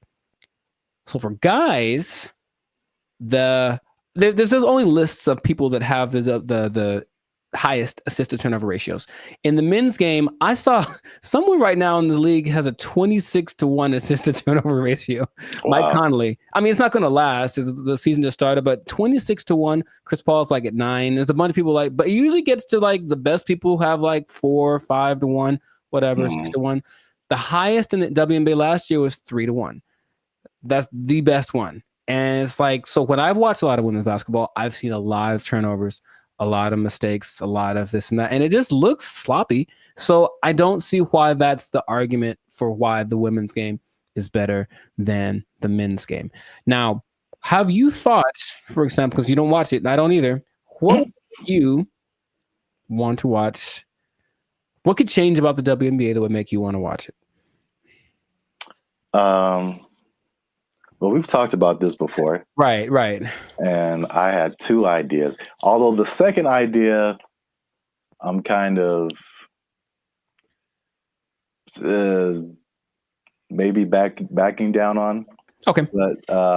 But the first idea for sure is lowering the rim so that more people can dunk. I think the basketball dunk is one of the most exciting plays that, whether you're a basketball fan or not, like just to see someone do that is just one of the most exciting plays in basketball. And it rarely happens in the WNBA. Right. And like even for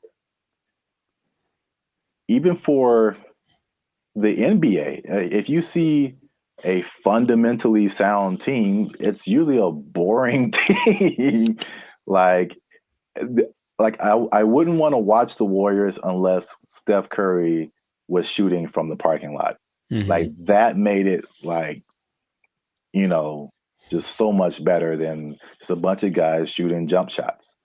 Like you want to see somebody do something extraordinary, whether it be shooting from the parking lot or just like dunking on somebody's head and ending their life. It's just like those are where the highlights. Acceptable, yes, those are where the highlights come in. So that's number one. Okay. And then number two, which will be sexist or whatever, I don't care. But I think it's no secret that women have a certain sexuality factor that attracts men. And if you gave me a choice between a women's basketball game and a volleyball game, I'm watching the volleyball game every time. Yes. They're great athletes, but the outfits are also great. And like, I'm going to pay a lot more attention just as a man. Like, yeah, I know it sounds bad, but that's human nature, the world we live in. Yeah, sure. Marketing, like, I like not beach volleyball. I've been talked off that ledge. That's too far. I don't want to see people running around in bikinis. I told you there's a league in New York that's like that, and it's not great. It's not something about it. It's too much. It's just kind of no. It's not like the volleyball outfit or like what they wear when they do track. That's very. I think that would be a very appealing outfit to get more viewers to watch the WNBA. Gabby Thomas.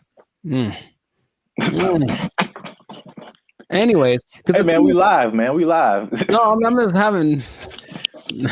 Me too. I'm trying to be alive. Like, yo, Gabby, what's up? For real, though.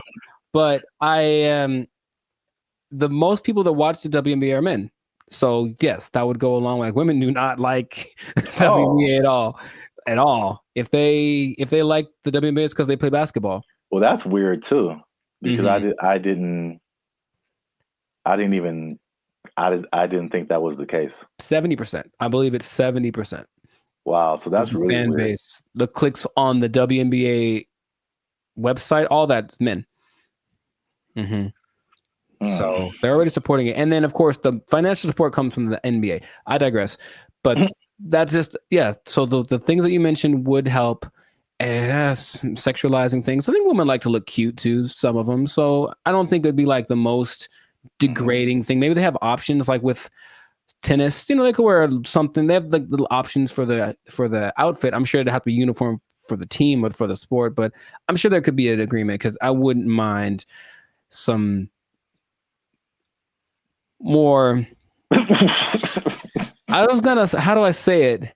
Just accentuate some parts of the female figure. That's what I think would be cool. But that's the thing that I think is least likely to happen. I don't think they're going to want to do that. I do agree with the hoop thing. That's the thing that makes, because here's what I'm thinking. I'm watching this game yesterday, and like it's like watching like little kids. You ever see little kids like shoot a basketball? They put the ball way up here and then they chuck it up because they don't have the strength to get it up there. I'm not saying they can't. Like, of course they can, especially Sabrina Ionescu made something crazy in the 3-point contest this year. So they can shoot for sure, but in general, they are shorter and less athletic and less strong than the men. I know the basketball is a little smaller for the women, but the hoop is the same height. So I have a solution that I don't think anyone's explained in this way. Okay. The average height for NBA players is 6'6". The average height for WNBA players is 6 feet, which is pretty tall for women, but in relationship to the same height of the rim is 10 feet. That means that for men, the hoop is 58% taller than them. But for women, the hoop is 71% taller than them. So to split the difference, I said, what would happen if the hoop was also 58% higher for the women? And if that was the case, it seems a little bit on the low side, but if that was the case, the hoop would be 9 feet 2 inches. Yeah. And to me, that makes a lot of sense because the people that are, the girls that are tall, 6'5", 6'6", they be dunking like Shaq, like we want to see. And then some girls with some springs would be getting some Westbrook action happening. And I think that'd be great. Now, would they have to learn how to adjust to shooting it lower? Yes, they would.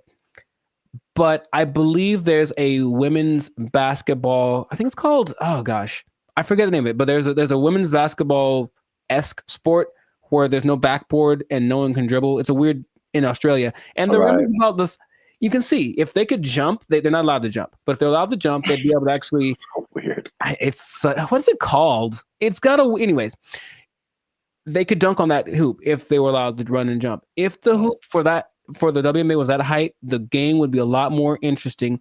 I think the percentages would go up because you just see these women. A lot of women's form is kind of like chucking the ball as hard as they can because that's how they have to generate the energy to get the ball high enough. So that's my solution, but that's the rationale behind it. We want to make things equal. So the height of the hoop is the same ratio compared to the height of the players. Yeah. I think that would work. I don't think they're into it. Of course, every play, they have to change it everywhere. Every hoop would have to be, adjusted and whatever. But which would you rather?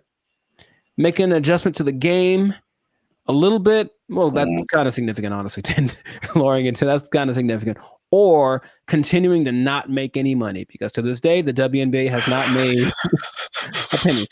That's just honest. And the statistics say it has not made a single cent. It's actually been in the red every year, and the NBA has to provide the money to bail it out. So that's just my idea that it could help promote the game a little bit because basketball is a great sport, but yeah.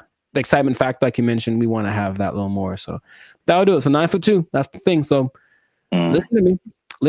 Just do it. Let's do it. I heard something. On a kind of serious note, I heard something very interesting when it comes to like giving people a fair shot.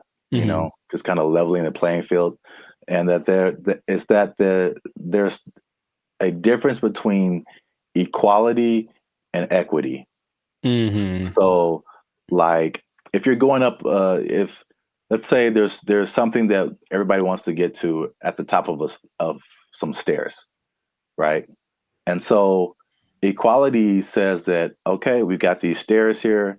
Everyone can just go up and get to whatever's at the top of there. But the person in the wheelchair can't use the stairs. And the person is blind and can't see the stairs. So equality says well, let's just make some stairs. And so everybody has an equal path to get to the stairs. But equity says, okay, it's about everybody getting there. So we'll make the steps for the people who can walk. We'll make a ramp for the people who have a wheelchair, and we'll make some kind of braille, something so you can find your way for the people who can't see.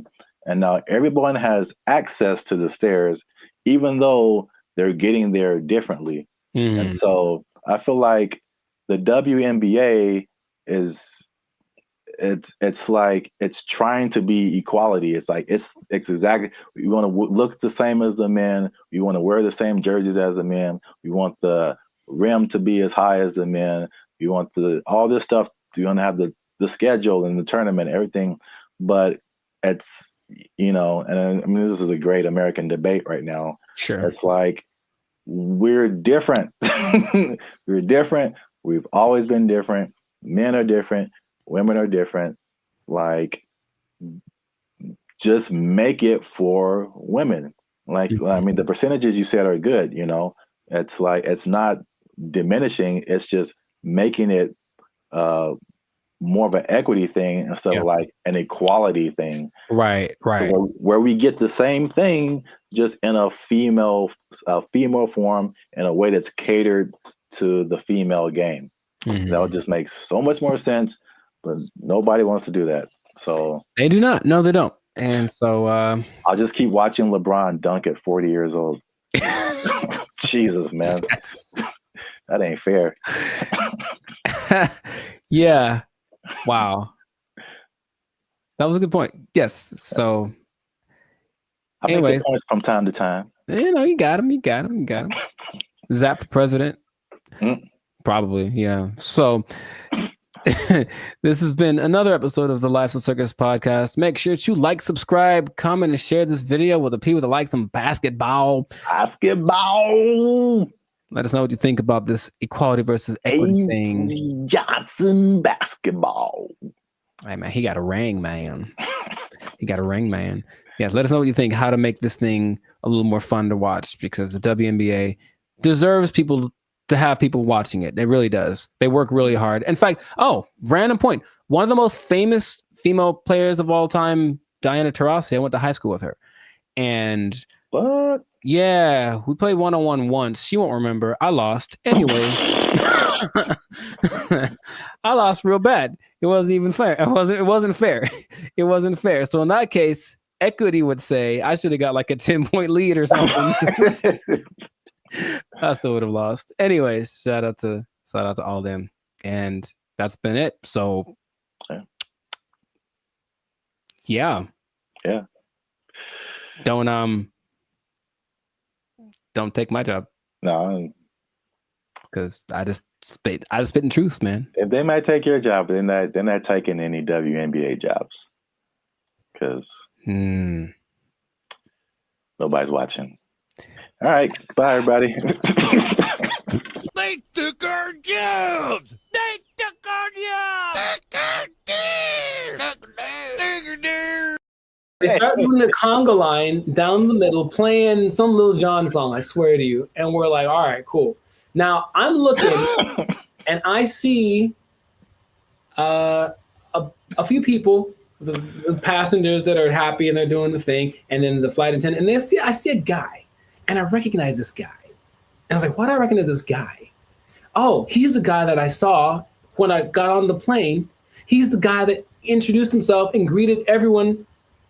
Is that the pilot? It sure was. It was the pilot of the plane. No way. The pilot of the plane. And we're all like,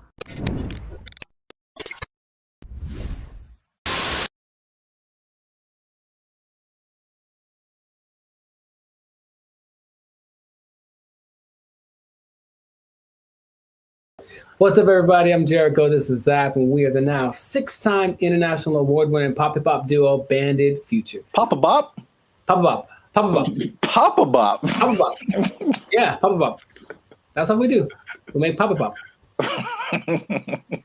But we make clean, fun music everyone can listen to with a sound that's uniquely California. It's called Papa Bop. And you are now tuned into the Life Circus. That's kind of fun to say. Papa. And you're now tuned into the Life Circus podcast. We talk about things that are funny, interesting, and just straight ridiculous. So before we get into this thing and this Papa Bop thing, that is really, man, can we use that? We have to make up a new thing. Papa Bop. Oh, man. Before we get into our Papa Bop, make sure to like, subscribe, comment, and share this video with at least 2 people who have flown on Spirit Airlines. Okay, because here's what happened. Spirit Airlines lost the baby. They lost the baby over And it's like, let's talk about this. I've mentioned them before, but I haven't gone in on them like this. So apparently, in Fort Myers, Florida, of all places, they lost a kid named Casper. He sent on the plane by himself. Already a bad decision. Did it say how old the kid was? He's 6. Okay. I think that's still too young to fly. You shouldn't be under 40 if you fly Spirit Airlines. But he was sent to visit his grandma in Florida, and he was put on the wrong plane. And he ended up 160 miles away. Not too bad, but if you're 6 years old, that's probably pretty terrifying. And the flight attendant's like, the grandma's waiting at the airport, and she's like, hey, where's my grandson? And she's like, oh, there's no kids on here. And that was it. And so then they panicked, and they eventually figured that out. And I saw that, and I was like, yeah, that sounds about right. Because I've been on Spirit Airlines one time, and that was enough. So first question, have you ever, because I've got a story. Like, it's so crazy how many stories in one experience I have, but have you ever flown the Spirit? I can't remember, but I feel like you remember. Yeah, that's what I'm about to say. I can't remember that it probably did happen.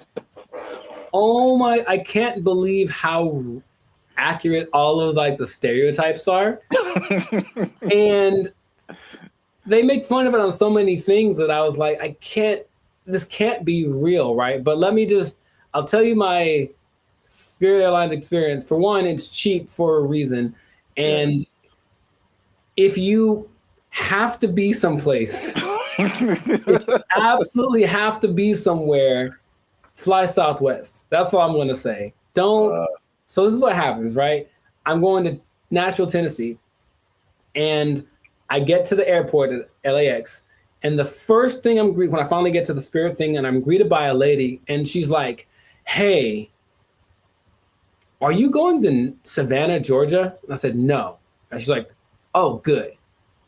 And then that was it. And I was like, wait a minute. So then I kind of hang back for a little bit because I'm on time. So I'm just I want to see what this is. So she didn't explain anything. The person behind me walks in, and they're all kind of rushing. And then she's like, hey, are you going to Savannah, Georgia? And the guy's like, yes. And she's like, the flight's been canceled. And he just loses it on her. So he cusses her out. She cusses him out, and she's right. She's ready.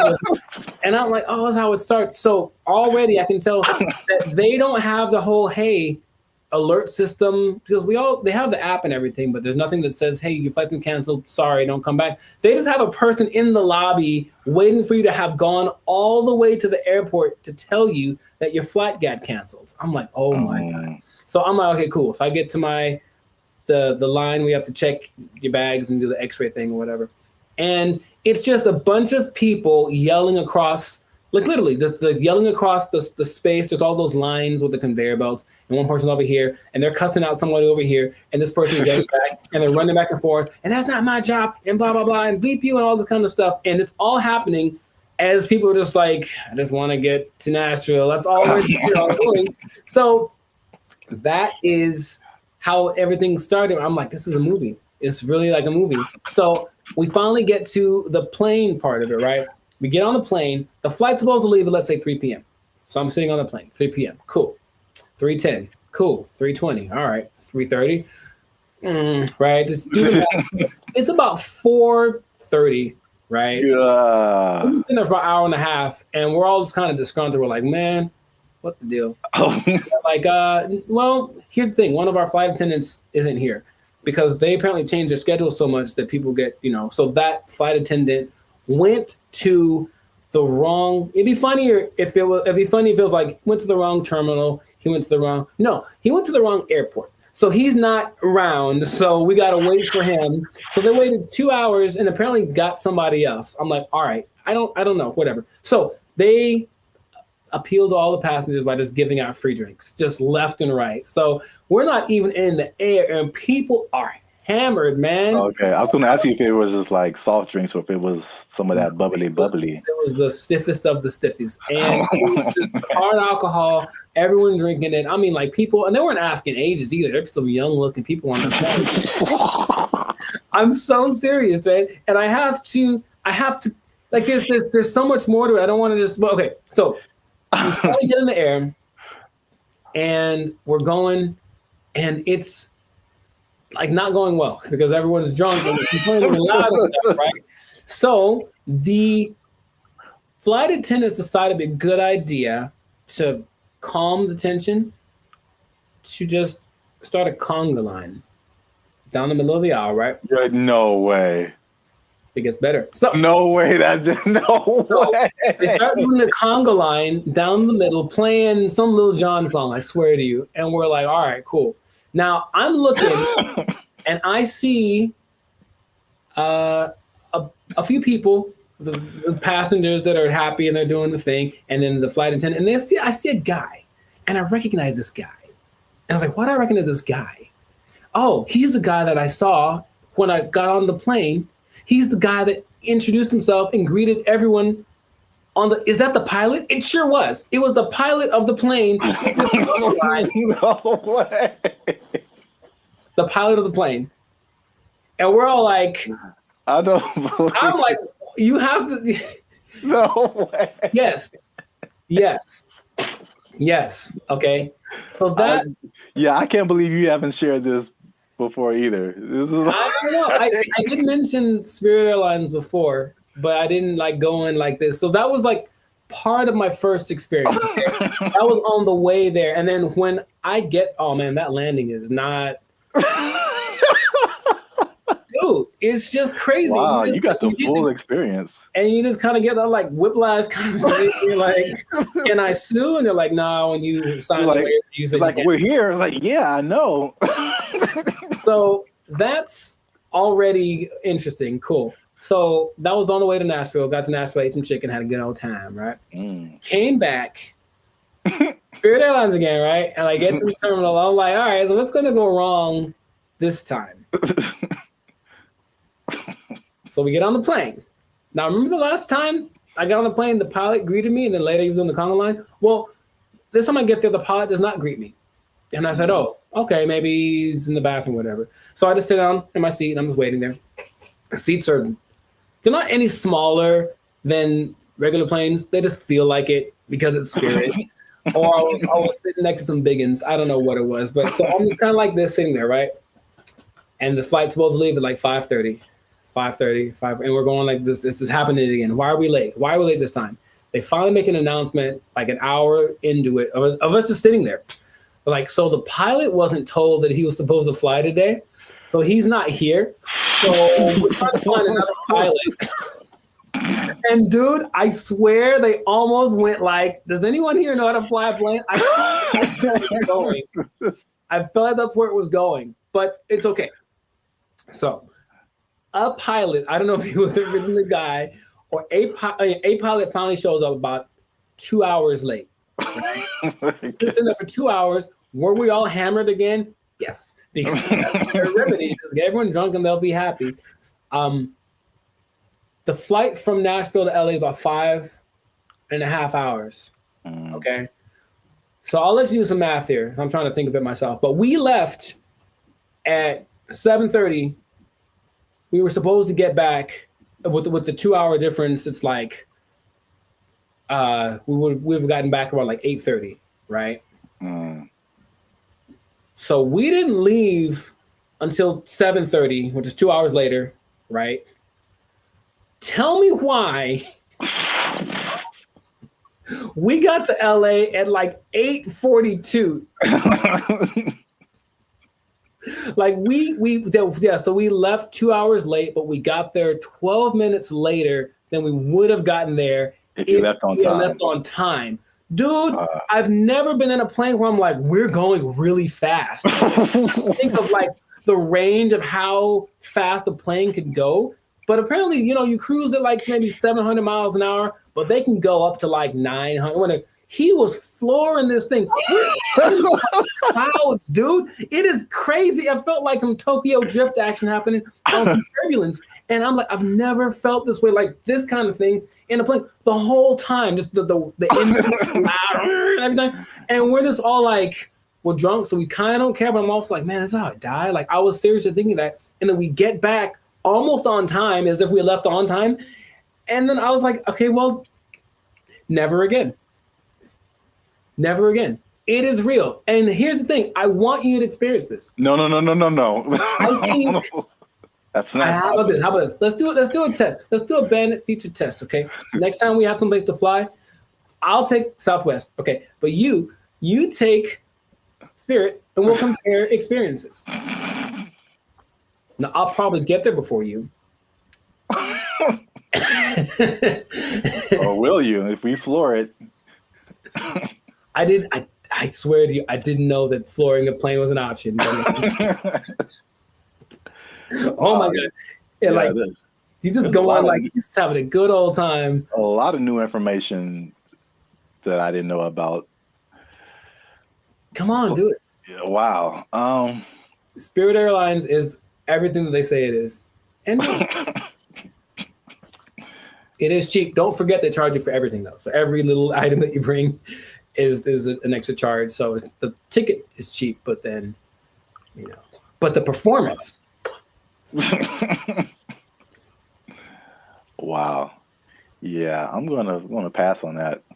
I know that was most me talking, but I think everyone should know. No, that was a great story. I can't believe it's been this long, over 100 episodes since you shared it. Maybe I repressed it. Yeah.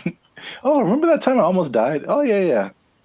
It was just so, because then I had to tell my people when I got there that we're going to pick me up, like, sorry, I'm 3 hours late. Yeah, stuff like that. And I was like, but I flew Spirit. They're like, oh, well, yeah. Wow. All right. Yeah, please do that. If you have an experience with Spirit Airlines, please share it. We should make how about to have that website that's like people of Walmart, where it's like the worst people. Just being one. We should have like a compilation of the best or / worst Spirit Airline experiences. Just hope for maybe it'll catch on, because everyone I'm sure has a story. If they've been on Spirit Airlines, they for sure have something like that. Wow. If you work for Spirit Airlines and you want to sponsor us, we'll take it. Sponsored by Spirit Airlines. Wow. All right. Yeah. So great story. That's been another episode of the Life of the Circus podcast. Make sure to like, subscribe, comment, and share this thing. Let people know about the glory of Spirit Airlines. Let us know if you think that Spirit Airlines and Waffle House should have a merger, because I feel like they should just get it over with. Just put a Waffle House on a Spirit Airlines and just see what happens. A Waffle House on top of a Walmart on top of a Spirit Airlines. Oh, the trifecta of... Or let us know if you like Papa Bop. Yeah, that too. That's our new thing.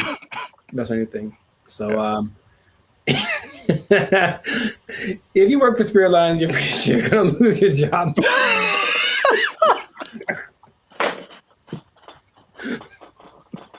Yeah. So good luck to you. Good luck to you. That's not gonna last forever. They don't have to take no one's gonna take it. Yeah. Yeah, we didn't have to even say it. I don't have to even say it. Yeah. So, just start putting in applications. God. They took our jobs! They took our jobs! And number 3, what are edges and what happens to them? Like, why is that an insult? It's like that. This is so genuine. This is so genuine. What's up, everybody? I'm Zap, and that is Jericho, and this is BrandBee Future. And I found this on the internet. This lady posted, ask Black people one question you've always wanted to know. She just posted it on Facebook. And I did not read the comments. I just saw the title and I clicked save because we're going to look at it right now. We're going to look at it right now. But before we jump into it, make sure to hit that like button because that helps our channel grow. Also hit that subscribe button. All right, that helps us grow as well. Because I'm pretty sure you're gonna enjoy this one. Are you ready, Jericho? Are you excited? I was born ready. Oh man, here it is. Okay, so this lady, Daphne Springs. I don't know who she is. All right, well, come on, Daphne. We just like real time. Oh, it's funny. It's backwards, so I'm looking the other way. Oh, weird. Okay, well. Ask white people. It's specifically directed to white people. Ask black people one question you've always wanted to know. Nice. Whitest church lasts for long. Also, I don't think this person is white. Sonia Casillas Alawa. No, she messed up already. She messed up already. I think she know how to make some collard greens. But I don't know the answer to this, but I do know that black people don't even know. We just are there and we're looking at each other like, are we going to end this? And I know that when like my mom would tell me about church when she was a kid, it was even longer. It was like literally all day. You would go to church at like 7 in the morning, you'd be there till like 6 in the afternoon, like crazy amount of time. So I don't know. I will say that the music helps, but that means that there's like 12 solos and like A and B selection and like the choir comes in and they got a dance in. So there's a lot of pageantry. Maybe that's part of it. It still is excessive. I think we all agree. I think we all agree it's excessive. Building fund. You got a building fund that never results in a building. It's just a fund. Man. She didn't ask all that. I'm just letting you know. I'm just letting you know. Art chops out in like an hour and 10 minutes. Yeah, okay. Hey, this is so, well, I mean, I guess it's related. I went to this church in Santa Clarita. Like we weren't even, I mean, we were using their parking lot, so I wasn't attending the church. But it was a very white church, the very whitest of the white church, right? And they had all these, it was huge. You can't see it from the freeway, but like once you get off and like go up the driveway, you see this like huge complex. And they have all these signs of like what each building was. And my first thought was like, man, white people actually build buildings with their building fund. Their building fund. It's true. White churches also tend to have like a donut shop, stuff like random things that you find in whatever, like seriously, and you find in whatever like shopping center. They have a cafeteria, a donut shop. One of them had a petting zoo. I'm not kidding. One in Beverly Hills had a petting zoo. They used the building fund and made a petting zoo for the babies. Good for them. Notice how there's 4,877 replies to this. See that? Man, I'm going to white church. People got opinions. Next got opinions, but I'm tired of being in service 7 hours. I'm going to white church. Long, you get real uncomfortable, and there's no there's no halftime. Maybe if it was like some kind of a intermission, get some snacks, that'd be fine. Yeah, but no, it's just one long, drawn out. Because you know what it is too? The people that have the solos. They have to tell the story about the first time they heard that song and how much it means to them. Yeah. And all that in the backstory or whatever. And then something has to do with Moses and Methuselah and all. And it's just like a 20-minute story just to get to the song. That also makes the a little longer. The service a little long.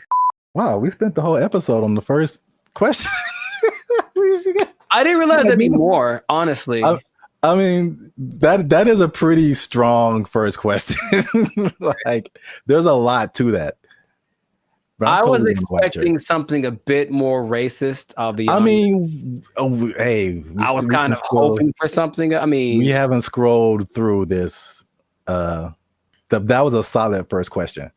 So many hair questions from a guy. That's interesting. He wants to know. He's trying to, because he's trying to get one. He's trying to get his African, his Nubian princess. Okay. I'm not mad at you. He wants to get her. All right, Brian Devricks, I see you.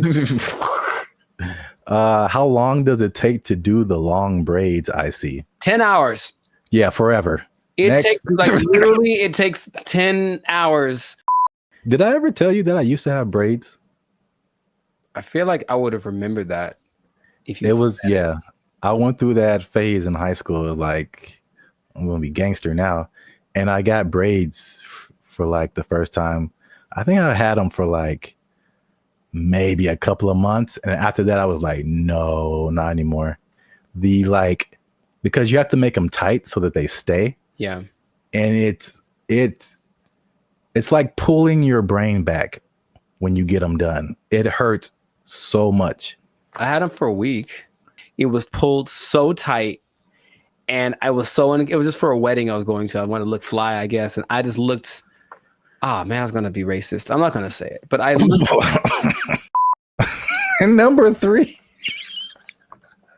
what are edges and what happens to them? Like, why is that an insult? It's like that. This is so genuine. This is so genuine. That's more of like a female thing, I think. Yeah, I mean, he's asking for females too. Yes, because he wants go to ahead. know. He wants to know how much he's going to be paying for her edges to get done, and it's a lot, brother. It's a lot, Brian. I'm letting you know. It's gonna cost a lot because it's got to look tight. If it looks bad, people will talk about her, and then she's gonna cry to you. Yeah, that's what I'm getting from like the where people talk about it.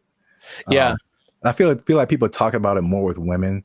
I mean, they with men, it's just more like a receding hairline kind of thing, and I think that's universal.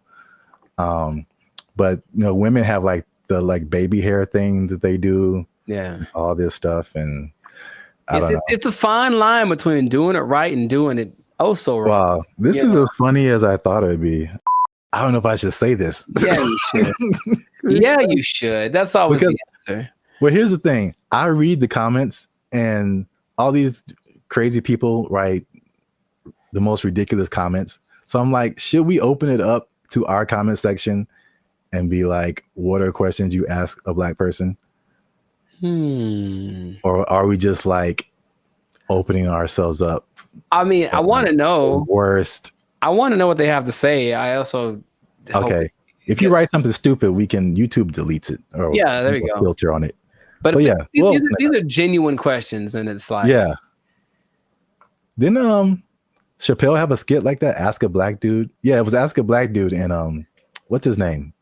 Paul Mooney was answering the questions. Oh yeah. Yeah, I remember that. Oh yeah, so we'll open it up. Keep the conversation going. Ask more questions in the comments since we only got the 2. Let us know what you think. And if you like this video, make sure you share it with somebody. And I don't know how to end this. Talk to Daphne. That girl black as hell. Listen to that name. So there's a lot of pageantry. Maybe that's part of it. It still is excessive. I think we all agree. Calling us the Doomer generation. Honestly, I'm cool with it. Because when I wake up, I get 20 notifications about 30 different reasons I'll never be able to afford a home. I look around, see my computer science degree all framed up, about to turn into an art piece because of AI. Then we're in a loneliness epidemic. But these gas prices and these heat waves collaborating to keep me indoors. And they say it's not going to get any better. So... What's up, everybody? I'm Zap, and this is Jericho, and we are the now 8-time international award-winning pop hip-hop music duo BrandBee Future. We do clean, fun music that everyone can listen to with a sound that's uniquely California. And right now, you're tuned into the Life's a Circus podcast, where we talk about everything that is funny, interesting, and ridiculous. But before we jump into the topic today, help your boys out. Come on now. Make sure you like, subscribe, comment, and share this video with somebody who likes to go shopping. I see. You know anybody in your life, Jericho, who likes to shop? Maybe. Who maybe gets things delivered? Maybe. From Amazon every Maybe. day? There's a possibility that I know someone who said close to home, and that was apropos. So. Well, shopping might sound fun, but there's something called doom spending. I'm gonna tell you what that is, I'm gonna tell you what causes it, and I'm gonna tell you how you can avoid it because it's a negative thing. But you got to stick to the end to find all of that out. All right. So, Jericho, have you heard of the term doom spending? I'm gonna guess what it is. It's where you spend so much that you open up your banking app, and then there's just a picture of Dr. Doom laughing at you. So, doom spending refers to a phenomenon that occurs when people spend money to cope with stress, despite economic and geopolitical concerns. Bankrate data found more than half of Americans are in debt, and doom spending might be to blame, with 38% saying they'd go into debt for fun. So obviously we are in a tough time right now. Inflation is through the roof. There's a lot going on in the world, wars in various places. There's a poll that was done that said that 96% of people are concerned about the economy. So that's a whole lot of people, pretty much everybody. It's understandable. Yet, with that in mind, 27% are doing this doom spending. So they are just still spending frivolously to a certain extent, and it's affecting different generations. So 43% of millennials, they say, are doing this doom spending, and 35% of Gen Z are doing it. And basically the concept is just like, well, it's almost like a defeatist kind of thing, where it's just like, I'm never going to really, all these aspirations that I have financially are never going to happen. So I'm just going to enjoy life. Calling us the doomer generation. Honestly, I'm cool with it, because when I wake up, I get 20 notifications about 30 different reasons I'll never be able to afford a home. I look around, see my computer science degree all framed up, about to turn into an art piece because of AI. Then we're in a loneliness epidemic, but these gas prices and these heat waves collaborating to keep me indoors. And they say it's not going to get any better. So, as a millennial yourself, that's the category we fall into. What do you think about this doom spending? Have you had doom spending thoughts? Do you think people are in your life are doom spending, or do they just like things that smell good? We've been collecting all of the little Harry Potter baby stuff because we're a Harry Potter family. So freaking cute. Not talking about anyone in particular. I'm just, No. Side effects include doom spending thoughts, early discharge. No, I understand the concept. I'm more curious when that. I feel like that's always been a thing, but that term is. Yeah. Sure, give it something that has a ring to it. It's a shock value of a term. People that have bought things like a boat because they said, F it, I'll just buy a boat. And they sure couldn't afford a boat, but now they have a boat. Here with his tailgating tips is a guy who just bought a boat. It's a weird phenomenon, but it's almost like a temporary solution to a permanent problem. So I'm in debt, and I feel really bad about it, and I really can't get the things that I want, and I don't see myself being able to sustain something long term. YOLO, and then just go buy stuff. Yeah. But even that phrase is I think that's kind of permeated, because that's the Gen Z millennial phrase. YOLO, you only live once. This is a Coca-Cola YOLO, not YOLO. No one has said that in like 8 years.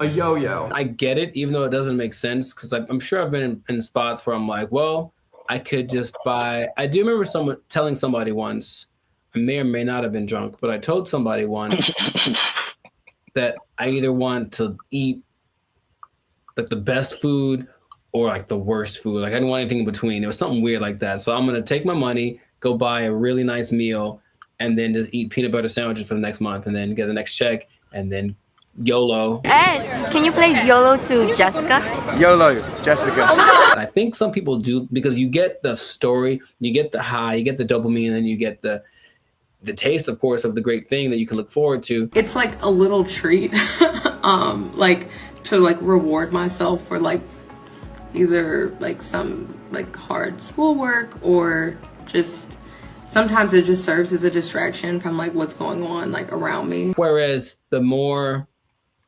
practical way to approach finances in general isn't glamorous. You're not really doing anything too extreme, right? You're just kind of all level here. And that's not fun. And no one likes that. So they'd rather do the other thing. So it doesn't make any sense if you think about it, but I've been there and I understand why people do it. Just want to spend money. I just really want to spend so much money. Well, here's some other causes. There's some that I saw online and some that I just kind of made up. I mean, not made up, but just from my observations, I think this is what causes it. Mhm. So it's 5 different things that I found. One that I think is a part of it is just, at least just speaking as millennials. And I know other generations have gone through different things, but I feel like millennials in particular, because it was just interesting to me to see how their numbers, the millennial numbers are higher than the Gen Z numbers. And maybe it's just, that's because we just have more money to spend. But I think it also might be related just to the life events and life experiences we've had. And so I think one of the first times I was like really conscious about money and the future and like life was 9/11, which is something that Gen Z isn't really familiar with. And I remember like stuff like being able to just walk on a plane and you can just carry whatever and Sure. dress however, like, and then all of a sudden things changing and then gas prices going crazy and the housing crash like 2008, 2009. And I'm sure more has happened in between then, but you also have like COVID and then, you know, the inflation. So there's that. Hi, I'm 28 years old, married with kids, and we're moving in with my parents. And thank you so much to Inflation for sponsoring today's video. Another thing that I think contributes to this is the good old student loans, man. So I thank God like every day that he made me kind of smart, because I got an academic scholarship and that helped out tremendously. Because when I see people talk about student loans, it's like their whole body changes.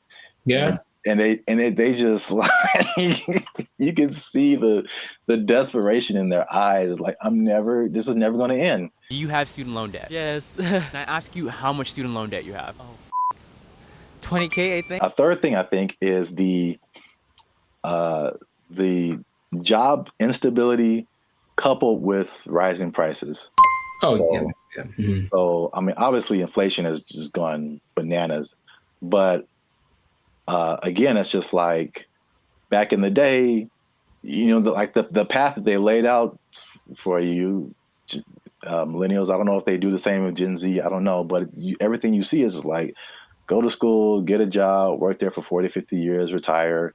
Like, yeah. It just doesn't quite work like that anymore. Yeah, and then we were just like, yo, either no one was hiring me or like budget cuts, we gotta let you go, or like it's just always, and then you're going from job to job to job, and it's like, where's the loyalty, the stability? And then as you're losing jobs and losing money, your landlord's like, hey, rent is twice as much now. And you're like, what? $10.46 for this little bit of piece of chicken? Did you not see that? No! $10.46 for a handful of chicken bites. That's stupid. Next one is like the social media era. And you gotta live it up. You gotta look like you're good. The whole FOMO, fear of missing out. Like, Becky's on a private jet. I want to be on a private jet. I don't want to wait until I'm 75 to do it. I got the money now. Screw retirement. Right. That's exactly what happens a lot of times. Yeah. Yeah. So is that, and then the last one is just financial literacy in general, and just like a long-term perspective. Just more people just living in the moment, and or they just don't know. They still don't know how to handle money, which is just. This is why I want to say this for last, because I was just gonna get on my soapbox. Like, this is literally the easiest time ever in the history of mankind to like learn something, yeah, and or make money. Like it's all out there. It's all out there on the internet, and a lot of it is free. A lot of stuff that I've learned more stuff for free on the internet than I did paying for it in college. Right. So that says a lot. Learn stuff, and then what you know will get you a job. That's straightforward. Yeah. So doom spending, man. I mean, it's a thing. Yes. So the question is, have I ever done that for chicken? I feel like probably.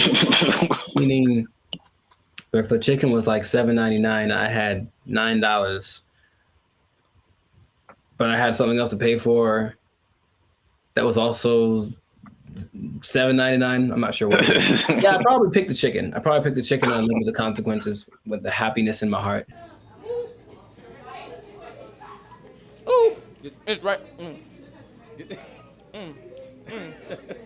Oh my gosh. Y'all gotta chill. Y'all crazy back there. They know what they did. Not to condemn anybody. I feel like I've definitely done it. There's definitely things where we're like, I can't afford this, but I'm going to buy it anyway. I think that's kind of like the phrase that comes to mind when I think of like doom spending. Especially if you can pay it off later. You know, I've heard people that have $300,000, $400,000 worth of credit card debt. I don't know how you keep getting approved, but that's wild to me. Yeah. And then it feels painful. Like, oh, that's that idea. And for them, it's like, well, I don't have to pay yet. So I have $30,000 in credit card debt. When they call, I tell them I can't pay it back yet. All right. So real quick, before we end it, 5 things you can do to stop or cut back on your doom spending. 1, use a budget, right? So just say, hey, I'm gonna spend this much and that's gonna be it because I only got this much coming in. And then boom, there you go. Nice. Number 2, addressing the underlying emotions.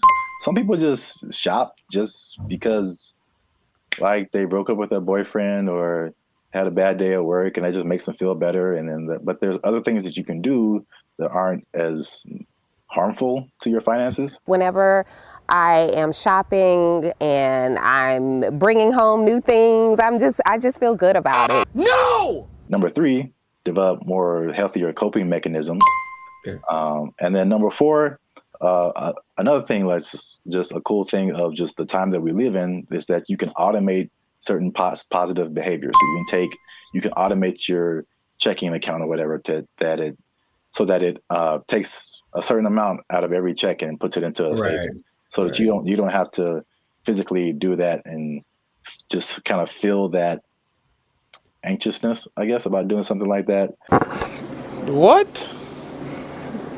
Bro, what are you talking about, man? And the last thing, again, hitting home, sorry to get so personal, just finding low-cost things to do.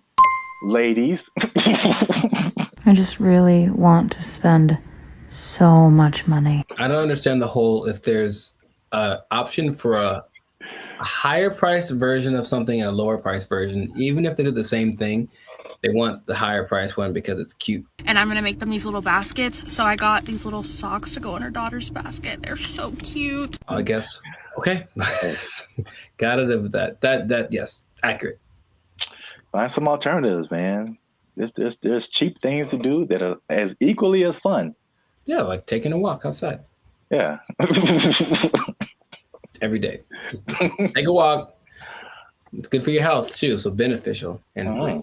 That's 2 things. 2 things? Oh, 2 things appearance. There he is. Well, that's it. Doom spending. Let us know what you think in the comments. Do you doom spend? Tell on yourself. Get up in the comments and just tell on yourself. They know what they did. They know what they did for sure. Do you have anything left in your retirement? All right. Let us know. And don't forget to like, share, and hit that subscribe button. That helps us out. And if you doom spend,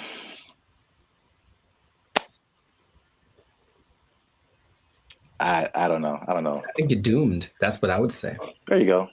Bye. They took our jobs. They took our jobs. We want more money, higher minimum wage. That's right. That's what's happening right now. People.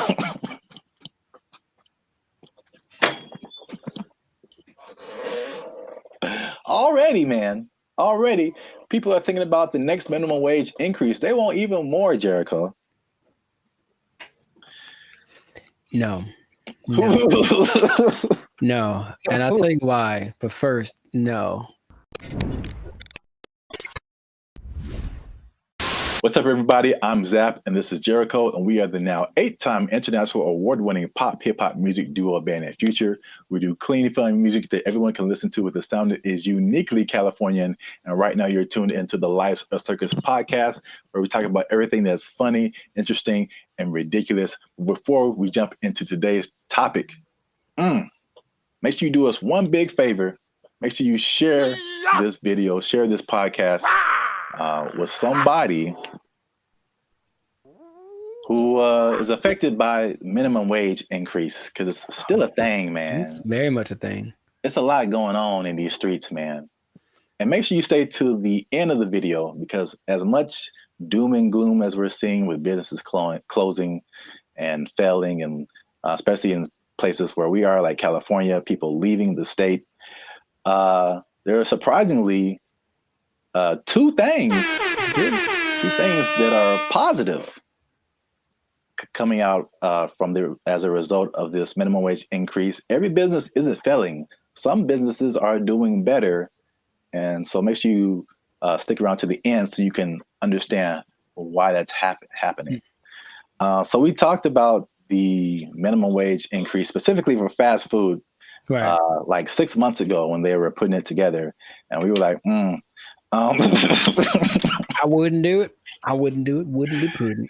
Yes. We since then, we made even another video saying, we told you so. So for those of you who are living under a rock, fast food minimum wage has increased in California to $20 an hour, like a 25% jump, pretty much overnight for restaurants, big chains, even some smaller restaurants. And the results have been largely negative, at least in the press. I mean, I haven't heard any businesses that are like, hey, this is great. So not at all, no. So food prices were high. They're even higher now. They said that at over 10,000 people, fast food workers have lost their jobs because the companies can't afford to pay them that high of a wage overnight. And a lot of places, there's a laundry list of places that are just shutting down. They're just like, we can't do this. Either that or they're leaving the state. But guess what, Jericho? Tell me now. That's not enough. We want more money, higher minimum wage. That's right. That's what's happening right now. People.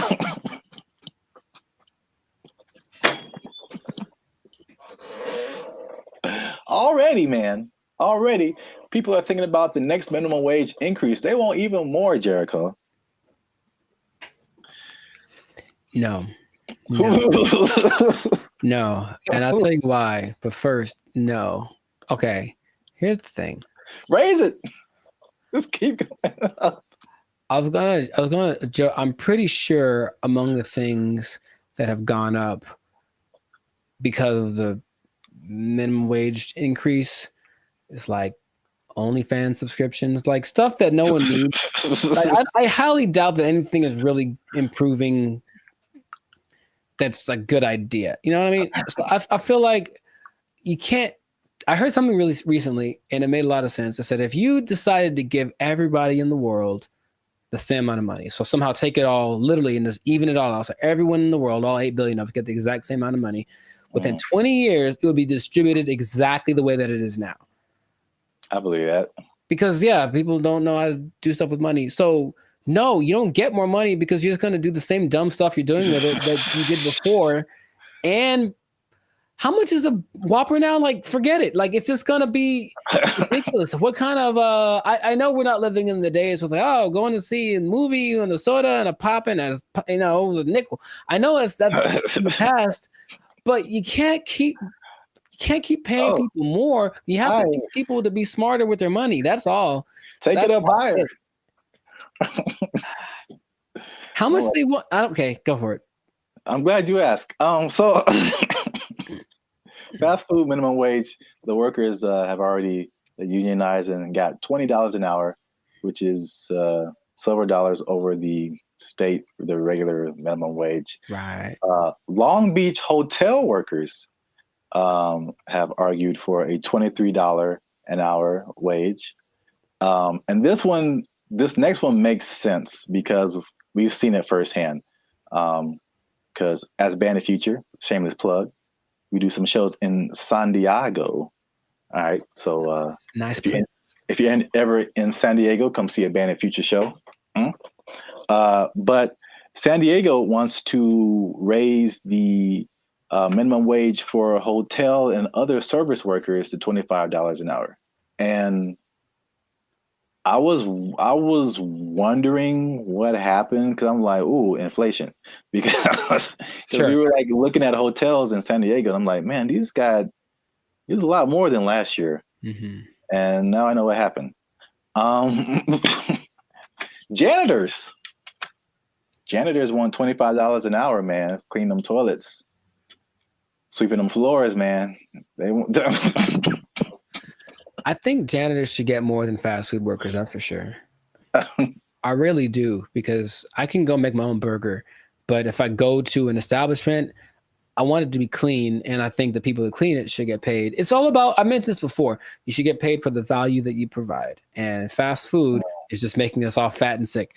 And janitors make stuff clean, which is great. So yeah, pay them more. I'm not sure how much they get now, but pay them more and take it out of the fast food workers.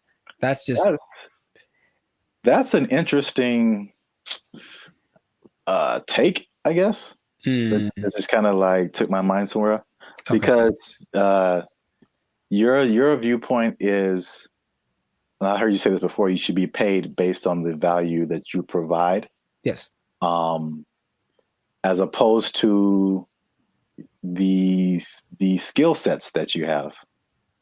So I feel like if you think janitor, fast food worker, it doesn't take, in my opinion, as many skill sets to be a janitor as it does to be a fast food worker. The fast food worker, you have to have people skills. You have to be able to talk to people, interact, be friendly, all that kind of stuff. You have to have some math skills to run the cash register. You have to have just skills in terms of food preparation and something like, I think you have to have like a food handler's license and all this kind of stuff. So there's a lot more skills involved than being a janitor. But in your opinion, the janitor provides more value than the fast food person. Yeah. And if you had 9 PhDs, okay, you went to school for a long time, you're very smart, and what you got PhDs in doesn't help us at all, you shouldn't get paid more than anyone. Why would you? What are you doing to help? Right? To me, I watch them all the time, and I'm really grateful at the gym, for example, which is a disgusting place. Think about it's disgusting without the janitors. If they weren't there, think about how gross it would be. Or oh my God, the bathrooms at the beach. Oh my God, I get like PTSD going to some of those places. And I remember the last time I went to Venice, there was a person like cleaning them as people were standing in line. And I'm like, that's one, disgusting. 2, thank you. How much you getting paid? You deserve more. We all need you more than we need somebody to get our Big Mac done faster. I really think that's true. So yeah, I would, if I ruled the world, I would pay people based off of the value. I'm kind of with you, but I'm kind of like trying to play the devil's advocate. Like, I understand. And of course, the system we have is that you went to school for more time for this and that, or you were required to think more, whatever the thing that is, whatever the commodity it is that you acquired, that's the thing that you should get paid for. And my position is that sometimes, sure, but also no, definitely not. I need the janitors more. I need the people that rake the leaves more. The people that make sure that the streets don't have potholes. We need them more than we need. Remember, maybe I'm talking about necessity versus convenience. Like, I can make my own burger. I can go put together a Chipotle style burrito if I want to. All the ingredients are at the store. I just got to try, right? But I can't fix the street. I don't know how to do that. So if you know how to do that, you should get paid more than someone. Oh yeah, yeah. So it's something to think about. Yeah, an idea, but that is how I feel about it. But wait, there's more. 25. Well, that's a lot. 23, 25. That's a lot. San Diego Community College District has already raised its minimum wage to $30 an hour. And I think it's just community college employees, I think, something like that. Okay. And then the Los Angeles airport workers want $30 an hour by 2028. So the train is moving fast, man. Well, sure, but the question is where's the money coming from? I think it's just going to get more. Well, this is the problem too. So I read an article by some guy. I don't remember his name. I'm sure he's very smart. Good view, smart guy. He's the person who pointed out that there's a couple of things where businesses are actually doing okay with the minimum wage, but he said obviously this is not a long-term solution because you think about minimum wage, and you kind of touched on it. It's like, what are you spending your money on? And then for 99% of people, what are your biggest expenses? Food, shelter, transportation. All of those things are sky high, abnormally high in California than anything else. And so I don't necessarily think people are just wasting their money on whatever, but I mean, they could be, but not in their life. The fact still remains that there's a for real housing shortage. The average housing cost is I think almost double, if not double, than some other places. So that's a huge thing. We already know the food is high. It was already high, and it got higher. And then gas is $5, $6 a gallon, $7 a gallon. Too high. It's too high. So it's basically he pointed out is those things are at the root of this, a lot of it, but it's we're not trying to solve those things. Or maybe they are, and they just haven't found a solution yet. I thought that was an interesting point. It is. Because we're still in a cycle of you raise minimum wage, and then businesses we can't pay people. We got to raise prices, and then everything goes up. So then what's the point? Right. Your rent is higher, your food is higher, gas is higher. Now we need more. Right. This doesn't make any difference, basically. But it makes people feel good. Yeah. But like I said in the beginning, this guy also pointed out that there are two things that he pointed out where businesses are actually doing okay with the minimum wage, and it's actually been a good thing. And it's not OnlyFans? And it's not OnlyFans. All right. One, just a second. One is that it has forced businesses, and I think we can even agree to this as the way we run Band of Future and all that kind of stuff. It's forced them to be more efficient. And I've definitely gone into places or worked in businesses where you can tell the money is flowing. And so they just kind of they kind of just spend money on whatever and just kind of do frivolous things and just silly things with their money. But it's forced some businesses to be more efficient. So it's actually some businesses are saying that their businesses are working better because they've been forced to cut the fat of the company to basically pay for the workers.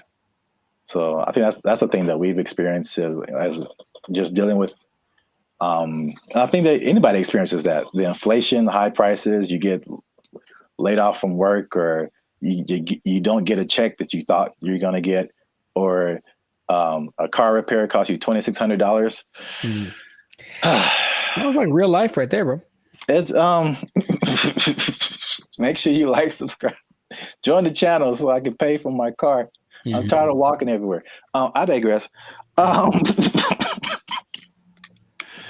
yeah, I mean, we do this in our personal lives all the time. It's just like, okay, how little can I eat this week to pay for? So yeah, so that's the thing. Second thing is that worker retention is up. So you think about fast food, or not fast food, but just minimum wage jobs in general. It's like a throwaway job, right? So it's like you're making the least, you don't get the maximum effort, you don't really care. It's just like, this job sucks. I'm not making a whole lot of money. And I think it has a high turnover rate. So meaning people quit, they have to find new people, train them, get them going, and then they're there for like a month or 2 or 6 months or whatever. Then they quit and they just find a better job or whatever. So with the higher wage now, fast food worker is like the premium job of minimum wage jobs. So you think if you work in some other job for $16 an hour, $17 an hour, you can flip burgers for $20 an hour.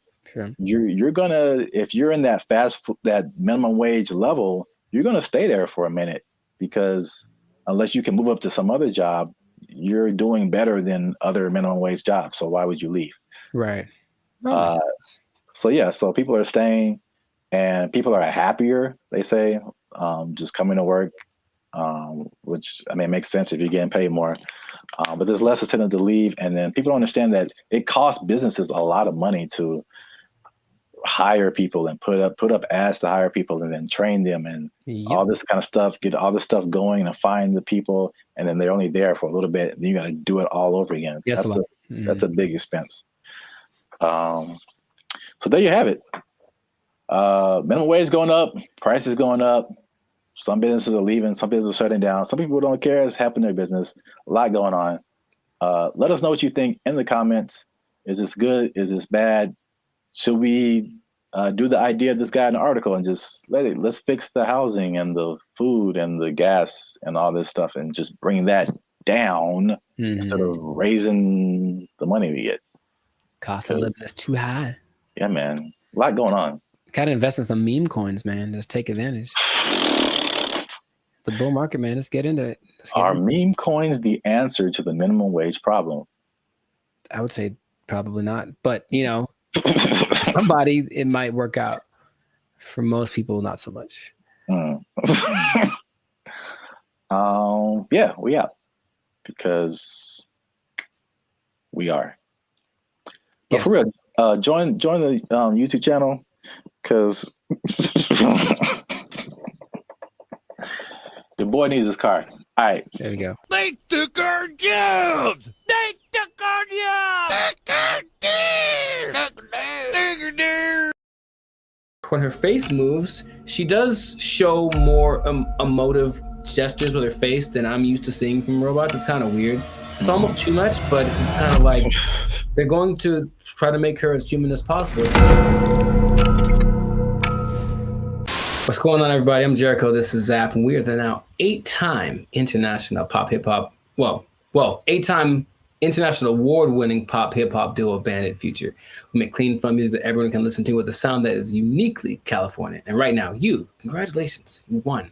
You are now listening to the Lights and Circus podcast, where we talk about things that are funny, interesting, and just straight ridiculous. So before we get into this, make sure to like, subscribe, comment, and share this video with at least 2 people that are comfortable with our imminent AI takeover, because something has happened that I was not aware of until recently.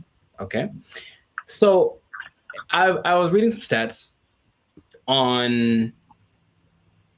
online, and there's a study by the IBM Institute for Business Value, and it says that 43% of CEOs are using generative AI to inform of strategic decisions. So people are utilizing AI a lot,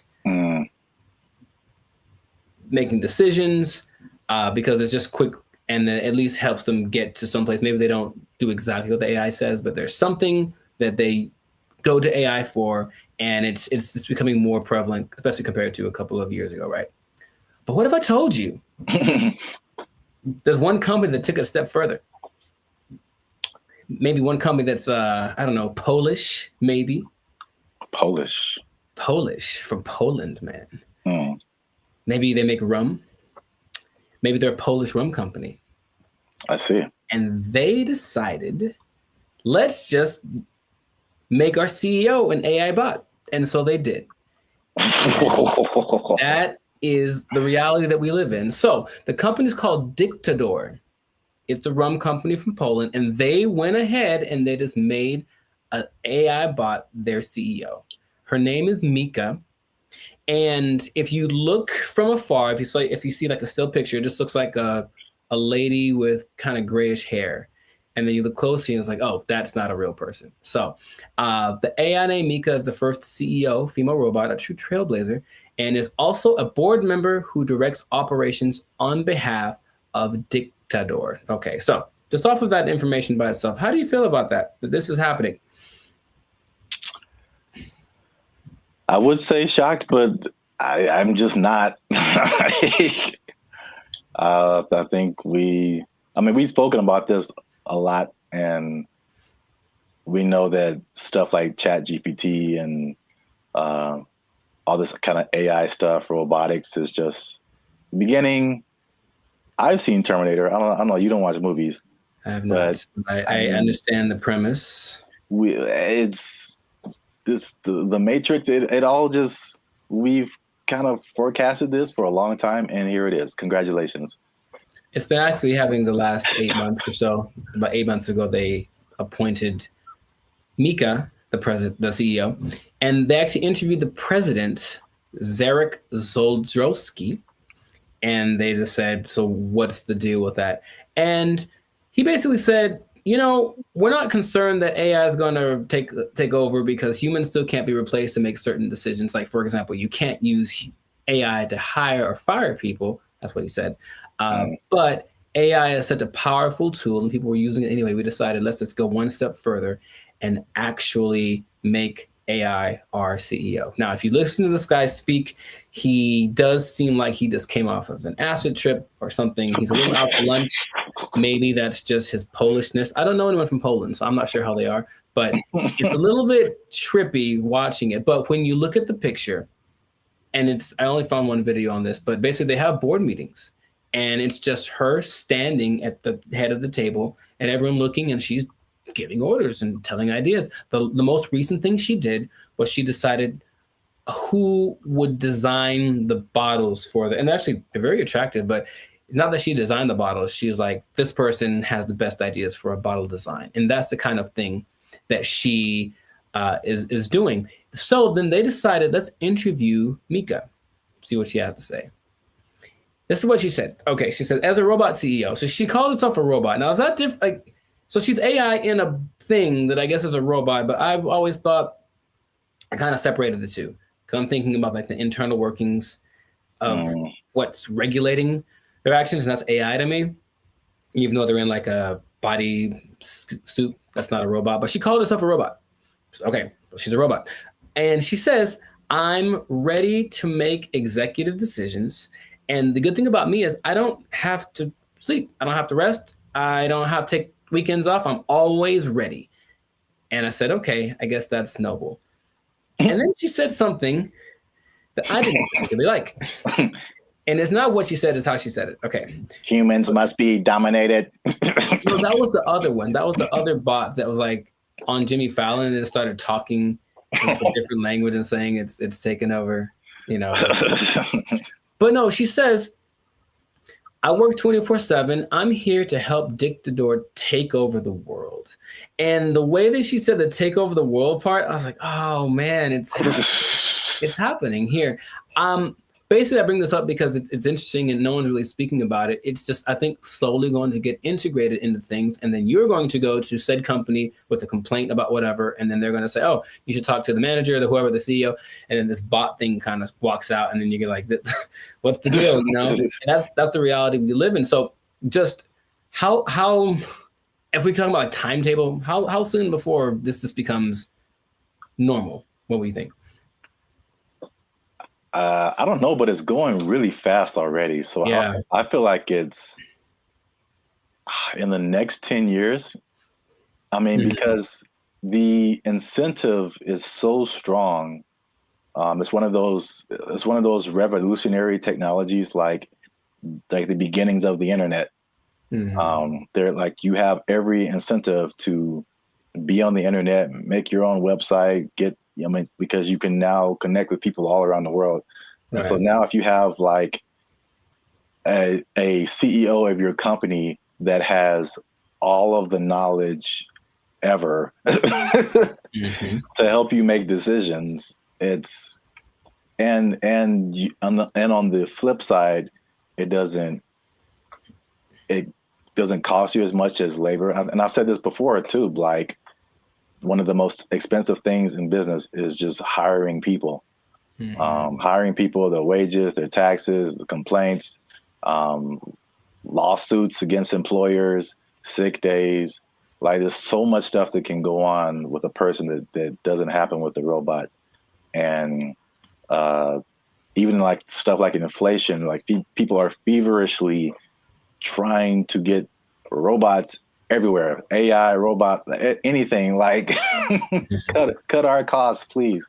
So I think it's just, then you have the competition between the companies that are trying to be the go-to for AI. It's amazing how like when ChatGPT hit, I think with probably less than a year, like every company, Bing, we have an AI thing that can help you search. Google, we have an AI thing. Even like Adobe stuff that I use, like, we have a new AI thing that generates pictures for. I'm like, how does everybody have this now?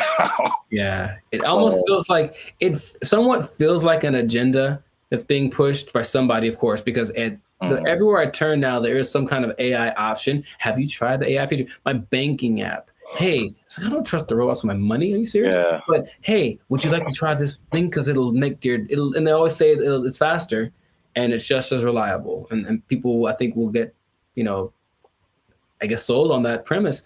I even was testing because of course you don't have to pay her, and she doesn't have emotions like for real, even though when her face moves, she does show more emotive gestures with her face than I'm used to seeing from robots. It's kind of weird.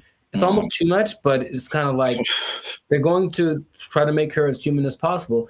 But imagine you have like a disagreement, or that's not right. That's not quite right.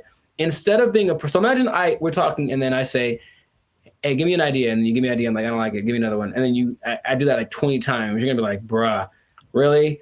I've done that with like the AI chats on Instagram, for example, just to see. I was like, okay, I'm just going to keep disagreeing with them and keep saying, give me something else. I don't like it. And they don't have a problem with it. They'll just keep going. They got literally a million ideas. And that concept is so not natural, but it appeals to some people. Like, yeah, we'll just ask the robot because you'll just keep giving us ideas. It's almost like we decide which idea, but we let her come up with it. And that's more attractive. So it's just crazy. And you just have to see it because it feels like outside of a sci-fi movie. You can see the wires on her like chest. Like one is like talking, one is coded or something like that. But it's labeled what parts are being regulated. And it's a trip, but it is real. And they're apparently doing well since they started. Like her decisions have helped the company start to do this. Well, the only thing I would say would be, I think there's a few things. One, I think to a certain extent, it's a, what do you call it? Like a story just to be, to get attention. I'm sure I feel like maybe that she isn't like really the CEO, but. Well, they asked the guy, they're like, is this legit or is this a scam? And he's like, oh, it's real. And his eyes didn't match what he was saying. That's what made me think he was on something, because it's kind of a strange publicity stunt. That's what I was going to say. Potentially. And in any case, it is getting attention. And then people say, I'm drinking the rum of the company that has the AI CEO. And that's something that has probably gotten somebody laid once. So good for you. Good for you. Okay. That's all I'm saying. But it's happening. So I'm curious to see what will happen in the future, but it might be a trend. Yeah, I see it more as like a consultant in the like I could see an AI on the boardroom, like in the boardroom as a consultant or whatever, but not as like the head of the company.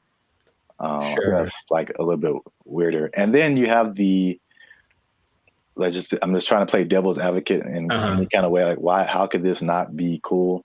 As if something gets corrupted or like, you know, like any kind of computer, it could, you know. That's what a lot of the comments under the video said, like, what if this? And they're like, what if someone hacks into your CEO? Right. Like, right. Which is a weird sentence to say out loud, but yeah. They're like, no, it's fine. We'll deal when that happens. Oh, you're acting kind of weird today, Mika. It's like, throw away all the bottles. It's like, you've probably been hacked. Like, I guess that's what they would do. But I can see it being almost like an arms race.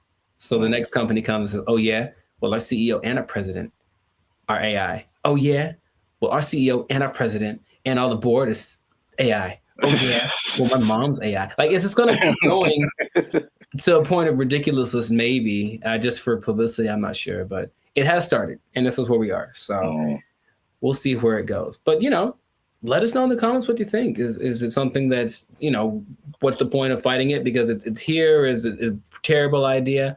Let us know in the comments what you think about this, because I feel like it is here to stay, and we'll see to what degree we take it. But this has been another episode of the Lifestyle Circus podcast. So make sure to like, subscribe, comment, and share this video with everyone you know that's afraid of the inevitable AI takeover. And if you are a CEO, oh boy, if you're a CEO, you know what time it is. You better do something. How to sing and dance or tap dance or juggle fire or something. Because I guarantee if Mika's the first one, you're going to be the next to lose. You're just gonna take your job. The robot's gonna take your job. Oh, I'm the CEO. Everybody's fired. They took our jobs. They took our jobs. This person falls on the stairs. See, like, that's really messed up to say. Like, I didn't mean to say that, dude. That's the crazy thing about that. That came out so natural. If laughter is your thing, my thing is like, where the hell did that come from?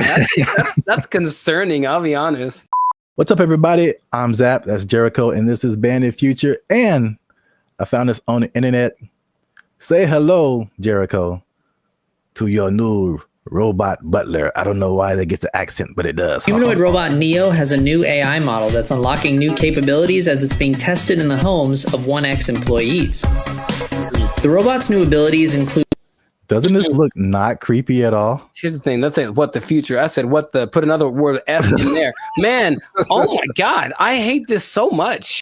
Whole body control, improved coordination, running, multi-directional walking, stairs, and more. Neo's new stair mode uses the robot's onboard cameras to estimate the height of the surrounding floor, without the use of LiDAR sensors, which are commonly used by competing robotics companies for the same purpose. Video from 1X also shows Neo stepping sideways downstairs, stumbling a bit over the last step, and catching itself. To perform tasks that require Neo to get lower to the ground, 1X showed the robot sitting, kneeling, and standing up from those positions, including an example. Come on, Jericho, look at you. Man. It's going to help you fix your car. It's going to do your laundry. Man. It's going to go running with you. It's too big, man. It's too big. It's too coordinated. It looks like it's got like a fencing suit on. Nah, man, it's got like arms are kind of buff. Like it's kind of swole. I guess so it can lift. Can it lift the car off the guy if it falls on him? Like, I don't know what's going on here. Even the color, I feel like it's too normal. It's just a regular color that anyone wears. Like, it's make it like neon purple, something that makes it like a spectacle. Don't just let it just. I don't even, man. If I wasn't paying attention, like if I was distracted, like let's say I'm walking down the stairs because I got like chicken in my hands and I'm excited about the chicken, and that thing walks up the stairs past me, I don't even know if I look twice because it's not that. Oh my God! It's just kind of like, hey, what's up? Is it a guy with a motorcycle helmet on? I don't know. From a distance, it looks like a person. I don't like this so much. Look at it kneeling down. Very comfortable. The G1s you were talking about, the flexion, like look at its feet and how the back very stable. Looks very stable. It looks like it has ankles and toes, and like the only thing that gives away is the arms are kind of wonky, but I think the rest of the body looks like an actual person. I don't like you could put like a robe on him and a hat, and he's just walking down the street chilling. Like, oh man, they're blending in. They're good for them. The robot is also shown pivoting and walking backwards, as well as sidestepping, which could be useful in navigating tight spaces often found in homes. These demos are part of 1X's rollout of its new Redwood AI, which the company says runs completely on Neo's onboard GPU. The company also shared updates on its 1X World model, which is designed to help bridge the gap between the robot's training simulations and real-world action. The model is trained on video inputs, observations from the robot, and input action trajectory, allowing the robot to simulate various potential future actions from a given starting point. Examples on 1X's website show this in action, where a slider moves between generated imagery and real-world imagery from the robot's POV, doing laundry, opening a door, and cleaning. 1X also showed off new details about how its robots learn to do new tasks. In the example of opening an air fryer, the company shows how the AI model begins by hallucinating that the air fryer basket is inseparable from the whole of the air fryer. After the robot has had some experience with the air fryer, the data gathered is then added to the mix, and the simulated air fryer interaction becomes much closer to the real thing. See, like, I think you caught that. Like, that part is really crazy. One person in the comments said it was like similar to visualizing something. Like, how does this thing work? And then you kind of like, as you keep trying to do it, you figure it out. And then it's just like, that's crazy. You know how back in the day they're like, oh, in the future we're gonna have flying cars, and then that never happened. We're having future stuff happening now all the time. Like, the future is so now, it's crazy. So that's cool. But also, this guy, he looks polite. He looks like I'm going to walk down the street, and he's like, oh, excuse me. And I'm like, was that a robot? I won't know. And then later I found out he took my girlfriend. And then, like, I'm mad. So I can't. I have so many feelings about this, but they're mostly not great. When will this be affordable to where like everybody has this in their home? Not long. And then it's just like, think of the people who do like a house cleaning and stuff like that. There's people who do laundry for you, like all that stuff. Your robot's just gonna do it. Yeah. I'm sure it's gonna be able to like cut your lawn, wash your dishes, fold your clothes. Like, anybody who's in the like that kind of, whoa, what if they have them at hotels? You get a knock on your door, it's like housekeeping. No, that's the thing. It's gonna sound normal. It's gonna have a normal voice. It's gonna be like, I'm Greg. I'm like, what the hell, Greg? For future generations, it's just going to be extra normal. I grew up with a robot delivered me from my mother's room, and now I just have the special place in my heart for all robots. Like, yeah, that's where we're at. I don't think it's as doom and gloom as some of the other stuff we talked about. This is the more, I think I'm saying this right. Like, dystopian is kind of negative and utopian is positive, right? Are those words related? I believe you, whatever you said, because I'm not sure. Go with that. But there's like the dystopian or negative AI, like the Matrix, right? That's a negative version of our future and robots and AI and all that kind of stuff. But then you have, you know what this reminds me of is the Jetsons. Where right, that was the future. That was flying cars, blah blah, in 1950. Yeah, you know. But now it's like this is actually happening. But you remember they had that robot named Rosie. Yep. And she was basically this. Yeah. And it didn't seem she was like really part of the family. She was part of the family. It was like she had jokes. Wasn't she cracking jokes on Jetson? Oh, she cracked mad jokes, bro. But didn't she like sometimes like wouldn't she sometimes throw like George down the trash chute? I don't really remember a whole lot of the jet. I feel like remember something like that would happen because she would get mad because I remember her eyes would light up, and so okay, bad thing. Yeah, she had bad things. Okay, these robots are definitely able to learn, which is advantageous. But what if they're in an environment, they have a person who's a high-strung individual, and so they're always popping off and losing their temper and beating stuff and whatever. If this robot's around, I feel like it could learn that behavior and at least be capable of it because it absorbed it. And then over time, the more human these things become, they'll be like an influence, like a impregnable. No, what's the word? Impregnable. Yeah, impregnable child or whatever. And I'm mad, and then now it's beating stuff up because it learned it from its owner. Like I could see all that happening, and that's what I do not like, among other things. But I don't like it. Greg. His name is Greg. It has to be. Let us know what you think in the comments. Are you ready for your robot butler? I don't know. I'm not too. I want to at least try it out, man. I want to at least try it out. 7 thumbs down. Just make it affordable, man. I might get me a robot butler, and I'm just not even gonna tell you. You're just gonna come by one day and walk right out. And it's gonna answer the door. Take his power supply. I'm gonna walk right out.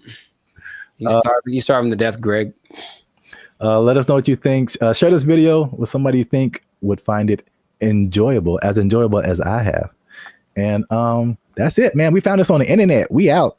Doesn't this look not creepy at all? Here's the thing. Let's say what the future. I said put another word F in there. Man, I hate this so much. The place that is offering this is the Southeast Technological University in Carlow. I think that's how you pronounce it, Ireland. That's a bad start. That's a really bad start. All right, let's just stop. Hold up. Hold the presses just for a second. All right, so Ireland. Okay, I think. Okay, where do I begin? Okay, man.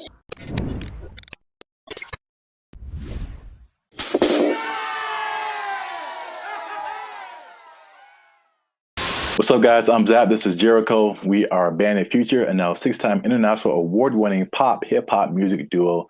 We make clean, fun music that everyone can listen to with a sound that is uniquely Californian. And right now, you are tuned in to the Life's a Circus podcast, where we talk about things that are funny, interesting, and ridiculous. But before we start, okay, y'all been laughing. Y'all been crying. Emotions. Y'all been... Y'all been laughing and crying at the same time. I don't know how that's possible, but you've been doing it. I synced you. Oh, that sounds... Anyway. Well, it's like Santa Claus. He sees you when you're sleeping. I know YouTube tracks statistics, but I don't know if it went that deep. Like, geez.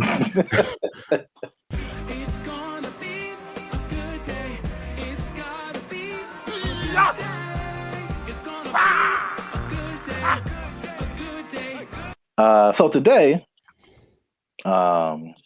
we are talking about something that's interesting. The letter Q? I mean, that's kind of what I was hoping.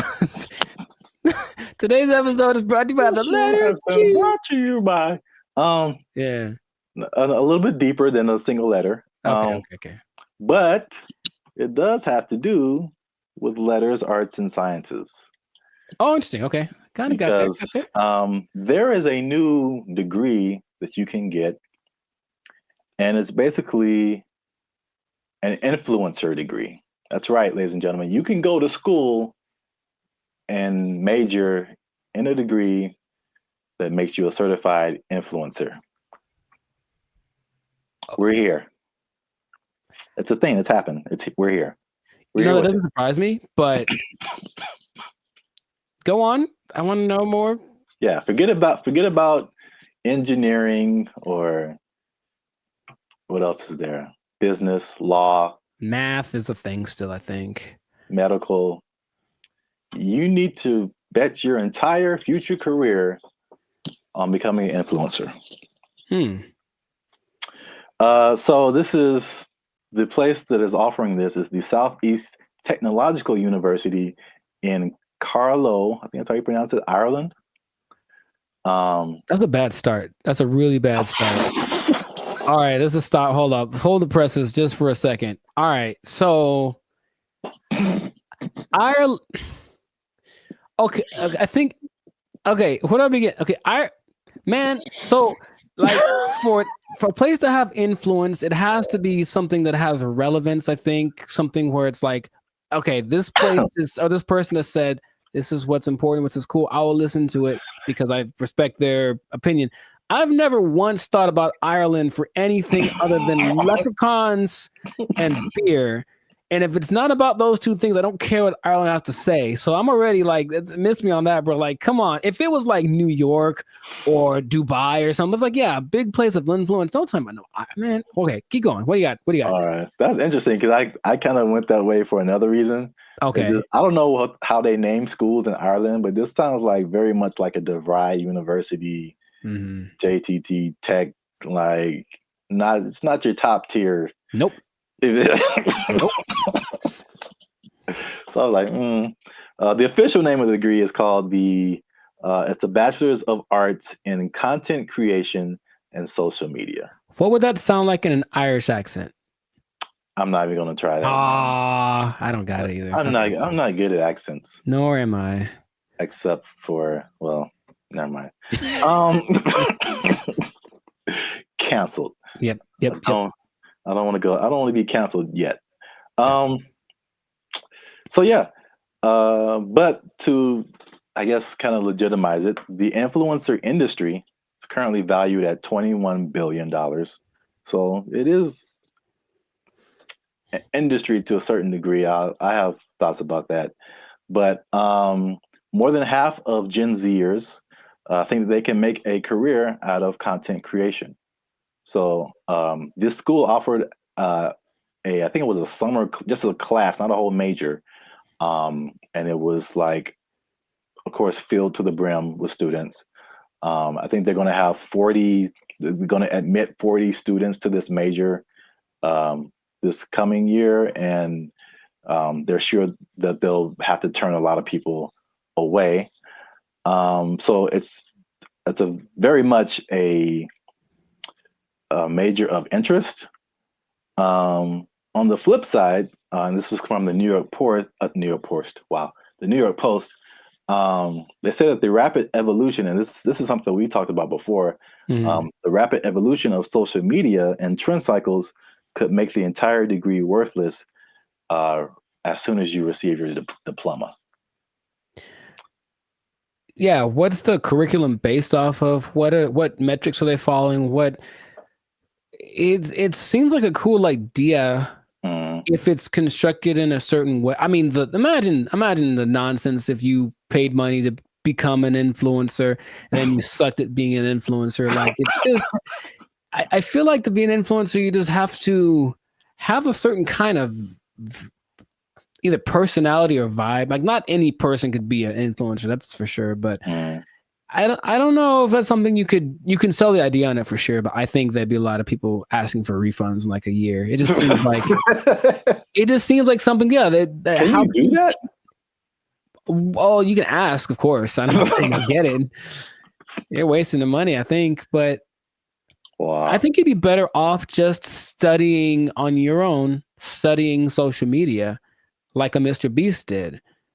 He just studied YouTube, literally, and that's all. And then it worked out phenomenal for him. So, and not only that, all the people that he worked with also didn't get as big as him, but they all have channels with millions of people, millions of followers. So but here's the thing with education, anytime they're like, oh, there's an opportunity to make some money for us and maybe it'll work out and then we can get some more accreditation or who knows. They're just trying to evolve. So I see the point, basically. They're trying to evolve with the modern times. I just feel like that's not something you can teach in that sense. Because like, as soon as the lesson's over for that day, things are different. So if they're not constantly keeping track of the market, it's like teaching day trading or something based off of data from last week. It's like, okay, well, that worked last week, but it's different now. It's a whole nother. So it would have to be done really well to work in mass. Like, Yeah. Well, yeah, I have a bunch of thoughts on this. So, in their defense, they have said that they're aware of like social media is constantly changing, stuff like that. So the curriculum is more about high level concepts, I guess, okay, as like what the business behind becoming an influencer, stuff like that, which makes sense.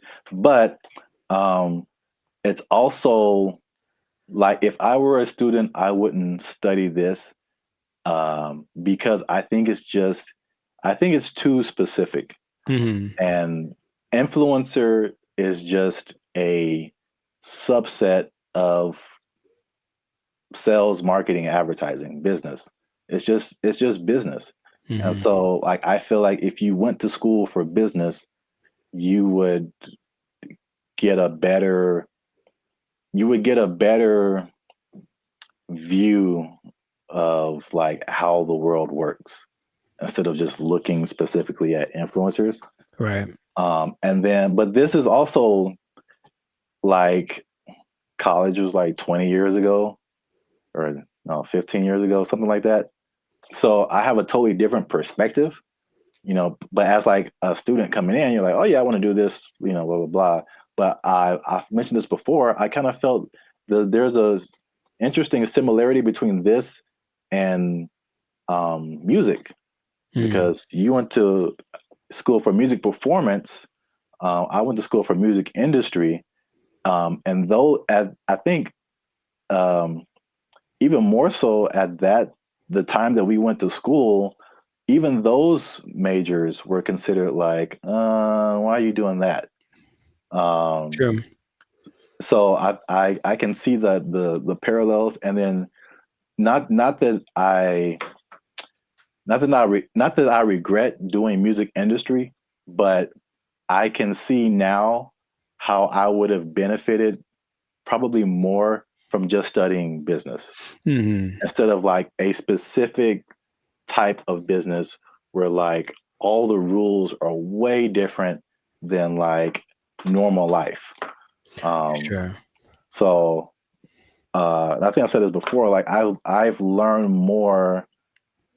I've learned how to do more in the music industry by studying general business. I got you. Right. Than by studying music industry. Because it kind of applies to everything once you get the basics down. Right. Right. So. Well, that's my advice to the youngsters. Is that how you're going to talk one day? Because I don't want it. Welcome to the Life Circus podcast.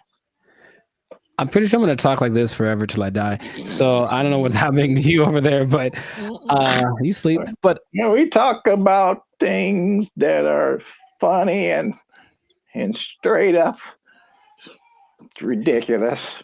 All right, old man River. Look, yeah, but you said about the students. I guess now that college is becoming more of a option as far as like, well, what's the point of going to college if they at least offer something that people want to be? Then I see the point. I do. I just don't know how they'll pull it off. But if they do, more power to them. Yeah. I don't know. Maybe we're just short-sighted, and then influencer will become all the rage, and people will make $1 and be like, "I told you so." Hey, you know what? Good for you. If you get there, I'll give you a cookie. No, those are addicting. Oh, I'm sorry. I'm sorry. Jeez, I keep forgetting the rules. Cookies are sometimes food. So this has been another episode of the Life Circus podcast. Make sure you like, subscribe, comment, and share this video with somebody who might want to be an influencer major. That doesn't even sound right. No, it really doesn't. But maybe we'll talk them off the ledge with this video.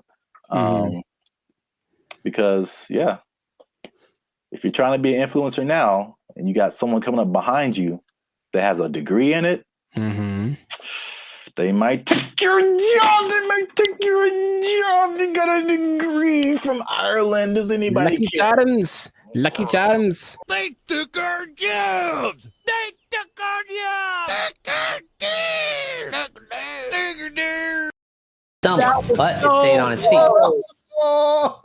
That was crazy. Okay. I guess I'll just save all the comments for the.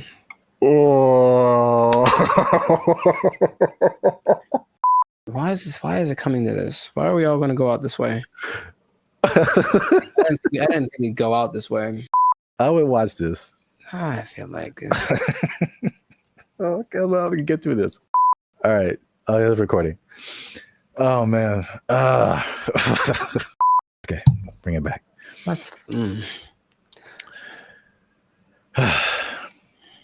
What's up, everybody? I'm Zap. That's Jericho, and this is Bandit Future. And I found this on the internet, man. In true human form, Jericho, we've been blessed with this gift of robotics and AI. And what are we gonna do with it? We're gonna make it fight each other. The world's first kickboxing tournament exclusively featuring humanoid robots just took place in China. Here's everything we know about this first of its kind robot rumble, and of course, all the best highlights. For this video. 6 different robots slugged it out for the top spot, each with a team of human operators outside the ring, giving robots commands via remote control. The robots were armed with several different combat moves that Unitree says came from external That doesn't even experts. look real, man. That's crazy. Oh my god. That doesn't even look real. Remember those little things that you'd have like way back in the day? Those little, I guess a board game, but it was 2 real robots and each person. Yeah. What were those called? Like Sock'em, Rock'em, something like that. Yeah. It's just that, but times 1,000. And this is so great. I love this so much.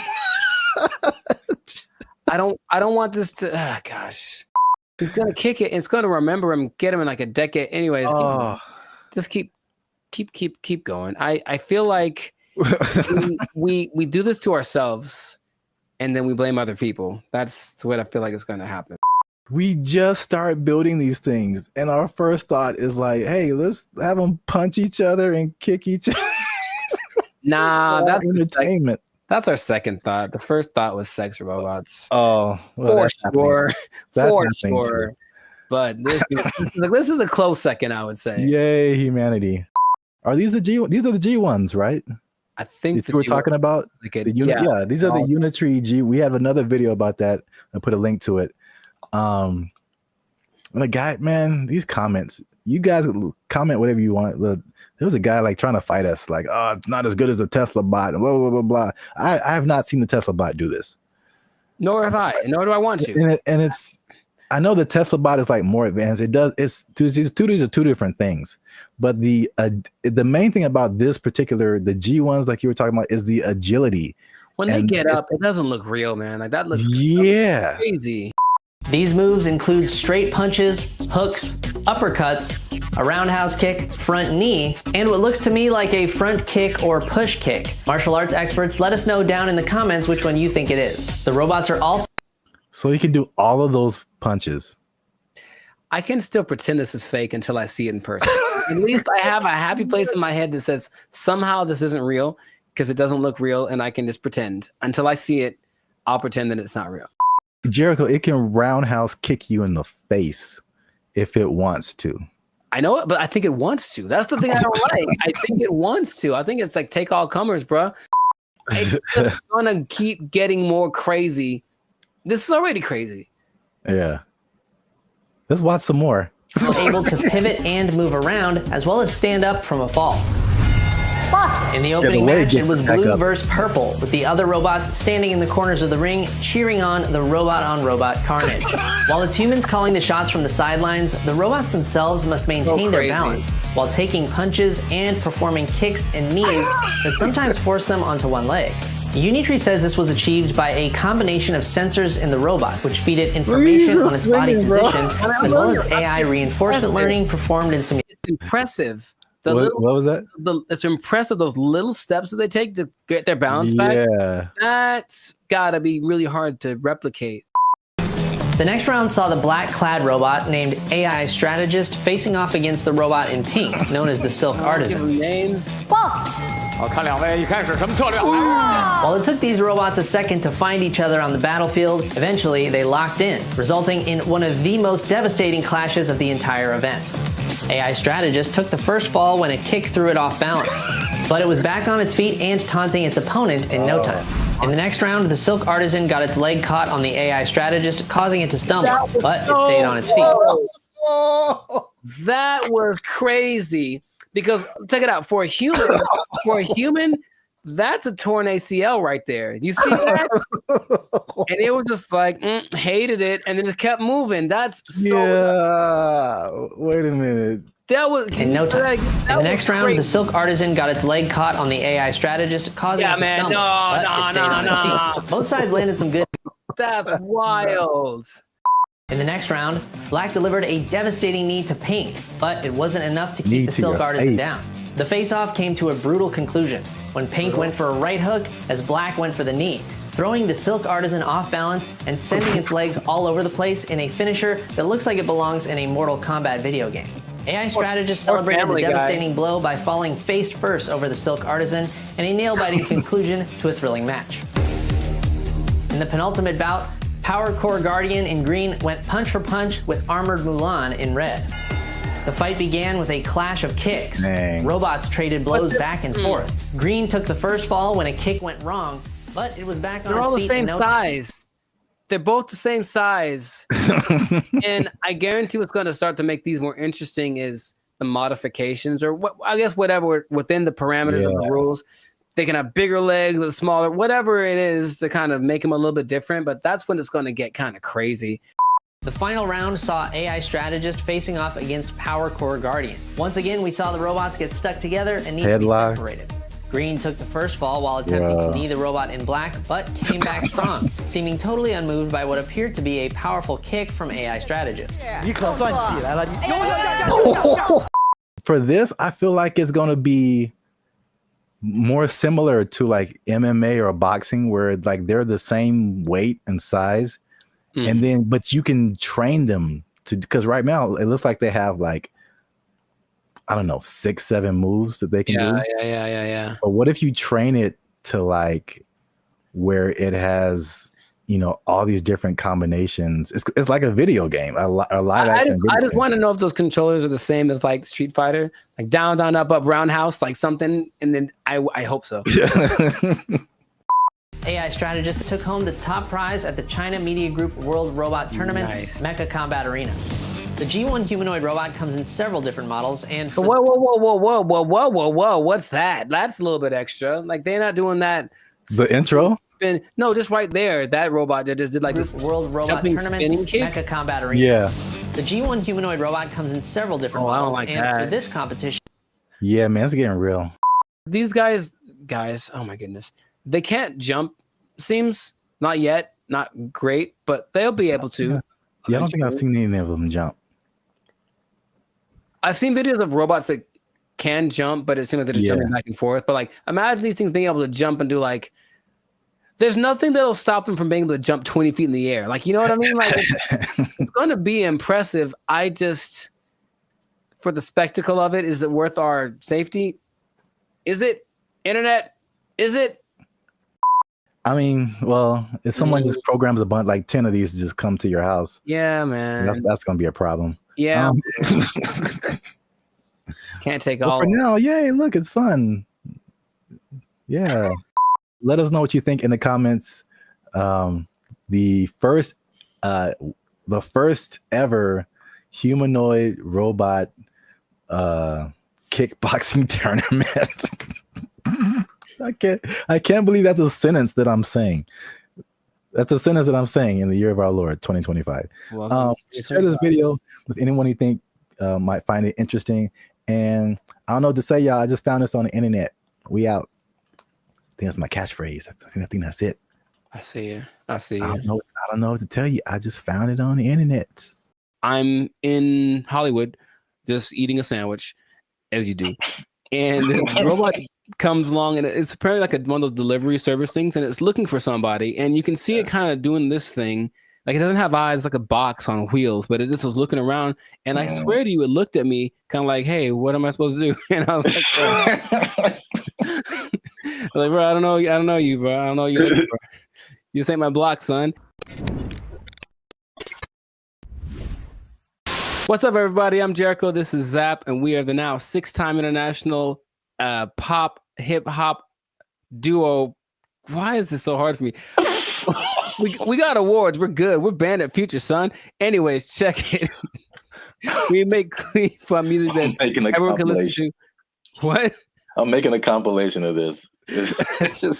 We make clean fun music everyone can listen to with a sound that's uniquely Californian. And you are now, right now, in this moment in time, tuned into the Life's a Circus podcast. We talk about things that are fun, interesting, and is straight up ridiculous. So before we get started, do us a huge, huge favor. Make sure to like, subscribe, share, and comment on this video. Share this video with at least 2 people that are afraid about the robots, man. We're talking about them again because there's some new developments. There's some new robotic developments. This time from the more humanoid version, and it's kind of crazy. So stay tuned to the end to find out what animal they're actually trying to replace with these robots. Like it's an animal that humans have used for centuries, and all of a sudden it's like they're not good enough anymore. We need some new ones. So let's get into this thing now. The robots are not coming. They are here, children. This is not a drill. The robots are here, and I want you all to be... Hide your wives, hide your kids. It's just... So there's basically 3 companies that are really going in on producing these humanoid robots. They're really emphasizing the humanoid factor, and a lot of people are once again afraid of they're going to take our jobs, whatever it is. But I just want you to know about these so that you can be informed. Bandit Future is here for the people. So we're going to inform y'all today. So starting out with our buddy Elon Musk. And I want to just ask Zap after I talk about these if you've heard of these. But Elon, our boy, is doing everything. I mean, so the Tesla bot is the thing that he's been developing. And it's, you got to see this thing. So it's the most, how do I say it? It's got hands, man. Like hands like this. Hands that can grab things and manipulate, and they look like they're kind of soft, like maybe they moisturize. Like really, real humanoid like. And so these Tesla bots have autonomous correction action capabilities. Basically, they can in the moment figure stuff out, and they can do sorting and unsorting sort of stuff.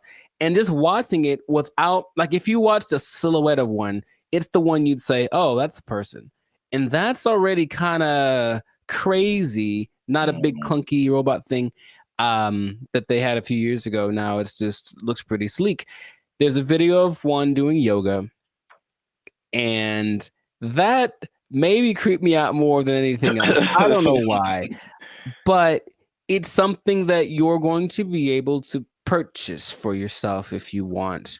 For the low price of... Well, there's no prices. It's not there yet, but it's going to be $1 billion. I'm sure it's going to be up there. But the Tesla bot, which will be compatible with all of your Tesla products, with your Tesla truck, with your whatever it is.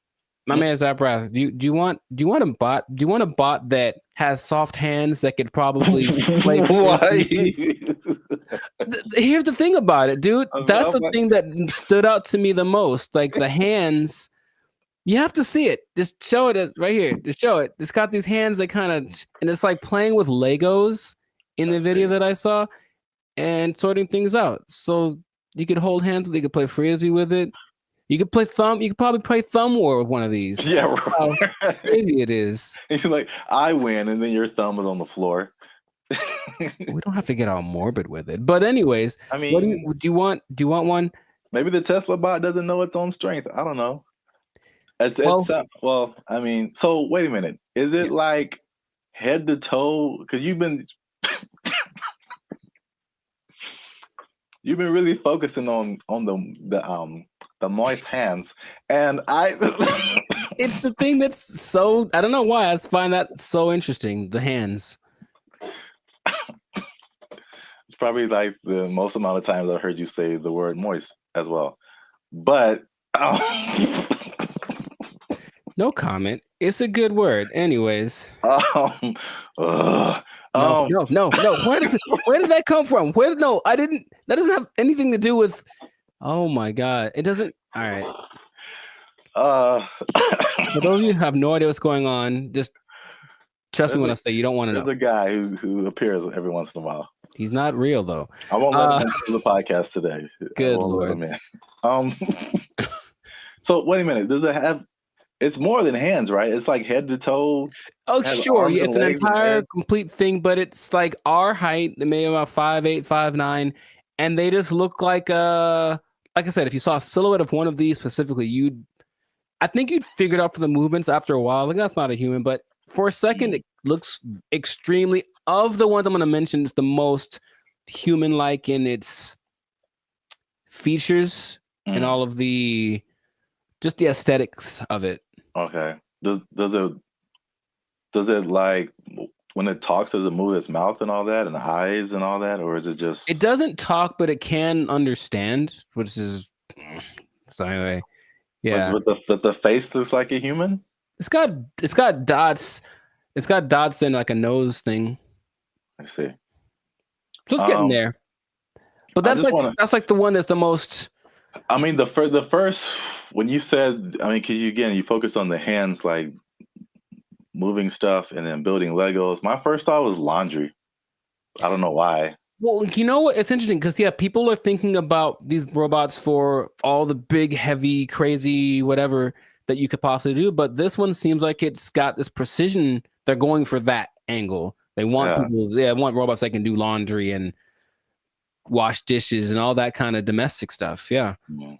Although, I mean, we do have dishwashers. True. I don't think, but the laundry thing for sure. But you have to see it. How Just much? Take note of the hand. How much are you willing to pay for someone to fold your laundry? Yeah, I don't know, but that's the Tesla bot's like the first one. The next one, and it's actually creating an interesting thing. This whole process of robotics, it feels a bit like the .com thing because there are robotics startups now that are trying to get their thing happening. So one's called Apptronic, and it has this robot called Apollo, and this is the most ready, it seems, as far as like, it doesn't seem super ambitious. It is once a robot that can walk around and do normal stuff without falling over. Like, seriously, there's a whole combination of robots just falling over, and it's hilarious. But the Apollo can lift up to 55 pounds. It looks more like a version of, what's that Disney movie? My Friend Robot or something? Oh, the Big Heroes 6? There we go. Yeah. It looks a lot like that. Okay. And you just watch it and it just walks around and it's picking things up. But this Apptronic is trying to make robots for practical everyday use. And it seems the most ready. It's like a small company, but I just find that interesting that all of these little things are popping up and they're going to be in competition with each other, or one company's going to buy the other. I can just kind of see that aspect of it happening. But those look pretty friendly. I say that because, in contrast, the company that's the most, like the furthest along with all this is Boston Dynamics. And they've been in it for a minute. They're supported by the US government since 2011. And they had their like flagship bot called the Atlas bot. And they've been just working on it and getting it better. So I don't know if you've seen the video, but maybe there'll be a video here of maybe of a robot that's running like an obstacle course with like this duffel bag, and it's like jumping over the thing and then putting the duffel bag down and then climbing up to the next level and picking up the duffel bag and then running and putting it, and it looks so I always thought it was like maybe like fake, like animated, but it's just the way that it moves. It's very robotic. That's the thing that they're going for. But at the same time, it has so many interesting things that it can do and interesting versions. That's the company that made the dogs that we talked about earlier. The dogs that are gonna, whatever. And I had an interesting robot experience a couple of days ago. I don't think I told you, or maybe I did, where I'm in Hollywood just eating a sandwich, as you do. And the robot comes along, and it's apparently like one of those delivery service things, and it's looking for somebody, and you can see it kind of doing this thing. Like it doesn't have eyes, like a box on wheels, but it just was looking around, and I swear to you, it looked at me kind of like, "Hey, what am I supposed to do?" And I was like, "Like, bro, I don't know you, bro. I don't know you. You ain't my block, son." But it's just like, and everyone was walking past it like normal, like, yeah, there's a robot. So that's slowly becoming a thing, and Elon specifically said it's not going to happen overnight. So there's this assimilation of robots, but the Atlas bot thing, yeah, since the 2011, been backed by the Department of Defense. They're supposed to be used for all of the dangerous things, tending to nuclear reactors, putting out big fires, but they're also making these to wash dishes and fold laundry. Maybe do small tasks. They have the version called the Cheetah that can run 30 miles an hour. And they swear that they don't have any military intentions. Now, just if I said, we assure you we don't have any military intentions, what do you think is actually happening, sir?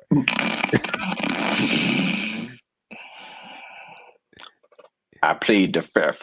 I see. Okay. Well, there are videos of these being used to like shoot at targets that look like people, because they're supposed to be able to distinguish between a real person and a not person. But I think that's happening, of course. The French military is using the dogs already, and everything starts benevolently, and then it gets a little on the strange side. But and then Terminator. Well, I never saw that, so I was going to actually ask you if you've seen it, because maybe you could. RoboCop, Terminator, to me they're the same. I haven't seen either one. What goes on? Oh, RoboCop is way different. Oh, okay. Well, at least the stories are way different. Sure. I should watch more movies, but the idea is there are definitely videos of these robots being used in the military activities, and they're linking them with Boston Dynamics. So Boston Dynamics refutes any association with military, blah, blah, blah. Right. So these things can, in general, there's a video of a bunch of these robots just together. They can dance, they can carry up to 80 kilograms, jump over obstacles, throw around irregular objects. They have this thing inside called an MPC, a model predictive controller. So it can basically learn. So if it learns to jump on a platform that's a foot high, you put a platform that's 2 feet high in front of it, and it'll like, okay, it's just double. And it starts to figure that stuff out. So it's just, these things have flown military jets. These things can fly. There's one that can fly. And so where is this going, man? That's my question, because every time I see it, it's a little more ridiculous than the last time. And I don't know. Are we getting replaced? Is this the end times? What's going on with all this? Are you asking me? Yeah. I don't know, man. I thought you were the expert in all robotics. This is the robotics division of BrandBee Future. That was all you. Yeah. It's all new information to me. Oh, okay. It just seems like we want to replace as many people as possible with robots who just do it all better and faster. Basically. They're all the branches that you can get a job controlling these robots, and there we go. But they're starting until they make a robot to control the robots. Well, that's the thing eventually. Yeah, you're going to have to be the person that programs the robots to control the robots. And then Terminator. Then they how does that movie end? With everybody dying? Is that what it is? No. Oh. But, I mean, supposedly it's a whole time travel, whatever. But I think eventually the humans defeat the robots or something. I don't remember. But it's like, hey, you just build robots, and especially intelligent robots, who eventually say, you know what? We're a lot better than the people who made us. We should be in charge. And then they become in charge and enslave humanity. Cool. It's just so weird that they do. The movie has been written already, and they keep doing it. Just like the dinosaur thing, people like trying to bring dinosaurs back. Yeah. And I'm like, No, there's a movie. There's a bunch of movies that tell you what happens, and it's not good. So stop it. Just stop it right now. They're not gonna stop. But you can't stop, won't stop. But they are supposed to be the next. Anyways, everything is so nice that they're gonna be replacing your pets. Because think about it, a dog that's a robot doesn't need food. It doesn't poop on the floor. Like, you know, it'll wag. They'll give it a tail to wag, and it'll protect the hell out of your house because anyone that comes in is dead. Trust me. Like, yeah. So they're doing that. But I promised y'all that you'd find out about an animal that they're replacing. And yeah, they are replacing the mule. Can you believe it? Ah. Well, because the mule's always like... I was going to say a horse. Mm-hmm. So I was, once you said it's been around for thousands of years or whatever. Yeah. Yeah. That makes sense because all mules do is just carry stuff and pull stuff. Yeah, but this robot mules exist now, and they're things that you don't have to feed or nothing. It'll carry up to, I think, 350 kilograms just wherever you need it to go. So I can just imagine, you know, just do the logical progression. Those things are going to continue to happen, but that's where we are right now. That's like can you ride a robot mule down the street? Oh, I think I know it's going to happen, and I think it'll just be the weirdest thing. Interesting. Or like a robot horse, yeah, instead of a car. That'd be kind of cool. I still vote for Transformers. I think that'll be fun. I think that'll be cool. Yes. Oh yeah, you have your robot companion or whatever, and then you're like, "Yo, I need to go to the grocery store." And you turn into a car. Yeah. And then it does it. Yeah. I see where you're going. I like it. Well, we're ending on an optimistic note then. I like that. Stay with that because everything else is doom and gloom. But that sounds fantastic. So this has been another episode of the Life's a Circus podcast. So make sure to like, subscribe, comment, share this video. Let us know what you think about the robot revolution that is among us because it's just it's happening without us really being aware of it too much. And just know that with great robots comes great responsibilities. I didn't think that through. That didn't sound too smooth. Anyways, the thing is, yeah, I could have done better. I should have practiced. The thing is, these robots are eventually going to look exactly like you, and they're going to walk in one day to your boss and be like, "Hey, Clark, I'm here." Clark. And so what that means is that robot might have effectively permanently taking your job. I think my microphone fell off. I'm not sure. Oh. They took our jobs. They took our jobs.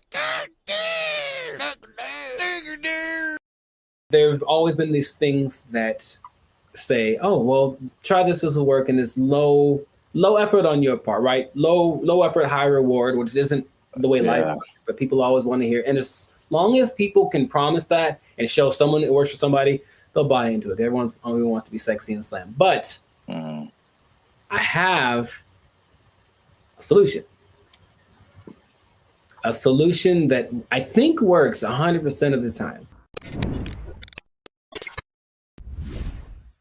What's going on, everybody? I'm Jericho, and this is Zap, and we are the now 6-time international award-winning pop hip-hop duo, BrandBee Future. That's right. We make clean and fun music that everyone can listen to with a sound that is uniquely California. And right now, in this moment, you're tuned into the Life's a Circus podcast, where we talk about stuff that is funny, interesting, and ridiculous. So before we get into this thing right here, make sure to like, subscribe, comment, and share this video with 2 people who want to lose weight. We're talking about it again because I know I see you. You want to drop some of them LBs, and there's a new way to do it. Now, of course, as always, not as always, as sometimes, stay tuned to the end because I have the answer for you.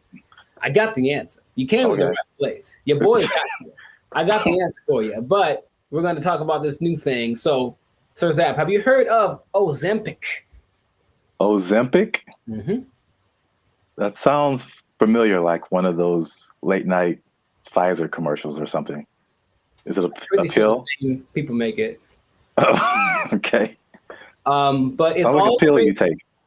Well, it's an injection. And it's okay. all the rage because I don't know if you've seen Oprah's lately, Oprah plural, because she is omnipotent, I suppose, or omnipresent. But Oprah's is, I'm just going to say it like that every time. Oprah's is very slim right now. And everyone's like, what happened to Oprah's? What are you doing? And she's like, I ain't gonna tell. Because that's what they're not gonna say. But everyone suspects that it's this Ozempic thing. Now, Oprah's whole thing is, I don't have willpower, so I never have, I'm fat, so I'm just gonna do it. And it's like, okay, more power to you. But Ozempic is actually a diabetes drug.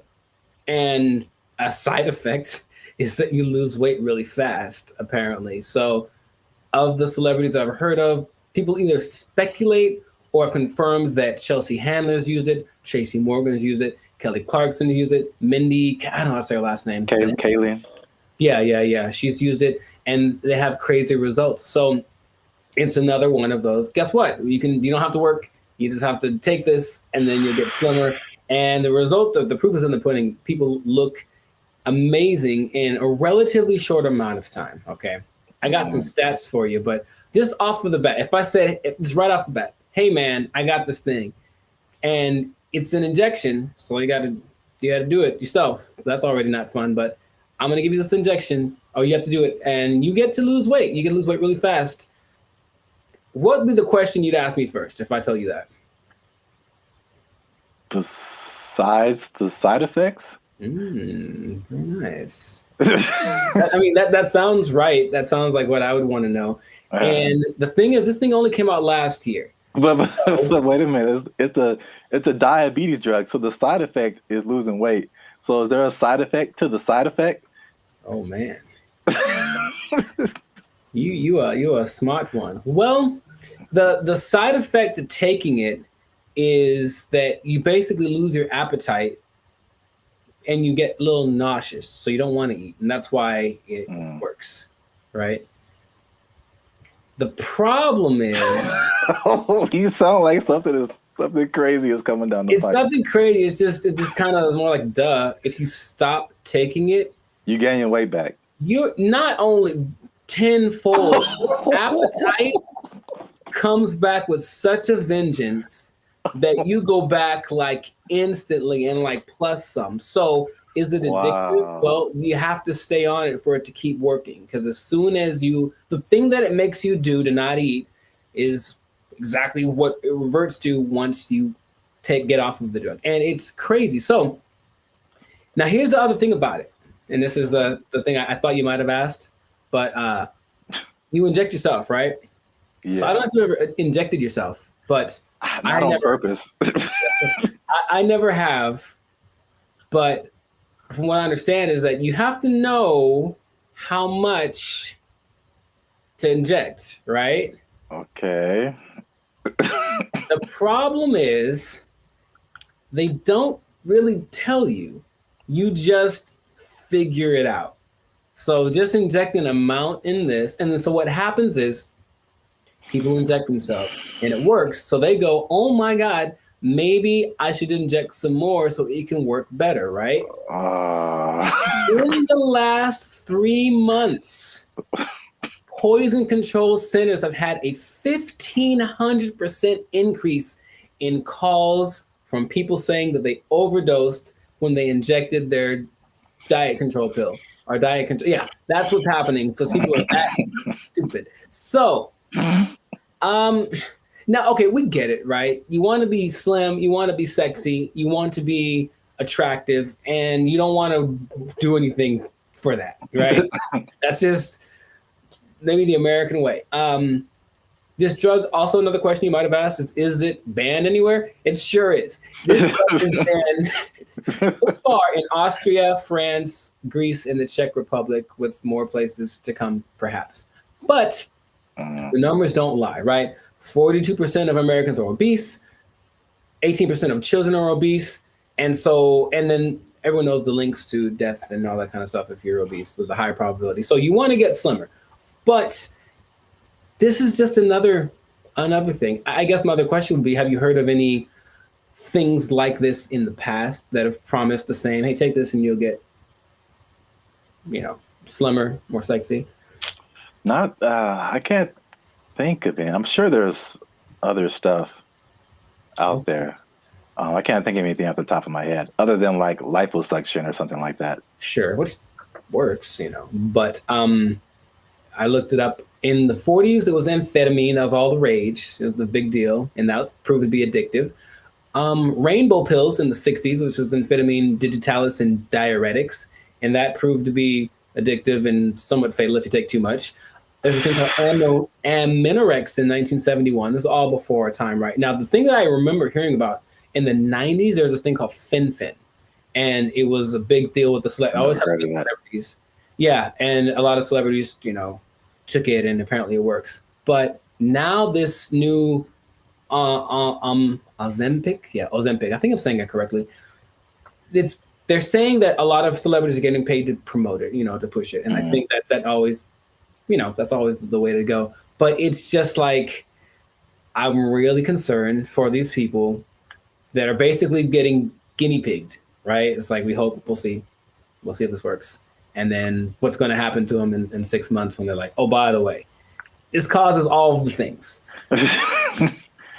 Yeah. That's how a lot of stuff goes with. Like anything, there has to be people who test it out first.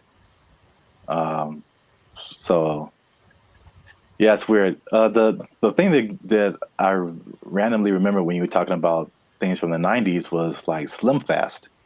Oh, sure. Although that's not like a drug, but it's like, I remember that was like a huge thing, and people, maybe even Oprah did it at one point. I don't know.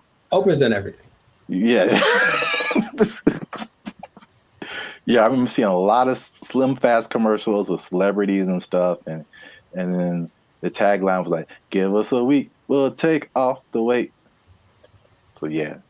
Oh, jingly. Now there's something that I heard about, but I didn't remember happening or existing. But apparently there was a substance that you could ingest if you wanted to lose 15 pounds today. It was a big deal. Yeah, you take it and you go to, I would imagine it would just take all of the moisture out of your body. That's what I imagine. Yeah. But it would just dry you up or something. And a friend of mine did something like that to, I guess, for a drug test. So he had to get so he took some pill, and he said he thought he was having a heart attack for like 5 hours. And he just like had to keep going to the bathroom, and then he was very slim.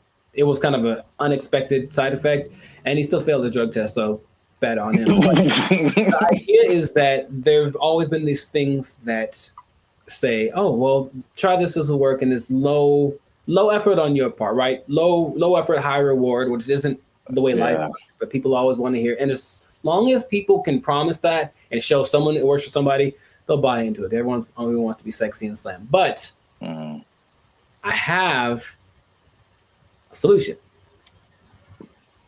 A solution that I think works 100% of the time. Does it involve exercise and proper diet? You know what's weird? It does. But it's actually doing that. That's the part that people don't seem to get. It's like, okay, because here's an idea that'll work. Cool. Proper diet and exercise. All right. Maybe don't eat too much. Let's just start with that. You don't got to go sweat. I know sweating's yucky and you get sore and ew, right? But how about just don't eat so much? Food's delicious, but you know what it tastes like. So just stop eating that stuff. Okay? That's true. But doing it is a whole nother thing. So do that. Don't eat so much and just start with that. And then that's all it is. That's literally all it takes. Everyone knows that, but no one wants to go that route. So instead they'll try Ozempic, and it works phenomenally. So we'll see what happens. Now, last thing, the company that makes it, I forget the name of the company that makes it, but they made $4.8 billion. Of course they did. In just the third quarter of 2023. That's a lot of $1 billion. I believe what was the, I forget the company they're based off of, someplace in Europe, but their gross income was greater than like the GDP of the whole country, basically. Sure, so people are going to keep buying into that. So if you try Ozempic, it'll work for a while, and good luck to you. That's all I'm going to say. Maybe try the other thing that I suggested, but I'm no expert. I just, Wow. I look like this and you look like that. Oh, take that. So anyways, leave it like that. This has been another episode of the I wish I had like a pipe right now. I don't know why. This has been another episode of the Life Circus podcast. So make sure to like, subscribe, comment, share this video with people that want to know about losing weight the responsible way. Thumbs up, maybe a ding sound, maybe. And, stop eating that stuff. I got nothing else to say. We out. They took our jobs! They took our jobs! Take our deer! Take our deer!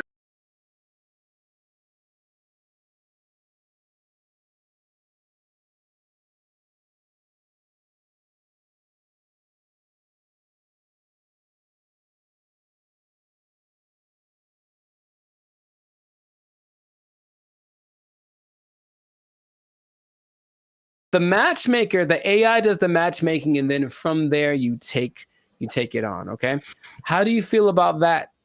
Would you try that? You said you try anything. Would you try that? Oh, this is so stupid.